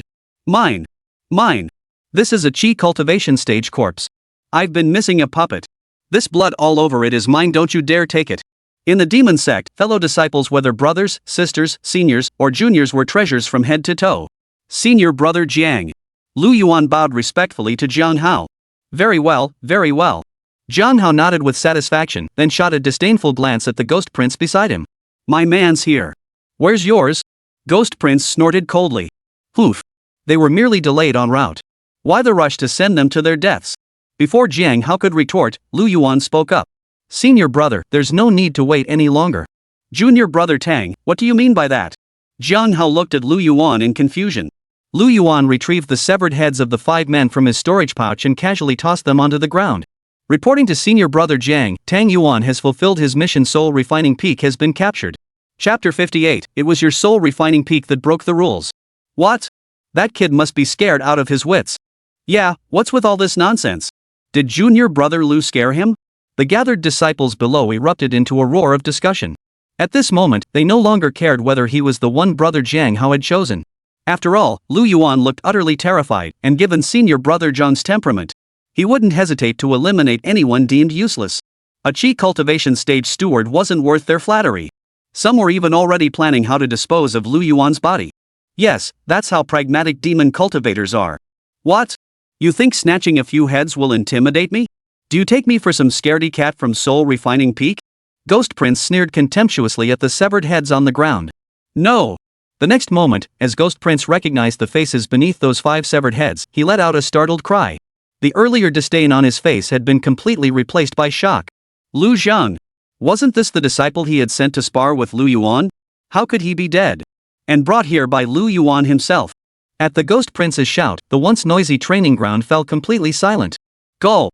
The abrupt sound of someone gulping down saliva echoed through the training ground. That sound of swallowing saliva seemed to flip a switch in everyone, and the training ground erupted with even louder murmurs than before. Apart from Lu Zhang's 4 men, though not at the mid-stage of foundation establishment, they included 3 at the early stage and 1 at the peak of chi cultivation. How could they possibly fall to Lu Yuan? Yet this reality, almost too unbelievable to fathom, unfolded before everyone's eyes. Ghost Prince's gaze held complex emotions as he stared at Lu Yuan standing not far away. Boy, are you courting death? Why won't you face me in combat? Instead, you hire assassins to target my soul refining peak disciples. This was the only conclusion Ghost Prince could possibly reach. Facing the Ghost Prince's gaze that seemed ready to devour him, Lu Yuan showed no fear. If you're weak, practice more. If you can't handle the game, don't play. You're simply outmatched. Even through his mask, the Ghost Prince's darkening expression was palpable to all present. The curve of his lips held nothing but malice. Ha ha ha ha. A low, mocking chuckle rolled from his throat. The floor tiles beneath his feet suddenly cracked with a sharp snap. Strands of dusky gray soul shards seeped upward through the fissures, coalescing into countless fragmented specters that swirled around him. The Ghost Prince was enraged, truly enraged. As a direct disciple of Soul Refining Peak, not only outer sect disciples, but even direct disciples from other peaks bowed before him, addressing him as Ghost Prince. Lu Yuan was nothing but a disciple who'd stumbled into dog luck, promoted by that freak Jiang Hao. There were fewer turtles on Soul Refining Peak than there were people like him. And yet, he dared to say in front of everyone that he was weak and needed more practice. Killing intent. A suffocating aura of malevolence. Centered around the Ghost Prince, the air thickened with intense resentment and dark energy. Disciples with weaker cultivation turned pale instantly, shielding their spiritual seas as they stumbled backward. What? Where do you think I belong? A cold, hard voice rang out as Jiang Hao stepped in front of Lu Yuan. Malevolent energy surged from his body as well. When it collided with the Ghost Prince's aura, a hissing friction sound erupted. The moment their auras touched, several massive boulders at the plaza's edge instantly shattered into dust under the pressure of the malevolent energy. Amidst the flying debris, the surrounding disciples cowered in terror. Both were notorious scourges within the sect. If they truly clashed, half the training ground would likely be leveled. The Ghost Prince shot a glance at Jiang Hao, a crimson glint flashing in his eyes. Jiang Hao, what's your game? Can't take a joke? Jiang Hao offered no reply, merely tightening his grip on the ghost-headed blade at his waist. The blade aura surging around him suddenly coalesced into an ethereal scimitar, its tip pointing directly at Ghost Prince. Oof. If I can't handle it, then my junior brother hasn't even spoken yet. You're already accusing him of ambushing your Soul Refining Peak disciples. Aren't you just slapping yourself in the face? Jiang Hao cast a deep look at the unruffled Lu Yuan before him, speaking calmly. If there really is some underhanded scheme, I'll handle it myself. No need for the Ghost Prince to get involved. Ghost Prince snorted coldly, we'll see about that. Jiang Hao gave Lu Yuan a slight nod and said, Junior brother Tang, care to explain? Lu Yuan slowly approached Jiang Hao's side, then turned to face the disciples below the platform, offering a faint smile. Under the intense gaze of the entire audience, Lu Yuan produced the recording stone that had captured his actions over the past 2 days. No one knew what Lu Yuan intended to do. Yet every pair of eyes now stared fixedly at that recording stone, not blinking once. Lu Yuan stated calmly, these are my actions over the past 2 days. You'll see for yourselves. Moments later, a blinding light erupted. Amplified by spiritual energy, a vivid image materialized upon soul-devouring peak. Ah! No, Steward Zhang, I have a partner. What the hell? I won't let your partner touch you. A series of unseemly gasps filled the air, mingling with the explicit scene. The disciples below erupted into chaos. What? Isn't that senior sister Wu? How could this be? Some disciples' hearts shattered. Especially the man beside senior sister Wu, his face flushed crimson. Lu Yuan gave an awkward chuckle. He'd happened upon the scene just as he arrived. He'd planned to record it and sell it. But no big deal, consider this a 30-second preview. Wrong take. Let's do it again. Lu Yuan shut off the recording stone and pulled out another one. Some male disciples glared at Lu Yuan. Couldn't you slow down? The following footage showed Lu Yuan setting up formations, various traps, and the scene of the 5 disciples attacking Soul Refining Peak. The recording stone's footage concluded. Dead silence fell over the entire hall, a silence as thick as death. Everyone present stared in shock at the final scene of the recording stone, their expressions utterly priceless. Even beneath the Ghost Prince's mask, his face was etched with utter disbelief. Had he misjudged him? What could be more unbearable than seeing the person he despised most become so treacherous? No, this was the Heavenly Demon Sect. Shouldn't it be such an outstanding disciple? Good, good, good. Jian Hao repeated the word 3 times, patting Lu Yuan's shoulder warmly. Was there anything more satisfying than publicly humiliating one's sworn enemy? Jian Hao shrugged, a wicked smile curling his lips as he turned to the stunned Ghost Prince. Well then, Ghost Prince? Anything else you'd like to say now? What? That's nothing but dirty tricks. It doesn't count. Oh? Lu Yuan raised an eyebrow. It doesn't count. Then let me ask you. Ghost Senior Brother, did you and my Jian Senior Brother agree to meet today? Yes. And the meeting place was Soul Devouring Peak, correct? Ghost Prince realized he was gradually falling into Lu Yuan's trap, but faced with his relentless pressure, he had no choice but to speak. Yes, it is. Did I ambush and kill these 5 men at the agreed-upon time? I suppose so. Was it at Soul Devouring Peak? The Ghost Prince said nothing more, only stiffly nodding his head. Is there a problem with that? There's no problem. Come to think of it, 5 of you from Soul Refining Peak showed up at once, and I killed every last one. It was your Soul Refining Peak that broke the rules. Chapter 59, Turning Heaven's Order Upside Down, making Lu Yuan play the role of Lu Yuan? Dead silence. Dead silence. After the dead silence, still, only dead silence. Perhaps because no one dared believe their own ears. Even though they were the Demon Sect, the most notorious demon sect in the land. They still couldn't fathom the earth-shattering words that had just tumbled from Lu Yuan's mouth. Even Jiang Hao and Ghost Prince were no exception. In the Heavenly Demon Sect, has anyone ever ambushed their opponent before a duel? Yes. But those discovered were always dealt with as criminals. And since the founding of the Heavenly Demon Sect, Lu Yuan was the first to present this justification with such refreshing originality. It made it seem as though the slain party had violated the rules. Ghost Prince, who had initiated the challenge, stood with his mouth agape, unable to utter a single coherent word for a long while. He stared straight at Lu Yuan, hesitating for a very, very long time. He swallowed hard, his lingering sarcasm mingling with numbness in a truly remarkable display. Right. Well, there is some truth to that, but you can't quite put it that way. Before he could finish, Lu Yuan activated the recording stone and deliberately turned up the volume. Ha, that fool who just joined the Heavenly Demon Sect never imagined we'd set up the battle formation hours ahead of schedule. He, Senior Brother, you're so wicked. With the 5 of us setting up the formation, that guy won't be coming back alive. Let's crush Ghost Peak's arrogance. Senior Brother Ghost's rewards will surely include us. The voices of Lu Zhang and the others rang out clearly from the recording stone. Ghost Young Master's face turned crimson with embarrassment. He gave a dry chuckle and said awkwardly, let's go. This is pointless. In an instant, the Ghost Prince vanished from the high platform. Watching the fleeing Ghost Prince and Lu Yuan standing with his hands behind his back in the center of the arena, Jian Hao's smile slowly widened at the corners of his mouth, until finally, he couldn't help but burst into laughter. In high spirits, Jian Hao walked up to Lu Yuan, clapped his hands, and announced cheerfully, looks like Ghost Slaughter Peak has won this round. The disciples below echoed in unison. Senior Brother Jiang is right. Junior Brother Tang won. Junior Brother Tang. After all, the Ghost Prince had already slunk away in defeat. Who would dare say a single word of dissent now? Seeing no objections, Jian Hao gave a slight nod before sweeping the arena with a piercing gaze. Does anyone else wish to challenge Junior Brother Tang? Not bad. Jian Hao's eyes brimmed with admiration. The more he looked at Lu Yuan, the more pleased he became. Lu Yuan always managed to surprise him in unexpected ways. Even Ghost Cry, who had always been at odds with him no matter how much they argued or fought before, they'd always end up both battered and bruised. But the moment Lu Yuan showed up, he completely shattered the guy's defenses. Even through the mask, he could sense Ghost Cry's flushed face. Just now, he'd bolted without even saying a word. He really had struck gold. Zhang Hao walked up beside Lu Yuan, gave him a light pat on the shoulder, and whispered into his ear. Junior brother Tang, you should head back first. Come find me at my cave residence tonight. Senior brother has urgent matters to discuss with you. Lu Yuan suppressed his inner excitement and bowed to Zhang Hao. Yes, senior brother. On his way back, fellow disciples watched Lu Yuan with eyes brimming with apprehension. They had never before seen anyone who could make Ghost senior brother of Soul Refining Peak lose face. They dared neither curry favor with Lu Yuan nor provoke his anger. Staring at Lu Yuan, they froze like frozen statues, unsure whether to stay or leave. Lu Yuan, however, paid no heed to their thoughts, secretly basking in his triumph. Finally, despite having only recently joined the Heavenly Demon Sect, he could accomplish his mission so flawlessly. Though he couldn't even reach an elder, who could blame him when Zhang Hao had a sect master for a father? Ghost Slaughter Peak, summit the finest cave dwelling on the entire peak. Night had fallen, and a crescent moon hung low in the sky. Its pale glow washed over the jagged rocks, turning the black stones beneath Zhang Hao and Lu Yuan's feet a cold, stark white. The mountain wind caught the hems of their robes, making them flutter and rustle. Zhang Hao turned and carried 2 jars of wine from the cave dwelling, their bodies wrapped in dark hempcloth.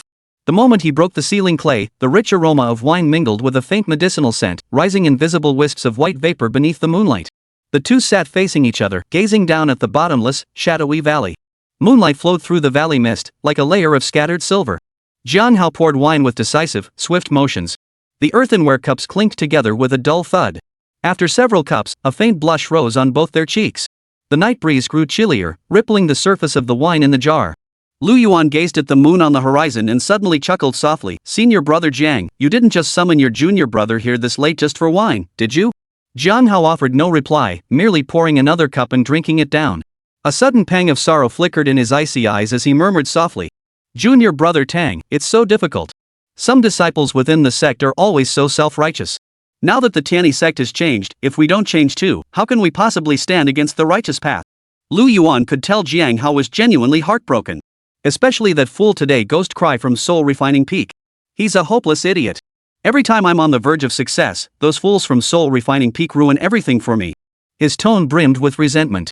A complex expression flickered across Lu Yuan's face. Though Zhang Hao belonged to the demon cult, Lu Yuan found himself oddly empathetic toward him in this moment. Enough of that. Let's get down to business. Zhang Hao raised his eyebrows slightly, his expression returning to its usual cold detachment. The mole I planted in the Tianyi sect has sent word. ? A small question mark slowly appeared on Lu Yuan's forehead as he blurted out. We have an informant within the Tianyi sect? Lu Yuan was incredulous. He had been vigilant against such infiltrations. How could a Tianma sect mole have infiltrated? Unless it was merely a menial disciple. For any inner sect disciple, Lu Yuan would have ordered a thorough search of their belongings. Yes. Actually, I've been arranging this for quite some time. If the righteous factions can plant spies within our demonic sect. Zhang Hao sighed. I've succeeded with every other sect, but the Tianyi sect of all places. Even if they managed to infiltrate, the moment any of these spies became inner door disciples, they'd inevitably be exposed. Junior brother Tang, you're clever. Do you know why? Zhang Hao turned his gaze toward Lu Yuan, his face wearing an expectant expression. This junior brother is new here. I really don't know. A shadow of disappointment flickered in Zhang Hao's eyes. Never mind. It doesn't really matter anyway. A mysterious curve lifted the corners of Zhang Hao's mouth. Junior brother Tang, do you have confidence in playing the role of Lu Yuan from the Tianyi sect? Chapter 60, Holy crap, how did Lu Yuan end up in our Tianma sect? Ha! Lu Yuan's face betrayed visible shock. Me, Lu Yuan? Playing Lu Yuan? Playing myself? Is that even okay? But what's going on here? I've only just been assigned to the Heavenly Demon Sect. Could they be sending me to the Heavenly Unity Sect as a double agent next? How melodramatic could this get? Just as Lu Yuan pondered how to refuse this assignment, Zhang Hao inquired, Junior brother, what's wrong? I've documented Lu Yuan's personality in detail. With your natural talent, you'll surely succeed. After much deliberation, Lu Yuan finally spoke. Senior brother Jiang, I'm simply unfamiliar with the Tianyi sect disciples. Coupled with my own unpredictable nature, it's not that I'm afraid. I'm just worried it might ruin your plans. Zhang Hao froze for a moment, then burst into hearty laughter. Ha ha ha. Tang, what are you thinking about? How could I bear to send you undercover to the Tianyi sect? This time, we'll pose as Tianyi disciples to infiltrate the western desert. The words fell. Lu Yuan's body trembled. Seriously, I'm crying my eyes out. Damn it! May the Tiani sect collapse already. He'd only been at the Heavenly Demon Sect for less than half a year, yet the sect leader's son had already opened his heart to him. These words struck a deep chord within Lu Yuan's heart. Why couldn't his own master grasp this level of understanding? Finishing his words, Jiang Hao drained the flask in one gulp, patted Lu Yuan's shoulder, and said, "Don't put too much pressure on yourself. With your senior brother here, even if things go wrong, the elders protecting us within the sect will step in. My father must guard the sect, he cannot shield us." But the fifth elder broke through to the Great Perfection realm 50 years ago. Aside from those ancient fossils of the Tiani sect, the fifth elder fears no one, not even the leaders of other sections. His words were filled with reassurance for Lu Yuan. Lu Yuan was so touched he nearly shed tears. "Senior brother, you're so kind to me." "It's nothing, junior brother Tang. All these years, you've been my only true confidant." Lu Yuan wept with emotion while secretly plotting in his mind. The fifth elder of the Heavenly Demon Sect, hadn't he heard that the eighth elder of Great Bamboo Peak had been searching for him? This time, he'd reveal the fifth elder's whereabouts to the eighth elder. Right. I'd heard before that this eighth elder of Bamboo Peak harbors deep resentment toward him. This would make the eighth elder owe me a major favor. So I'll impersonate Lu Yuan, but what about my senior brother? Jiang Hao gave a wicked smile. What else could it be? Naturally, you'll also be Lu Yuan's senior brother. Li Changcheng. Is there anyone else? Lu Yuan pressed for specifics. Let me think. This operation is rather covert. Besides you and me, the fifth elder, and that Luo Yoli from Soul Devouring Peak. A flicker of disgust crossed Jiang Hao's face. That damn woman. If it weren't for my father's orders, I'd never have brought her along. Oh, so senior sister Luo must be playing the role of Nangong Yeli, right? Jiang Hao's pupils contracted as he nodded.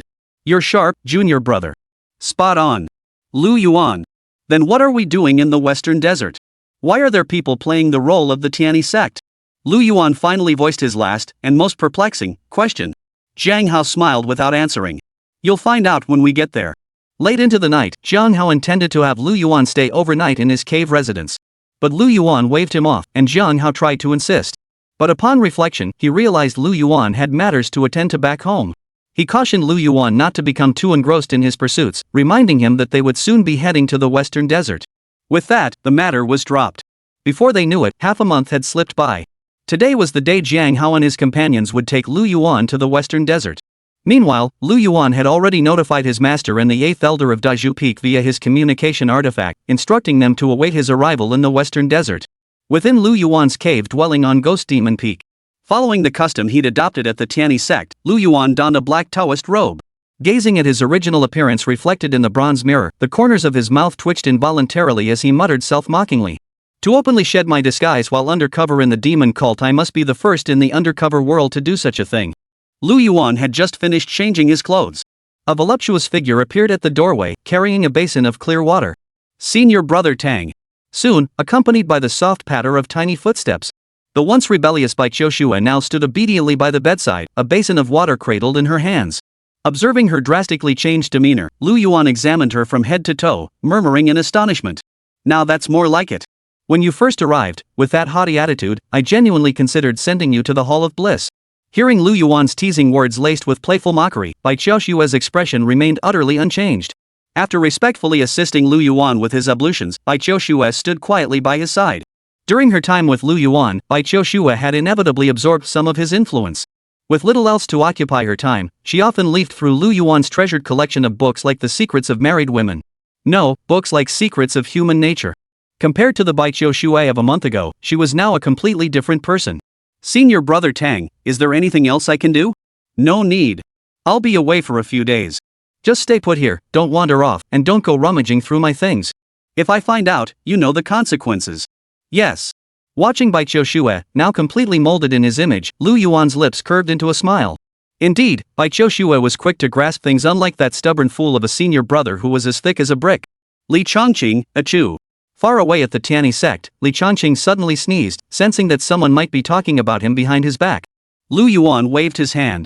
Alright, I'm off. He'd already hinted more than enough. If Bai Qiushua couldn't figure it out now, that was her problem. After all, she was a promising talent. If he could help, he would. Moreover, under Bai Qiushua's hands-on guidance, Lu Yuan's flute skills had indeed improved rapidly. Plus, if Bai Qiushua did escape, Lu Yuan could return in a rage and extort a hefty sum of spirit stones from the mountain guards. Once his undercover mission concluded, Lu Yuan would head to Lingyun's sect to demand ransom. That way, he'd kill 3 birds with 1 stone. But if Bai Qiushue didn't run off on her own, well, you can't reason with a stubborn fool. That's settled then. The door swung open, flooding the room with warm sunlight that fell upon Lu Yuan's black silk robe. A faint golden glow traced his upright silhouette, devoid of any warmth. He walked slowly toward the main hall of Ghost Slaughter Peak. Lu Yuan was the first to arrive at the hall. Jiang Hao followed shortly after. Jiang Hao, clad in a white robe with a spirit sword tucked at his waist, strolled leisurely into the hall. Spotting Lu Yuan's back, he beamed and called out, "Hey, junior brother Tang." But the moment Lu Yuan turned around, Jiang Hao clearly saw his face and gasped in shock. Holy, Lu Yuan. This sight sent Jiang Hao into a state of shock. He knew this face better than anyone. Besides his beloved Tang Yuan, if there was anyone else who constantly occupied his thoughts, that person could only be Lu Yuan of the Tianyi sect. Even if reduced to ashes, Jiang Hao would recognize him. How dare you? To show such brazen audacity in broad daylight, daring to intrude upon my Tianhua sect. Do you truly believe our demon sect is without defenders? Chapter 61, Lu Yuan, I believe the demon sect should not kill. Senior brother Jiang, it's me.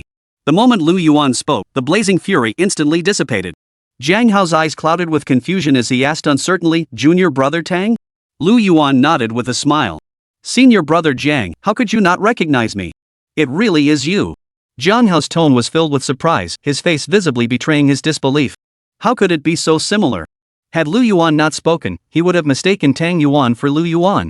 Jiang Hao jogged over to Lu Yuan, standing very close to scrutinize him. He murmured, he looks just like him. Really, just like him. Junior brother Tang, how did you manage this? This is too much. I feel like if you were sent to the Tianyi sect, even their own people wouldn't be able to tell you apart. Heh, Lu Yuan chuckled awkwardly. I guess it's a mix of talent and hard work.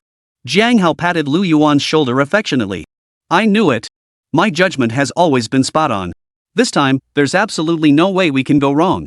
Senior brother, should we be heading out now? Jiang Hao nodded, and Lu Yuan followed closely behind. But after taking just 2 steps, he shivered inexplicably. A pair of eyes, filled with deep resentment, seemed to follow him like a shadow. Lu Yuan felt a chill run down his spine. He stopped abruptly and turned around. A silver-haired woman bearing a striking resemblance to Nangong Yeli was staring at him intently, like a train pervert. Senior sister Luo? Oof. If you don't want to go this late, then don't. Upon seeing Luo Yoli, Jiang Hao's face twisted with disgust. Luo Yoli completely ignored Jiang Hao standing beside Lu Yuan. She gave a soft snort and murmured under her breath, Junior brother Tang, I find you even more endearing now. We should probably get going. The 3 headed toward the hall's exit. Lu Yuan could feel Luo Yoli's intense gaze fixed firmly on his back. He turned his head. Sure enough, Luo Yoli's gaze was fixed on him without any pretense. He opened his mouth, unsure what to say, and turned back to continue walking forward in silence. After walking for a moment, Lu Yuan couldn't help but glance back again. Luo Yoli was still staring at him with icy eyes. Lu Yuan hesitated, words on the tip of his tongue.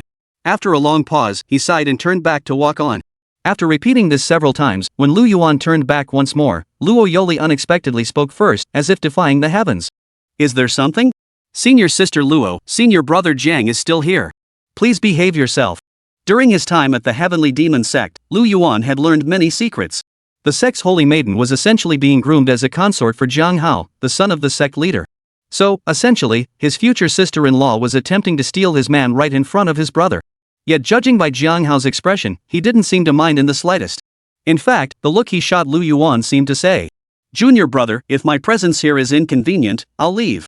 Luo Yoli declared with righteous indignation, I am now Nangong Yeli, not some senior sister Luo. Besides, Nangong Yeli genuinely loves Lu Yuan. If I didn't act this way, it would only arouse suspicion. Luo Yoli grew increasingly righteous in her tone, finally adopting an air of self-sacrifice for the Heavenly Demon Sect. Senior brother Lu, surely you don't wish to disrupt the Holy Sect's plans? Lu Yuan. That line sounded so familiar. Lu Yuan had spent his entire life playing with eagles, only to have his eyes pecked out by one in the end. Faced with these 2 peculiar individuals, Lu Yuan was utterly at a loss. Finally, he let out a resigned laugh and said no more. A massive spirit sword slowly rose into the air before the hall. Jiang Hao, Lu Yuan, and Luo Yoli boarded the sword one after another. With Jiang Hao casting a spell, the sword lifted off steadily. Though the sword's interior was spacious, for some reason Lu Yuan felt cramped. He looked back and saw Luo Yoli constantly shifting closer behind him. Meanwhile, Jiang Hao in front was leaning toward him. With every step Lu Yuan took backward, the other 2 pressed forward, leaving his body perpetually tense. Hey, senior brother Jiang, senior sister Luo, how about I switch places with one of you? No way. Who wants to be next to this demon? As if I'd want to lean on you, you disgusting woman? Swordlight pierced the clouds, their robes fluttering fiercely in the gale force winds. Watching the two bicker incessantly, Lu Yuan's head buzzed. Just you wait. Once you become the sacred maiden, I'll send you to the Tianyi sect to seduce Lu Yuan. Then we'll see if that Lu Yuan cuts off your head. Lu Yuan? No, Tang Shitty, I wasn't talking about you. I meant that damn real Lu Yuan from the Tianyi sect. Lu Yuan, ha ha ha. Junior brother Tang, let me tell you, don't be fooled by Jiang Hao's presence here. Once we return, just observe the disciples of your Ghost Slaughter Peak.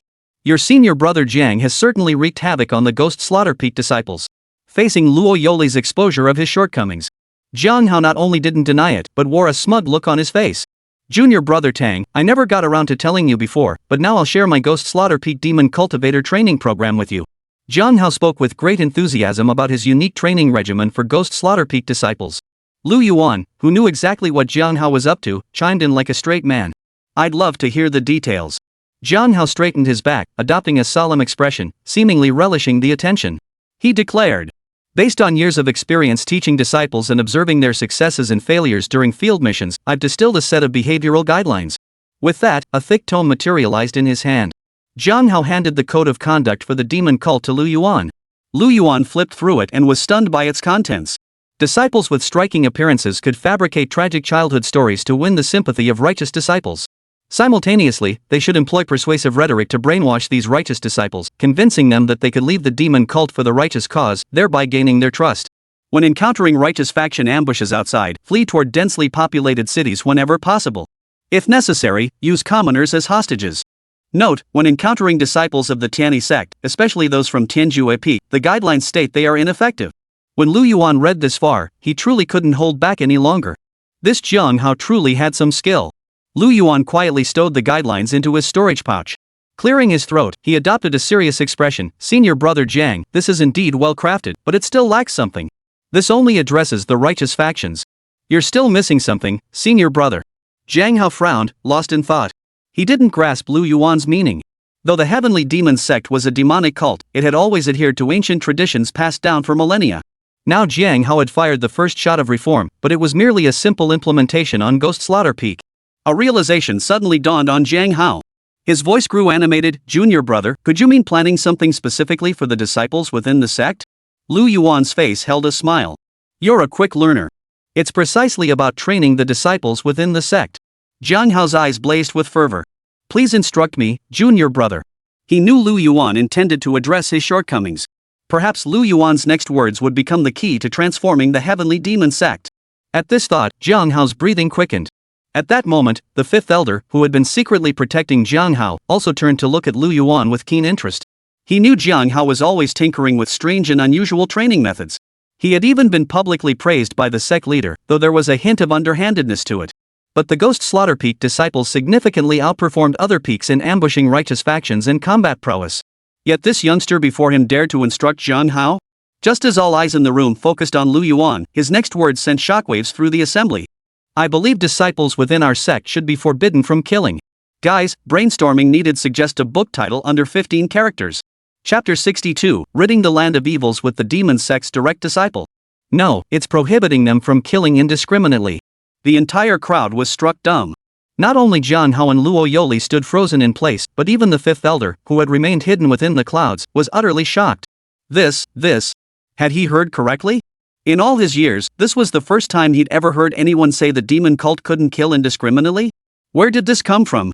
But Jiang Hao sensed something. I understand. He felt an exhilaration as if he'd grasped the essence of truth, and turned to look at Lu Yuan again with a questioning gaze. What you're saying is? Luo Yoli, standing nearby, was utterly baffled, unable to make heads or tails of what Lu Yuan and Jiang Hao were discussing. But she was utterly perplexed. What exactly was Lu Yuan up to? Was the demon sect no longer allowed to kill? And what exactly had Jiang Hao figured out? Jiang Hao's face was flushed crimson, his breathing labored as he stared intently at Lu Yuan. Are you suggesting we restrict our disciples from killing, permitting it only after they complete assigned tasks? Lu Yuan nodded. Senior brother, your interpretation is somewhat reasonable. Lu Yuan smiled. Senior brother Jiang truly lives up to his reputation as a prodigy of the Heavenly Demon Sect. Your comprehension is exceptional. In my view, human lives are finite. If you take one, others cannot. Therefore, to stimulate disciples' zeal for cultivation and completing sect tasks, not only killing, but even soul refining and such require permits. Once the quota is exhausted, one must purchase more with spirit stones. That makes sense. You're absolutely right, junior brother. I'll test it out when I return. One dared to speak, the other dared to believe. Luo Yoli listened to their conversation, utterly dumbfounded. Also, senior brother, does our sect often take lower-tier disciples who can't break through and directly refine them as resources? Jian Hao nodded. Do you have a solution, junior brother? Good question. I've been waiting for this moment to set you up.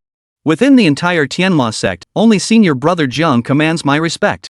Lu Yuan began by showering Jiang Hao with praise. Then, hands clasped behind his back, head tilted back, and wearing a beaming smile like a proud ant, he seemed to glow from within as he spoke slowly. We can offer these disciples loans. Jiang Hao froze, another unfamiliar term he'd never heard before. What exactly is this loan? Well, it means our sect can lend spirit stones and elixirs to each disciple based on their individual circumstances, but will charge interest. It's essentially like a loan. Why would we lend to these disciples? Jiang Hao was thoroughly baffled. Loans had existed before, but they were reserved for disciples with exceptional talent. These individuals possessed potential, so loans were extended to them. But why extend it to every disciple? You're mistaken, senior brother. Take a disciple at the peak of chi cultivation, for instance. They're just one foundation establishment pill away from breaking through to foundation establishment. At that point, we lend him a foundation establishment pill. The longer the loan period, the higher the interest. But I collect it only once a year. This way, we neither push him to the brink nor allow him to desperately contribute to the sect. In this way, with just this one small foundation establishment pill, we control the fate of this cultivator and even his descendants. Jiang Hao pressed further, but what if he can't repay it? Simple. He becomes our sect's asset. We can refine his arm the first time, his eye the second, applying pressure. Hearing Lu Yuan's words, Jiang Hao's mind cleared. In an instant, his breath quickened, echoing in the air. His fists clenched tightly, filled with exhilaration and ecstasy. I get it. I get it. I finally understand. Junior brother, this is completely squeezing every last drop out of these disciples. And they'll still be grateful to us. Ruthless. Truly ruthless. With Brother Tang here, our demon sect shall rise. Whoa. Even the seasoned fifth elder couldn't help but suck in a sharp breath. No wonder Jiang Hao holds such high regard for this man. Behind that smiling, harmless facade lies a truly decisive and ruthless. The fifth elder chuckled and shook his head. Ah, old age. Can't compare to the vigor of the young. A town in the western desert. Jiang Hao stretched lazily, pointing toward a tiny town below. There's a town up ahead. Let's go take a look. Luo Yoli frowned. Senior brother Jiang, have you forgotten something important? Jiang Hao snorted coldly. So much haste, and we can't even activate it? Might as well rest up. The flying sword descended, setting the trio down at the town entrance. An eerie silence hung over the area. Just as Luo Yoli was about to speak, Lu Yuan pressed down on her shoulder. He pointed toward a nearby ancestral hall and whispered, "Go there." The shrine's doors were tightly shut. Lu Yuan walked straight to the large vat beside the entrance and lifted the lid. Inside lay a female corpse, a dagger piercing her chest. Her essence blood had been drained completely. All essence drained, soul shattered. Lu Yuan's fingertip traced the wound on the corpse, his tone as matter-of-fact as if discussing the weather. Luo Yoli and Jiang Hao glanced at it as well, their eyes showing no ripple of emotion. Such scenes were commonplace in the Heavenly Demon Sect, often far more gruesome than this. Jiang Hao pushed open the shrine doors, and a pungent stench hit them. The hall was littered with corpses clad in coarse cloth, men, women, and children alike, drained of their essence blood. Women's torn robes revealed piercing wounds, their deaths gruesome beyond description. Lu Yuan scanned the surroundings, his footsteps continuing deeper inside. Senior brother, senior sister, they're still here. Peering through the door crack, he saw roughly 4 people inside. A naked woman knelt in the center, blood trickling from the corners of her mouth. Beyond her, a group of men and women huddled in the corner. The woman in the center seemed to spot Lu Yuan through the crack and frantically shook her head at him. Her mouth formed the words, "Run." Lu Yuan froze in place. Oh? Found a kindred spirit here? Let's go. Time to move on to another city. Just as Jiang Hao was about to leave, Lu Yuan called out to him. Senior brother Jiang, wait. Jiang Hao and Luo Yoli exchanged puzzled glances before turning their eyes to Lu Yuan. What's wrong? Does junior brother still wish to kill these people? Lu Yuan nodded. Jiang Hao said earnestly, Junior brother, you're being foolish. As the saying goes, all demonic sects are one family. Technically speaking, we're practically half siblings with them. If possible, we could even recruit them into our demon sect. Killing them brings us nothing but harm. Quite the opposite. Lu Yuan chuckled softly. Killing them and saving the common folk actually benefits us greatly. Ha? Junior brother Tang, what do you mean by that? Jiang Hao and Luo Yoli were utterly baffled. Why was this junior brother becoming more and more baffling to them? Lu Yuan pointed at himself, then glanced at Jiang Hao and Luo Yoli's robes. Senior brotherly, junior sister Nangong, isn't slaying demons and eliminating evildoers, upholding justice and protecting the innocent the very duty of our Tianyi sect? Chapter 63, The Wicked Meet the Most Wicked. Thanks to brother Luocheng for the gift. Jiang Hao froze for a moment, then burst into laughter. That's right, junior brother Lu. Ridding the world of evil and bringing peace is truly a noble endeavor. Jiang Hao instantly understood Lu Yuan's meaning. Lu Yuan was telling him to start impersonating Li Chongqing of the Tianyi sect right now, to familiarize himself ahead of time. To avoid giving himself away later, truly worthy of being called junior brother Tang. What are you agreeing to? Just because you've changed your skin, you actually think you're part of the Tianyi sect now? Luo Yoli's eyes brimmed with utter bewilderment. She hadn't understood the two since earlier, and now she was even more confused. What the hell were these two up to? You foolish woman, good for nothing but causing trouble. What do you know? Oof. I don't understand, and I can't be bothered to lift a finger. If you're too lazy to lift a finger, let me tell you today, you're the one who's going to have to do it. Fine. Luo Yoli crossed her arms, her expression saying, I won't lift a finger, and there's nothing you can do about it. That haughty demeanor was the spitting image of Ailey. Inside the ancestral hall, the three men overheard the commotion outside. They all dropped what they were doing and gathered together. Seeing Lu Yuan leading the group, their eyes flashed with intense wariness. People from the Tianyi sect? But upon scanning the surroundings, they saw only 3 people with Lu Yuan, all with youthful faces. Their wary gazes gradually shifted to one of disdain. A bunch of kids? Daring to play vigilante? Though, this young lady here. The last man ogled Luo Yoli lecherously, even whistling provocatively. If you serve us 3 brothers well, maybe we'll let you die quickly. The other 2 joined in with raucous laughter. From the heavenly demon sect, beneath the soul refining peak? Jiang Hao muttered this out of nowhere. But the trio froze in surprise. Oh, kid, you've got some eyes. The man extended his hand, channeling spiritual energy as if to flaunt his power. His aura no longer concealed, revealing his cultivation level to Jiang Hao and his companions. 5th layer of Qi cultivation. From their waist badges, Jiang Hao recognized them as members of the heavenly demon sect. But judging by their arrogance as foolish as ghost cries, he'd already guessed most of it. Well, little lady, these 2 puny kids won't satisfy you. This big shot will give you an experience beyond compare. Luo Yoli had no intention of intervening. But listening to the incessant chatter of the man before her, especially when he spoke such words in front of Lu Yuan. What if Lu Yuan misunderstood? She couldn't stand it any longer. Shut up. Luo Yoli's crimson lips parted, and a surge of grayish-black spiritual energy erupted around her. Seeing Luo Yoli attack, the man roared from his throat, his hands tightening around the rust-stained iron blade at his waist. This blade had just absorbed the essence and souls of dozens of people, perfect for making an example of Luo Yoli. Little girl, you're still too green. His feet ground deep grooves into the stone slabs as he braced the blade's hilt against his shoulder blade, the edge angled toward the ground in a defensive stance. The moment Luo Yoli's spirit-formed tentacles wrapped around the blade, he spun violently and swung down. The iron blade whistled through the air, sparks flying where it met the spiritual energy. Yet the blade was corroded, hissing, and smoking. He had assumed Luo Yoli was all flash and no substance, but now witnessed his own blade energy being dissolved by her aura. Startled, he hastily withdrew his hand.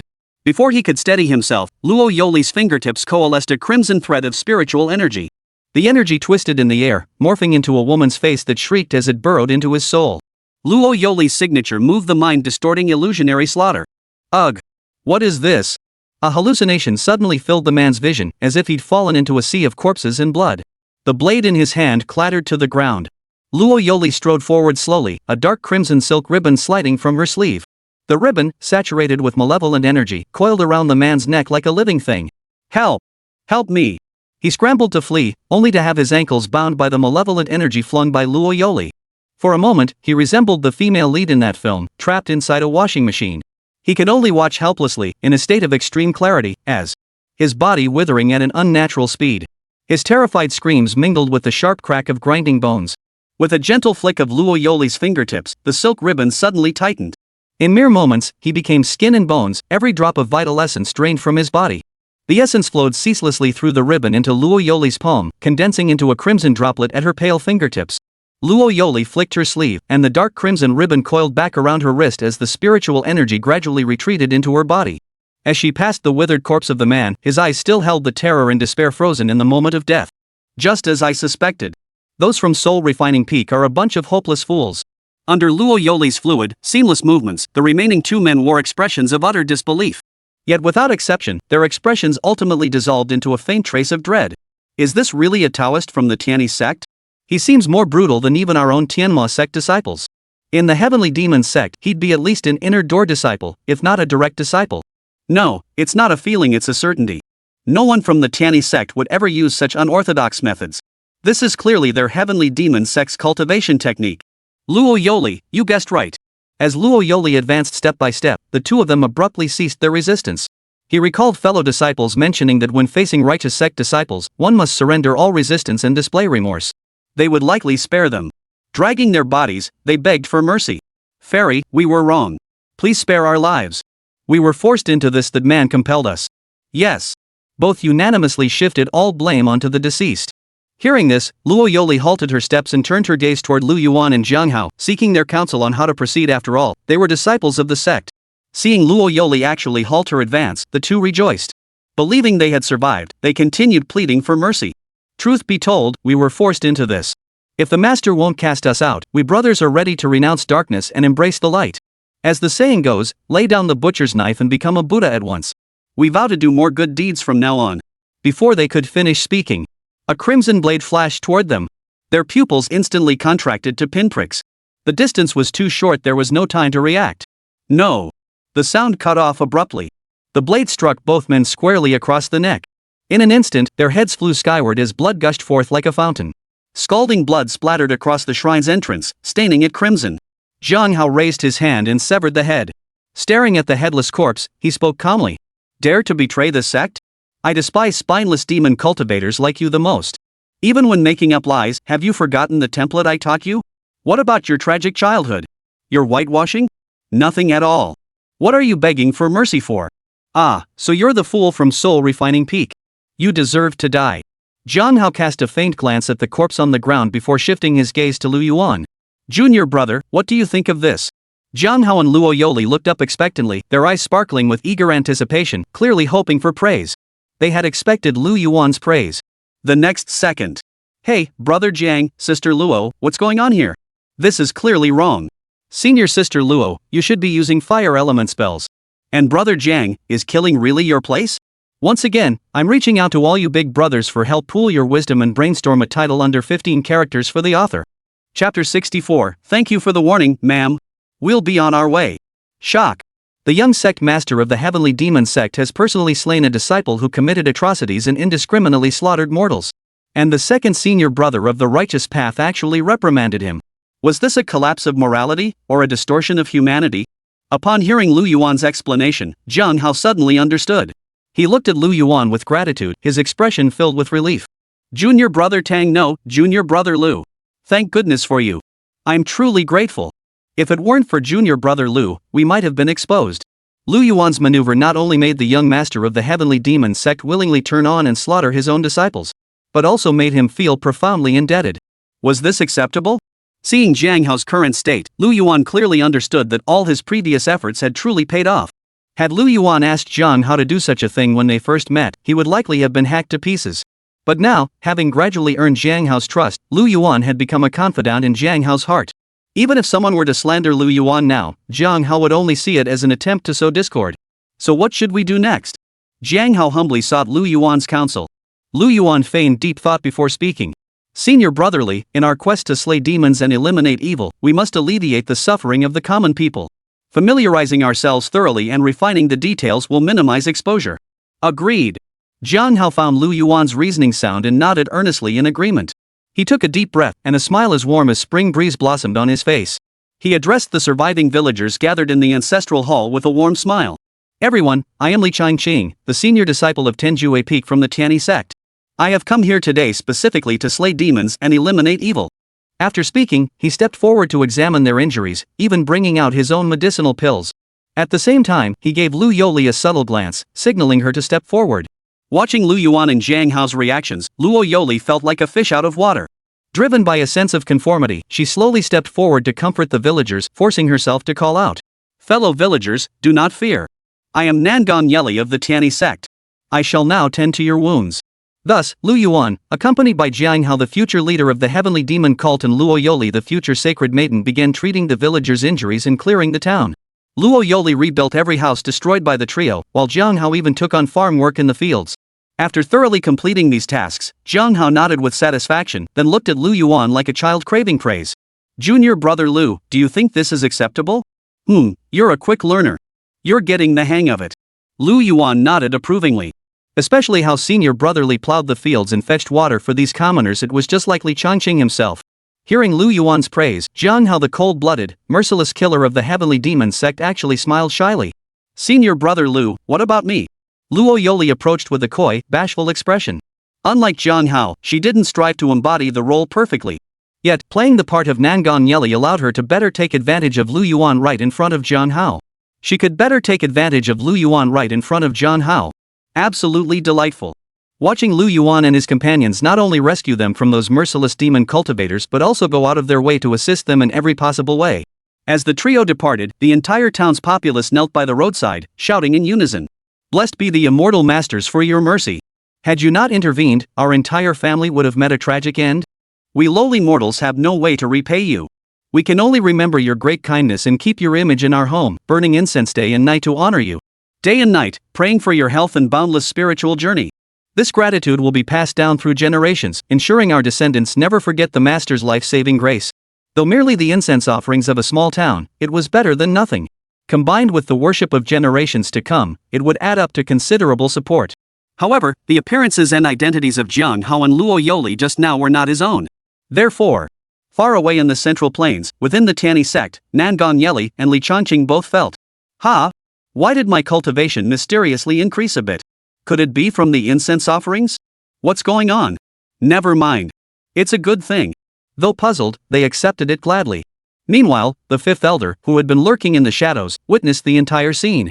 A series of large question marks appeared on his deeply wrinkled forehead. He was as baffled as Louis XVI himself. Damn it! The future leader of the heavenly demon sect and the holy maiden are actually fighting for justice, eliminating evildoers? That's getting a bit too deep into character. Hope they don't get so deep into character they actually start believing they're part of the Tiani sect. How would he explain this to the sect leader? In the western desert, along a narrow path, 3 figures dressed in Tiani sect robes strolled leisurely along. Weren't those Lu Yuan, Jiang Hao, and Luo Yoli? Over the past period, Lu Yuan had led Jiang Hao and the others to slay countless demon sect disciples and accomplish so many righteous deeds. Junior brother Lu, do you think I look the part now? Senior brother Li, you've made remarkable progress these days. You're already 7 or 8 parts like him. Jiang Hao now wore the same white Taoist robe as Li Changqing, with a spirit sword tucked at his waist, his face bearing the demeanor of a humble gentleman. Senior brother Lu, what about me? The moment Lu Yuan looked away, Luo Yoli pressed close to him. Although Jiang Hao had contributed the most in slaying demons and performing great deeds during this period, Lu Yuan couldn't help but feel Jiang Hao seemed somewhat deliberate, while Luo Yoli's behavior didn't appear to be an act. Her infatuated behavior rivaled that of Nangong Yeli. Lu Yuan took a step back, creating distance between himself and Luo Yoli. His lips twitched as he remarked, similar, yes, similar. At the end of the path ahead of the 3, a small grove was the scene of a premeditated ambush. A dense forest stood before them, thick with foliage and towering trees. Surrounding the thicket stood over a dozen figures clad in black, form-fitting garments, their faces concealed by masks and heads covered by conical hats.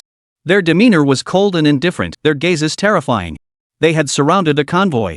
Hand over the goods, and we'll let you keep your bodies intact. The figure who appeared to be the leader among the black-clad men gazed at the exquisitely beautiful girl within the convoy, speaking slowly in a deliberately lowered, hoarse voice. A cold, murderous intent flickered in his eyes, and an aura of grim foreboding instantly spread, seeming to lower the temperature around them. Most of the convoy lay motionless on the ground, their fates unknown. The 7 or 8 still standing were barely holding on.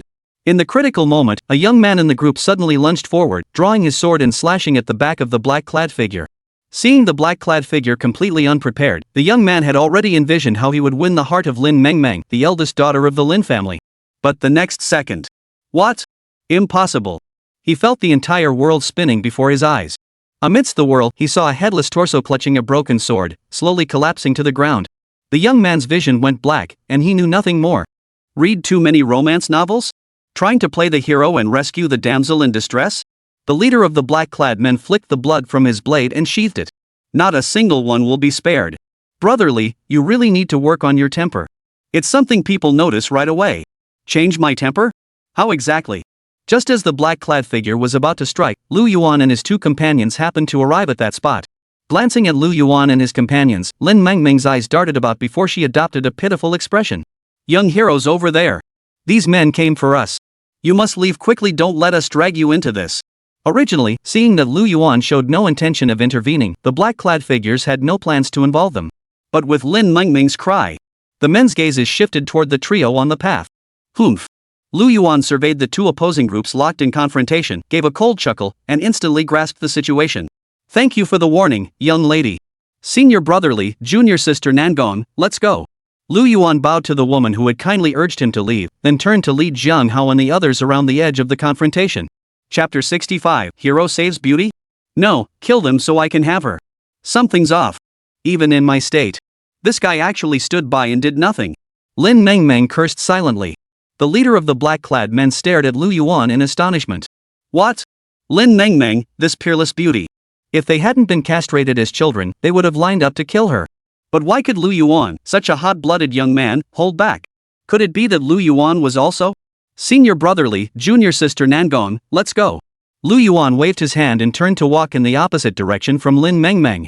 Jiang Hao and Luo Yoli, though puzzled, followed behind him. Ahem. Ahem. Seeing Jiang Hao trailing behind, Lu Yuan sighed with a wry smile, repeatedly signaling to him from behind. Faced with Lu Yuan's persistent signals, Jiang Hao was utterly baffled. Junior brother, what's wrong? Why is your face twitching like that? Feeling unwell? Saying this, Jiang Hao reached out to check on Lu Yuan. No, senior brotherly, think about what you should be doing right now. A flicker of confusion crossed Jiang Hao's eyes as he asked, aren't we supposed to leave this place? Oh, brotherly. I should leave, but it's your turn to go. Lu Yuan deliberately emphasized the words brotherly. Think it over again, will you? Jiang Hao? What's there to think about? Aren't we leaving? Hearing Lu Yuan's baffling words, Jiang Hao instantly channeled Louis XVI. Oh my, junior brother, I get it now. Under Lu Yuan's subtle hint, Jiang Hao finally got it.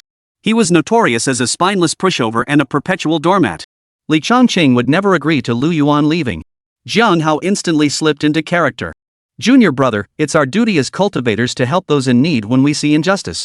How about? No way. Better safe than sorry. What's this? Has senior brother suddenly gone soft? Trying to play the hero and win her heart? What? Junior brother, you. How dare you slander me out of thin air? Helping others when traveling is only right. If you won't act, junior brother, then at least don't stand in my way. As Lu Yuan and Jiang Hao argued before him, the black-clad leader, who had been ignored, suddenly appeared behind Lu Yuan and Jiang Hao, drawing his sword from its sheath. You won't leave, yet you won't stay? Think you can play me like a fool? Jiang Hao whipped his head around, a streak of blade light flashing before his eyes. Yet he remained utterly unflustered, standing still. As the blade's edge neared, a finger as white as jade flicked lightly against its side. The leader of the black-clad men felt immense force surge through his blade, forcing him to step diagonally backward to dissipate the momentum. The instant the blade struck, a sliver of ink-black sword energy had materialized between Jiang Hao's fingers. With a light twist of his wrist, his index finger, carved like white jade, struck precisely the blood groove on the blade's side. Clink! A crisp sound rang out from the blade. The leader of the black-clad men felt a force, as if 4 tails could deflect 1,000, surge along the blade. His palm went numb, forcing him to spin and retreat diagonally. The iron blade spun halfway around his palm before he could barely deflect that subtle force. Jiang Hao remained utterly still, his white robes rippling gently in the blade's wake with exquisite grace. Then, the spirit sword at his waist silently drew from its sheath. Its momentum shifted abruptly, tracing a graceful arc like flowing water as it darted toward the black-clad man's chest. The black-clad figure's pupils contracted sharply. In haste, he blocked with a horizontal slash of his blade, only to see Jiang Hao's wrist flick lightly. The sword tip spun a crisp, cold blossom along the blade's back. Seizing the momentum, it bent like a serpent, circling around the knife to strike the man's heart.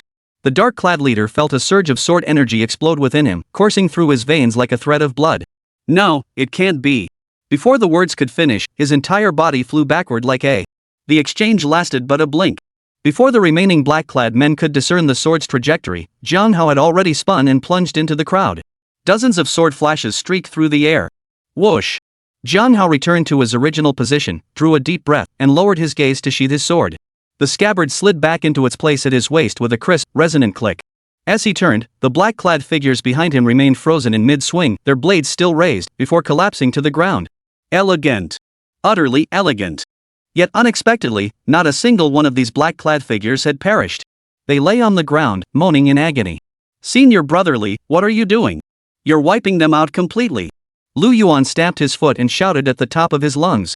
Junior brother, their crimes don't warrant death. We should still give them a chance. It must be said, Jiang Hao truly excelled at portraying Li Changqing. In this moment, Lu Yuan felt as though he saw Li Changqing's shadow, stirring up a surge of inexplicable anger in Lu Yuan's gut. Sigh. Lu Yuan sighed, preparing to take matters into his own hands.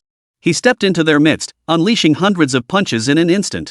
The fists moved so fast they compressed the air, like a meteor shower crashing into the surrounding black-clad figures. He withdrew his fists and spun around. Suddenly, the group of black-clad figures exploded into a sky filled with blood. Junior brother, what have you done? They didn't deserve death. Why did you kill them? Jiang Hao's voice was filled with anguish and reproach. Who are these men? Whose husbands? Whose fathers? Whose sons? Whose? It was so much like him. This quintessential speech momentarily made Lu Yuan feel as though the real Li Changqing had returned. Lu Yuan, his face slightly flushed, approached Jiang Hao. Ahem. Senior brother, enough. It's time for the next one. Lu Yuan looked at Jiang Hao with eager anticipation, noticing how Jiang Hao was increasingly resembling Li Changqing. If they raised Jiang Hao, the future young master of the Demon Sect, to be as useless as Li Changqing, wouldn't the Demon Sect be ruined? Thus, he watched with intense anticipation to see what Jiang Hao would do next. Jiang Hao met Lu Yuan's gaze and instantly understood. He bowed to Lin Mengmeng and the others. They're dead, so next up is us. Junior brother, you're the clean freak, you go first. Lu Yuan? Guys, please give it 5 stars. The rating's way too low, I'm really feeling down about it. Just a quick tap for a review would mean the world. I'm begging you. If it hits 8 stars next month, I'll go all out with updates. Chapter 66, Sigma Male Lu Yuan. Lin Mengmeng looked up at Jiang Hao, her expression frozen in shock. Her eyes brimmed with wariness and disbelief. What did you just say? Lin Mengmeng practically ground the words out between clenched teeth, as if she couldn't believe what she just heard. Jiang Hao smiled faintly, adopting an expression he believed befitted a disciple of the Tianyi sect. He repeated his earlier words, they're dead. Doesn't that mean it's our turn now? Besides, my junior brother has a cleanliness obsession. I told him to go first. What's wrong with that? Hearing Jiang Hao deliver this explosive statement without a flicker of guilt or embarrassment, Lin Mengmeng froze in place, her eyes wide with utter shock. Unbelievable. Absolutely unbelievable. Each of them possessed such formidable strength. When she had sought their help earlier, she'd only verbally urged them to leave quickly, never expecting Lu Yuan to actually depart. Jiang Hao had seemed decent enough, rescuing them. Lin Mengmeng had just breathed a sigh of relief, thinking she was saved. She'd assumed he was just a good Samaritan stepping in to help. But who could have guessed you wanted to kill them and take over yourself? These two are one more outrageous than the other. Fine, this is how you play it, huh? This wasn't some heroic rescue, it was like escaping the jaws of a wolf only to fall into the mouth of a tiger. And you let Lu Yuan go first? How considerate of you. Not just Lin Mengmeng, even Lu Yuan froze on the spot, his brain completely short-circuited. Senior brother, I made a mistake. I got it wrong. Wait, what's wrong? Isn't it just our turn to line up next? Jiang Hao leaned close to Lu Yuan's ear, asking in confusion. It's not like that, senior brother. How is it not right? If we hadn't come, she'd be the black-clad men's prize. We killed those black-clad men, so doesn't that make this woman our prize? Is that not right? That argument sounded so logical that Lu Yuan couldn't refute it for a moment. Indeed, Lu Yuan's charismatic senior brother was not someone anyone could imitate. Jiang Hao was still that Jiang Hao. Lu Yuan pointed at Jiang Hao's Tianyi sect robes. But things aren't the same as before, senior brother. Even so, Jiang Hao still couldn't grasp it. Perhaps in his worldview, queuing was simply a matter of course. Lu Yuan couldn't easily change Jiang Hao, just as he couldn't change Li Changqing. He gave a resigned smile. Senior brother, follow my instructions now. Repeat this 100 times, I am Li Changqing. Got it? You are Li Changqing. Saving them is your duty. Forget about queuing. Jiang Hao pondered for a moment, then nodded firmly. Junior brother, bringing you along this time was truly a blessing. Otherwise, we might have been exposed. With that, Jiang Hao prepared to leave with Lu Yuan and Lu Yoli. Wait! Lin Mengmeng came running over, causing Lu Yuan to turn abruptly. There stood Lin Mengmeng, dressed in a jade green gown, her graceful beauty radiant with a warm smile. Her jet black hair was tied up at the back, giving her a playful and adorable look. This humble maiden is Lin Mengmeng of Anzhou City in the Western Desert. May I inquire about the honorable benefactor's name? Where might you be headed? I am Lu Yuan of the Tianyi sect. This is my senior brother, Li Changqing, and this is my junior sister, Nangong Yeli. The three of us are heading to Luosha City. No need for thanks, benefactor. To aid those in need is precisely the duty of us cultivators. Lu Yuan bowed his hands, radiating righteous indignation. If it weren't for your senior brother who insists on queuing up, you'd have bolted long ago. Have you no shame? Lin Mengmeng rolled her eyes inwardly, yet her face remained brightly smiling. What a coincidence! We're also heading to Luosha City. Young Master Lu, in this humble maiden's opinion, why not travel together? We could watch each other's backs along the way. What do you think? No thanks. You're too weak. Can't be bothered to drag along deadweight like you. Lu Yuan's refusal came without a second thought. Lin Mengmeng felt as if struck by lightning. Never in her life had anyone spoken to her like this. But she couldn't deny that Lu Yuan was telling the absolute truth. Seeing how powerful Lu Yuan and his two companions were, and fearing more black-clad assassins might lie in ambush, her only thought was to rely on their protection to reach Luosha City. Who could have imagined Lu Yuan was so utterly devoid of chivalry? And weren't you all from the Tianyi sect? Just moments ago, you claimed saving us was your duty as our seniors, yet now you treat me like a burden. But after all, she was currently dependent on Lu Yuan. Lin Mengwei flashed a slightly awkward smile. Her slender frame appeared delicate and translucent, her voice soft and melodious. But didn't you just say, to see injustice and draw your sword to aid, that is precisely the duty of those cultivating immortality? Oh dear, I'd forgotten. Thank you for reminding me, Miss Lin. Lu Yuan tapped his head in frustration. Earlier, he'd made Jiang Hao silently repeat I am Li Changqing, and now the man was completely under that spell. Those words had come from Li Changqing's mouth. What followed should have been his own words. Miss Lin, now please settle the payment for my earlier rescue. Lin Mengmeng? Her eyes widened, her mouth slightly agape, utterly bewildered. With no other options left, Lin Mengmeng resorted to that one tactic. The next second, Lin Mengmeng's eyes instantly clouded over with mist, her eyelids flushed crimson, presenting a pitifully endearing look. Any ordinary man in this situation would likely have been moved to give her his very heart. My lord, I was ambushed. Could you bear to send this humble servant alone to Luosha City? I ask for nothing more than to stay by your side, master. On the journey to Luosha City, I wish to serve you faithfully and repay the debt of your life-saving kindness. Sister, if you're afraid, you may return the way you came. No one is forcing you to go to Luosha City. Seeing how delicate you are, just moments ago you were fine, yet now you're weeping. Won't Brother Lu have to tend to you the entire journey? Also, are you alright, little sister? Your voice sounds like something stuck in your throat. Why not take a sip of water? Don't choke on your own breath. Oh, and there's that even more scheming holy maiden of the demon cult. Luo Yoli, who had remained silent until now, couldn't help but speak up. Sister is so kind-hearted, she couldn't bear to let such a heavenly beauty suffer alongside us. Luo Yoli's veiled criticism instantly turned Lin Mengmeng's face dark. She'd never encountered such a situation before. Lin Mengmeng was not only stunningly beautiful but also, as the eldest daughter of the Lin family, possessed considerable cunning. She navigated social interactions with effortless ease. But today, she had run into Lu Yuan, the Sigma man who spoke his mind without reservation, Jiang Hao, the top cultivator in the cultivation world, and Luo Yoli, the original green tea queen. As Lin Mengmeng felt utterly defeated, she retrieved the payment Lu Yuan had mentioned earlier from her storage ring. Never mind then. Young master, here is your payment. The moment Lu Yuan saw the sheer volume of top-grade spirit stones she produced, his eyes lit up. Miss Lin, hold on. Now that we're on the subject. Chapter 67, Junior Brother, we're not going to the Liuli sect. The Western Desert was resource-poor, the most backward region among the 5 domains. There are hardly any teleportation arrays, and only core cities possess them. Lu Yuan and his group headed for Luosha City. It was said this place had once been the seat of the ancient great sect, Shisha sect. Later, the Shisha sect vanished inexplicably into the mists of history. Only this colossal city remained. The major sects of the Western Desert joined forces to refine this city, transforming it into the present-day Luosha City, governed collectively by these sects. Lu Yuan and his 2 companions intended to use Luosha City's teleportation array to travel to the Liuli sect, one of the major sects of the Western Desert. The Western Desert. Blazing sunlight filtered through the dense forest canopy, casting dappled shadows upon the forest floor. The incessant chirping of cicadas rose and fell in waves. 5 ornate carriages traversed the compacted earthen road through the dense forest, their wheels crunching crisply over dry branches and fallen leaves. Inside one of the carriages. Senior brother, why are we going to the Liuli sect? Lu Yuan asked again, puzzled. As they neared the Liuli sect, Jiang Hao abandoned his airs and mused. Junior brother, do you know about our Tianma sect's Tianma patriarch? Lu Yuan froze, suppressing his inner excitement as he replied calmly. Of course. What about him? Jiang Hao first scanned the surroundings to ensure no one was eavesdropping, then adopted a mysterious expression as he said. This time, we're heading to the Heavenly Demon Secret Realm. Ha! The Heavenly Demon Secret Realm?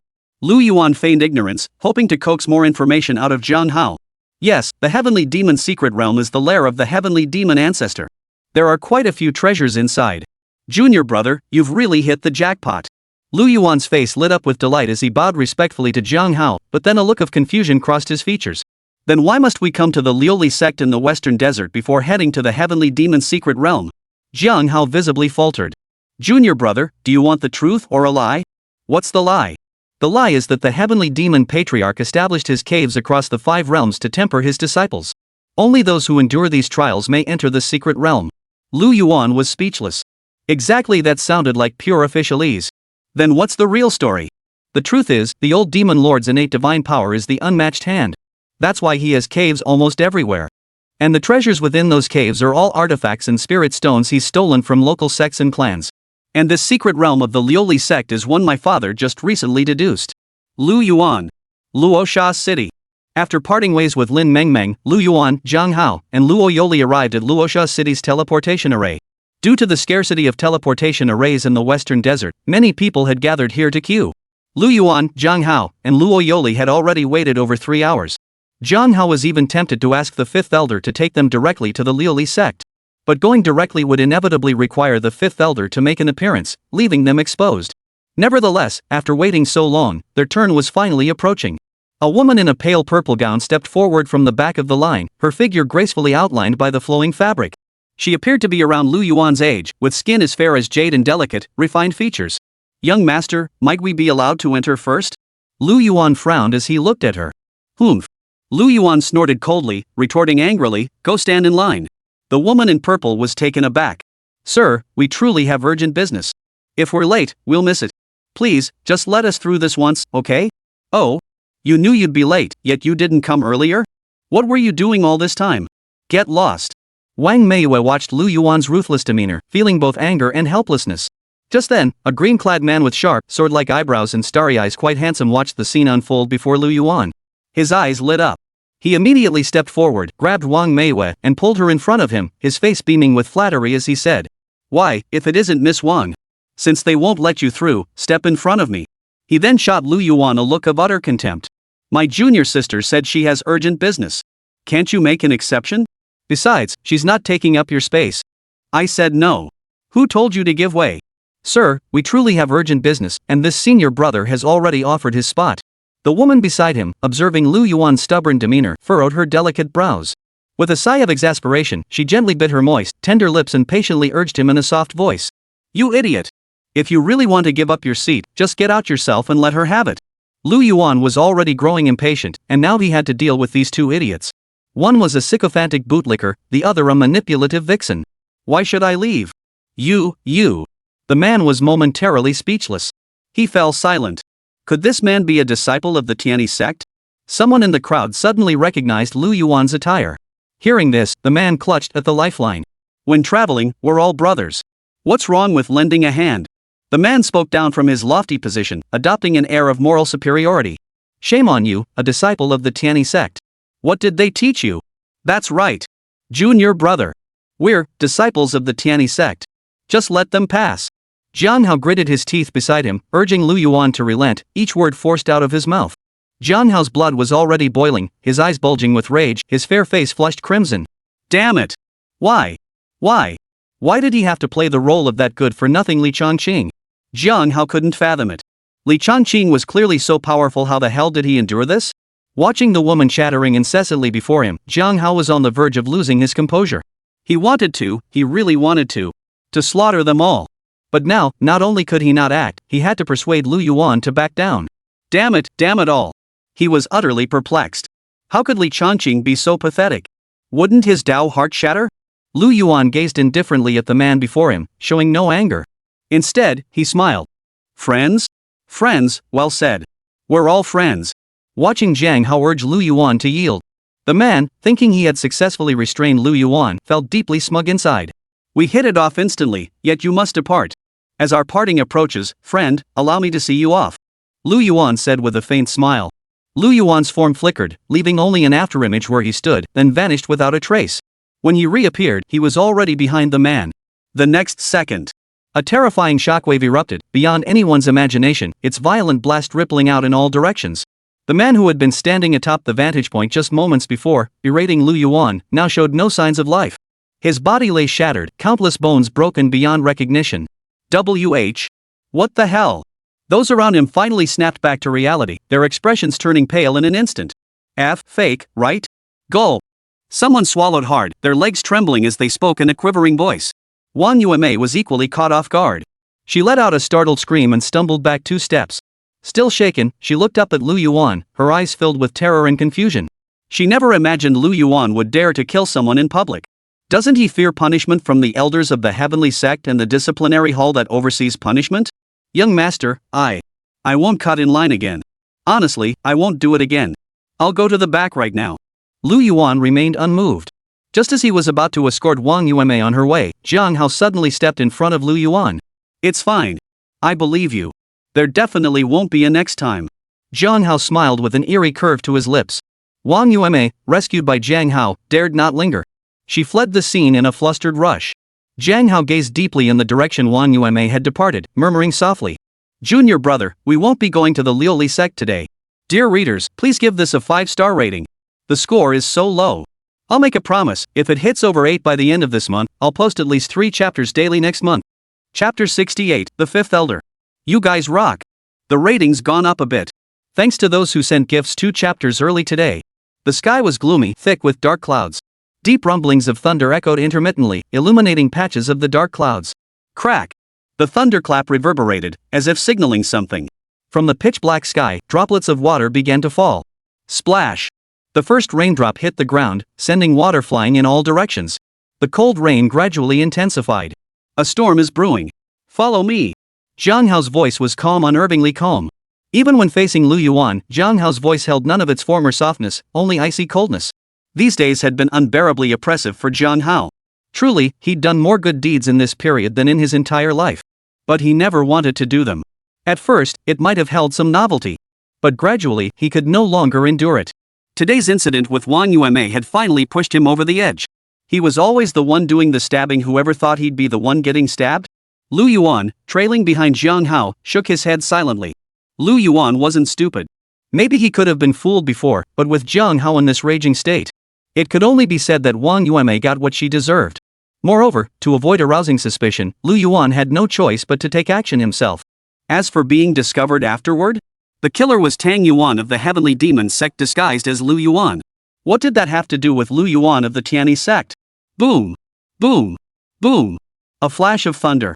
The Wang family guard saw his eerily calm face and the ghost-headed blade in his hand.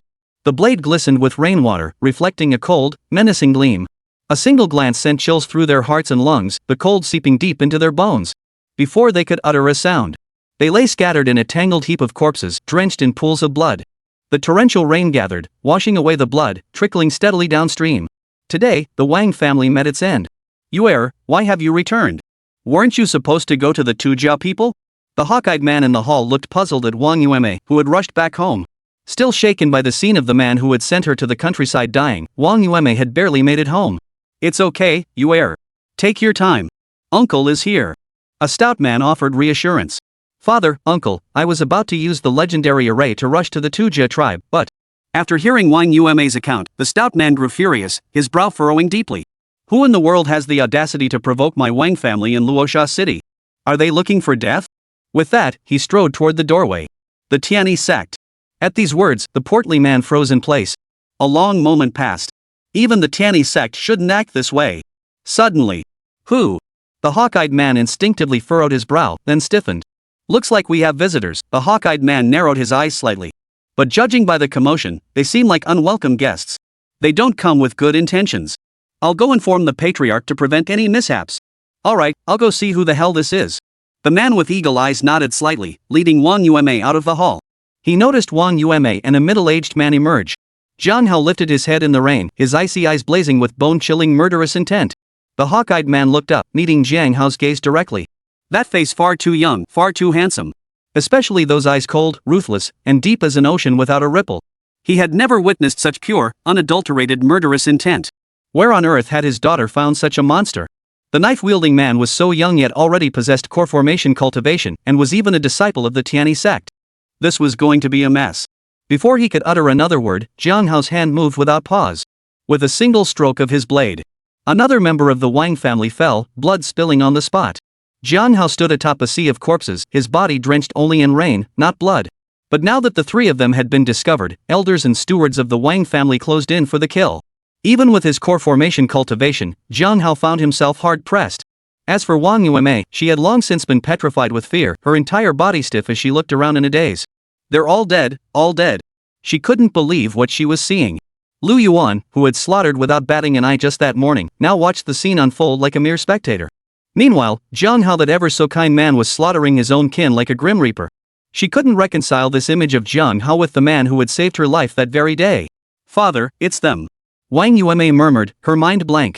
Her gaze fixed on the identical attire worn by Lu Yuan, Jiang Hao, and Luo Yoli. The hawk-eyed man took a deep breath, suppressing his raging fury, and spoke in the calmest tone he could muster. "Young friend, judging by your cultivation, might you be a direct disciple of one of the elders from the Tianyi sect? You must hold a significant position within the Tianyi sect. But if word of today's events reaches the sect, I fear. How about this? Withdraw now, and I shall pretend this incident never occurred." The hawk-eyed elder implicitly threatened Jiang Hao. But in response to this man's threat, Jiang Hao's answer was, a flash of blade light sliced through the air, claiming another life. "You insolent brat!" Jiang Hao showed him no regard whatsoever. The hawk-eyed man flew into a rage, about to strike. At that moment, the previously obese man arrived alongside an elderly figure. The elder casually extended his palm and gave a slight squeeze. The hawk-eyed man's fierce attack halted abruptly. He sensed the terrifying aura emanating from the old man. Lu Yuan narrowed his eyes. This must be the Wang family's patriarch or something of the sort. Jiang Hao paused briefly, saying nothing, but fixed his gaze intently on the old man. The hawk-eyed man and the rotund man both retreated behind the elder, standing respectfully at his back. "Young friend, must we both end up wounded?" The old man paused briefly before continuing. "Even if I don't step in personally, if all the young masters of the Wang family were to attack you together, you wouldn't stand a chance. You would do well to depart swiftly." "An excellent suggestion, but what a pity!" Jiang Hao burst into a wild laugh. "Fifth elder, step forward." The hawk-eyed man, the stout man, and the elder all froze, turning their heads in unison to look behind Jiang Hao. The elder was the first to react, thinking to himself. These three were indeed the innermost disciples of the Tianyi sect. To have elders of the Tianyi sect accompanying them. Though he was no match for this great perfection stage powerhouse. But as far as he knew, the fifth elder of the Tianyi sect wasn't one to act unreasonably. As long as he explained himself properly, it wouldn't be a major issue. Suddenly, demonic energy surged, accompanied by a heavy, ominous cloud. Amidst the rolling crimson blood mist, shrouded in the gloomy haze of black banners, a figure descended from the void. With each step, a blood lotus blossomed, and as it opened, 10,000 ghosts howled. Wang Clan Patriarch? Chapter 69, Junior Brother, are our disguises that convincing? The figure appearing behind Jiang Hao was an elderly man clad in a black robe adorned with skulls, his hair as crimson as blood. A figure materialized from the impenetrable black mist, sunken eyes radiating an eerie, sinister aura. The moment he stood still, the air around him seemed to be caught in an invisible net. Grayish-black wisps of mist seeped from the hem of his robe.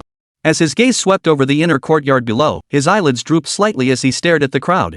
His pupils resembled those of a venomous snake, waiting for the moment of relaxation to deliver a fatal strike, a sight that sent chills down the spine. The Wang family members all froze in shock. Why did the animation of the Tianyi sect elder's entrance feel so off? The Tianyi sect was supposed to be the foremost righteous path in the land, right? Then why did the elders within seem to practice demonic arts? The Wang family patriarch looked past Jiang Hao to the fifth elder, scrutinizing him closely. His heart skipped a beat. Something was terribly wrong, 9/10 wrong, to be precise. This wasn't a Tianyi sect elder at all, this was clearly an elder of the heavenly demon sect. Amidst the Wang family's bewilderment, a deep, aged voice as if piercing through space itself resounded in their ears, low yet crystal clear. "Young master! Slaughter them all!" These four simple words laid bare Jiang Hao's arrogance. Yet these four words alone spelled the end of a certain senior disciple of the Tianyi sect. Hearing Jiang Hao's arrogant words, the Wang family patriarch's eyes slowly narrowed. Faced with Jiang Hao's threat, he showed neither fear nor anger. After all, having lived so long, he knew how to distinguish between right and wrong, between what was truly important and what was not. Though the Wang family was one of the local powerhouses in Luosha City, confronting a colossus like the Tianyi sect was tantamount to hitting a stone with an egg. As for wiping out the entire Wang family? The patriarch dismissed it as mere hot air from a young upstart like Jiang Hao. He was certain that a sect as grand as the Tianyi sect would never stoop to such an act. While his Wang family had engaged in unsavory deeds, what cultivator clan hadn't? At worst, he'd have Wang Yuan apologize to those 3 juniors. Perhaps this misfortune could turn into a blessing. The Wang family might even use Wang Yuan as a conduit to establish ties with the Tianyi sect. The vision was promising, but the next moment, a fierce, icy aura erupted from the 5th elder. Then, a thick black mist slowly began to seep out from within the 5th elder's body, suspended mid-air. The surrounding mist churned and swirled, thick as ink, stretching endlessly as far as the eye could see. As the 5th elder's deep, commanding voice echoed, the churning, viscous black mist seemed to come alive, violently sweeping toward the Wang family members below. In the blink of an eye, it enveloped every member of the Wang family. No matter how fiercely they struggled and screamed, they could not break free from its grasp. From within the black mist came the piercing wails of the Wang family members, punctuated by the sharp cracks of breaking bones and desperate pleas for mercy. Yet these cries were swiftly swallowed by the deeper darkness, fading into faint whispers before finally falling into deathly silence. How is this possible? Feeling the steadily rising momentum and the wails of the Wang family members, a flicker of shock finally flickered across the Wang family patriarch's usually impassive face. No way. The elders of the Tianyi sect are reasonable people. How could they listen to a junior and slaughter innocents? A flicker of dread crossed his mind. Impossible. Though a flicker of dread stirred within him. But moments later, the Wang family patriarch slowly suppressed that emotion, comforting himself inwardly. These 3 before me must be exceptionally important disciples of the Tianyi sect. The elders are venting their anger on them. The Wang family members trapped in the black mist are surely just caught inside. A sinister chuckle echoed. Ha ha ha, still not moving? The 5th elder of the Heavenly Demon Sect let out a sinister laugh. His gaze turned icy cold. With a flick of his fingers, 5 streams of sharp spiritual energy, shrouded in black mist, shooting violently from his fingertips.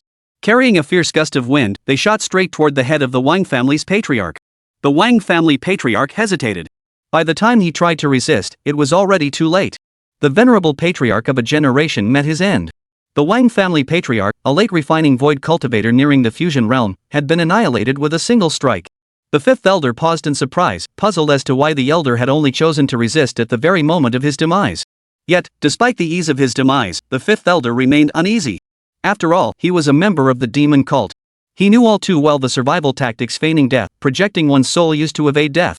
With a flicker of thought, the 5th elder unleashed a torrent of dense black mist that erupted from his body like a raging storm. The Wang family patriarch's body and soul were utterly consumed. Ancestor. Across the entire Wang family compound, aside from the 4 Lu Yuan, Zhang Hao, and their companions, only Wang Yuan, the hawk-eyed man, and the obese man remained. Witnessing their patriarch's body torn to shreds, the obese man and the hawk-eyed man stared blankly. He stiffly averted his gaze toward Zhang Hao, refusing to believe this could be real. How could this happen? The light vanished from Wang Yuan's eyes, leaving them hollow and devoid of all hope.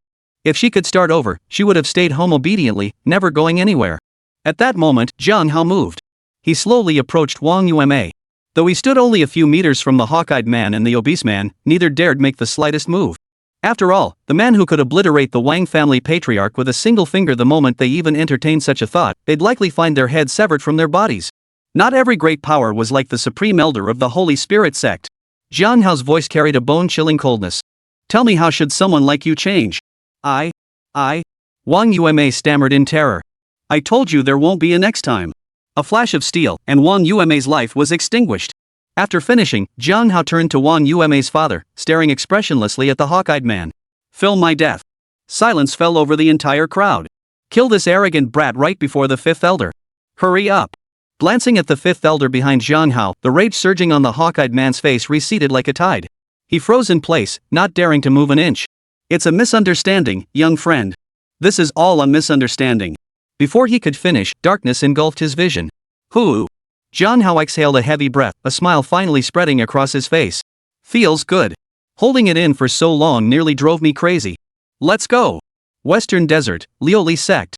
Junior brother, hold on tight, senior brother is about to go. A streak of light flashed, and Lu Yuan and his companions arrived before the gates of the Liuli sect.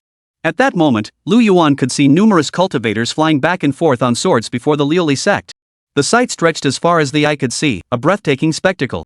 Multiple sentry posts guarded the sect's mountain gates, and those of unknown identity were not permitted to enter or exit freely. Excuse me, fellow cultivator, are you from the Tianyi sect? But, something seems off here. Please present your Tianyi sect tokens for registration. A voice suddenly called out. It's fine. No need to check, junior brother Chen. This is senior brother Lu from the Tianyi sect. Senior brother Lu, please come right in. His smile was radiant at that moment. After Lu Yuan and his two companions departed, the sentry disciple looked puzzled, and the one who had let Lu Yuan pass hurriedly explained. What's there to check? That's Lu Yuan from Tianjue Peak. I visited the Tiani sect before and upset him. Watch out, he might toss you into a demon beast's lair in the dead of night. Jiang Hao, who had been let in, was equally baffled, staring blankly at Lu Yuan. Junior brother, your disguise is too convincing. How could they let you in at first glance? Thanks to everyone for the 5-star reviews. As promised, I've now written over 10,000 words just waiting for 3 updates next month. Chapter 70, What? I killed someone? Tiani sect, Tianjue Peak. Senior brother, it's terrible news. A disciple from Tianjue Peak rushed into Li Changqing's cave residence, shouting at the top of his lungs that something terrible had happened. His demeanor bore an uncanny resemblance to a certain NPC from Journey to the West. What's happened? Hearing the disciple's cries outside his cave, Li Changqing snapped awake. In an instant, he appeared outside the entrance, his face filled with concern as he looked at the disciple. Calm down. Speak slowly. The disciple took a deep breath before uttering words that sent shockwaves through the air. Senior brother, news has come from the disciples in the western desert. They say the entire Wang family has been wiped out by our Tiani sect. At these words, even the ever-benevolent Li Changqing couldn't help but frown. What? Who dares to be so audacious? Seeing Li Changqing's anger, the messenger disciple cautiously raised his head. He hesitated intensely. Finally, steeled with resolve, he delivered the news to Li Changqing. Senior brother, the people over there say it was you, senior brother Lu, and senior sister Nangong who wiped out the Wang family. Ha! The anger that had been building up inside Li Changqing vanished instantly, replaced by utter bewilderment. What? I killed people? An entire family? How come I don't know about this? Senior brother, the elders are all waiting for you at Tontian Peak. I'll take my leave now. After the messenger disciple departed, Li Changqing stood alone, disoriented in the wind. He shook his head bitterly, a wave of grievance welling up within him. After all, he had remained on Tianjue Peak the entire time. How could he possibly have had the chance to go to the western desert? After struggling to accept this reality, Li Changqing's emotions gradually settled, his face returning to its usual expression. With matters having reached this point, the primary task now was to prove his own innocence and that of his junior disciple. Tiantan Peak. 4 elders. The 4 elders present were the 3rd, 4th, 5th, and 7th elders. Li Changqing stepped forward briskly and bowed respectfully to the 4 elders seated above. Ah, Changqing, you've arrived. Please take a seat. Noticing Li Changqing's arrival, the elders paused their conversation. The 3rd elder nodded at him and beckoned him forward with a wave. Li Changqing smiled and nodded, then glanced around the hall. He noticed Nangong Yeli and Imoqianyu were present, but his junior brother Lu was conspicuously absent. Li Changqing couldn't help but start worrying about Lu Yuan. If he hadn't shown up at a time like this, his absence only heightened suspicion against him. What if Lu Yuan was wrongly accused? Before outsiders, the Tiani sect would certainly defend its reputation. But there were no outsiders present now. Compounded by the recent incident where Lu Yuan had screwed them over, the monthly stipends for the disciples on Wudao Peak were barely being paid out. Moreover, neither Ziyin nor Lu Yuan the old fox and the young fox were present. Only Li Changqing, the honest soul, remained. The 5th elder set his sights on the Tianjue Peak treasury. He didn't want to bully a junior like Li Changqing, but he had no other choice. His pride was the last thing on his mind. The 5th elder narrowed his eyes slightly and began his attack. Alas, this is the caliber of disciples Tianjue Peak produces. Who would have thought someone as honest as Changqing would do such a thing? 5th senior uncle, that's not true. Changqing has never left the cave residence. Li Changqing was at a loss for words. Changqing, this is where you went wrong. Though you remained within the sect. Why would others specifically accuse you of this, rather than someone else? This tarnishes the reputation of our Tiani sect. Tianjue Peak must take responsibility for this matter. These words were utterly useless to Lu Yuan. In fact, they could have been used to rebuke the 5th elder himself, making him realize how little he understood the world. But now, the representative of Tianjue Peak was Li Changqing, a notorious good-for-nothing. Faced with such accusations, Li Changqing felt an overwhelming sense of desolation, even beginning to believe it was his fault. Changqing, your master knows you're innocent, but others won't understand. So? The 5th elder coaxed him gently, his true intentions laid bare. Why not open Tianjue Peak's treasury and distribute its contents among the other peaks? Consider it a contribution to the Tiani sect. Watching the 5th elder speak at length, Imoqianyu stood by, hesitating to speak. Clearly, he had something to say. But before Imoqianyu could speak, the 3rd elder's resonant voice suddenly echoed through the hall. A flash of anger crossed his face as he frowned at the 5th elder beside him and demanded, 5th junior brother, what do you mean by that? Seeing the anger rise on the third elder's face, the fifth elder gave an awkward smile. Third senior brother, I know about Yeli. It's mainly Lu Yuan. His influence on our Tianyi sect is too great. You agree, don't you, Changcheng? Master. Don't speak. Seeing Mo Qianyu about to interrupt, the fifth elder frowned and admonished him. I've already said it, when elders speak, you juniors have no right to interject. Master, those people over there say it was the fifth elder of the Tianyi sect who led senior brotherly, Lu Yuan, and junior sister Nangong to wipe out their entire clan. I knew it. The fifth elder led the team. What did you say? The fifth elder had rushed here upon hearing the news. The specifics remained unclear. He paused, his mouth twitching slightly as he struggled to utter a few words. Xianyu, repeat that. Master, the disciples from the western desert said that besides senior brotherly, Lu Yuan, and Nangong Yeli, it was also the fifth elder of the Tianyi sect. It was you who struck down the Wang family's patriarch. The fifth elder's face lost all trace of a smile. How did this involve him? His lips twitched uncontrollably, his body trembling slightly as he spoke in a voice thick with tremor. This is slander. Slander. The expression on the fifth elder's face was truly priceless at that moment. Fifth junior brother, this is where you're wrong. Though you've stayed within the sect. But why would others specifically accuse you of doing it, rather than someone else? Moreover, you are an elder of the Tianyi sect. This further damages our sect's reputation. The Wudao Peak must take responsibility for this matter. The fifth elder's words struck him like a bullet fired straight at his forehead. Hearing the third elder's sarcastic words, a trace of embarrassment flashed across the fifth elder's face. A heavy silence settled over the grand hall. However, the gazes of the other three elders and Nangong Yeli toward the fifth elder now held an added layer of scorn. Fist clenched, a faint bluish aura of true qi gradually enveloped his form. I will never forgive this traitor. Changqing, Yeli, follow me to the western desert to restore the Tianyi sect's honor. The true mastermind behind the Wang family's annihilation, the Liuli sect, was leisurely preparing to enter the heavenly demon's secret realm. Indeed, it was Lu Yuan who had spread this rumor. Many must have witnessed his true form at the Luosha city teleportation array. Leaving it unaddressed would only breed trouble, and explaining it later would be a headache. Better to spread it openly, that way, the fifth elder of Wudao Peak would be brought down too.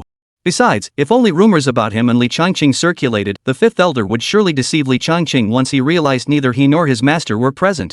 Though the key to Tianjue Peak's treasury wasn't in his possession. But with the fifth elder involved, he would surely fly into a rage, seeking to clear his own name. In proving himself, he would also prove me. He would also lure the fifth elder away from the Tianyi sect. By the time the fifth elder realized it, Lu Yuan would have already taken everything from the heavenly demon's secret realm. Everything was precisely within Lu Yuan's calculations. Junior brother Tang, what are you spacing out for? Hurry up and follow. We're almost there. Coming. Chapter 71, The Handless One truly possesses a remarkable divine ability. Junior brother, these past days have been unbearable. Finally, I don't have to pretend anymore. Jiang Hao's gaze was as sharp as a sword, his aura wicked and domineering. He had now completely shed his disguise, severing the shackles of his past. Only today did he realize, I am truly myself. Simultaneously, he became even more certain of one thing: establishing the rule Lu Yuan mentioned restricting the disciples of the demon sect from killing was now urgent. He'd barely gone a month without killing, and it nearly drove him mad, so much so that he'd do anything to satisfy that urge. Likewise, imposing this rule upon the demon sect disciples would unleash their potential infinitely far more effective than mere coercion or threats. With Lu Yuan as their token within the group, Jiang Hao and his trio moved through the Liuli sect unimpeded. The demon sect moves unhindered. Behind the Liuli sect stood a massive waterfall. The cascading water roared softly as it plunged down. Like a silver serpent clinging to the mountain wall, it plunged downward, crashing against a massive boulder within the cascade. The boulder seemed to rest precariously against the sheer cliff face. Jiang Hao slowly approached the boulder, tilting his head back to examine it closely. After confirming its identity, a token materialized in Jiang Hao's hand. Sensing the boulder before him, the token in Jiang Hao's hand rose into the air. An invisible force surged forth from the token, vast and boundless. An equally turbulent force erupted from the monolith. The two forces swirled around each other, then converged, violently crashing toward the group. Transforming into a golden light, it engulfed Jiang Hao, Lu Yuan, and Luo Yoli. After a dizzying whirl, the trio found themselves swept along as if caught in a tornado, carried by the turbulent currents. When they opened their eyes again, they found themselves in a secluded space carved out deep within the waterfall. Jiang Hao was overjoyed. Having visited several heavenly demons' secret realms before, he recognized this layout immediately. It was unmistakably the work of their founding ancestor. This is it, no doubt. I wonder how much our ancestor took from this sect back then. He surveyed the hidden chamber while beckoning Lu Yuan to follow. Junior brother Tang, come along. There are quite a few treasures inside. Yes. Watching Jiang Hao and Luo Yoli ahead, a strange, enigmatic smile curled at the corners of Lu Yuan's mouth. Logically speaking, at this hour, the 8th elder of Daju Peak and his master, Master Ziyin, should be outside. Upon arriving here, Lu Yuan finally understood that the so-called Heavenly Demon's secret realm was nothing more than a cave where the Heavenly Demon ancestor had piled up the treasures he had plundered.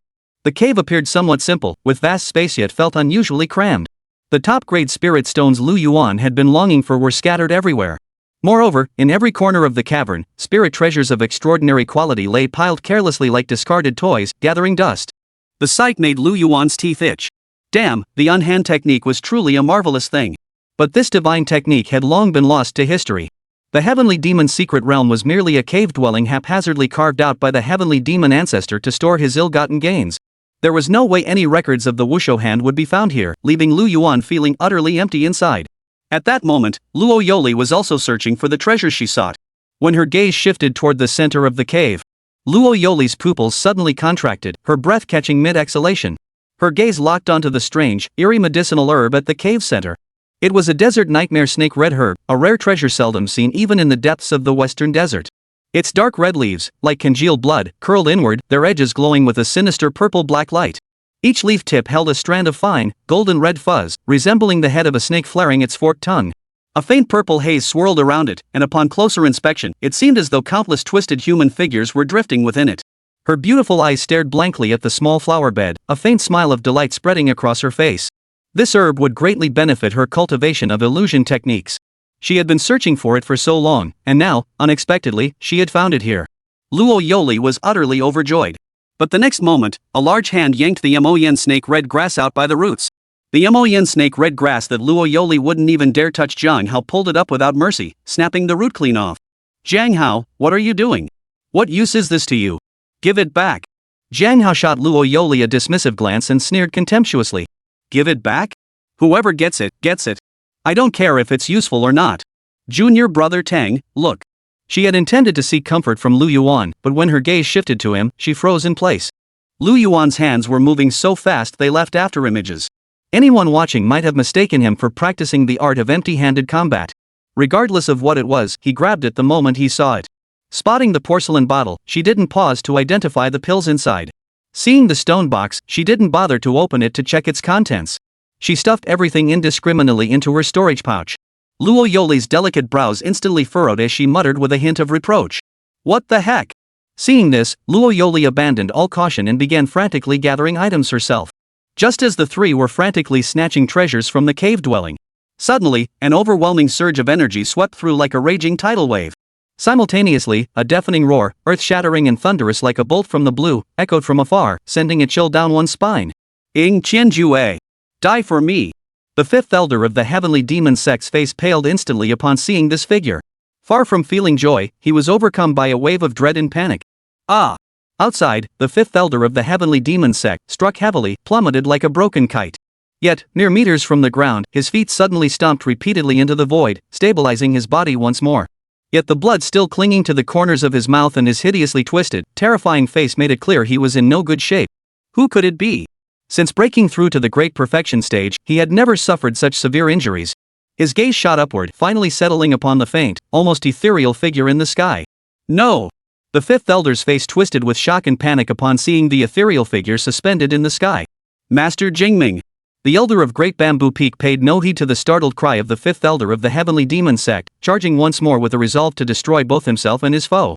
Inside the cave dwelling, Jiang Hao's expression changed drastically.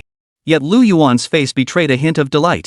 Hearing the 5th elder's agonized cries outside, coupled with the fact they were still within the territory of the Liuli sect, he abandoned all thought of the cave's treasures.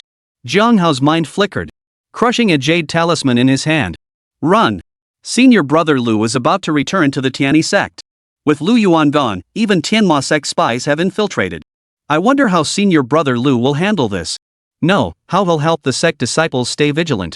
Same as always if ratings hit 8 by month's end, 3 updates next month. Drafting now. Chapter 72, Tianyi sect, Lu Yuan, have returned. The jade talisman shattered, instantly creating a black hole before Jiang Hao. A black light enveloped Jiang Hao, Lu Yuan, and Luo Yoli. The trio vanished from their spot in an instant. As for the 5th elder outside, Jiang Hao had long since cast him from his mind. As a great perfection cultivator, he stood no chance against them. Going in would be suicide, better to flee swiftly. In fact, if Lu Yuan hadn't been there, he would have fled alone. Luo Yoli was merely an afterthought. The trio sped through the pitch-black void. Barring any unforeseen complications, Jiang Hao and his companions could safely escape this place using the life-saving techniques his father had left him. But barring any surprises, Lu Yuan was about to make his move. After all, having been away from home for so long, Lu Yuan yearned to return. Moreover, Jiang Hao was a man of deep, calculating intentions, one who had to be eliminated. To repay Jiang Hao's recognition of his abilities, Lu Yuan resolved to personally see him off. However, both Luo Yoli and Jiang Hao possessed core formation cultivation, and it was unclear how many hidden cards they held. Though Lu Yuan also possessed core formation cultivation, he was confident in handling ordinary core formation cultivators. Taking on both Jiang Hao and Luo Yoli was far too risky. He must strike with lethal precision, no mercy, no second chances. Lu Yuan pinched a spell formation with his palm, retrieving the Buddhist beads given to him by the third elder. He only needed to create a disturbance, drawing his master's attention to the spatial fluctuations here. Then, regardless of how many trump cards Jiang Hao still held from his cult leader father, as a fellow cultivator of the same tier, Ziinjianren, he would surely be able to kill him. With that thought, Lu Yuan's mind stirred, and he activated the Buddhist beads in his hand. Boom! The spatial passage Jiang Hao had constructed began violently shaking. In an instant, the spatial coordinates of the three of them were also teleported out. Jiang Hao froze in surprise, mistaking it for an external attack. He frantically pulled out another jade talisman and fled once more. Lu Yuan? Though it lasted only a few seconds, that brief interval was enough for the Great Perfection Stage Zien Immortal to arrive and eliminate both Jiang Hao and Luo Yoli. Where the hell is my master? With such massive spatial fluctuations, you still won't intervene. This is the future demon cult leader and demon cult holy maiden. What the hell are you doing? Damn it, dropping the ball at the crucial moment. My plan failed, it was fate. Lu Yuan then devised another scheme. Using himself as bait, he lured Jiang Hao and Luo Yoli into leaving the spatial passage prematurely. No time to waste. Lu Yuan took the lead, guiding the way.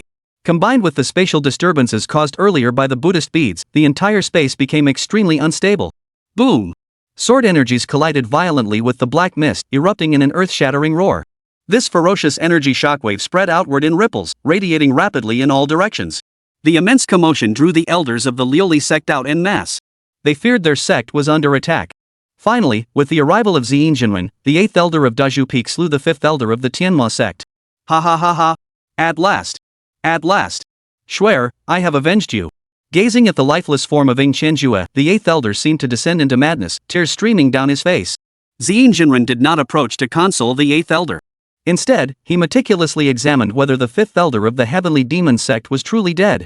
He checked whether the soul had fled, if it was feigning death, or if it was merely a clone that perished. After meticulously checking every possible method of feigning death to escape, both those Lu Yuan had mentioned and those he had personally witnessed, he finally confirmed the 5th elder was utterly and completely dead. Only then did Ziyin breathe a slight sigh of relief. Was there some commotion over at Yuan's place just now? Never mind. That kid is probably up to something again. With all those life-saving tricks up his sleeve, he'll run if he's in danger. Ziyin was least concerned about Lu Yuan. On the contrary, what truly troubled him about the nascent soul stage Lu Yuan was the 8th elder, who had already reached the Great Perfection stage. That was why, upon sensing the spatial fluctuations emanating from that direction, he hadn't intervened. Instead, he'd assisted the 8th elder in completely eliminating Tianma Sect's Ing Qianjue. Besides, Jiang Hao was the son of the Heavenly Demon Sect's leader. Lu Yuan killing him was perfectly justified.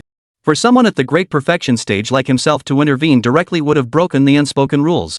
He couldn't keep a constant watch on all the disciples of the Tiani sect, so eliminating Ing Qianjue completely was the optimal choice. As for Jiang Hao, he had complete faith in Lu Yuan's methods and was certain he would eventually surpass Jiang Hao. At that moment, within a mountain cave, a diminutive figure watched the earth-shattering battle unfold. Whoa! A sharp intake of breath escaped him. Terrifying beyond belief. This was simply not a battle for someone of his level to participate in. The battle between the elders of the Heavenly Unity sect and the Heavenly Demon sect had concluded. Now it was the turn of the younger generation, including Lu Yuan. Lu Yuan sighed deeply, glancing at Luo Yoli, who had been injured by the spatial turbulence. It was a pity Jiang Hao hadn't fallen for the trap, only Luo Yoli had foolishly followed him. Lu Yuan looked at Luo Yoli inside the cave. His gaze sweeping over her intensely alluring face. His gaze drifted downward, noticing several sizable wounds around her waist. A faint trace of pain lingered on her cheek. This appearance made her look even more pitifully charming. Her combat effectiveness seemed greatly diminished, a prime opportunity. Yet Lu Yuan still felt it wasn't entirely safe. "Senior Sister Luo, your injuries are severe. You need treatment." He spoke as he retrieved over a dozen small jade vials from his storage ring. Yet as the demon sect's holy maiden, Luo Yoli's gaze held a hint of wariness even when facing her favored junior brother Tang. Noticing this, Lu Yuan promptly took several pills and swallowed them without hesitation right before Luo Yoli. Watching Lu Yuan swallow the pills, the suspicion in Luo Yoli's eyes faded considerably. She took the pills from Lu Yuan's hand and swallowed them. "Thank you, junior brother Tang." Lu Yuan gave a slight nod and began applying the medicine to Luo Yoli. Lu Yoli's beautiful eyes watched Lu Yuan, who was bent over, carefully applying the ointment. A different emotion flickered in her gaze. Junior brother Tang looked so handsome when he was focused like this. How could she have doubted him just moments ago? How could I have doubted him? Lu Yuan took out one of the jade bottles and poured out some pink powder. Stimulated by the powder, Luo Yoli's delicate brows furrowed slightly, and a pained moan escaped her pretty nose. Simultaneously, a tempting blush slowly spread across her cheeks. She thought she was blushing from shyness. "Junior brother Tang." Luo Yoli suddenly called out Lu Yuan's name. Lu Yuan froze, then looked puzzled. "What is it, senior sister Luo? Once we reach the sect, shall we become Dao companions? I'm not running for Holy Maiden anymore. Besides, given your relationship with Jiang Hao, he'll support us too." Lu Yuan froze in place, utterly stunned that Luo Yoli would say such a thing. He never imagined she would even give up the position of Holy Maiden for him. Lu Yuan's eyes stung with tears. After a few seconds, he managed to choke out a few words. "Senior sister Luo, are you truly willing to give up the position of Holy Maiden for me?" Luo Yoli nodded solemnly. Seeing Luo Yoli's sincere and earnest expression, Lu Yuan's heart stirred. He paused his movements, stood up, and slowly walked toward Luo Yoli. Seeing Lu Yuan like this, Lu Yoli was overcome with emotion and immediately embraced him. "Senior Tang." Plop. A round, plump object rolled onto the floor. "I'm waiting for the medicine to take effect." "What are you waiting for?" He then proceeded to search through Luo Yoli's belongings. "Senior sister Luo, I'm sorry. Junior brother Tang wants to live. You're injured. Staying behind will only slow me down." Lu Yuan completed all this with utter composure before turning and leaving. His earlier words were actually out of fear that the heavenly demon sect might have some means of communication hidden on Luo Yoli. This way, if they sought revenge, they'd have to go after Tang Yuan, not Lu Yuan. Now, Lu Yuan's heart was filled with nothing but the longing to return home. He was certain the disciples of the Tianyi sect must be dying to see him after so long apart. Tianyi sect, I, Lu Yuan, have returned. Chapter 73. Who turned Chen Fan into this? After nearly a year, Lu Yuan had finally returned to the Tianyi sect. After so long without seeing his fellow disciples, Lu Yuan truly missed them dearly. Yet a sense of resentment also stirred within him. Jiang Hao had mentioned planting a mole within the Tianyi sect. Lu Yuan had only been gone a year, and his home had been stolen. Tianyi sect. Senior brother Lu? Senior brother Lu. Upon seeing Lu Yuan, the disciples froze in surprise, their expressions shifting into a series of vivid reactions. Lu Yuan remained expressionless, merely nodding to them. Those familiar with Lu Yuan knew this meant he was furious. After all, Ziyin Jinren had been holding him back, and to top it off, his own home had been burglarized. Lu Yuan was furious. He decided to check on Tianjue Peak first, his life's work of over 20 years. If a demonic cult infiltrator had managed to infiltrate Tianjue Peak, Lu Yuan's composure would truly shatter. Tianjue Peak was Chen Fan's cave dwelling.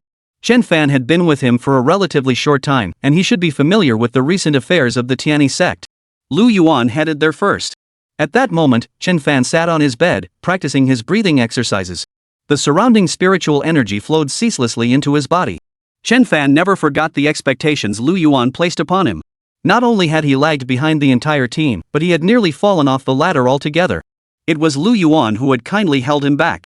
Though the second senior brother was different from others, Chen Fan could see Lu Yuan genuinely cared for him. Thus, he barely rested or slept, treating meditation as his respite. Still immersed in his breathing exercises, Chen Fan was jolted awake. His eyes snapped open. Thanks to his past experience being abandoned in a demon beast's lair by Lu Yuan, he had developed a habit during meditation and breathing exercises, attaching a small mechanism to the foot of his bed. Connected to the cave dwelling's main door, windows, and other entrances, it alerted him instantly to any movement or sound. Just as this thought crossed his mind, a sudden whoosh of wind signaled someone breaking through the window. Chen Fan snapped his eyes open, leaving behind a puppet decoy while his true form concealed itself in the darkness. Lu Yuan crept silently toward the bedside, reaching out to grab Chen Fan. But when his hand closed around it, he realized the figure on the bed was merely a puppet. Instead of alarm, a look of delight spread across Lu Yuan's face. Interesting. Seizing the moment while Lu Yuan was stunned, Chen Fan, who had been prepared, seized the moment. Gathering the spiritual energy in his hands, he launched himself forward with a sliding tackle. He landed a heavy kick squarely in Lu Yuan's abdomen. Who are you? Chen Fan's expression remained impassive, his voice cold and clear. Simultaneously, he slowly created distance between himself and Lu Yuan, moving closer to the doorway. This allowed him to remain ready to flee should the situation turn sour. Senior brother Lu, it's you. Recognizing Lu Yuan's face, Chen Fan's expression lit up with delight and excitement. Without a moment's hesitation, he rushed forward to embrace Lu Yuan. He then warmly invited Lu Yuan to sit down, attentively pouring him a cup of tea. Senior brother, have some tea. Lu Yuan accepted it and downed the tea in one gulp. Senior brother, have you just emerged from seclusion? Quite a lot has happened in our Tiani sect recently. Oh? What happened? Just as Lu Yuan was about to speak, Chen Fan, standing before him, suddenly flung a handful of multicolored powder directly at his face. A peculiar, exotic fragrance flooded his senses. Dispersing King Sword Array Talisman. Boom! Chen Fan, who had been excited moments before, now wore a look of utter coldness. He stared icily at the body of Lu Yuan, who had been blown to pieces. What demonic creature dares impersonate Senior Brother Lu? And dare to drink my tea? My Senior Brother Lu would never be like you, entering without deploying smoke bombs or setting up formations. Do you really think he's like that, Senior Brother? Chen Fan possessed exceptional aptitude. During his intensive training under Lu Yuan in the early days, his progress had been nothing short of remarkable. Such petty tricks couldn't fool him now. But he was only passable at this stage, far from mastery. Lu Yuan's voice cut through the air abruptly. Chen Fan, take another look behind you. The words had barely left his mouth. Chen Fan felt someone grab his shoulder, and then with a thunderous crash his entire body was sent flying backward. Lu Yuan, who had supposedly been blown to bits, materialized as a charred scrap of paper drifting to the ground. Ah, Chen Fan, you never learned to finish off your target or check if it's the real body.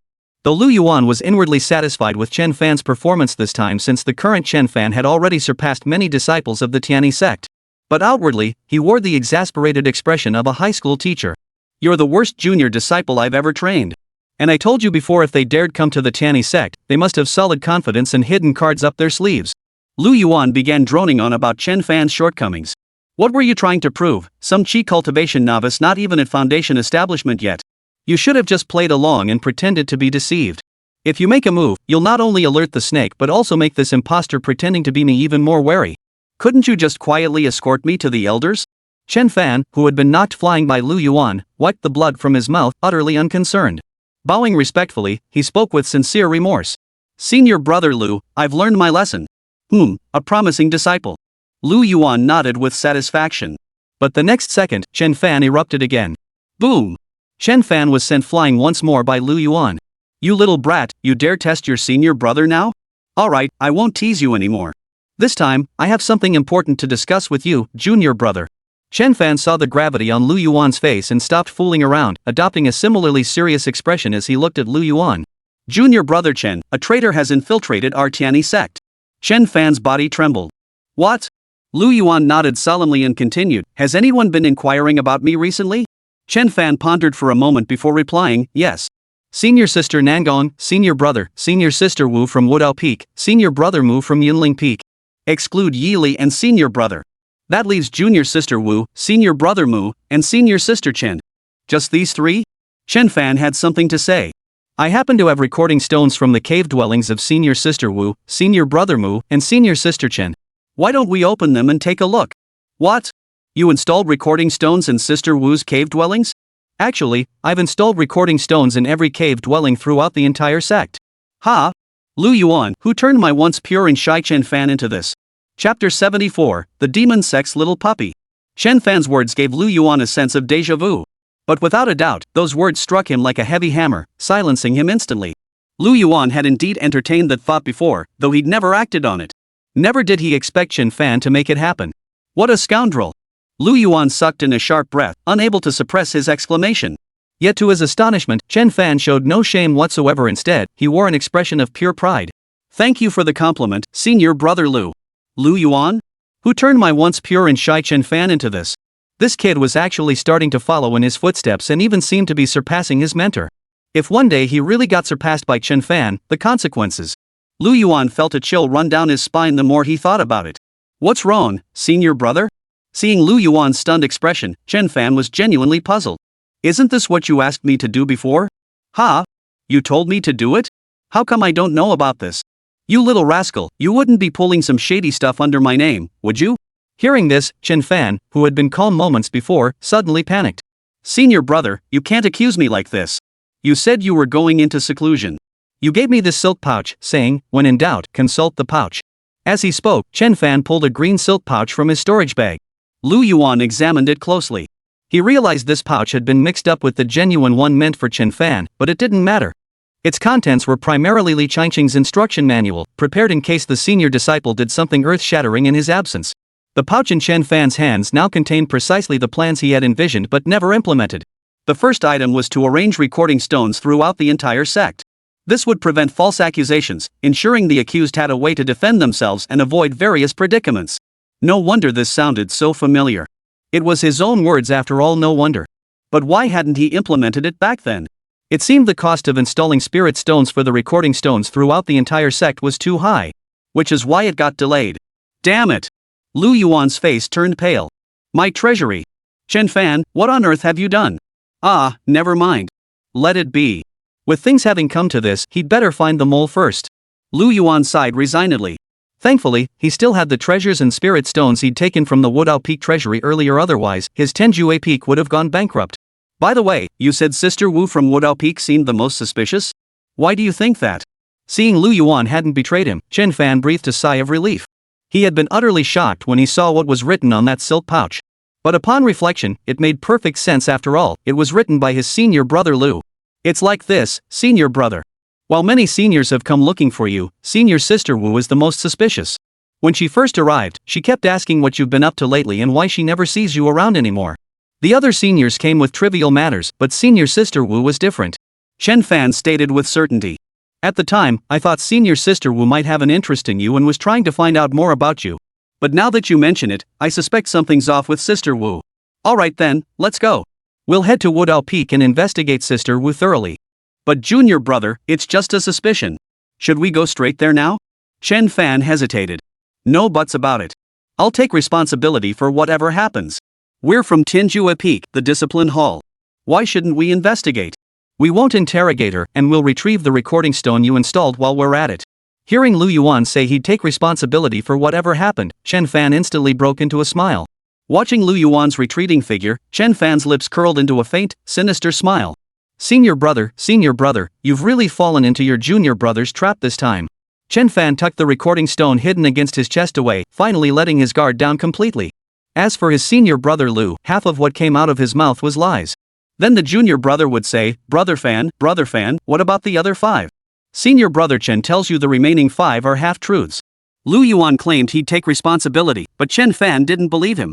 Only what the recording stone captured could truly put his mind at ease. But what Chen Fan failed to notice was that Lu Yuan, walking ahead, had long since observed the situation unfolding here. Perhaps Chen Fan had never heard the saying, those who truly want to win never smile. Often, disciples from demonic sects or those possessed by darkness would flash sinister grins behind the protagonist's back or pull petty tricks to flaunt their cleverness. But our brother Lu was prepared.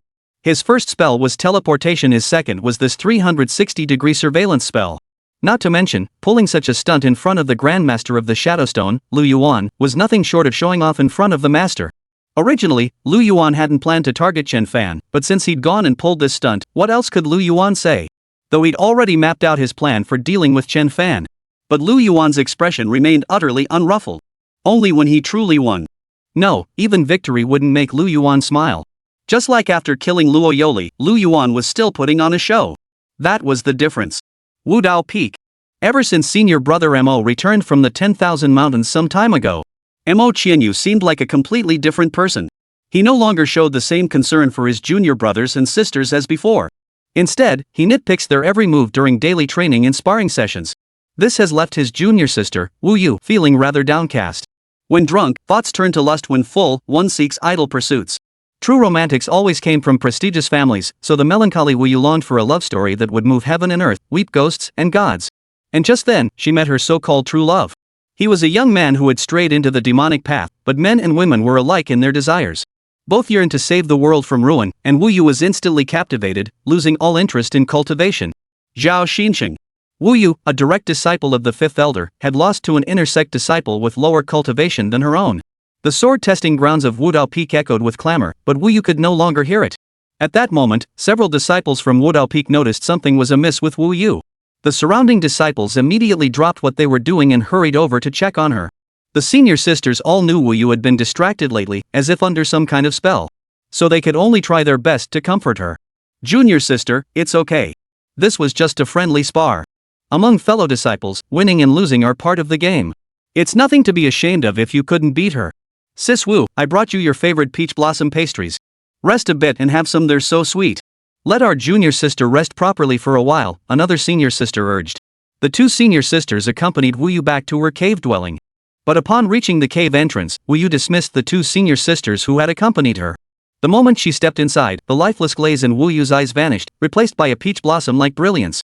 There was no trace of the defeated, hopeless look she had worn before. Zihua, I'm back. Chapter 75, I will create a world where only junior brother Tang exists. Huff. Jiang Hao gasped for breath, gazing up at the gloomy sky. He snorted coldly, then burst into laughter. Pathetic. Truly pathetic. But in this world, in this era, who doesn't struggle desperately? Junior brother Tang, let's return to the sect. No response came for a long time. Jiang Hao, who had narrowly escaped death, suddenly panicked. He scrambled to his feet and scanned the surroundings, only to find the place utterly deserted. Jiang Hao was struck as if by lightning. He muttered in a daze, junior brother Tang. Jiang Hao couldn't care less about Luo Yoli's fate, but Lu Yuan. How could this happen? Jiang Hao seemed to descend into madness.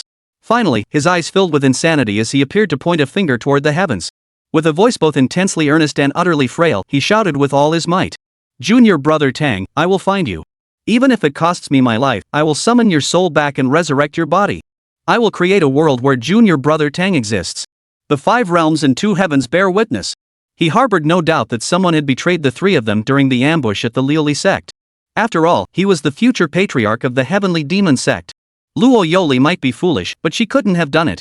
Nor could the 5th elder. As for Lu Yuan and Jiang Hao, he didn't even consider them. He was a born scoundrel, no righteous sect would ever take him as a disciple.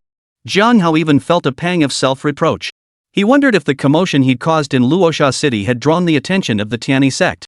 Moments later, Jiang Hao's gaze hardened with resolve as he set off toward the heavenly demon sect. He would deploy the demon cultivator disciple infiltrating the Tianyi sect to uncover whether they had captured Tang Yuan and Luo Yoli. Wudao Peak. Senior sister Wu, you're here? Shu Zihua slowly slid off the bed, his gaze fixed on the peach blossom cakes Wu Yu had brought him.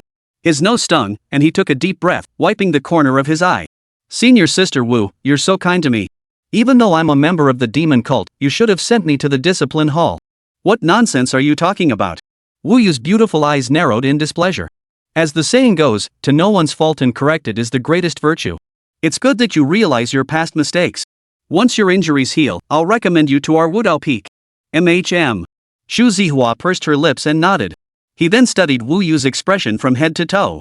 Quickly, he concluded she was in a foul mood. After all, before joining the demon cult, he had served as a male consort and possessed extraordinary talent. Don't be fooled by his fair complexion within the celestial demon sect, he held the title of Wheel-turning king. Why was he called the Wheel King? Because he possessed a terrifying special skill. Propelled by the Ingate Polonia wheel. Simply put, even as a mortal, Zhu Zihua could suspend a Polonia wheel beneath his crotch. With a surge of power from his waist and abdomen, the wheel whirred into a whirlwind of fire and wind. It was this very skill that earned him his position as a male favorite, captivating the hearts of countless demon maidens within the heavenly demon sect. Shu Zihua pulled down Wu Yu's outer robe, revealing her fragrant shoulders. He gently applied his specially formulated essential oil to her back, using his soft touch to rhythmically knead the pressure points along her body. It must be said, Zhu Zihua truly lived up to his reputation as a courtier. Under his attentive care, Wu Yu soon relaxed completely, her mind emptying as she surrendered herself to the pleasure of his touch. Before long, the frustration of her earlier failure had completely vanished. Senior sister Wu. Suddenly, Zhu Zihua's uniquely magnetic voice sounded. Ah, what is it? Does something trouble you, senior sister? The moment you entered, your junior brother noticed your furrowed brow and troubled expression. It broke my heart. Shu Zihua said in a sweet, teasing tone. It's nothing, really. Is it because of me that you're looking so troubled? Zhu Zihua's voice began to tremble slightly. I suppose, as a demon cultivator, staying in your cave dwelling must cause you great difficulty. If it causes senior sister trouble, this junior brother will go to the disciplinary court himself. This is my fault. Wu Yu, who had witnessed this scene while staying at Wudao Peak, quickly interjected. No trouble at all, no trouble at all. Just stay here safely, junior brother. I brought you here myself, and I will see to it that you are properly taken care of. When my master returns, I'll plead with him to let you stay on Wudao Peak. The main reason was that Wu Yu had been so well protected by the senior disciples on Wudao Peak that even Lu Yuan's special training sessions. Back then, Wu Yu hadn't even participated. Had it been anyone else, that little demonic boy would never have been subdued back then. It would have been seen as the Tianyi sect's female disciples appeasing him to go for reinforcements. Senior sister, why are you so kind to me? Xu Zihua's eyes suddenly reddened, his voice growing hoarse. In this world, aside from my parents, only senior sister has been this kind to me. Then how are your parents now? My parents are dead. An elder of the heavenly demon sect saw my potential and wanted to take me as a disciple. So, to sever my ties to the mortal world, he slaughtered the entire village. At this point, Zhu Zihua could no longer hold back and began to sob aloud. If Nangong Yeli or Lu Yuan had been present, they would surely have asked, did that Tianma sect steward even know he was taking you as his disciple? But Wu Yu was here, and she didn't question it at all. Seeing Zhu Zihua weeping so pitifully, Wu Yu felt anxious but didn't know how to comfort him. Finally, she rose and fetched a jar of peach blossom wine, pouring a cup for herself and one for Zhu Zihua. Watching Wu Yu's reaction, Zhu Zihua felt a wave of relief wash over her. It seemed this woman had completely fallen for him. A direct disciple of the fifth elder of the Tianyi sect, this was a major catch. The Tianma sect's 20-odd holy maidens had all perished without successfully luring a single direct disciple. Yet Zhu Zihua, barely a year since his arrival, he had already secured one of the elder's direct disciples. Everyone called the Tianyi sect a hellish demonic cult, but Zhu Zihua didn't see it that way. On the way to the peak of enlightenment, Lu Yuan and Chen Fan, two disciples who, in other sects, would have been close as brothers, greeting each other warmly after a long separation. Here, however, they were filled with mutual wariness, guarding against each other more fiercely than demon cultivators. Junior brother, you take some senior brothers in first to probe the situation. The cautious Lu Yuan would never risk bringing only Chen Fan, a mere chi refining cultivator, to apprehend members of the demonic sect. Lu Yuan first summoned the senior disciples from the discipline hall, those who had reached the nascent soul stage or beyond, to accompany him here. I'm outside setting up formations with the remaining senior brothers to prevent that person from escaping. Chen Fan nodded, then knocked on Wu Yu's door and called out loudly. Senior sister Wu, this is Chen Fan from Tenjue Peak. I'm here to inspect the spiritual energy. Chapter 76, Junior brother, he's taking advantage of you being a scholar. What? Wu Yu and Zhu Zihua, who had been sharing their feelings inside the cave dwelling, were instantly thrown into panic. It's fine, senior sister. If it doesn't work out, just turn me in. Say I held you hostage. Zhu Zihua, however, was a consummate actor. Despite his inner panic, he managed to force a wretched smile as he spoke.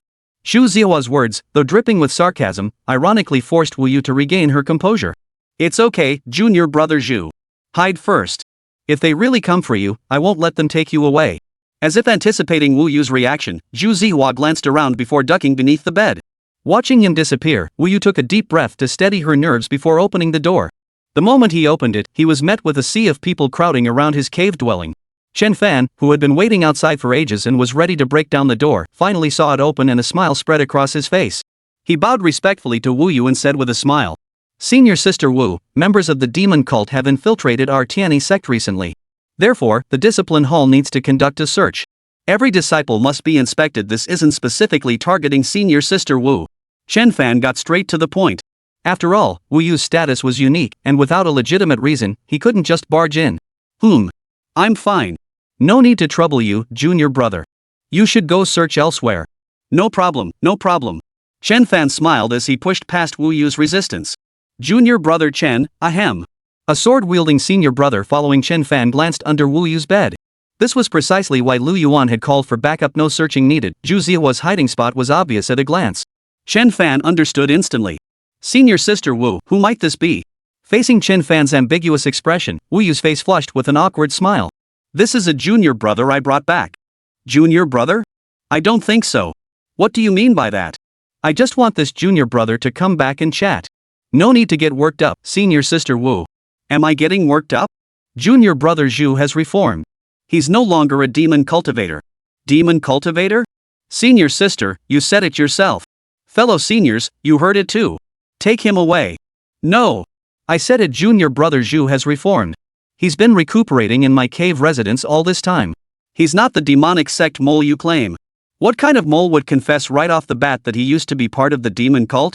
Just then, Zhu Zihua's tears fell at the perfect moment. Senior sister Wu, perhaps I should go with them after all.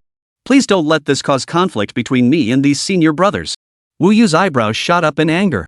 Her chi surged to its peak, causing her snow-white robe to billow. If you want to take junior brother Zhu away, first produce evidence proving he's done anything harmful to the Tianyi sect during this time. Otherwise, if you want to take brother Zhu, you'll have to arrest me first. Seeing Wu Yu's resolute stance, Chen Fan's momentum instantly faltered. After all, this was his first time carrying out a discipline hall mission. Still, he knew he couldn't force the issue with Wu Yu standing before him. After all, Wu Yu was the direct disciple of the fifth elder of the Enlightenment Peak. Handle this poorly, and it could easily spark conflict between the two peaks. For a moment, the situation reached a stalemate. With Chen Fan taking an unusually long time to emerge, Lu Yuan, who had been waiting outside, grew impatient.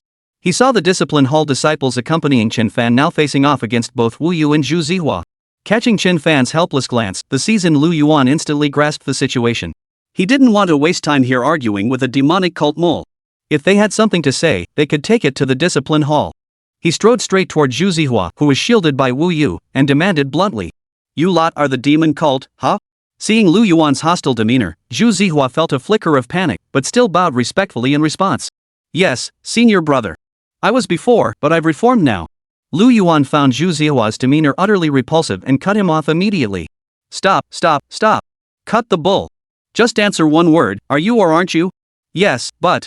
A chain of dark, heavy links materialized in Lu Yuan's hand. A sharp whistling sound cut through the air.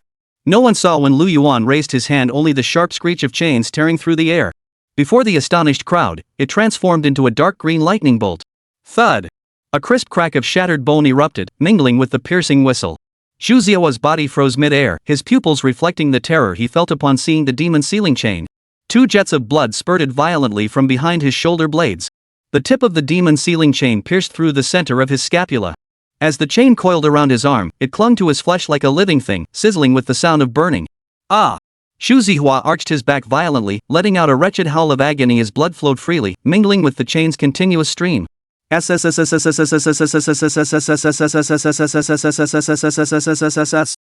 present sucked in their breath in unison. Even some senior disciples who had already reached the nascent soul stage couldn't help but gasp. Truly worthy of being the second elder's most prized direct disciple. Though their cultivation surpassed Lu Yuan's, his fortitude left them in awe. Lu Yuan watched the black mist seeping from the chain's tip. With a slight flick of his fingertips, the demon sealing chain tightened like a living serpent, carving deeper bloody gashes into Zhu Zihua's flesh. Isn't this a simple matter?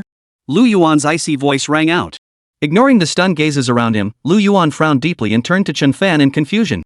"Junior brother, what's going on? He's already admitted to being from the demon cult. Why are you stalling? Pierce his collarbone and take him away. A demonic sect dares to come to our Tianyi sect? What do they take our discipline hall for? Enough. This neither man nor woman creature is just bullying you, junior brother, because you're a scholar." With that, Lu Yuan began dragging the man out like a pig or a dog. Wait. Lu Yuan halted abruptly and turned back. What? Facing Lu Yuan's icy, emotionless gaze, Wu Yu instinctively took a step back. Perhaps because she had never witnessed Lu Yuan in the act of killing, Wu Yu still believed he was like her senior brother, Emotianyu. But seeing the pleading in Zhu Zihua's eyes, Wu Yu mustered all her courage and spoke with her last ounce of strength. "Senior brother Lu, he truly has reformed. Can't you give him just one chance?" Lu Yuan felt nothing but irritation at Wu Yu's plea. How did the Tianyi sect produce such a creature? Take him away. Suddenly, Wu Yu lunged forward like a madwoman, shielding Zhu Zihua, his collarbone pierced as she wailed. "Senior brother Lu, Zihua was brought here by me. I'll vouch for him." "Guarantee? Do you think he'll be the only one taken? You're coming with me to the discipline hall too." Seeing Wu Yu's resolute gaze, Lu Yuan showed no hesitation. The same demon binding chain that had been on Zhu Zihua now appeared in his hand. He stared coldly at Wu Yu. "Will you put it on yourself, or shall I help you?" Lu Yuan knew that a direct disciple of the sect dared to collude with members of the demon cult. They speak of reforming their ways, but a leopard can't change its spots. In matters like this, Lu Yuan must crack down hard to root out such corrupt practices. Today Wu Yu brings in someone from the Celestial Demon Sect, tomorrow a disciple from Yuling Peak brings in a demoness. This place can't keep calling itself the Tianyi sect. So no matter who she was, even if it were Nangong Yeli, Lu Yuan would show no mercy. Wu Yu seemed taken aback that Lu Yuan was actually serious. Momentarily flustered, she froze in place. "Can't bring yourself to do it? Senior brother will help you." Lu Yuan's words echoed like a demon's whisper in Wu Yu's ears. "Lu Yuan, stop. What are you doing? You really think Wudao Peak is empty now, huh? Chapter 77, Such Geniuses That Year, 2 emerged on Tenjua Peak. Lu Yuan, you're showing utter contempt for our Wudao Peak. Bringing so many disciplined court disciples, not even giving a heads up before taking away my Wudao Peak's direct disciple, and even forcing him to wear the Peepa bone? What's the meaning of this? At the cave exit, Mo Qianyu was followed by a group of Wudao Peak disciples with grim expressions, blocking the way. Hearing Mo Qianyu's familiar voice, Wu Yu's eyes lit up instantly, her confidence surging. Her heart, which had been tightly wounded, finally relaxed a little. Xu Zihua, now bound by the Peepa bone, was both shocked and delighted. Joy because Wu Yu's people had finally arrived, and judging by the situation, they clearly intended to protect her. With Wu Yu present, his own life was likely spared. The shock came from realizing that the person who had pierced his collarbone was none other than Lu Yuan. The name Lu Yuan was nothing short of thunderous to Xu Zihua. Back in the Heavenly Demon Sect, their young sect leader had repeatedly listed this man as the most dangerous individual in the Heavenly Unity sect without exception. Though Xu Zihua had been wary before, he hadn't taken it too seriously, assuming Lu Yuan was just that kind of person. He never anticipated Lu Yuan's ruthless decisiveness, no chance to plead, no mercy. The blade pierced his collarbone, and even Wu Yu was not spared. Junior brother Mo, the discipline hall is investigating. The sect leader has granted special permission, act first, report later. You should be aware of that, right? Lu Yuan made no attempt to evade the confrontation. This wasn't merely about saving face. At this moment, Lu Yuan could not afford to show even the slightest weakness. Though his cultivation was only at the core formation stage, everyone from Wudao Peak present except Mo Qianyu outranked him in power. But his status was unique. As the second elder's direct disciple and a key decision-maker in the discipline hall, any sign of weakness from him, it would become exceedingly difficult for the discipline hall to oversee disciples of the Tianyi sect in the future. Mo Qianyu's gaze fixed on Lu Yuan, tinged with a subtle chill and arrogance. His impression of Lu Yuan had already shifted, so his intent wasn't to provoke conflict, he merely sought to protect Wu Yu. Yet he never imagined Lu Yuan would be so arrogantly presumptuous. It seemed he truly held the peak of enlightenment in no regard at all. This was no longer a simple personal grudge, it had become a matter of pride between the two peaks. The green-robed disciple with sword-like eyebrows beside Lu Yuan glanced at the figure beside Mo Qianyu and suddenly smiled. Isn't this junior brother Zhang? I hear you've been diligently cultivating the wave-severing sword technique. I wonder which layer you've attained. No need to trouble senior brother Lu with that. Regardless of the level, it's more than enough to handle you. Very well, then I shall seek your guidance, junior brother. Wudao Peak and Tenjue Peak had long been locked in a silent rivalry, their disciples harboring many grudges. Now, meeting here, it was like enemies meeting face to face, their hatred burning even brighter. A tense, hostile atmosphere hung thick between the disciples. At such a moment, neither side dared to make the first move. Though their cultivation was high, the decision to fight or not rested solely with Mo Qianyu and Lu Yuan, the two direct disciples. Fine. I'll tell you why I didn't come prepared. Your Wudao Peak disciple, Wu Yu, has colluded with the demon cult. Is that reason enough? Lu Yuan stared expressionlessly at Mo Qianyu before him, his voice barely audible yet carrying an oppressive weight. The warning had been delivered. Now it was time to present the evidence. Such was the nature of the discipline hall. Enforcing punishment meant incurring enmity. To outsiders, they must project an aura of authority without needing to raise their voices, otherwise, they couldn't keep certain rebellious disciples in line. Senior brother Mo, my junior sister is truly wronged. Junior brother Zhu was once, but he has reformed and never committed any heinous acts. I encountered him nearly half a year ago in a small town at the foot of the Tianyi Sect's mountain. For the past 6 months, junior brother Zhu has been recuperating in my cave residence and has not left. Mo Qianyu's heart skipped a beat. Conspiring with demonic sect members? But he smoothly continued the conversation. Exactly. You cannot slander our Wudao Peak based on hearsay alone. Moreover, this person was brought back by my junior sister. This matter will first undergo internal review by our Wudao Peak. Once the truth is ascertained, it will be handed over to your discipline hall. You want proof? That's easy enough to provide. Mo Qianyu froze, clearly baffled by Lu Yuan's audacity. But knowing Lu Yuan all too well, he understood the man never acted without absolute certainty. If he spoke so confidently, he must have his reasons. At that moment, Lu Yuan shot Chen Fan a meaningful glance. Chen Fan stepped forward. All eyes turned to him. Chen Fan had something to say. He scanned the crowd, then fixed his gaze squarely on Wu Yu and declared, "Senior sister, I'm sorry." At Chen Fan's sudden apology, Wu Yu assumed he was apologizing because he couldn't find any evidence. But Mo Qianyu, who knew Lu Yuan's methods well, didn't share that view. A sense of foreboding crept over her heart. I installed a recording stone outside senior sister Wu's cave residence. Everything she did with that disciple of the demon sect was captured. Ha! The moment these words were spoken, a storm of shock instantly erupted throughout the grand hall. Everyone stared at Chen Fan with horrified expressions. Not a single person present could have imagined that the evidence Chen Fan spoke of had been obtained in such a manner. Dead silence. Dead silence. After the silence, still, only silence remained. They couldn't believe what they just heard from Chen Fan's mouth, utterly defying all expectations. Some among them, who had been in seclusion during Emo Qianyu's trial of Lu Yuan, even felt a pang of regret upon hearing Lu Yuan's response back then. Why had they insisted on secluding themselves then? Seclusion could be done any time. Yet such a mind-blowing spectacle had never occurred since the founding of the Tianyi sect. They had assumed they would never witness it in their lifetimes. Yet, to their astonishment, this year alone, 2 such prodigies had emerged from Tianjue Peak. Unlike the others, who were all in shock. Emo Qianyu, having already experienced this once, was now anticipating what Chen Fan would say next. Actually, I've installed recording stones in every disciple's cave residence across all sections. Emo Qianyu. Just as he had anticipated. Chen Fan's words left everyone present speechless. Oh no. Another disgrace has emerged from the Tianyi sect. Chapter 78, This youngster still needs polishing. Wu Yu's face flushed crimson as she shot Chen Fan a slightly annoyed glance. Ignoring the shock etched on everyone's faces, Lu Yuan activated the recording stone, projecting its contents before the assembled crowd. In the footage, after Wu Yu left each time, Zhu Zihua would emerge wearing the robes of the Tianyi sect. The moment Emo Qianyu saw the footage on the recording stone, his expression froze. Wait, senior brother Lu. Faced with undeniable evidence, Emo Qianyu's tone softened. Lu Yuan, junior sister Wu, was nearly momentarily bewitched by that demonic sect's seduction. Fortunately, no major disaster occurred. A proper admonishment should suffice. Emo Qianyu watched her weeping, her face streaked with tears and bearing the stinging imprint of Lu Yuan's slap, and felt a pang of pity. After all, Wu Yu was also his junior sister. Humph. No major disaster? She even tried to pry information about me from Chen Fan. She nearly got me killed, do you understand? Lu Yuan's words held no falsehood, and Emo Qianyu's expression instantly froze. With that, he said no more. He slowly turned his head to look at Wu Yu. Seeing Wu Yu's evasive gaze, Emo Qianyu was certain. Senior brother Emo, I truly didn't. I only wanted to ask senior brother Lu what he's been busy with lately, if anything. Emo Qianyu's gaze fixed on Wu Yu, who was still explaining, with an almost frozen intensity. A terrifying wind-fire divine dragon roared into existence above his head. Though not a single word was spoken, anyone could sense the raging fury burning within Emo Qianyu's heart.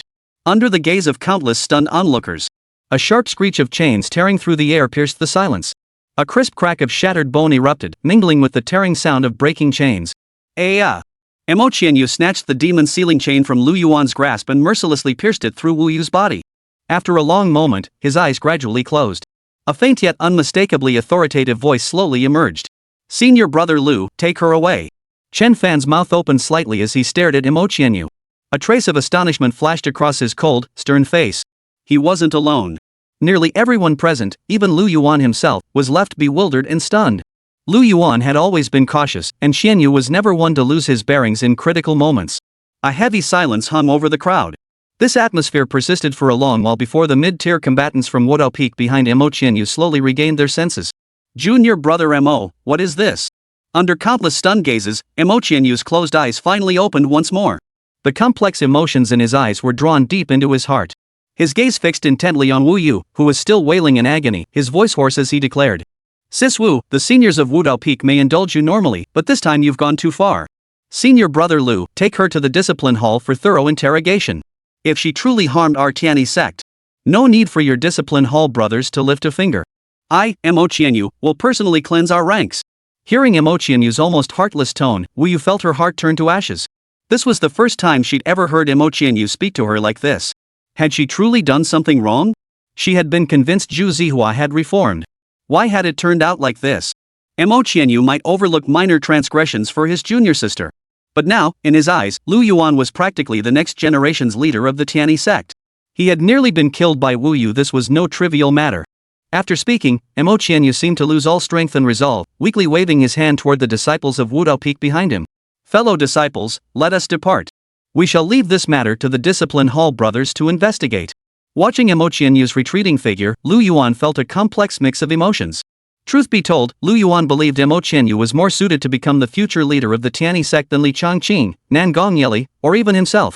Given that, Lu Yuan resolved to torment him even more in the future. No, he must temper the character of this future leader of the Tianyi sect. In Luosha City, bodies lay crisscrossed in a chaotic mess, roughly 1,000 corpses, all drenched in pools of blood. Strangely, however, only about 100 of these corpses remained intact. The rest were stripped of every last shred of flesh. Though not the most powerful faction in Luosha City, the Wang clan was still among the top tier.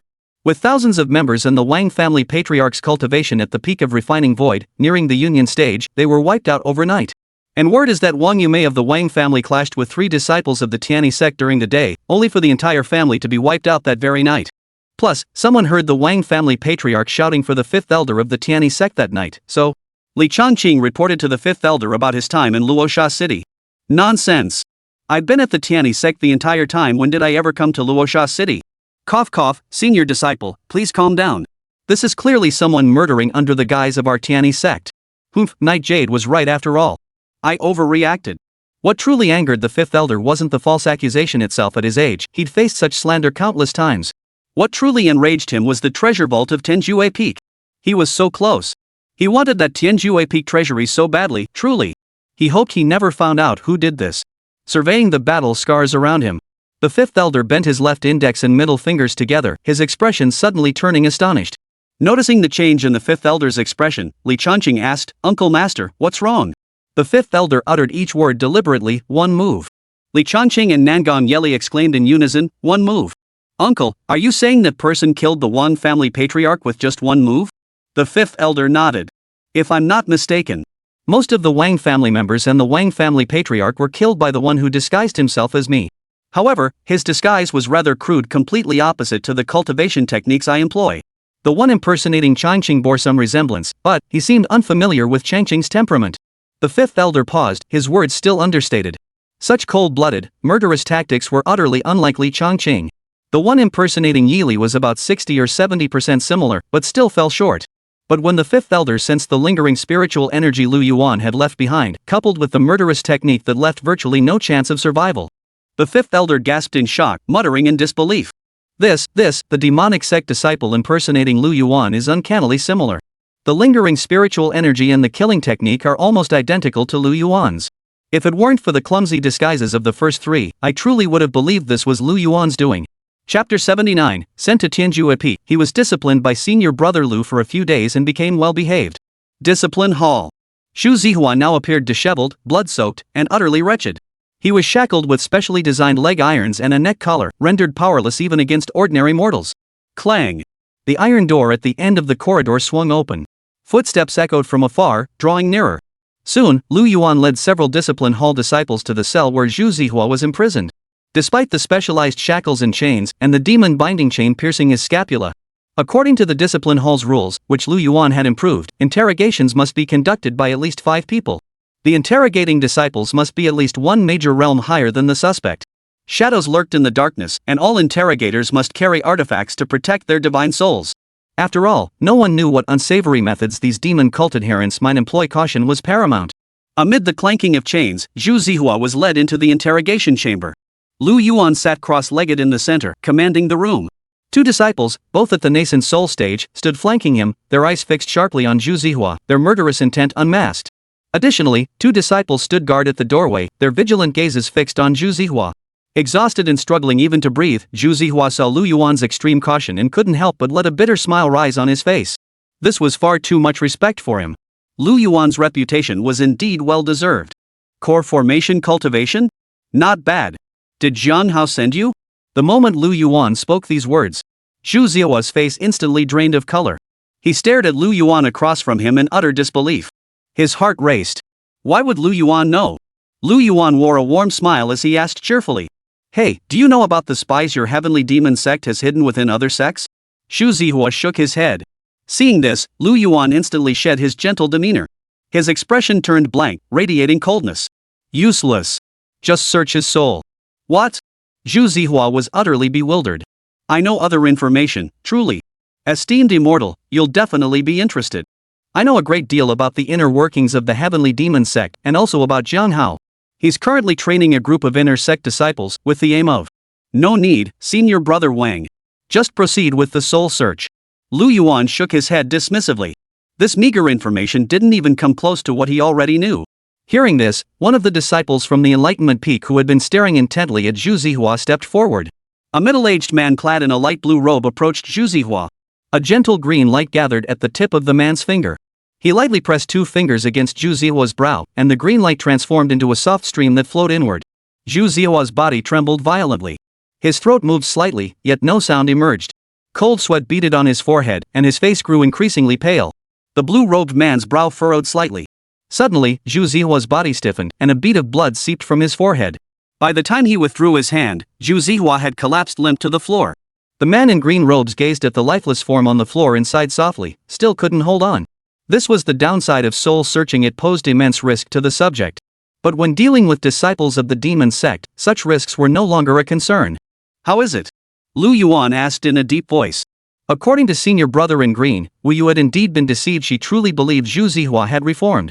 However, due to the Tianyi sect's stringent security measures, Zhu Zihua's movements were confined to within 100 meters of Wu Yu's cave residence.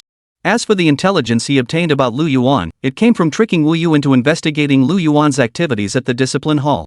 This was to prevent Lu Yuan from leading a search party that might implicate her. Judging by this, Wu Yu really was deceived by this man. Ah! Lu Yuan sighed and shook his head. This was the junior sister he, Mo Qianyu, had taught. But wrongdoing must be acknowledged. Punish her according to the disciplinary hall's rules, and leave the rest to Mo Qianyu's discretion. Senior brother, junior brother Mo from Wudao Peak seeks you. Mei Chem, I understand. Lu Yuan stepped out, while Mo Qianyu remained standing quietly by the doorway, his expression somber. Clearly, he had been through quite a lot recently. The moment Lu Yuan appeared, their gazes met. Mo Qianyu looked somewhat despondent. What's wrong? I have a favor to ask of you, senior brother. But don't worry, senior brother, it's not about Wu Yu. Mo Qianyu added the explanation, afraid Lu Yuan might worry. It's fine. We've already uncovered the truth. Sis Wu was bewitched, lured astray by that demonic sect. She's been disciplined in the discipline hall. The rest is up to you. Take her back and handle it as you see fit. Senior brother Lu, I was wrong before. What? A flicker of curiosity crossed Lu Yuan's eyes. He couldn't fathom why Mo Qianyu was suddenly so deferential toward him. Earlier, Mo Qianyu had said it wasn't about Wu Yu. What else could it be? Lu Yuan felt puzzled. Junior brother Mo, just say what's on your mind. Why all this formality? We're not strangers, are we? Mo Qianyu hesitated for a moment before finally speaking up. Senior brother Lu, I'd like to ask you to teach my disciples on Wudao Peak. Mo Qianyu explained. To be honest, I did harbor some prejudice against you before, senior brother Lu. But upon closer inspection, those seemingly absurd methods of yours are all for the benefit of the disciples of the Tianyi sect. And Sister Wu's situation has proven that in certain aspects, our Wudao Peak truly falls short of Tenjue Peak. This matter? No problem. Just don't forget to give me my due. Of course. Seeing Lu Yuan agree, the gloom vanished from Mo Qianyu's face. Also, regarding Sister Wu, I hope senior brother Lu can guide her as well. Something was off about her before, which is why the demon sect exploited her vulnerability. Lu Yuan smiled and patted Mo Qianyu on the shoulder. No problem.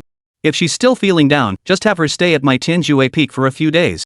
Sis Wu rescuing the Zhu Zihua was pure foolishness. Bring her to me, and I guarantee she'll have no more such notions. Mo Qianyu eyed Lu Yuan suspiciously, though deep down she was already 80% convinced. But let's be clear, if you don't trust her, keep tabs on her yourself. If anything goes wrong, don't come looking for me. Lu Yuan shifted his tone abruptly, demanding a guarantee from Mo Qianyu. Lu Yuan didn't mind going through the trouble himself, but he couldn't guarantee Wu Yu would follow his plan. Most disciples were manageable under his guidance, but Wu Yu was anything but ordinary. Alright, I'll keep an eye on junior sister Wu from the shadows. Thank you for your concern, senior brother Lu. After much deliberation, Mo Qianyu finally agreed. Wait, record this. Mo Qianyu gave a bitter smile and cooperated with Lu Yuan to record a video. There. That should cover it.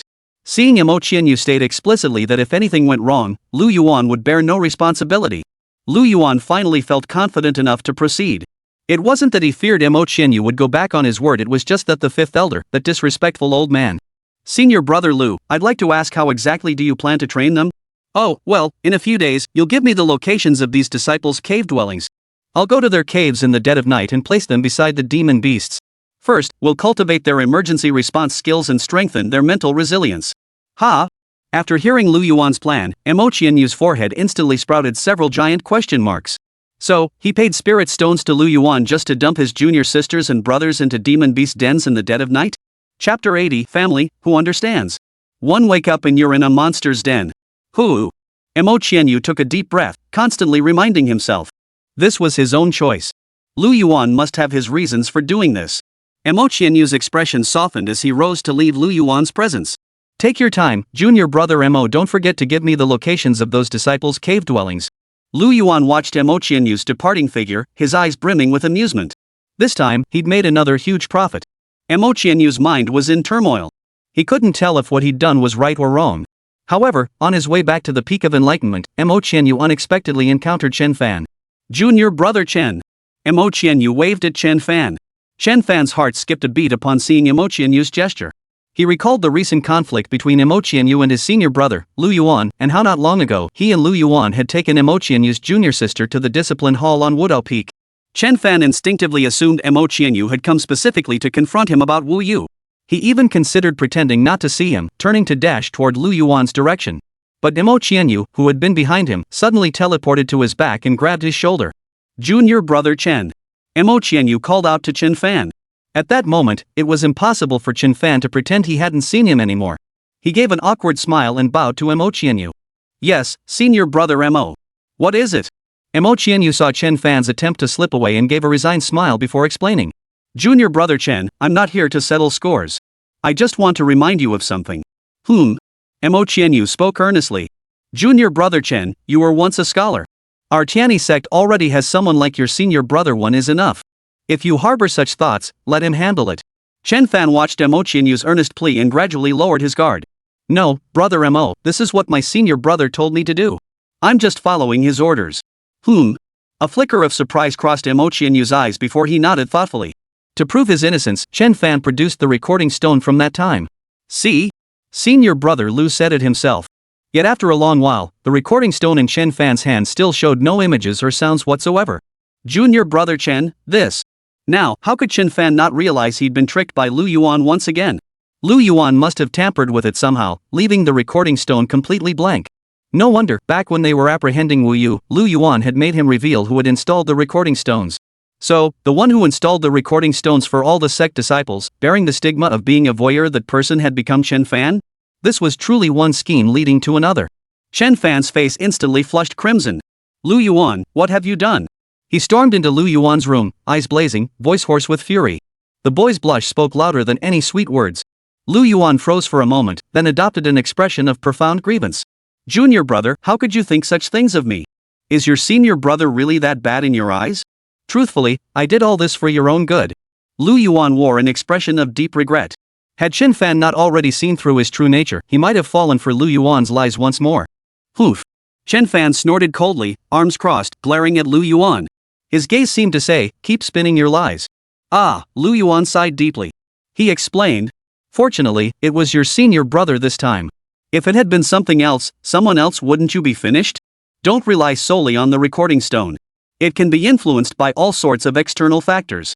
Lu Yuan grew increasingly agitated as he spoke, his frustration palpable.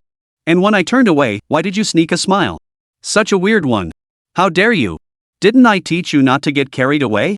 What kind of lesson did you learn? This barrage of questions left Chen Fan feeling suddenly insecure. Therefore, senior brother will now intensify your specialized training. Chen Fan? Wudao Peak. Qianyu still harbored some reservations about Lu Yuan, so this time he only intended to demonstrate the technique, selecting just over 20 disciples from the Enlightenment Peak. If the results proved effective, he could always expand it later. Standing atop the high platform, his gaze swept over the 20-odd disciples below. Fellow disciples, after consulting with senior brother Lu from Tianjue Peak, we've decided that to temper your resolve, you will undergo a year-long special training regimen under senior brother Lu starting tomorrow. The moment these words left his mouth, a wave of controversy erupted. What? Is this the same Lu senior brother from Tianjue Peak we all know? There's only one senior brother Lu on Tianjue Peak, right? If it really is that Lu senior brother, we're done for. The disciples reacted in various ways. Some wailed in anguish, others grimaced as they trained intensely, and still others looked deeply troubled. But without exception, every disciple's expression was utterly priceless. Lu Yuan was simply too notorious within the Tianyi sect, especially after that incident where he drugged the entire sect. Truly shocking. Since Brother Mo has already made the arrangements, there's nothing we can do. We can only hope Brother Lu still has some humanity left and won't push us to our limits. Let's rest well today so we can endure senior Brother Lu's training on Tianjue Peak tomorrow. True. Let's conserve our energy today and hope senior Brother Lu treats us a bit better tomorrow. Jin Manhwa, who had entered the Tianyi sect alongside Chen Fan, was precisely on this roster. Listening to the surrounding murmurs, he found himself in agreement. As the one publicly drugged by Lu Yuan, Jean Manhwa had first-hand knowledge of the situation. Sigh. Things have come to this. Best get some sleep. Everything else can wait until tomorrow. The 20-odd disciples scattered back to their quarters, preparing to rest up for Brother Lu Yuan's grueling training regimen the next day. That night, all was quiet as the disciples retired early to rest for the special training awaiting them the next day. Junior Brother Mo, you didn't tell them I'd be training them tomorrow? Not a single one is on guard? Lu Yuan frowned deeply and shook his head. No wonder you asked me to help with training. These disciples are truly lacking. One by one, the disciples of Wudao Peak, who had been fast asleep, opened their sleepy eyes. What a beautiful starry sky. Wait, where's my roof? Wait, what the hell is this?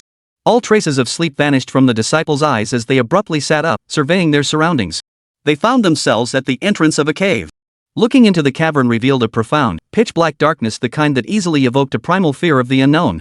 A chilling wind whistled from within the cavern, sending shivers down their spines. Where are we? I was resting in the cave residence just now. This was the reaction of most disciples present. But one quick-witted disciple seemed to grasp something dreadful. Trembling, he voiced his suspicion. I heard that Senior Brother Lu from Tianjue Peak sometimes abandons disciples in demon beast lairs. Could it be? Before the disciple could finish, a demonic wind carrying a thick stench of blood surged violently from the depths of the cave, slapping him across the face like an invisible giant's palm. Arg! Wah! Folks, who could have guessed? Wakes up one morning, finds himself dumped in a demon beast lair. Chapter 81, don't understand? Then experience it firsthand. Ever since Wu Yu returned from punishment at the discipline hall, she'd been gloomy and listless, lacking any enthusiasm for cultivation. These past days, her mind had been racing with doubts. She couldn't grasp the true meaning behind her cultivation. That was until Mo Qianyu informed her she was to undergo special training under Lu Yuan. She didn't want to go and considered making excuses to avoid it. Yet for some reason, Mo Qianyu's stance was unyielding, leaving her no room to refuse. Wu Yu was puzzled, but her mood was already gloomy. Coupled with Lu Yuan's icy, indifferent gaze from before, it had left an indelible mark on her. So she planned to use the excuse of not noticing the time tomorrow to avoid going to Lu Yuan. What she hadn't anticipated was that the training at Lu Yuan's place wasn't something they were supposed to attend on their own, and moreover, when she opened her eyes again, she was no longer at Tiani Sect. She had no idea where she was. Oh whoa! Woo woo! Two demonic beast howls jolted Wu Yu back to her senses. Her earlier frustration and confusion vanished instantly, replaced by sheer terror. The thunderous tiger roars reverberated through the cave, causing fragments of rock to rain down from the ceiling. The 20-odd disciples felt their eardrums buzz and their blood surge. Immediately after, a massive tiger head covered in dark golden mane slowly emerged from the darkness, abruptly revealing itself to the disciples' view. 2 rows of dagger-like fangs glinted coldly in the light. The 2 outermost curved canines, each nearly a foot long, hung diagonally from their sockets, almost touching the lower jaw. A massive paw, wrapped in dark yellow fur, abruptly stepped out of the shadows. The claws sank half an inch into the rock, glowing with a sinister, bluish-black light. The mighty tiger stood towering above the disciples, its copper bell-sized, blood-red eyes devoid of emotion, only the cold indifference and greed of a predator observing its prey. Over 20 disciples of Wudao Peak froze in place, their blood seemingly frozen solid in an instant. A demon beast. Judging by its appearance, it was a nascent soul-stage demon beast. Lu Yuan really had tossed them into a demon beast's lair. Faced with the threat of death, in this moment, all thoughts of Yu Yu's syndrome, depression, love and romance, the meaning of life.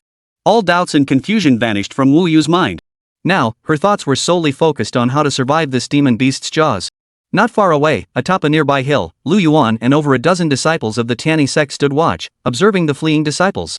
If the frantically fleeing disciples of the Wudao Peak were standing here, they would surely be astonished to discover that the people beside Lu Yuan were all their senior brothers and sisters from Wudao Peak. Indeed, Lu Yuan wouldn't waste his energy chasing them down in their own caves. If he encountered someone unreasonable who turned the tables on him, Lu Yuan wouldn't stand for it. He'd let the Wudao Peak disciples handle it themselves, content to play the role of the mastermind behind the scenes.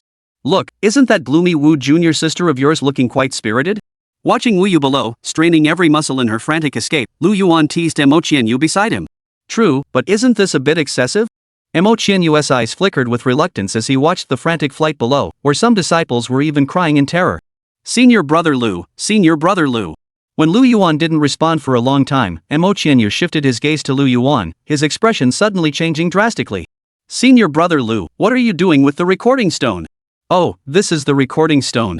It's for reviewing later, Lu Yuan replied, raising an eyebrow with a perfectly composed expression. Later, I'll have these disciples review their responses so they can improve. Oh, I see. Yu nodded, yet something felt off. Wait, senior brother Lu, you wouldn't be planning to use their pathetic, frightened recording stones to swindle these disciples out of their spirit stones, would you? Flowers may bloom again, but youth never returns. After being tricked by Lu Yuan so many times, Yu was no longer the naive youth who could be fooled with just a few words. Heh, why does everyone think so badly of me? Doesn't my recording stone require spirit stones? Truth be told, teaching them too much wasn't necessarily a good thing.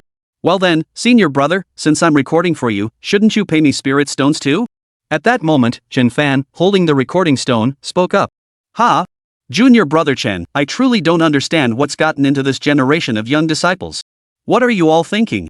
I entrusted these matters to you because I trust you. It's to temper your character.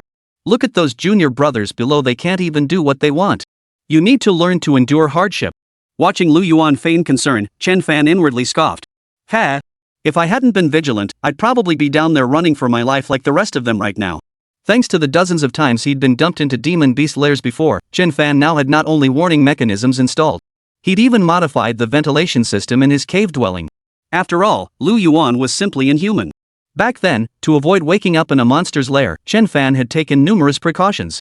He'd connected an early warning device to the main entrance, but Lu Yuan had simply placed a smoke bomb by the window instead. The concentration of that smoke was potent enough to knock out a core formation demon beast. This time, Chen Fan merely feigned unconsciousness, then abruptly opened his eyes midway. He pleaded for 7 parts and threatened for 3, warning that if Lu Yuan dumped him in the demon beast lair, he'd scream to wake up all the unconscious or dazed disciples. Only under these 2 conditions did Lu Yuan reluctantly agree. But senior brother Lu, you're leaving these disciples absolutely no room to survive. They have no chance to resist at all. Watching the helpless disciples below, Chen Fan felt their pain and spoke with sympathy. What's the big deal? Just watch and see. Of course, Lu Yuan wouldn't leave them completely defenseless. At their current cultivation levels, facing this core formation demon beast was utterly impossible. But this demon beast is on an entirely different level from these disciples. No one stands a chance against it. Exactly. I think it's already remarkable that they can even flee from this beast, remarked one of the senior disciples from Wudao Peak. Of course, no one here can defeat a true core formation demon beast. But sometimes, it's not just about overwhelming strength. You need to observe your opponent carefully and find their weaknesses. This isn't like a traditional duel. In this situation, you can employ various tactics including but not limited to threats, poisoning, or exploiting vulnerabilities. What do you mean, senior brother? I'm not quite following. Chen Fan sensed profound meaning in Lu Yuan's words, yet couldn't grasp it immediately. Oh, you don't get it? Come closer. Chen Fan slowly moved closer. Senior brother, what do you want me to look at? Thud. Before Chen Fan could finish his sentence, Lu Yuan seized the moment and kicked him toward the demon beast. Lu Yuan held the recording stone Chen Fan had just documented, a wicked smile curling at the corners of his mouth. If you don't understand, then experience it firsthand. Chapter 82, I shall avoid its sharp edge. Meanwhile, the disciples below had all turned into frightened wild birds, scrambling frantically toward the exit. Damn it! A foul wind carrying a thick aura of murderous intent swept over them. The trembling disciple collapsed where he stood, his hands frantically clawing at the ground. Surrounding disciples surged madly toward the cave entrance. Some stumbled and fell, crawling forward while wailing, none daring to look back. The pressure from the core formation demon beast weighed on them like an invisible mountain, making even their breaths tremble. Save me! Please! I have spirit stones, magical treasures. The multicolored colossal tiger merely shook its head, covered in dark yellow whiskers. Its blood-red eyes swept over him without pause. Its massive claw struck with a tearing sound, ending his life before he could utter another scream. The tiger demon lowered its head, its gaping maw snapping open. Fangs pierced through his Taoist robe with effortless ease. The crisp crack of shattering bones mingled with muffled whimpers, piercing the chaos of fleeing footsteps. In the blink of an eye, the disciple was seized whole. The giant tiger tossed its head back, its throat rumbling as it swallowed the man whole, bones and all. Only a few droplets of dark red blood remained at the corners of its mouth. Ah! The others fled without looking back, their ears filled only with the sound of their own panting and pounding hearts. As if the tiger demon's fangs would pierce their necks at any moment. That was how the situation appeared to these people. Yet in the tiger demon's eyes, the situation was entirely different. The very instant it opened its mouth. It felt like a gust of wind swept past, something flashing by in an instant. It paid no heed, focused only on savoring its meal. But the moment it sank its teeth in, confusion washed over it. Hadn't it just devoured a cultivator? Why did it feel like chewing on air? It licked its lips, its blood-red eyes fixed on the fleeing disciples' retreating figures. A low growl rumbled from its throat. No longer dwelling on the confusion, it chose to pursue. In truth, at that very moment, the nascent soul disciples from Wudao Peak had rescued the disciple who was about to be killed. Lu Yuan merely intended to provide them with a realistic simulation. He had no real desire to take their lives. If he'd truly let things run their course, the fifth elder would have torn him apart upon returning. In fact, Lu Yuan had preemptively set up various formations here, and Imoqianyu had even summoned a Huatian realm senior brother from their Wudao Peak. All to prepare for any eventuality. Had these disciples observed carefully, they might have noticed something amiss. But now, they were utterly panicked. It was terrifying. All of this was truly terrifying to them. Even the techniques and sword arts they had learned in the training grounds were impossible to execute in this tense atmosphere. Much less detect the underlying irregularities. Truth be told, there was another crucial factor. Lu Yuan of Tenjue Peak had earned a truly notorious reputation. They genuinely believed he was capable of such an act. Among these disciples, Jin Imo Huan Wu Yu were the only ones retaining a shred of rationality. Everyone, calm down. Running like this will only get us killed one by one. Senior brother Jin, what else can we do? We're no match for this monster. Most of them were at the chi cultivation stage, with the highest being early foundation establishment. But this demon beast was at the core formation stage. Faced with such an overwhelming power disparity, they had no desire to resist. What do we do? Are we all going to die here? One of the disciples trembled in terror. Running won't help. We need to band together to fight it. How can we fight it? I've always kept my spirit sword hanging on the wall. Now I don't even have a weapon. Especially since they'd been transported here without warning. No one had been forewarned, and some hadn't even brought their spirit swords. They were completely unprepared. Under these circumstances, almost no one could remain calm. Yet here stood one exception, Jin Mo Hua of the Jin family. His eyes blazed with fury as he stared at the approaching demon tiger, shouting defiantly. A mere core formation demon beast. I am the fourth young master of the prestigious Jin family. I'll stand my ground and meet its challenge head-on.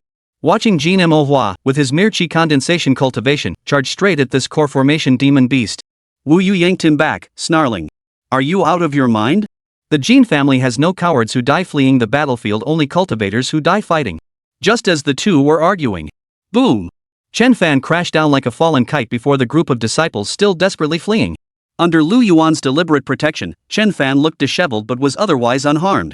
Seeing this unknown object plummeting from the sky, the disciples froze in their tracks. Dust slowly dispersed as a figure clutching his body slowly rose from the ground.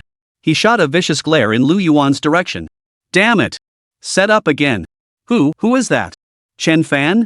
Jin Mo Hua, who had entered with Chen Fan, spoke with suspicion. I am Chen Fan of Tenjue Peak. Chen Fan didn't even bother with formalities. After announcing his name, he immediately assumed a combat stance, glaring at the demon beast. Tenjue Peak? The fleeing disciples paused for a split second before closing in as a group. The terror on their faces was now replaced by rage. They were itching to grab Chen Fan by the collar and demand answers. Senior brother Mo gave you spirit stones just so you could abandon us in the middle of the night in a demon beast lair? Everyone, listen to me. Now is not the time for this. There are no paths around us. Only two choices lie before us, slay this beast, or be slain by this monster. Though Chen Fan knew Lu Yuan wouldn't stand idly by, he had to say this to ignite everyone's potential. Otherwise, knowing someone was secretly protecting them, they would surely relax, and this trial would lose all meaning. He was tempted to let it happen, just to witness Lu Yuan's look of utter despair. But Li Qi had warned him, absolutely not. If he could leave the Tianyi sect tomorrow, he might take the risk. But he was still in Lu Yuan's hands. If he did that, senior brother Lu would surely make his life miserable upon their return. Junior brother Chen, you're right. With so many of us, we should avoid its sharp edge. We'll attack it together. It won't die, but it'll lose a layer of skin. Wu Yu stared at Chen Fan and Jin Mo Hua, his heart pounding with shock. He murmured to himself. Madmen. A bunch of madmen. No, facing it head-on, we have no chance of winning. We need to use our brains. Chen Fan immediately dismissed Jin Mo Hua's suggestion. He pondered, given Lu Yuan's temperament, he'd never let his disciples engage in a head-on confrontation. That would be utterly foolish. Put yourself in his shoes. If you were senior brother Lu, what would you do? No, senior brother Lu was far too ruthless. He himself hadn't reached that level yet. Even if he were to step back a billion paces and think like a seasoned demon cultivator despised by heaven and earth. Oh, right. I know. Chapter 83, Smashing the Pregnant Beast's Abdomen. Senior brother Lu, didn't you personally snatch junior brother Chen away? How can you treat him like this? Seeing Lu Yuan treat Chen Fan with such brutality, Mo Qianyu was utterly baffled. Ah, junior brother Mo, you just don't understand. This is how we've always done things on Tianjue Peak. This is still relatively mild. Junior brother Chen's body has been struck by heavenly thunder before. This height is nothing but a drizzle to him. What? Heavenly lightning. Not true heavenly thunder, exactly. That's reserved for Yili and me. Chen Fan only faces residual thunder after his nascent soul breakthrough. No need to worry, we've got someone watching over him. Whoa. Hearing Lu Yuan's words, even those who had long since reached the nascent soul stage and especially the hidden core formation disciple lurking in the shadows couldn't help but suck in a sharp breath. Simultaneously, they felt immense relief that they hadn't gone to Tianjue Peak, no, that they had joined the sect earlier than Lu Yuan. No, it was fortunate they hadn't gone to Tianjue Peak while also arriving earlier than Lu Yuan. Senior brother Lu, your junior brother is slow-witted. I don't understand what you're doing. Junior brother Chen is merely a chi refining perfection cultivator.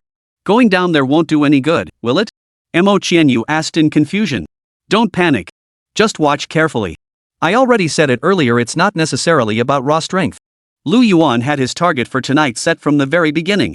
This demon beast was encountered by a Huatian realm senior brother from Tianjue Peak during his external training. Originally, there were two beasts, a male and a female. Because the female tiger was pregnant. So the male tiger had marched straight into the city, slaughtering half its population to feed his wife and unborn cubs, seeking nourishment.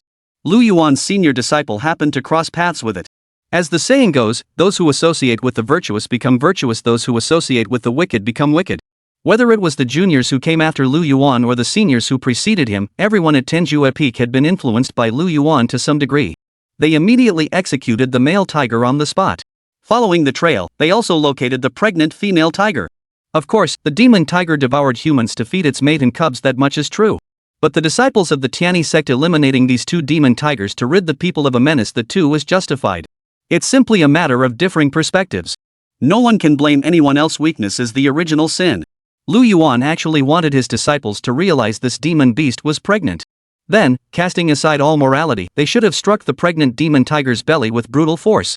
But it seemed the group from Wudao Peak hadn't grasped his intent. If this continued, the disciples of Wudao Peak would face total annihilation. Lu Yuan, being the caring senior brother he was, decided to send them a helper. Though Chen Fan had only mastered a fraction of his power, striking a pregnant belly was merely a basic technique. He believed Chen Fan would surely figure it out. Chen Fan stared intently at the demon tiger before him, the moonlight illuminating its massive form as his gaze swept over it inch by inch. He was certain senior brother Lu would never have them engage in a head-on confrontation. There must be details he hadn't yet uncovered. As Chen Fan's gaze slowly drifted downward, the dark golden mane was particularly thick around the neck, yet gradually thinned along the flanks, revealing mottled black and yellow fur. Beneath that thick underbelly fur, Chen Fan noticed something amiss. Something was clearly wrong with this tiger's belly. With each gentle rise and fall of its breath, he could see a faintly protruding contour, as if concealing a warm, living mass that distorted the patterns in that area. Moreover, though the demon tiger's roar had been deafening, its trailing notes carried an almost imperceptible hollowness. Within its blood-red eyes, beyond the greed, a faint trace of exhaustion lurked. His gaze suddenly settled on a spot further back on the demon tiger's lower abdomen. There, the mane was shorter and softer, its fur a lighter shade than elsewhere, faintly revealing the contours beneath the skin. Why was a core formation demon beast struggling so much against them, mere chi cultivation and foundation establishment disciples? Only 8 or 9 had died so far. By all logic, they should have been dead by now. Recalling that swollen abdomen and inexplicable weakness, Chen Fan's heart jolted violently. He understood. This tigress was pregnant with cubs. Realizing this, Chen Fan didn't hesitate for a moment. He had already decided how to deal with this demon tiger. Everyone, I've figured out a plan. What? Here's the plan. Everyone, listen carefully. I'm 70% confident this will work. Among the disciples of Wudao Peak, the leaders Jin Mo Hua and Wu Yu, unable to think of any other solution, had no choice but to trust Chen Fan. After all, Chen Fan bore the title of Lu Yuan's most favored junior disciple. He must have a way to break the deadlock. Led by Jin Mahua and Wu Yu, the other disciples also chose to join. Under Chen Fan's instructions, each person was assigned their own task. Each knew this was their final chance. No matter what, they would give it their all. Deep down, they sensed this might be their final push, their last chance to give it everything. Thus, for this final push, they would charge with abandon, charging until they had no regrets, until their bodies could no longer hold out. Observing the disciples of Wudao Peak, their fighting spirit reignited. Lu Yuan, who had been observing them from the mountaintop, slowly let a faint smile spread across his face. Seeing that the young man had already discovered it, Chen Fan's training mission, the first phase, seemed to be coming to an end. Once back, the second phase would commence immediately. Mo Qianyu silently nodded in agreement. That's how it should be. This was the true spirit of their Wudao Peak disciples and Wu Yu. The bloom that had once clouded Wu Yu's face was now nowhere to be seen. Indeed, bringing Lu Yuan into this was the right call. Wretched beast, taste my purple lightning seal. Jin Manhwa roared furiously as countless purple lightning arcs danced wildly at his fingertips like a swarm of serpents. With a sharp flick of his wrist, the streaks of purple lightning abruptly coalesced into a thunder seal as large as a fist. With a piercing shriek that tore through the air, it slammed viciously toward the tiger demon. Crack! The purple lightning seal struck the tiger demon's broad back, exploding into a sky filled with electric sparks. The tiger demon's massive body convulsed violently. Its dark golden mane stood on end, every hair quivering with the shock of the current. Its forward momentum halted instantly, a savage, pain-filled roar straining from its throat. Its blood-red eyes locked onto Jin Manhwa, the pupils churning with savage intent. Arg! The tiger demon raised its head and roared wildly. The foul wind it stirred up, carrying fragments of rock and sand, transformed into a murky yellow wave of energy, sweeping toward Wu Yu in front of Jin Manhwa. Senior Sister Wu. Jin Manhwa's expression tightened as he hastily summoned more purple lightning to shield himself. Yet Wu Yu had already thrust her sword forward. Xingfeng? Duan Yu. Wu Yu's clear shout echoed as her long sword hummed. A condensed blue sword aura shot from her hand, striking precisely at the forefront of the airwave. The sword aura collided with the muddy sand, exploding into a sky of debris. Though it failed to completely block the surge, it bought Jin Manhwa a fleeting moment. Several disciples from the Enlightenment Peak had already formed a formation. Some condensed ice shards from their fingertips, others channeled fragments from the rock walls. 7 or 8 beams of magical light simultaneously slammed into the tiger demon. Already slowed by the purple lightning paralysis, the tiger demon staggered under the combined strikes of multiple spells. Its massive form swayed, unleashing an even more frenzied roar. Junior Brother Chen! Jin Manhwa shouted while maintaining the purple lightning's restraint. His fingertips coalesced another lightning seal, weaving the purple lightning into a net that bound the tiger demon's limbs, making escape nearly impossible.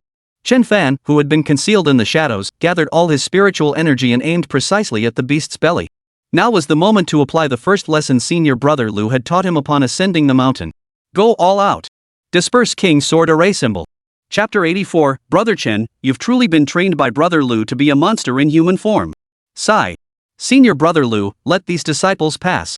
They've exceeded my expectations already. They're still too weak to handle a core formation demon beast. Mo Qianyu didn't even bother to observe the power of the Scatter King Sword Array talisman in Chen Fan's hand. He'd already concluded they couldn't possibly succeed.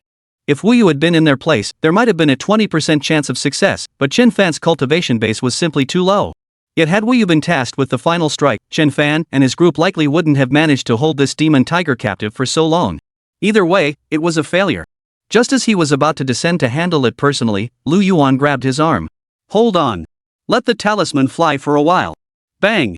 Chen Fan flicked his finger, sending the talisman paper shooting like a streak of light toward the demon tiger's bulging belly. He barked the command. Disperse King Sword Array Talisman, activate.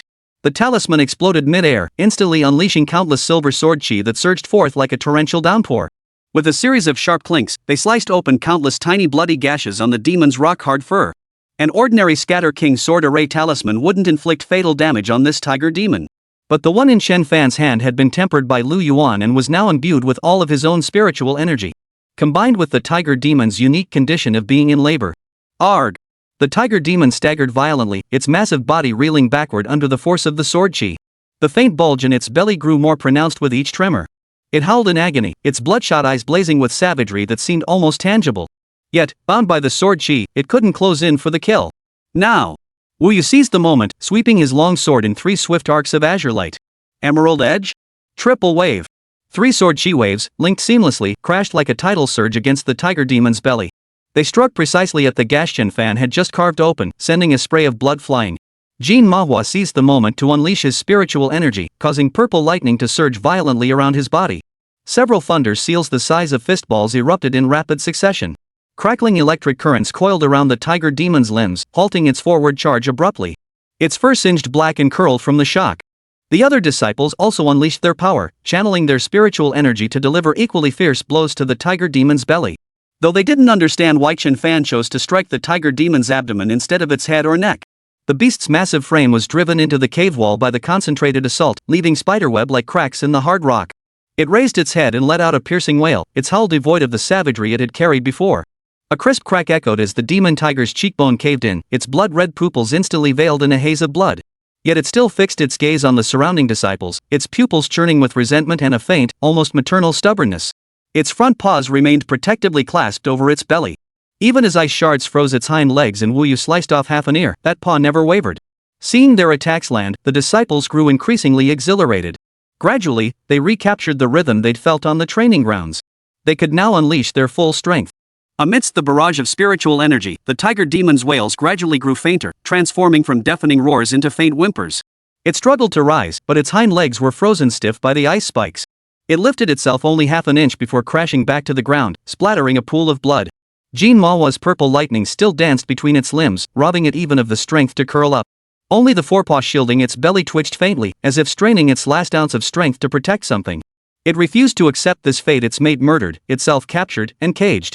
It had been starved all this time, its power sealed by that Tiani Sect man, even its claws clipped. Otherwise, even pregnant, it could have hunted these inexperienced disciples successfully. Wu Yu thrust his sword forward once more, this time aiming directly for its throat. The instant the blade pierced flesh, the tiger demon's body stiffened violently, all struggle frozen in place. It cast one final glance at the faint light filtering through the cave ceiling. The savagery and resentment in its pupils gradually faded, leaving only a dead, vacant stare. With a thud, the tiger demon's massive form collapsed completely to the ground, causing the earth to tremble beneath its weight. Its final whimper caught in its throat, dissolving into an almost inaudible gasp. The faint bulge in its abdomen rose and fell with its last, feeble breath before settling into complete stillness. The cave fell abruptly silent, filled only by the heavy panting of the disciples. The wound on the tiger demon's neck still gushed blood, staining the gravel beneath it crimson. Its once glossy black and yellow spotted fur was now caked with blood and dust, stripped of any trace of its former menacing appearance.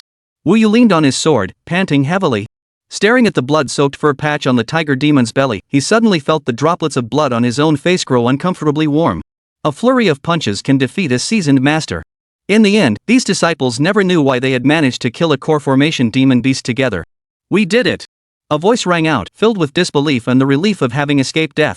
"Yeah, we worked together to kill a core formation tiger demon." As they spoke, several disciples moved forward to inspect their triumphant prize. "Freeze!" A sharp command exploded behind them, causing the group to halt abruptly. Chen Fan stood rooted to the spot, his eyes fixed warily on the fallen tiger demon, showing no sign of relaxation. His voice rose sharply, hoarse yet commanding, leaving no room for argument. "Don't go. Keep attacking the head, heart, and neck. Don't stop." The disciples froze at his command. Yet, due to the authority Chen Fan had established, none hesitated. Wu Yu swung his sword first, a green arc of light slicing through the air and slamming into the tiger demon's neck. The cave echoed once more with the bombardment of spells, though this time, the targets were the motionless corpses. Each strike caused the tiger demon's corpse to tremble slightly. 2 sticks of incense later. By now, the tiger demon's skull had been crushed flat, the wound at its neck gaping to the bone, and its heart region pounded relentlessly by thunderbolts and sword chi. A thick, pungent stench of blood mingled with the acrid smell of charred flesh filled the air, intertwining with the sweat and blood odors emanating from the disciples, creating an oppressive atmosphere that made breathing difficult. Chen Fan stared at the tiger demon's utterly mangled corpse. Only after confirming not a single trace of life remained did his tightly clenched fists slowly relax. But at that very moment, a clear yet fragile cry pierced the air, instantly tightening the nerves of everyone present. "Wah!" The sound resembled the cry of a newborn infant, yet carried a sharp, animalistic edge. Though faint, it pierced everyone's eardrums like a sharp needle. "What's that sound?" Watching the scene unfold from a nearby hilltop, Mo Qianyu finally understood. Only now did he finally grasp why Chen Fan had led his disciples to relentlessly strike at the tiger demon's belly. Striking the pregnant beast's belly? Was that even possible? His lips began to twitch uncontrollably as he murmured. Junior brother Chen has truly been taught by senior brother Lu to become a monster in human form. He had thought Chen Fan's actions were already despicable enough, but the next second, what Chen Fan did next shattered Mo Qianyu's worldview completely. Chapter 85. Damn it, that bastard Lu Yuan was right after all. Chen Fan cautiously, step by step, approached the tiger demon's corpse. The source of the earlier sound had come from that pile of mangled flesh and blood. He reached the tiger demon's flank, his pupils suddenly contracting. The abdomen he and his men had just struck violently was now faintly heaving. From a torn wound, something furry and wriggly was faintly visible. A tiger cub? Chen Fan couldn't help but exclaim in shock. No wonder the tiger demon had been desperately protecting its belly all along. It had been trying to ensure the cub inside survived after its own death. A palm-sized cub struggled to push its way out, its wet, black and yellow fur clinging to its body like a crumpled ball of fluff. Its eyes remained closed, tiny paws kicking wildly. Its front paws were still smeared with the mother tiger's blood. With each kick, it let out a louder cry, a cry devoid of the tiger demon's ferocity, containing only a pure, primal yearning for life. Chen Fan stood rooted to the spot, watching the cub struggle back from the brink of death. What a profoundly moving display of maternal love. The next second. Snap. Chen Fan crushed the cub's neck. This deeply moving pair of tiger demon mother and cub would be better off reunited below. Chen Fan lifted the cub, barely seconds old, with one hand. A premium tiger demon's living pearl, a supreme tonic. A supreme tonic. Just 500 top-grade spirit stones now. Who wants it? Who wants it? Fellow disciples, this cub is no ordinary tiger cub. Even if you don't consume it, you can keep it as a collectible. Chen Fan, like a seasoned pyramid scheme leader, enticed the disciples with an utterly mesmerizing voice. After all, this is proof of your first hunt against a core formation demon beast. Just imagine telling your family about it. Wow. Think of the prestigious Chi cultivation or foundation establishment cultivators taking down a core formation beast. Sigh, just the thought of it. Just imagining it is such a beautiful thing. Witnessing this scene, the disciples of Wudao Peak including Wu Yu and Jin Imofan froze in place. The cubs the mother tiger fought so desperately to protect hadn't even lasted a few seconds. And while the mother tiger's body was still warm, they were selling her cubs right in front of her. But upon reflection, Chen Fan had indeed done the right thing. After all, if Chen Fan hadn't led them in that desperate fight, it might have been them who perished. After a long silence, a trembling voice finally spoke up. Junior brother Chen, I'll take this tiger demon. The voice sent ripples of shock through the room like a stone dropped into water. The disciples chosen by Mo Qianyu hailed from families far beyond the ordinary. In the eyes of these young masters from prominent clans and families, face mattered far more than mere spirit stones. I'll add 100 spirit stones. Don't compete with me, I'll add 200 spirit stones. In the end, that useless tiger cub was sold by Chen Fan for a staggering 1,000 top-grade spirit stones. The cold, lifeless tiger cub was exchanged for warm, glowing spirit stones. What a steal! Watching Chen Fan auction off the cub that the mother tiger had fiercely protected, Mo Qianyu's mind buzzed. He remembered, years ago, when Chen Fan first entered the Tianyi sect's selection process. Back then, he had been so pure, so kind. But in just a few short years, he'd become this. Completely assimilated by Lu Yu. Sigh. Suddenly, he felt a pang of regret. He began to doubt whether entrusting the disciples of Wudao Peak to Lu Yuan had been the right choice. If all these disciples turned out like Chen Fan, he'd have to sleep with one eye open. Senior brother Lu, it's all over now. Let's head down. Mo Qianyu shook his head. The decision had been made, regret was too late now. Senior brother Lu? He turned to look and saw Lu Yuan's brows furrowed tightly. His expression was grim as he stared down at Chen Fan below, a look of disappointment and frustration evident. As if utterly dissatisfied with Chen Fan's performance. Mo Qianyu silently wondered. Could it be that Chen Fan's actions had gone too far, even for Lu Yuan to stomach? Sigh. Lu Yuan sighed deeply. That Chen Fan really has no memory at all. With just one tiger cub crawling out, he didn't even think to completely slit open the demon tiger's belly to check. What if this cub was merely a decoy to deceive him? No. Lu Yuan shook his head. He should have discarded every last bit of that demon tiger, leaving no room for doubt lest that cunning beast hid the remaining cubs inside its belly. Mo Qianyu had misjudged the situation. Lu Yuan was actually blaming Chen Fan for not being ruthless enough. Listening to Lu Yuan's monologue, Mo Qianyu was struck as if by lightning. 666, how could he even think of that? That demon tiger truly reaped what it sowed over 10 lifetimes by encountering you two master-disciple brothers. You two disciples had better lock yourselves up. Just as Chen Fan was still puzzling over why Lu Yuan hadn't come down yet. No, Chen Fan froze abruptly, remembering what Lu Yuan had once taught him. Damn it! But not entirely bad. At that moment, Chen Fan felt a relief akin to discovering, during a final exam, that the test paper's options were actually choose the incorrect option. Under the puzzled gazes of the crowd, Chen Fan sprinted toward the dead tiger demon. With a wet thud, Chen Fan ripped open the tiger demon's belly, only to find it completely empty. There were no other living cubs inside. Phew! Chen Fan finally exhaled heavily, believing he had flawlessly completed the mission. Bang! After Chen Fan finished all this, Lu Yuan and Mo Qianyu suddenly appeared before the group. Seeing Lu Yuan and Mo Qianyu suddenly appear before them, the remaining disciples' gazes immediately focused on him. Lu Yuan's gaze swept calmly from left to right. Instantly, each person felt as though they were under his gaze, an invisible pressure settling in their hearts. Finally, Lu Yuan's gaze settled on Chen Fan. Chen Fan, who had expected to finally earn Lu Yuan's praise this time, could no longer suppress the smile on his lips. But to everyone's surprise, Chen Fan, how has your senior brother been teaching you? You've disappointed me greatly. Having achieved this much, couldn't you have been more ruthless? More cautious? Not only Chen Fan, but even Imo Qianyu and the other disciples gaped in astonishment. Wasn't this brutal enough? No, wasn't this ruthless and cautious enough? Lu Yuan slowly approached Chen Fan, his gaze fixed on the tiger demon with its belly ripped open. With a sharp swish, the tiger demon was cleaved clean in two from head to tail by the sword light. To everyone's astonishment, a tiger cub was still lodged in the beast's throat. Holy! Unbelievable! You've got to be kidding me. Tiger cub, 666, no need to act anymore. Even hiding like this, I still got found. Chapter 86, this child is terrifying, he must not be left alive. Imo Qianyu was utterly dumbfounded. Wait, senior brother Lu, how did you even guess that? Could this have been planted here by Lu Yuan earlier? If it were him, he'd never have imagined tiger cub could be hiding here. But then again, it made sense.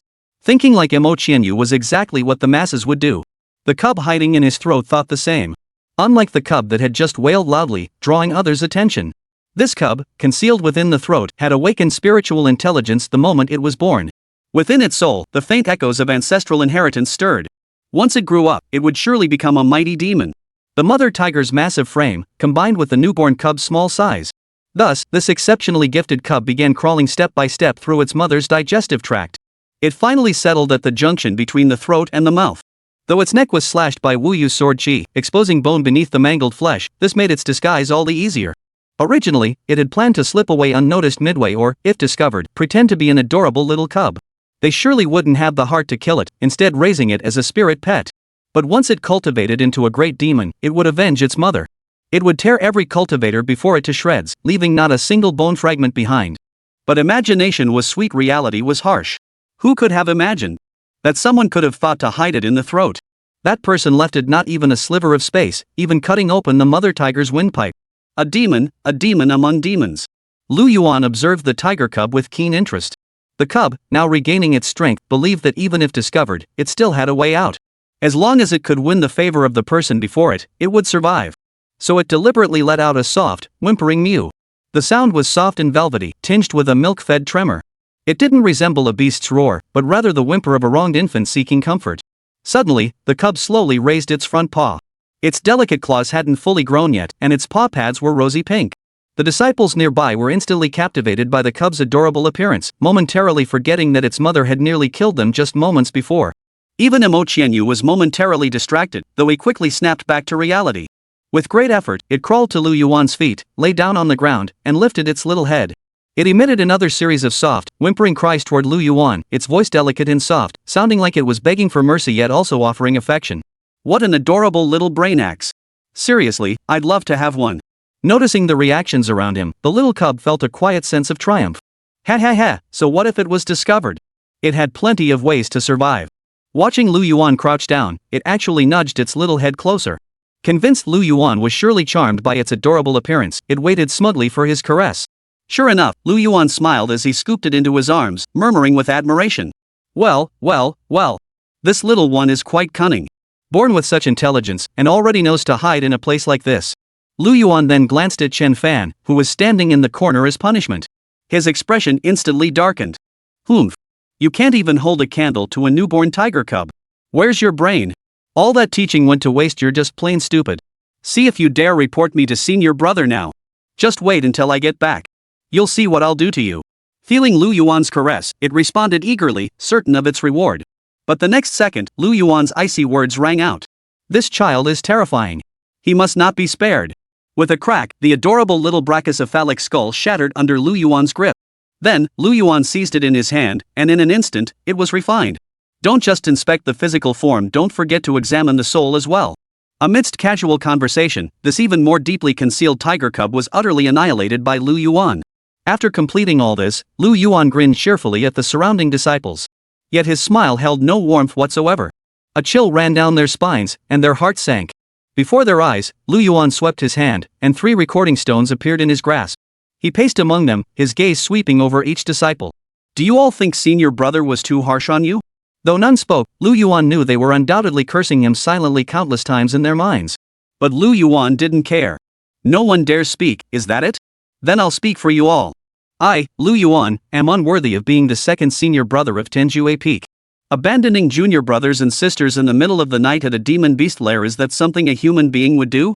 Hearing Lu Yuan speak so of himself, the disciples nodded frantically in their hearts, yet not a single one dared to speak up in agreement. They knew that while Lu Yuan could get away with criticizing himself, if any of them dared to agree, Lu Yuan would surely slam them into the wall and then look at them in disbelief, saying, "What? You actually dared to nod?"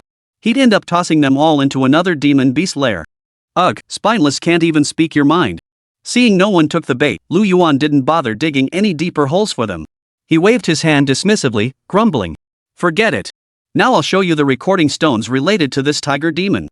After viewing them, you can judge its merits and faults for yourselves." Spiritual energy surged, and an image appeared on one of the recording stones. In the scene, the setting sun blazed like blood, staining half the sky crimson. Boom! A city wall suddenly exploded, a massive dark gold figure smashing through the gate tower.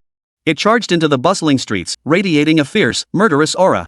It was a tiger demon, similar yet far larger than its kind, its dark yellow fur still wet with blood. Its blood-red eyes swept over the panicked crowd.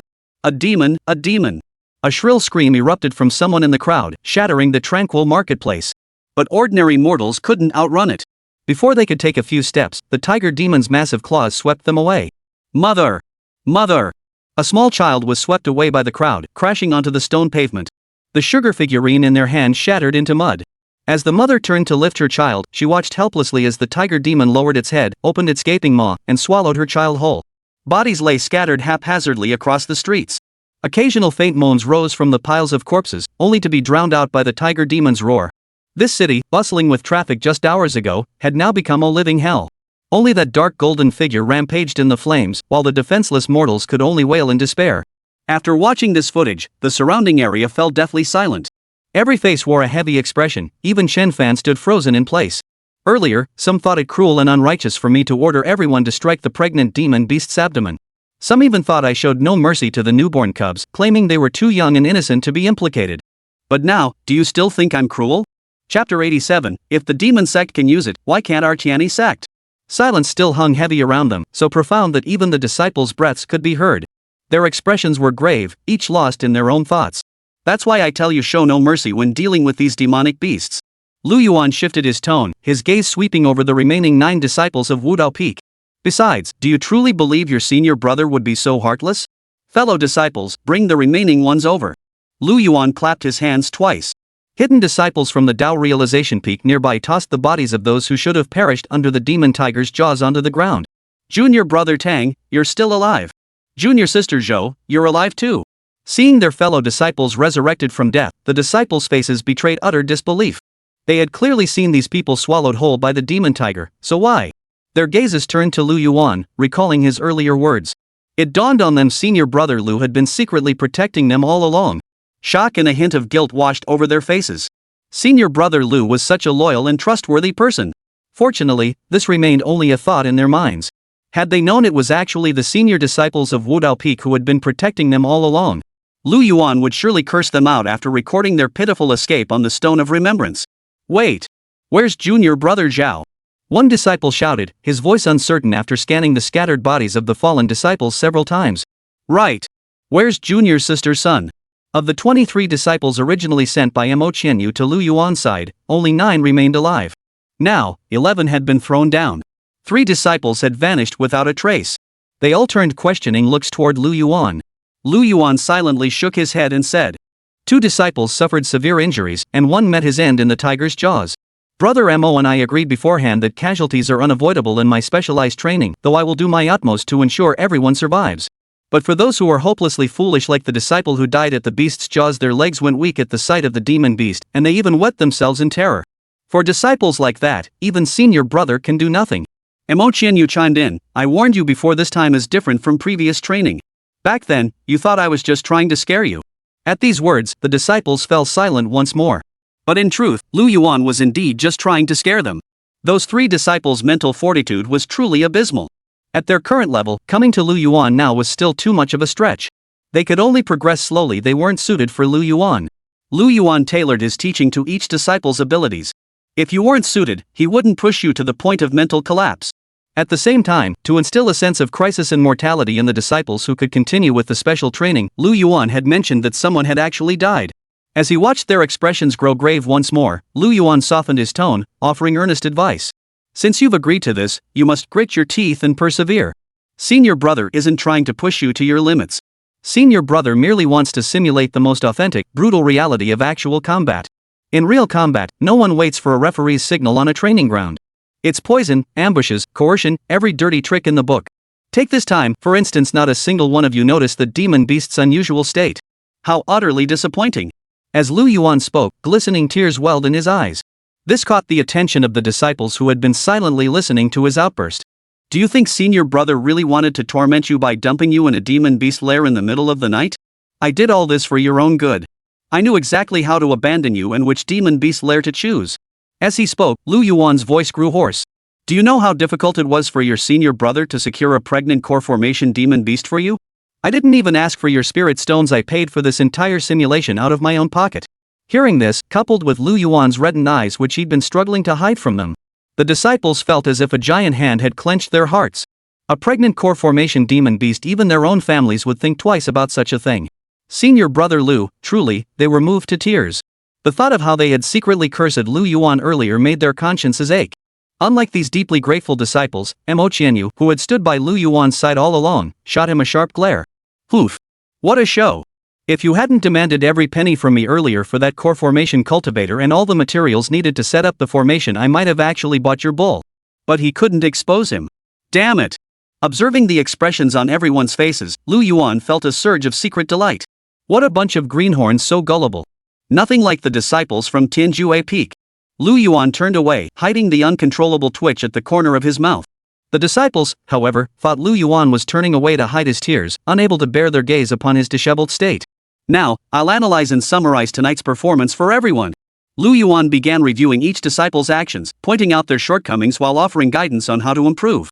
For instance, some of you actually hung your spirit swords and treasures on the wall. What if a real emergency arose? What then? That's the first issue. The second is failing to detect your opponent's weaknesses. That tiger demon clearly had something off. If you'd observed carefully, you would have noticed it was pregnant. If it weren't for Chen Fan, none of you would have noticed. And even if you had, I doubt any of you would have been able to act decisively. You'd have held back. But mark my words, you must strike without hesitation, not for a single moment. Lu Yuan paused dramatically. Let me tell you this, when facing demon beasts and the demon cult, use every underhanded tactic available: threats, poisoning, ganging up, exploiting vulnerabilities. Be as treacherous as you can. Take this demon beast, for instance. If it gives birth to tiger cubs, what then? Faced with Lu Yuan's question, the disciples fell into deep thought. Chen Fan pondered too, but soon, a solution came to mind. However, since Lu Yuan was instructing the new disciples, Chen Fan stood quietly by, waiting for Lu Yuan to call on him before speaking. Seeing no response, Lu Yuan shook his head in disappointment. Chen Fan, you tell them. Senior brother, this junior disciple believes we can leverage the mother tiger's instinct to protect her cubs as leverage. If you get the chance, grab the cub to threaten the mother tiger, like this. Tiger demon, you wouldn't want your cub to be separated from its mother right after birth, would you? If there's no opportunity, cast a spell on the cub to force it to protect its young, then we'll escape. The room fell silent at these words. Could they really pull this off? The more he thought about it, the more it resembled the demonic sects threatening the righteous path. Very well. I'll reluctantly forgive your earlier mistake. Finally, Lu Yuan turned back to face his disciples, his expression stern as he instructed. If the demon sect can employ such tactics, why should our Tianyi sect be any different? Chapter 88, Complete Annihilation at Enlightenment Peak. If the demon sect can employ such tactics, why should our Tianyi sect be unable to do the same? The words hung in the air, followed by dead silence. The entire crowd was utterly bewildered by the master-disciple duo of Lu Yuan and Chen Fan. Are you sure you're teaching disciples of the Tianyi sect, and not disciples of the heavenly demon sect? That Lu Yuan must have some side hustle going on. No, or rather, teaching these Tianyi sect disciples is actually Lu Yuan's side hustle. Mo Qianyu's face twisted into an awkward smile, unsure what to say. He had already fully agreed to Lu Yuan's terms. These disciples would be entirely under Lu Yuan's guidance, and he must not interfere. Anyway, senior brother, this is all for the best, so they'll be prepared for real combat when they leave the mountain. Had Lu Yuan said this at the beginning, they would have scoffed in disbelief, utterly unconvinced. Leaving me in a demon beast's lair and claiming it was for my own good? But after Lu Yuan's lengthy groundwork and the vivid example just laid bare before them, who could have imagined a tiger cub could climb up to hide in such a place? They truly believed, indeed, had no choice but to believe that Lu Yuan was acting in their best interests. As everyone fell into deep thought, Lu Yuan seized the moment to exchange a meaningful glance with Chen Fan. Chen Fan instantly grasped the meaning behind Lu Yuan's gaze. Senior brother Lu, don't you still have 2 recording stones in your hand? What are these 2 recording stones for then? Lu Yuan smiled innocently. This time, his smile felt like a gentle spring breeze to the disciples, warming their hearts. Unlike the others, Mo Qianyu, who knew Lu Yuan well, couldn't help but frown, feeling sympathy for the disciples. Whenever Lu Yuan flashed that smile, it usually meant trouble was brewing. Lu Yuan responded with a smile. These 2 recording stones, he said, are both about you all. Hearing that both recording stones were about them, the group's curiosity was instantly piqued. One of them, unable to contain his curiosity, asked, "Senior brother, what's inside? Something about us?" "Yeah, what exactly is in them?" Facing their persistent questions, Lu Yuan slowly explained. "What's recorded inside are scenes of all of you hunting core formation stage demon beasts together. Since it was everyone's first time, I thought it would be nice to record it for you all to appreciate." Lu Yuan's tone carried a hint of admiration. "Oh my, that scene, wow. Hunting a core formation demon beast with just chi cultivation and foundation establishment cultivation levels? That really deserves to be commemorated. But don't worry, everyone. Senior brother won't force you to buy it. This recording stone is entirely voluntary. Senior brother absolutely won't pressure you." Jin Mo Fan felt an eerie sense of familiarity with Lu Yuan's words. Upon seeing the recording stone capturing his own slaying of a core formation demon beast, the disciples who hadn't secured a tiger cub earlier began to harbor thoughts. Even the disciple who had just purchased the tiger cub began to feel his prize was no longer as appealing. At that moment, Chen Fan stepped in to assist. "Senior brother, give me one too. I want to take it home for my family to see." Chen Fan's words ignited the scene like a spark to gunpowder, instantly throwing it into chaos. "Senior brother Lu, I want one too. Give me a copy." "No way. Didn't you just buy that cub? Why do you need this recording stone now?" The disciples of Wudao Peak swarmed like grandmas scrambling for vegetables at the market. "Everyone, don't fight over it.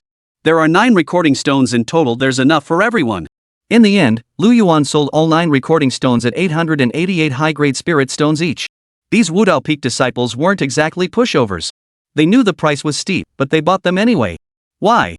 Because when they showed the stones to their parents back home, they could demand 8,888 spirit stones for them. That way, they'd make a profit. As for Mo Qianyu, who witnessed a single reflection stone selling for 888 high-grade spirit stones, the look on his face was priceless. Is Lu Yuan even human? Was the recording stone in his hand made of gold or silver?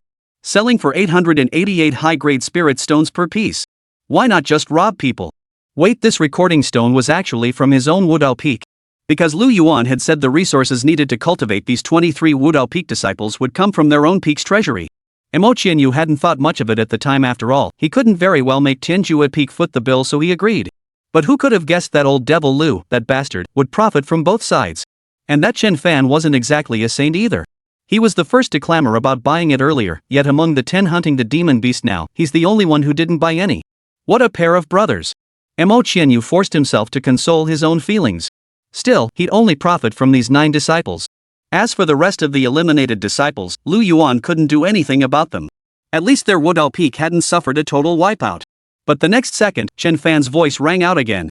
"Senior brother Lu, what about that remaining recording stone? Yeah, isn't there still one left?" "Well, that one has nothing to do with the rest of us," Lu Yuan explained nonchalantly. "That one was for recording everyone's initial images. I need it for debriefing, and also so other disciples who weren't present can watch and learn from your experiences." "What? Footage from the very beginning?"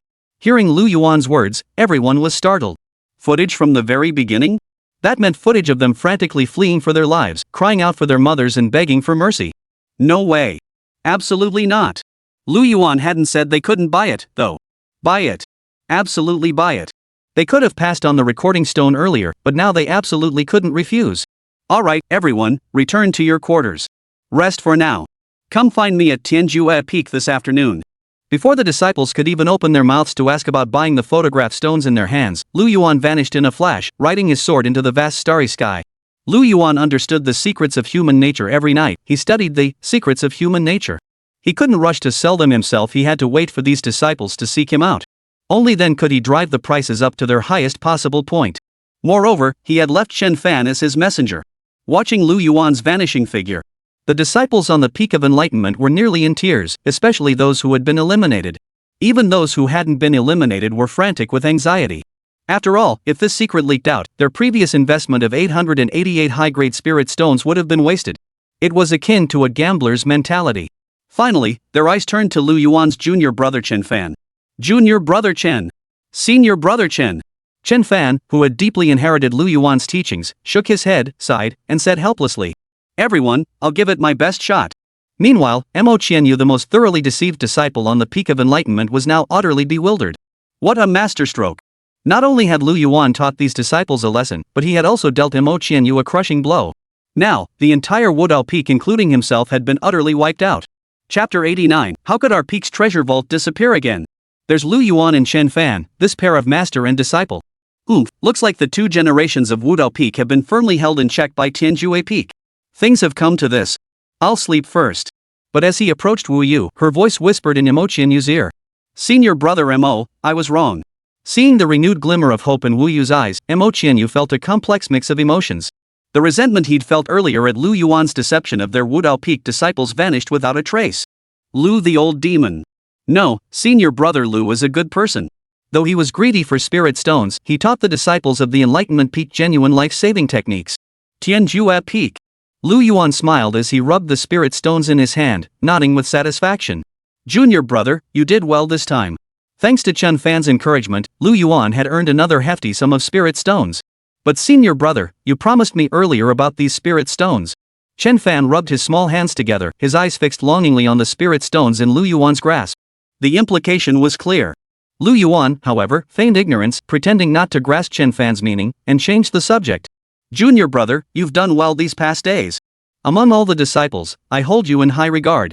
Senior brother, I'm talking about the spirit stones. Chen Fan decided to get straight to the point.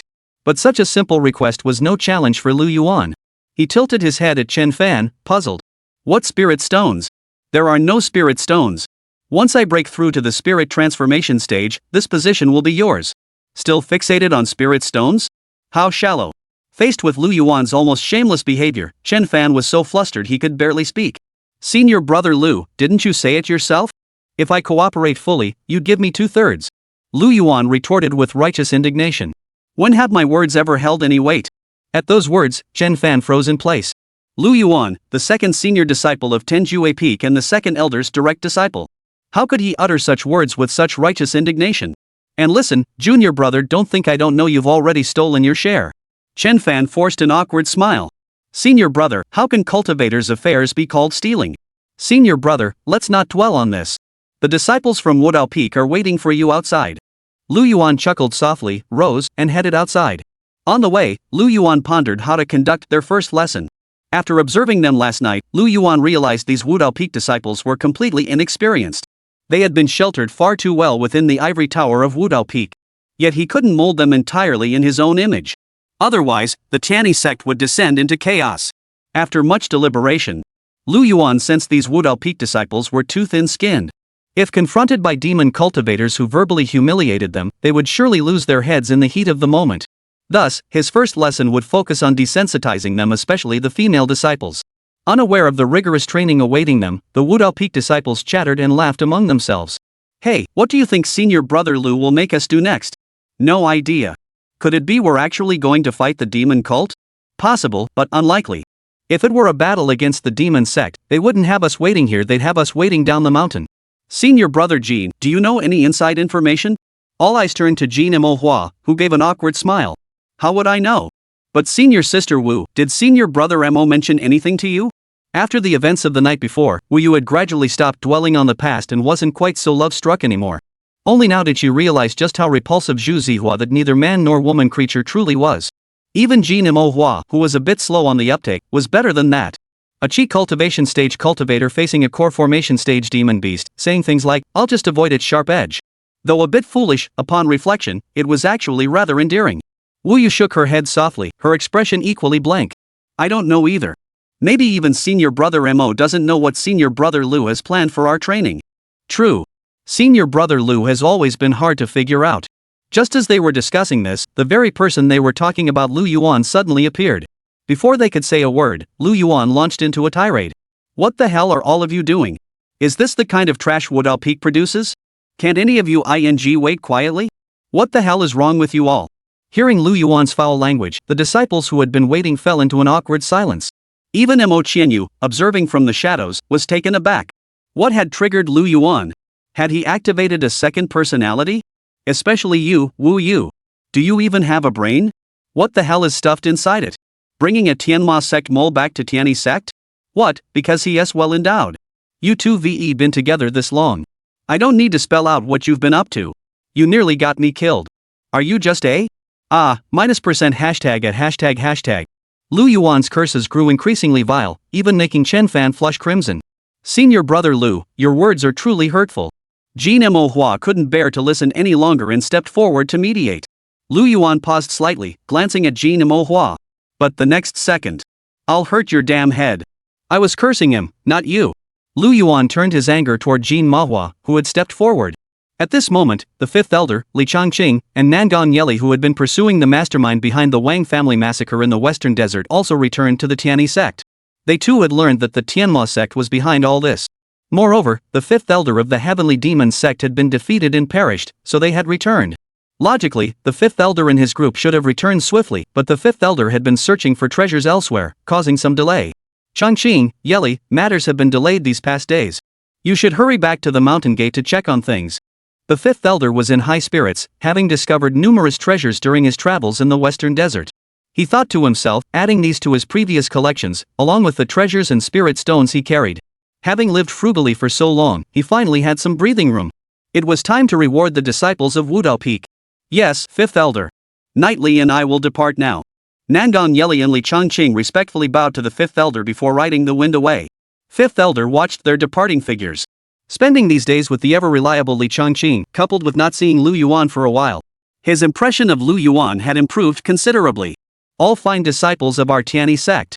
The fifth elder, who had been wearing a broad smile, returned to the peak of enlightenment only to find the sky had fallen. The smile on his face instantly froze. The Wudao Peak treasury had been emptied yet again. How could my Wudao Peak treasury be gone again? Chapter 90, The Truth About Sibling Rivalry. That afternoon, Lu Yuan did nothing but berate them relentlessly for hours on end. Under Lu Yuan's relentless barrage of scolding, the disciples of Wudao Peak were left questioning their very existence. When Lu Yuan finally dismissed them, they had no recollection of how they made it back to their own cave dwellings. Lu Yuan hadn't felt this thoroughly satisfied in ages. He recalled the last time being when he subjected Chen Fan to desensitization training. But at first, Chen Fan was too shy, and Lu Yuan's harsh words made him burst into tears. Back then, Lu Yuan had to spend ages comforting him. But not anymore. Chen Fan had learned how to fight back. Senior brother. Senior brother. Before anyone came into view, the familiar voice of Nangong Yeli could be heard from afar. Moments later, two figures appeared on the horizon. Senior brother, it's been ages. Nangong Yeli excitedly embraced Lu Yuan the moment they met, clearly overjoyed at their reunion. Lu Yuan responded with a smile, running his fingers through Nangong Yeli's silky silver hair. Heh, Yeli, you've grown even more mature since we last met. The words carried a deeper meaning. Junior brother. Oh, senior brother has returned too? Li Changqing nodded awkwardly, watching the two clinging to each other in apparent affection. He felt like a third wheel. To ease the awkwardness, he seized the moment and said, Junior brother, I'll tell you something really strange. What? Lu Yuan released Nangong Yeli at that moment, turning to Li Changqing with genuine curiosity. While you were in seclusion, word came from Luosha City in the western desert that the fifth elder led you, me, and junior sister Nangong to wipe out the entire Wang family. You were in seclusion, so the fifth elder took us to investigate, and what we found was beyond belief. Li Changqing exclaimed in astonishment. Both the imposter posing as me and the one impersonating fifth elder showed their true colors. The one pretending to be Nangong Shishao, though, was about 50 to 60% convincing. Li Changqing paused, his gaze locking onto Lu Yuan. But the one impersonating you, junior brother, was an exact replica. Nangong Yeli nodded in agreement beside him, though whether she was serious or joking was unclear as she added. Senior brother Li is quite right. Senior brother, could it be that this person is actually you? Heh, what are you thinking about day in and day out, junior sister? Let's not talk about this anymore. Lu Yuan changed the subject. Yeli, I need your help with something. What is it, senior brother? I need you to go to Wu Yu at the Enlightenment Peak. Brother Mo brought her here yesterday, and she's just started her desensitization training. At the mention of desensitization training, Nangong Yeli instantly understood. Back then, she had been the first in the entire Tiani sect to take the plunge. As a young child, she hadn't fully grasped the meaning of certain words. She just thought it was fun and accidentally repeated those words to her father, the third elder. In the end, Lu Yuan got yet another free body tempering session. Understood, senior brother. With that, Nangong Yeli departed. She calculated that the time was nearly up. Lingering here risked getting caught in the crossfire. But Nangong Yeli truly lived up to her reputation as the longest-serving disciple. By Lu Yuan's side, she grasped things instantly. This training was like a theatrical performance. One played the stern role, the other the lenient one. If Lu Yuan had to be so harsh alone, he'd eventually break down. Fortunately, Nangong Yeli had returned. He sent her to comfort Wu Yu, who had borne the brunt of his scolding. After Nangong Yeli had completely left, Lu Yuan reached behind him. With a tug, he pulled several talismans from his back. Gazing at the talismans he'd retrieved, Lu Yuan couldn't help but shake his head, letting out a laugh. Yeli, my dear junior sister, you're so kind to me. Demon Suppressing Talisman, Heavenly Thunder Talisman, Fire Explosion Talisman. If I hadn't been prepared, I'd probably be bedridden for half a month. Li Changqing stared at the talismans Lu Yuan had retrieved, utterly baffled, clearly unaware of what was happening. Junior brother, what are these? What do you mean? Night glasses, welcome gift to me, of course. Hearing Lu Yuan's explanation, Li Changqing grew even more perplexed. Junior brother, these talismans are clearly activated. Once that person triggers them, won't you be? If Yeli gave them to you, shouldn't they be brand new? Lu Yuan glanced toward Nangong Yeli and explained. You don't get it. This is the thrill. What's the fun in brand new ones? We're testing each other. Lu Yuan murmured. But Yeli is still too young. I didn't just give her talismans, I also carved a Heavenly Thunder array into her body. At this, Li Changqing suddenly understood. So your reunion wasn't about joyful reunion, it was about each of you playing dirty tricks on the other. Li Changqing, uncomprehending, disrespectful, and unsupportive. Other master-disciple pairs who grew up together were childhood sweethearts. When they returned from their travels, they'd bring back candied hawthorn on sticks, fun souvenirs, or tokens of affection. But Lu Yuan and Nangong Yeli completely shattered Li Changqing's worldview. They loved and fought, loved without showing it, but when they truly wanted to kill, they killed. As he spoke, countless silver snake-like lightning patterns danced across the sky. Wherever they passed, clouds were torn into shreds, only to be swiftly filled by deeper darkness. Nangong Yeli, now hurrying toward Wudao Peak, retrieved the talisman Lu Yuan had affixed to her body. Ah, it seems I couldn't fool senior brother after all. But judging by the weight and power of these talismans, senior brother has held back considerably. Could it be? Nangong Yeli's mind began to wander with all sorts of thoughts. But what's this? Thunder too? Due to her previous experience with Lu Yuan's Heavenly Thunder body tempering, Nangong Yeli had developed a strong aversion to thunderstorms. We should leave quickly.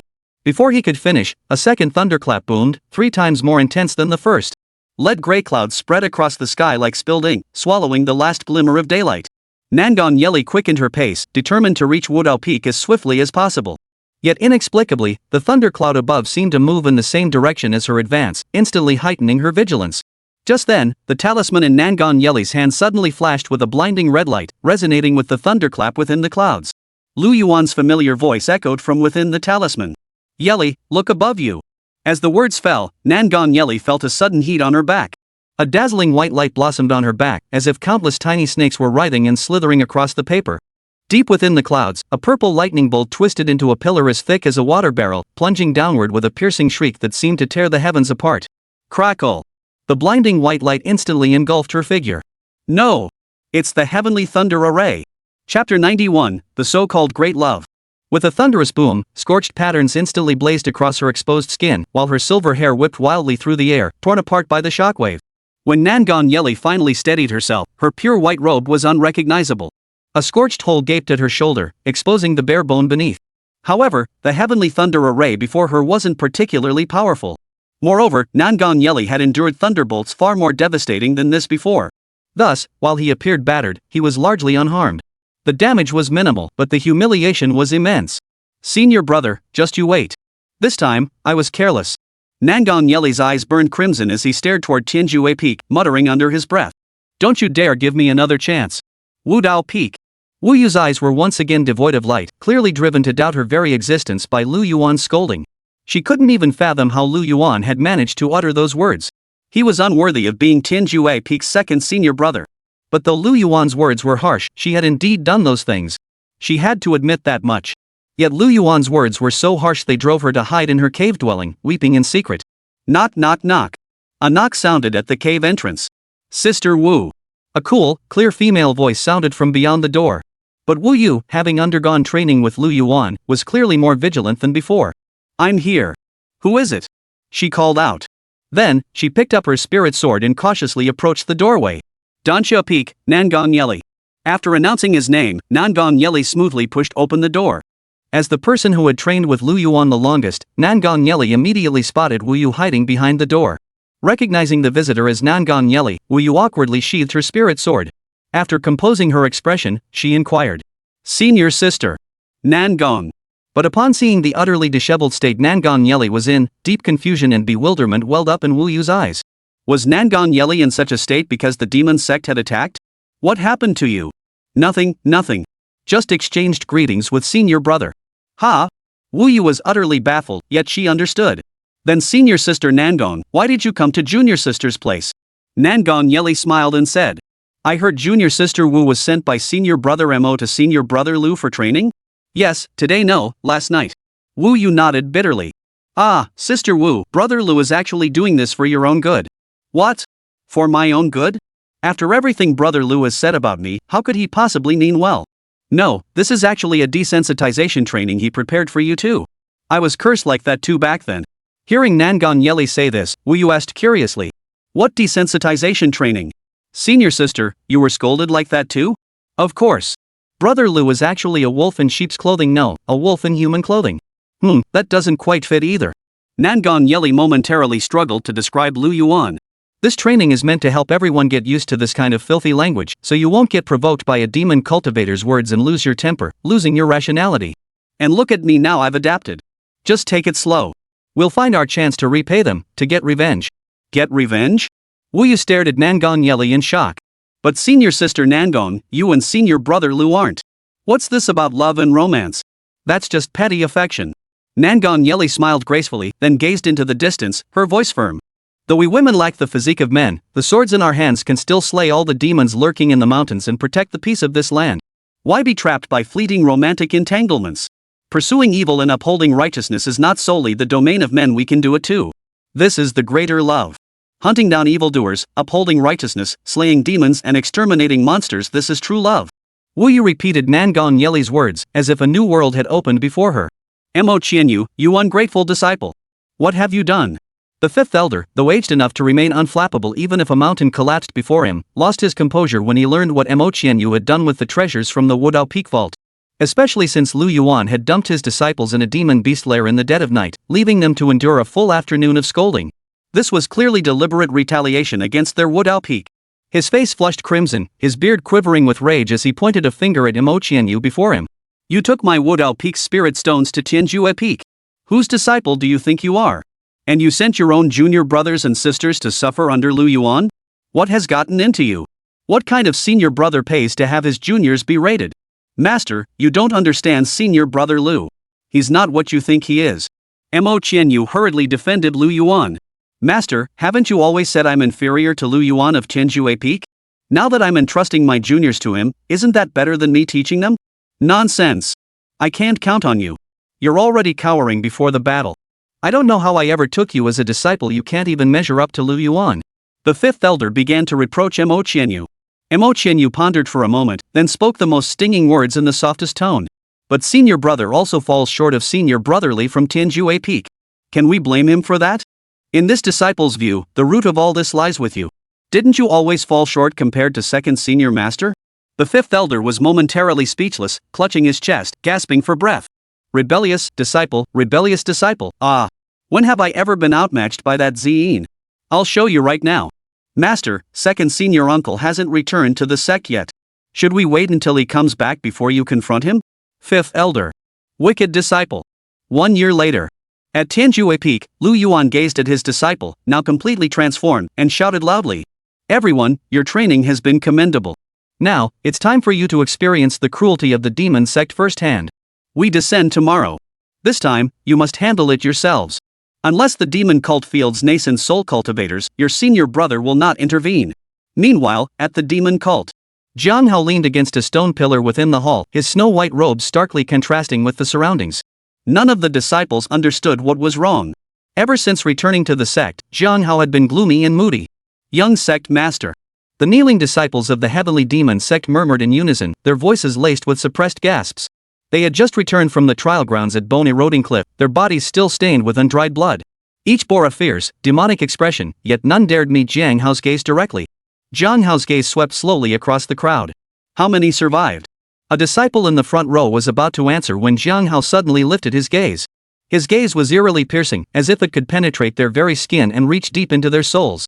He couldn't help but flinch. Reporting to senior brother, of the original 98 disciples, 75 have returned. 75. Not bad. Jiang Hao withdrew his gaze and looked toward the churning black clouds outside the hall. Tomorrow, we descend the mountain. Only 50 shall live. The rest will join my inner guard. His fingertips tapped lightly against the pillar, producing a crisp sound that sent a chill down the spines of the disciples below. Dismissed. The disciples bowed and withdrew as if granted a pardon. As they passed by Jiang Hao, they heard him muttering something under his breath. After they departed, Jiang Hao remained alone, his figure clad in a moon-white robe silhouetted against the candlelight. Junior brother Tang, among all these disciples, not one has ever brought me such joy as you have. Chapter 92. No, I really didn't do it. The morning mist had yet to dissipate when disciples of the Tianyi sect gathered at the base of the blue-gray stone steps. White robes fluttered gently in the mountain breeze, their sleeves edged with silver-threaded cloud patterns. Let's go. This will serve as a test of your cultivation progress over the past year. Led by Qin Fan, Jin Imohua, and Wu Yu, over 20 Tianyi sect disciples followed Lu Yuan. Originally, these disciples felt perfectly normal. But the moment their feet left the mountain gates of the Tianyi sect, their bodies instinctively tensed. They scattered, slowly advancing in formation exactly as they would in combat against demon cultivators. Senior brother Lu had stated this descent would test their year's progress, so the moment they left the mountain, they had to stay alert. Just like the first time before, I'll head over to Lu Yuan's place tomorrow for training. But that night, I was dumped in a demon beast lair. Given Lu Yuan's temperament, this trip out of the mountain gates must be a trap. Watch out, it's a detonation talisman. He hadn't noticed it before, but upon closer inspection, Jin Imohua discovered a transparent thread right at his feet. Following the thread, he could clearly see its end tucked within a thicket of shrubs. Jin Imohua could immediately conclude that the thicket was undoubtedly packed with detonation talismans and fire explosion talismans set by Lu Yuan. Had he not examined the area carefully, he would likely have fallen into Lu Yuan's trap once more. Jin Imohua's previously stern expression slowly softened into a smile. Just as he was about to tear open the bushes, a furious shout interrupted him. Something's off. Don't smile. Keep your voice down. And don't move. First and foremost, as someone who'd been through it before, you absolutely couldn't laugh around Lu Yuan. Chen Fan's face showed no trace of a smile. His tone was grave as he cautiously scanned the surroundings. His gaze shifted to Lu Yuan, who was still strolling leisurely ahead. Something felt terribly off. Finally, as Jin Imohua's senior and someone who knew Lu Yuan well, he was certain this lead was nothing but a smokescreen. Perhaps the real fuse was that thicket, and the detonation symbol was laid right beneath their feet. But Lu Yuan had also set up an array to confuse their senses, preventing them from noticing. Or perhaps that heartless Lu Yuan had even modified the pyroblast talisman to detonate based on sound. In an instant, Chen Fan's mind flooded with countless visions of Lu Yuan's past persecutions. What's wrong, senior brother Chen? Startled by Chen Fan's sudden outburst, the disciples dared not move or speak, only looking at Chen Fan helplessly, their eyes pleading for assistance. I believe there are several possibilities. Chen Fan murmured his recent speculations in a low voice. The moment he spoke, the disciples gasped in unison. Shoo! Seeing Chen Fan's gesture to silence them, the disciples forced their gasps back. Ah, senior brother Lu, how could you be so cruel? What should we do now? Should we just try to fight our way through? Are you stupid? Or is this your first day knowing brother Lu? Do you think only detonation talismans and fire explosion talismans are set up around here? Chen Fan, Jin Imohua, and Wu Yu were momentarily at a loss, sinking into silence. These disciples couldn't stop imagining how many treacherous traps Lu Yuan had set here. Yet the very person they blamed Lu Yuan.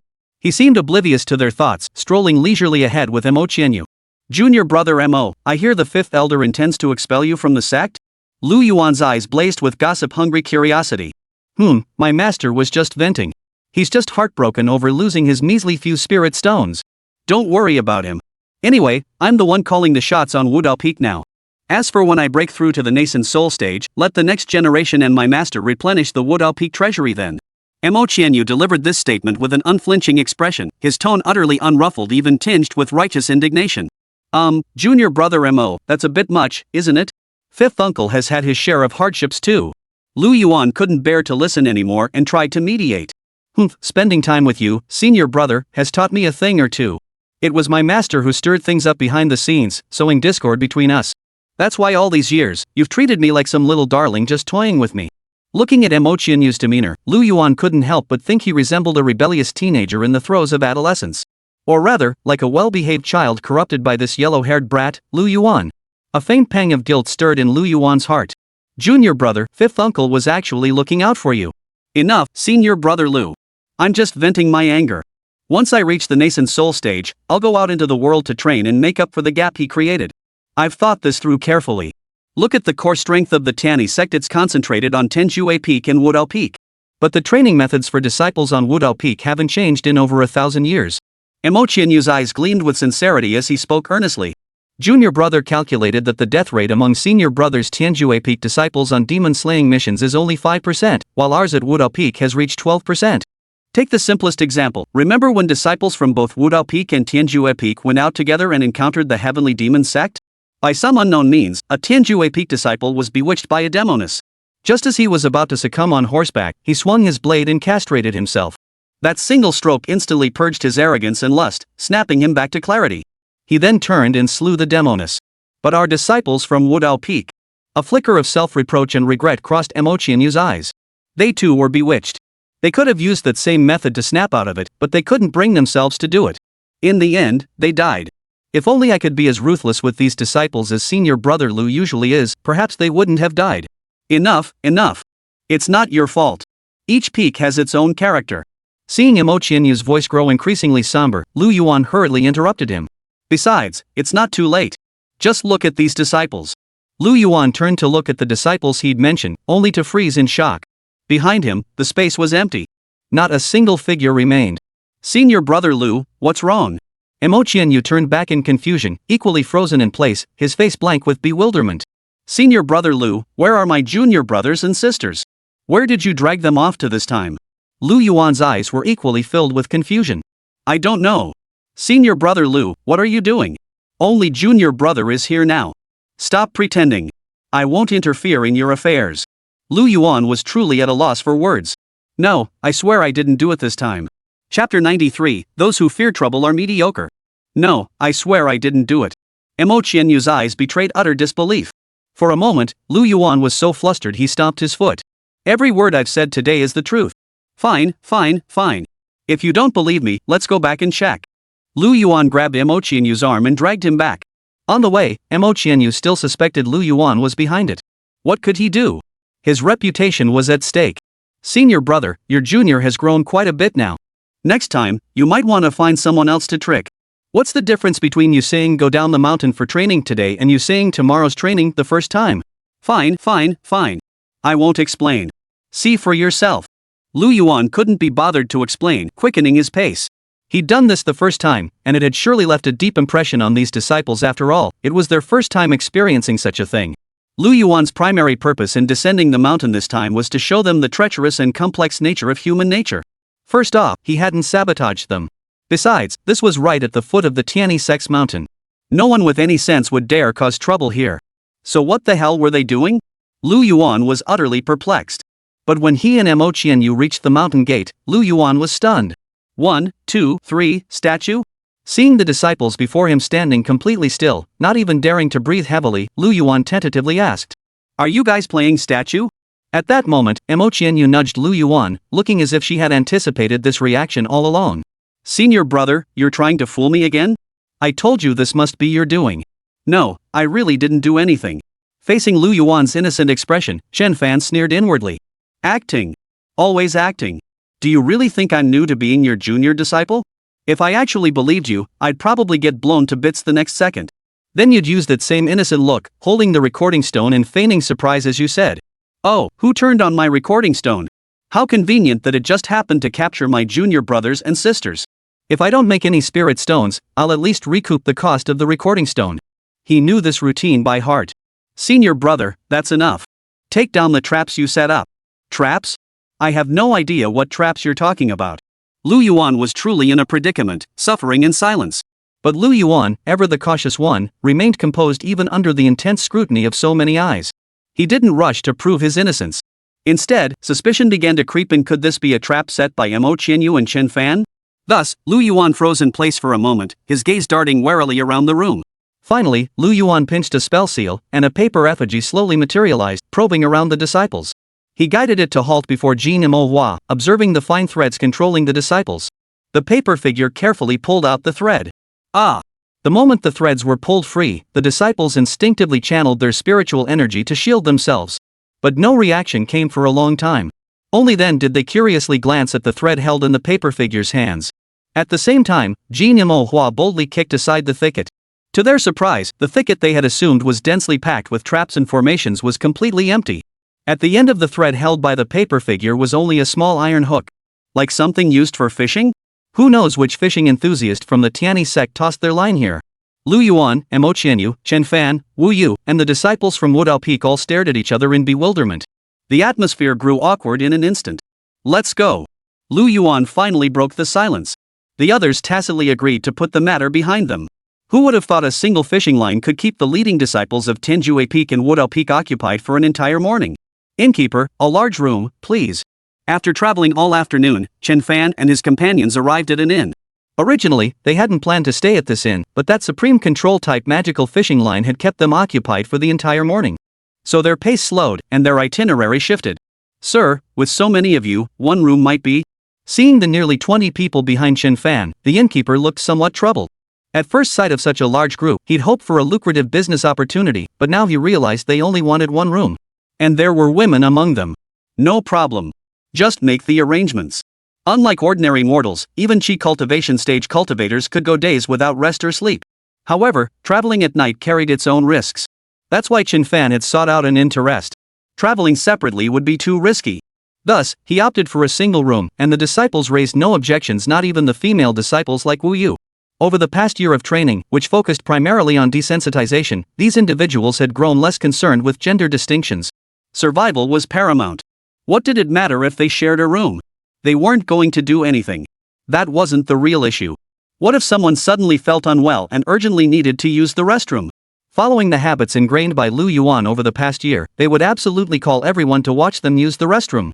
And they wouldn't even leave their room, they'd just do it right there. All to avoid falling for an enemy's diversion tactic. So what if it stinks? They'd been thrown into a latrine by Lu Yuan before, forced to endure 3 days and nights down there until they nearly became pickled. Seeing Chen Fan's firm stance, the innkeeper didn't press the matter further, though his enthusiasm clearly waned. Very well, honored guests. I'll select a spacious room for you. But after running this inn for so many years, the proprietor still dared not give Chen Fan and his group a hard time. Who knew if these men were playing dumb to catch the tiger? With elderly parents and young children to support, he dared not take the risk. Just as Chen Fan and his group were about to head upstairs, a voice rang out, grating on the ears. Ooh la la, boss. These 20 chicks tonight are gonna be a wild ride. Chen Fan followed the voice and saw a short, obese man with a sleazy appearance standing beside a well-dressed but intimidating-looking man with a hint of wickedness in his expression. A man with decent looks but an off-putting aura, his face radiating a sinister energy, was chatting away. Though the inn was noisy, with several tables of guests shouting loudly, Chen Fan and his companions were cultivators. Combined with the two men's unabashedly loud voices, their conversation was perfectly clear. Chen Fan and Jin and Manhwa halted abruptly, their gazes locking onto the men at that table. Feeling their gaze, the men at the table laughed heartily, paying them no mind whatsoever. Chen Fan merely gave them a fleeting glance before leading his group to their room. This level of attack wasn't even 1% as powerful as senior brother Lu's. Just then, the two men emerged. A disheveled man with messy hair spoke up. Senior brother, aren't we taking this a bit too far? The obese man retorted immediately, what nonsense. Didn't the sect master say it himself? Cultivators who avoid trouble aren't true cultivators. As the saying goes, those who shy away from conflict are mediocre. Besides, look at these cowards, they're scared stiff, not even daring to fart. Chen Fan entered the room with a stern expression. His offensive power might not be strong, but that didn't mean he had to endure it. Get ready tonight. We won't deal with the demon cultivators just yet. Let those scumbags taste the results of our year of cultivation under Senior Brother Lu. Chapter 94. What Senior Brother Lu taught was practical. TSK, Boss Wang, how come that chick is so hot? I've never seen anything like it. Watching Wu Yu's retreating figure, the obese man practically drooled. Wu Yu possessed both striking looks and an excellent figure. While the Tianyi sect had many women as beautiful as her, if she were placed in other sects, she'd undoubtedly be crowned their holy maiden. The sinister-looking man nodded with ill intent, a trace of contempt and arrogance appearing on his face. Who knows why a goddess like her would associate with this bunch of losers? Hey, you lot, do you even know which sect you belong to? Unlike the obese man, who was utterly controlled by his baser instincts, the sinister-looking man came from a fairly prominent family. The scruffy man propped his chin, musing thoughtfully. Big Boss Wang, their robes are all different. Can't tell which sect they belong to. Ugh, they're clearly from some Thai sect that can't even afford proper robes. Boss Wang, how about we recruit those girls into our sect? The obese man grinned lewdly, rubbing his hands together. That's not a bad idea. Our sect is short on manpower right now. The sect leader should approve. We'll wait until those junior sisters come down tomorrow. No rush for now. With that, the sinister man wrapped his arms around the twin women beside him and headed upstairs. Outside the inn, a burly man stood holding a chicken drumstick, watching the scene with keen interest. Those brats. Honestly, I have no idea what sect or school those little punks belong to. They've got no fighting spirit whatsoever. I was hoping to see them fight. With that, he shook his head regretfully, reached for the flask at his waist, and took a hard swig. Late at night. Inside a room on the second floor, Chen Fan and his companions had all changed into nightcloaks, leaving only their eyes and mouths exposed. Chen Fan raised his arm, signaling the others, then quietly slipped out of the room. Wu Yu and Jin Mo Hua swiftly followed suit, maintaining a tight formation as they crept out. Chen Fan's primary role was to set up formations and traps while observing the surrounding terrain. Jin Mahua, meanwhile, concealed himself in Wu Yu's shadow, waiting to coordinate with her for a decisive strike. Wu Yu's task was to lure those men. Based on their analysis of this group, the stout man and the sullen-looking one were clearly the ones pulling the strings. Seeing Wu Yu whom they'd harassed earlier that day approaching them in the dead of night would surely stir their lust. With their minds consumed by filthy thoughts, they'd let their guard down. This was the moment for Chen Fan and Jin Mo Fan to strike. The cultivation world was like that, it never gave you a moment to breathe. Truthfully, they didn't want it to be this way, but those guys just couldn't keep their mouths shut. Following the method Lu Yuan taught them to identify demon cultivators. These men were unmistakably demon cultivators. If they didn't kill them, Lu Yuan would punish them. Knock knock knock. A soft knock sounded at the door. As the floor trembled, a short, plump figure opened the door. This was the very same obese man who had earlier harassed Wu Yu downstairs. Compared to the sinister man, this stout fellow was clearly easier to deal with. Spotting Wu Yu at the door, the stout man froze for a moment. But a lecherous grin quickly spread across his face. What brings you here so late, little sister? Wu Yu suppressed her revulsion, flashed the man a flirtatious glance, and whined in a sweet, feigned voice. Senior brother, that fellow senior of ours insists on cramming us all into one room without a thought for us junior sisters. Ah, I told you that kid rubbed me the wrong way from the start. Little sister, why don't you join our sect? Let me tell you, our leader Wang reached late foundation establishment before he was even 100 years old. Wu Yu's beautiful eyes widened. Late foundation establishment before 100 years old? The plump man clearly relished Wu Yu's admiring gaze as he continued. Let me tell you, even though I'm a bit older than brother Wang, I'm already at the early foundation establishment stage. That's right. Senior brother, you're already so powerful, far stronger than any of my senior brothers. As she spoke, Wu Yu shot the plump man a meaningful glance before turning to walk out. The plump man instantly understood her glance. Gazing at Wu Yu's curvaceous, voluptuous figure, his lower half completely took control of his upper half. He hurried after Wu Yu, inwardly marveling at how bold this junior sister was. But he liked it. Step by step, Wu Yu led the plump man along, guiding him to the exact spot where Chen Fan had set up various traps. Junior sister, stop walking. Let's start right here. Your senior brother can hardly wait. Wu Yu smiled and nodded. The obese man grinned from ear to ear at the sight, rushing forward to pounce on Wu Yu. But the next second, a dull thud echoed.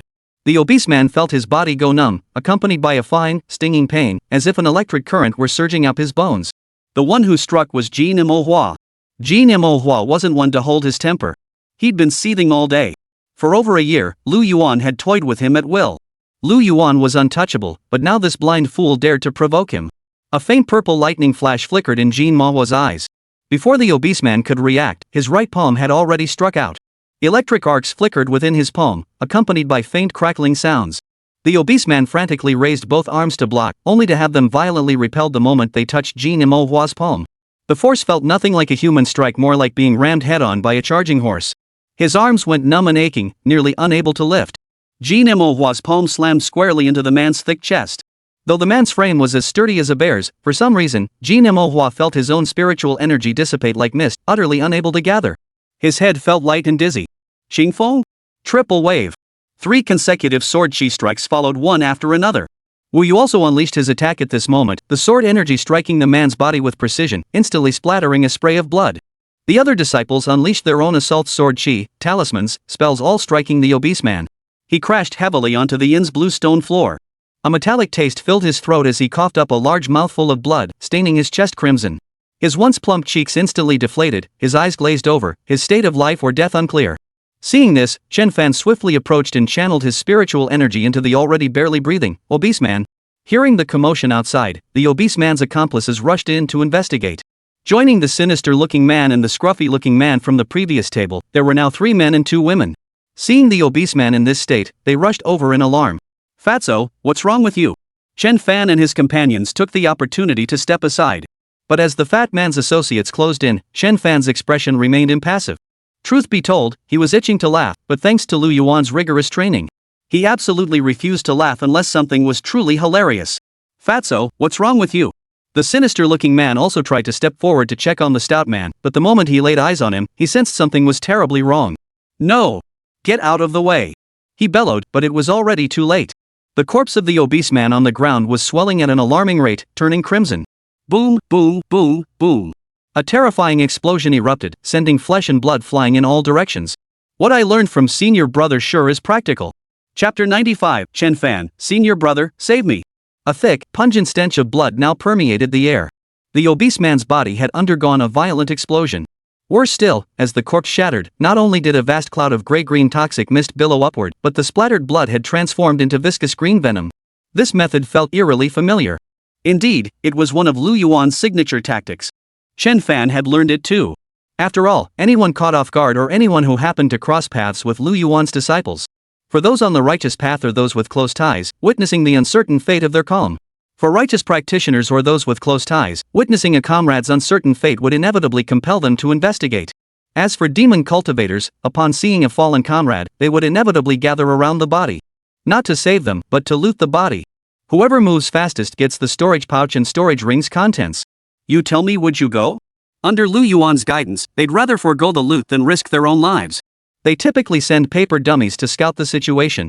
Thanks to various arrays and the shrouding mist, the obese man's accomplices scattered in time. Yet they still fell into the trap meticulously laid by Chen Fan. The scruffy man they'd seen earlier was still in decent shape, though he was coughing up blood. Positioned at the very edge of the explosion's epicenter and acting cautiously, he had managed to dodge the blast at the last moment. Yet the shockwaves and toxic fumes left him in considerable distress. The sinister-looking man, though the first to sense danger and react defensively. Nevertheless, the corpse explosion's power was simply too overwhelming. Compounding the issue, for some reason, he couldn't summon his spiritual energy in time. He was hurled aside by the blast, his entire body ravaged by the poison, his anguished cries echoing through the air. Of the 3 men and 2 women who had arrived together, one red-haired man had large areas of his chest, abdomen, and legs blown to bloody pulp. As for the remaining 4, most of their bodies had been obliterated. They were clearly beyond saving. As the explosion's aftermath dissipated, the sinister-looking man stared at Chen Fan and his companions, panic and terror flickering in his eyes. My lords, I know I've made a mistake. I deserve to die. Truly, I shouldn't have said. Who could have imagined that these nearly 20 people crammed into a single room would strike with such ruthless ferocity? At first, they hadn't uttered a single word. Then, come nightfall, they came straight for their lives. Chen Fan let out a cold, bitter laugh. With a sharp swish, the man closest to him was decapitated, his very soul shattered. Refining divine souls, Chen Fan hadn't mastered that yet. Watching Chen Fan strike with ruthless precision, his accomplice died instantly, leaving no chance for explanation. The agony of his body being consumed by the poisonous mist was now overshadowed by the threat of death. He could no longer feel it. Ha, ha! His back felt sticky, though he couldn't tell if it was sweat or blood. Everything in his vision swayed, save for the blood-dripping blade that grew larger and larger, its surface reflecting his own deathly pale face. Don't come closer. Suddenly, he collapsed with a thud, kneeling in a pool of blood. Master! Grandfather! I was blind. His entire body pressed against the ground, his forehead banging desperately against the pool of blood. Murky tears mixed with blood smeared his face. I'm from the Wang family of Zhengzhou. You can't kill me. And my master is nearby. He won't let you get away with this. Chen Fan didn't pause for a moment. He held back from advancing immediately, wary that the sinister man before him might still have some last-ditch trick up his sleeve. A truly ruthless man wastes no words. Their first strike is always to kill. You call those who fear causing trouble geniuses? Then why haven't I seen you leading your mentally unstable fellow disciples to challenge the Tianyi sect? You'd likely have your spiritual core severed by senior brotherly Changqing's sword before even reaching the mountain gates. Then second senior brother would deploy his array of traps and formations, unleashing a 5-fingered palm sword strike that would refine even your very souls. If you're a bully who preys on the weak, just admit it. Yet you dare call those who avoid trouble mediocre? You're a hypocrite, trying to have your cake and eat it too. The violent explosion also caught the attention of a middle-aged man who was quietly sipping wine and nibbling on chicken drumsticks in the shadows. He reflected that with the sinister-looking man in their group already at late foundation establishment and the other disciples possessing formidable cultivation as well. Within this inn, they posed no threat whatsoever, and he had his own watch outside. Inside the inn, only Chen Fan's group of cultivators remained. Though they outnumbered him, he believed they were no match for his disciples. Their sect's philosophy for recruiting disciples was simple: only accept prodigies. Yet the explosive blast he just heard possessed enough power to kill a foundation establishment disciple. The middle-aged man swallowed his chicken drumstick, his face turning pale. Oh no, my disciples. He paused for a moment, then instantly transformed into a streak of light, darting toward the source of the explosion. Please, spare me. After testing the waters and confirming the man possessed no self-destruct or self-defense capabilities, with a swift motion, Chen Fan drew his sword without hesitation, aiming straight for the man's head. You brat, stop! A thunderous roar erupted. Hearing this, Chen Fan did not pause but instead quickened his movements. With a wet thud, the sinister man died. Chen Fan immediately retreated backward. With a thud, a burly man with a flask hanging from his waist appeared. His first instinct was to check on the disciples. After a moment, he discovered every single disciple was dead, their very souls utterly obliterated. Zhao Xian's rage erupted violently within him. His gaze turned as cold as ice as he fixed it upon Chen Fan, Jin Manhwa, and the others. Without a word, a visible shockwave erupted violently around his body. This was the sign of his physical qi and blood surging to its absolute limit. It proved Zhao Xian was a physical cultivator at the spirit transformation realm. Veins bulged like coiled dragons across his bare arms, muscles swelling visibly. A deep, thunderous cracking echoed from within his bones, as if an invisible mountain were rising from his very core. A terrifying oppressive force exploded outward, causing the surrounding air to freeze solid in an instant. Even the moonlight seemed warped by this force. The bluestone slabs beneath his feet shattered silently, fine cracks spreading like spiderwebs. No flashy techniques were employed, merely the natural overflow of primal physical power, fueled by pure, unadulterated rage. Yet this raw force proved more terrifying than any divine ability. Judging by his fierce demeanor, he clearly intended for Chen Fan and the others to bury his disciples alongside them. After all, his sect had only these 8 disciples, and now they were all dead at once. But Chen Fan showed no panic. Gritting his teeth against the pressure, he shouted, "Senior brother, save me." Chapter 96, Showing Off Your Backers? That's awesome. Senior brother, save me. With a thunderous boom, a dazzling sword-shaped firework erupted across the night sky. Lu Yuan made his dazzling entrance. To his left stood Mo Qianyu. To his right stood a blue-haired man, arms crossed, his aura subdued. His eyes fixed on Zhao Xian, whose eyes were wide with fury. He raised an eyebrow, utterly unconcerned. Yet the moment he appeared, the terrifying aura that had seemed to crush Chen Fan and Wu Yu vanished instantly. Senior brother.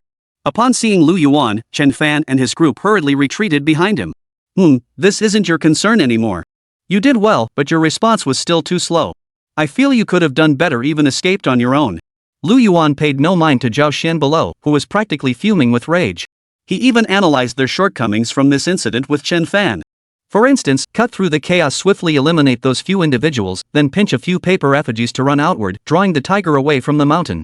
Or gather the corpses together, record their voices with a soundstone, and create the illusion they're still alive. That would trigger their instinct to rescue people, buying you more time to escape. While it might not work on a Huatian realm cultivator, it could be effective against others.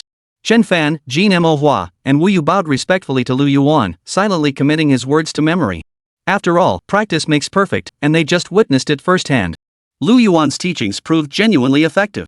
Had they truly clashed head-on with those 8, victory would have been possible, but only by the narrowest margin. In fact, they might even be killed by one of those opponents going all out in their final moments. Who said senior brother Lu was messing with us? They would be the first to disagree.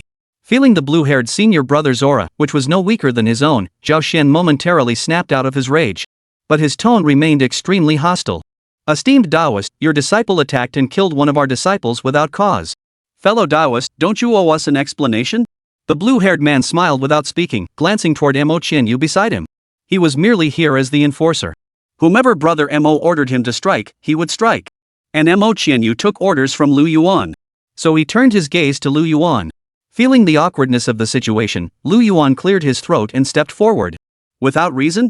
Isn't it because your disciples have sharp tongues? I recall you were the ones who started this, weren't you?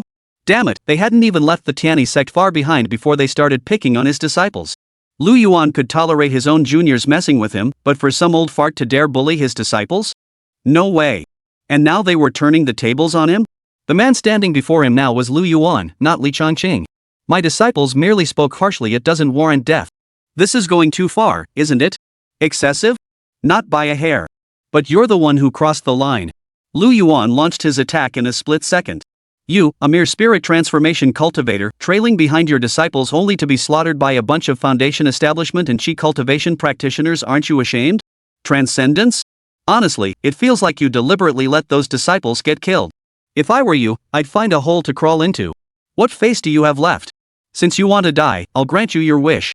Did you cultivate your face specifically for this, you physical cultivator? Seeing a junior like Lu Yuan show him no respect, Zhao Xian, already quick to anger. His temper was instantly ignited. A murderous intent filled Zhao Xian's eyes. A true prodigy is one who rises through their own efforts. Even if Lu Yuan had some powerful family backing him, he was alone now. At worst, he could just run away. But without avenging this grievance, he dared not aspire to become a divine transformation cultivator. Moreover, despite his muscular physique as a physical cultivator, he possessed a sharp mind beneath his rugged exterior. He had already signaled to his sect's patriarch earlier he was a body cultivator at the Huatian realm. As for sect leader Zhang, a late-stage sword cultivator, he was more than capable of handling a single Huatian cultivator. Once he killed this blue-haired man, the arrogant brat's greatest advantage would be gone. Then, he would make Lu Yuan experience a torment worse than death. At this thought, Zhao Xian's eyes filled with an extreme, cold-blooded killing intent. But was he the only one thinking this? When Lu Yuan first appeared, the sword-shaped pattern rising in the sky wasn't just for show. It was a distress signal sent by his own direct disciple. Any Tianyi sect disciple witnessing this signal would rush to his aid unless facing an urgent crisis. Within the Tianyi sect, only those who had broken through to the nascent soul stage know. It should be at the Huatian stage that the sect would truly allow him to descend the mountain and venture out on his own. At the Huatian stage, one could even establish their own sect in some places. Disciples of the Tianyi sect were training across all 5 realms, with the greatest concentration in Central Plains right at the sect's doorstep.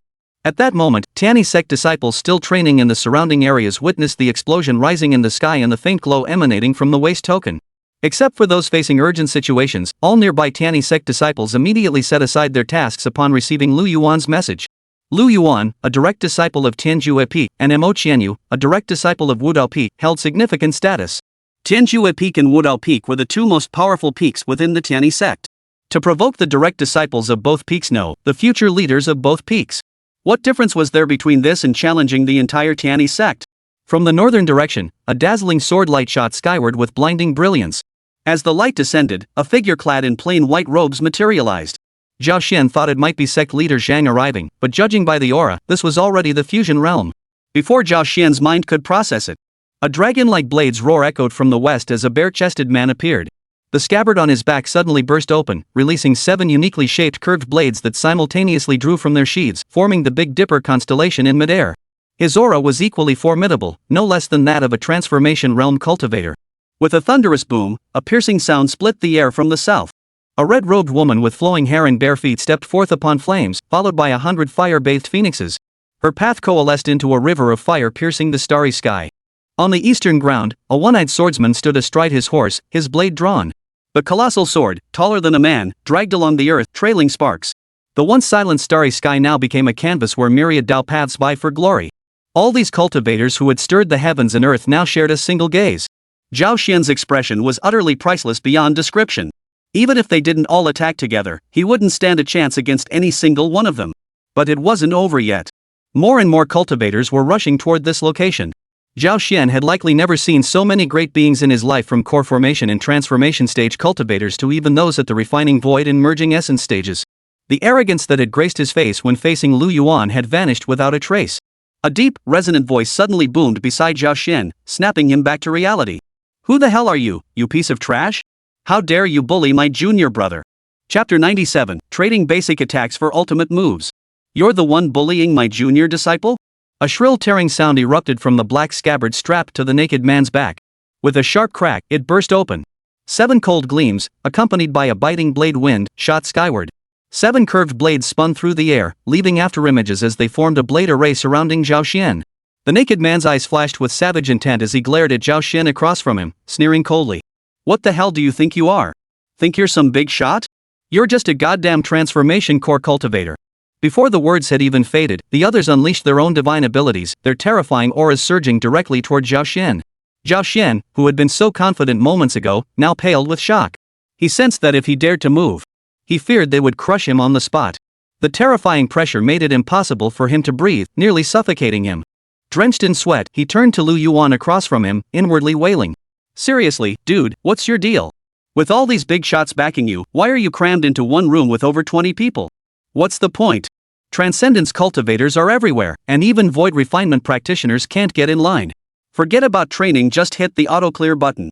In Central Plains, only the Tianyi sect could rival such profound foundations. Yes, the Tianyi sect. Only the Tianyi sect. The moment that thought crossed his mind, Zhao Xian's heart sank completely. But the Tianyi sect wasn't known for such tactics.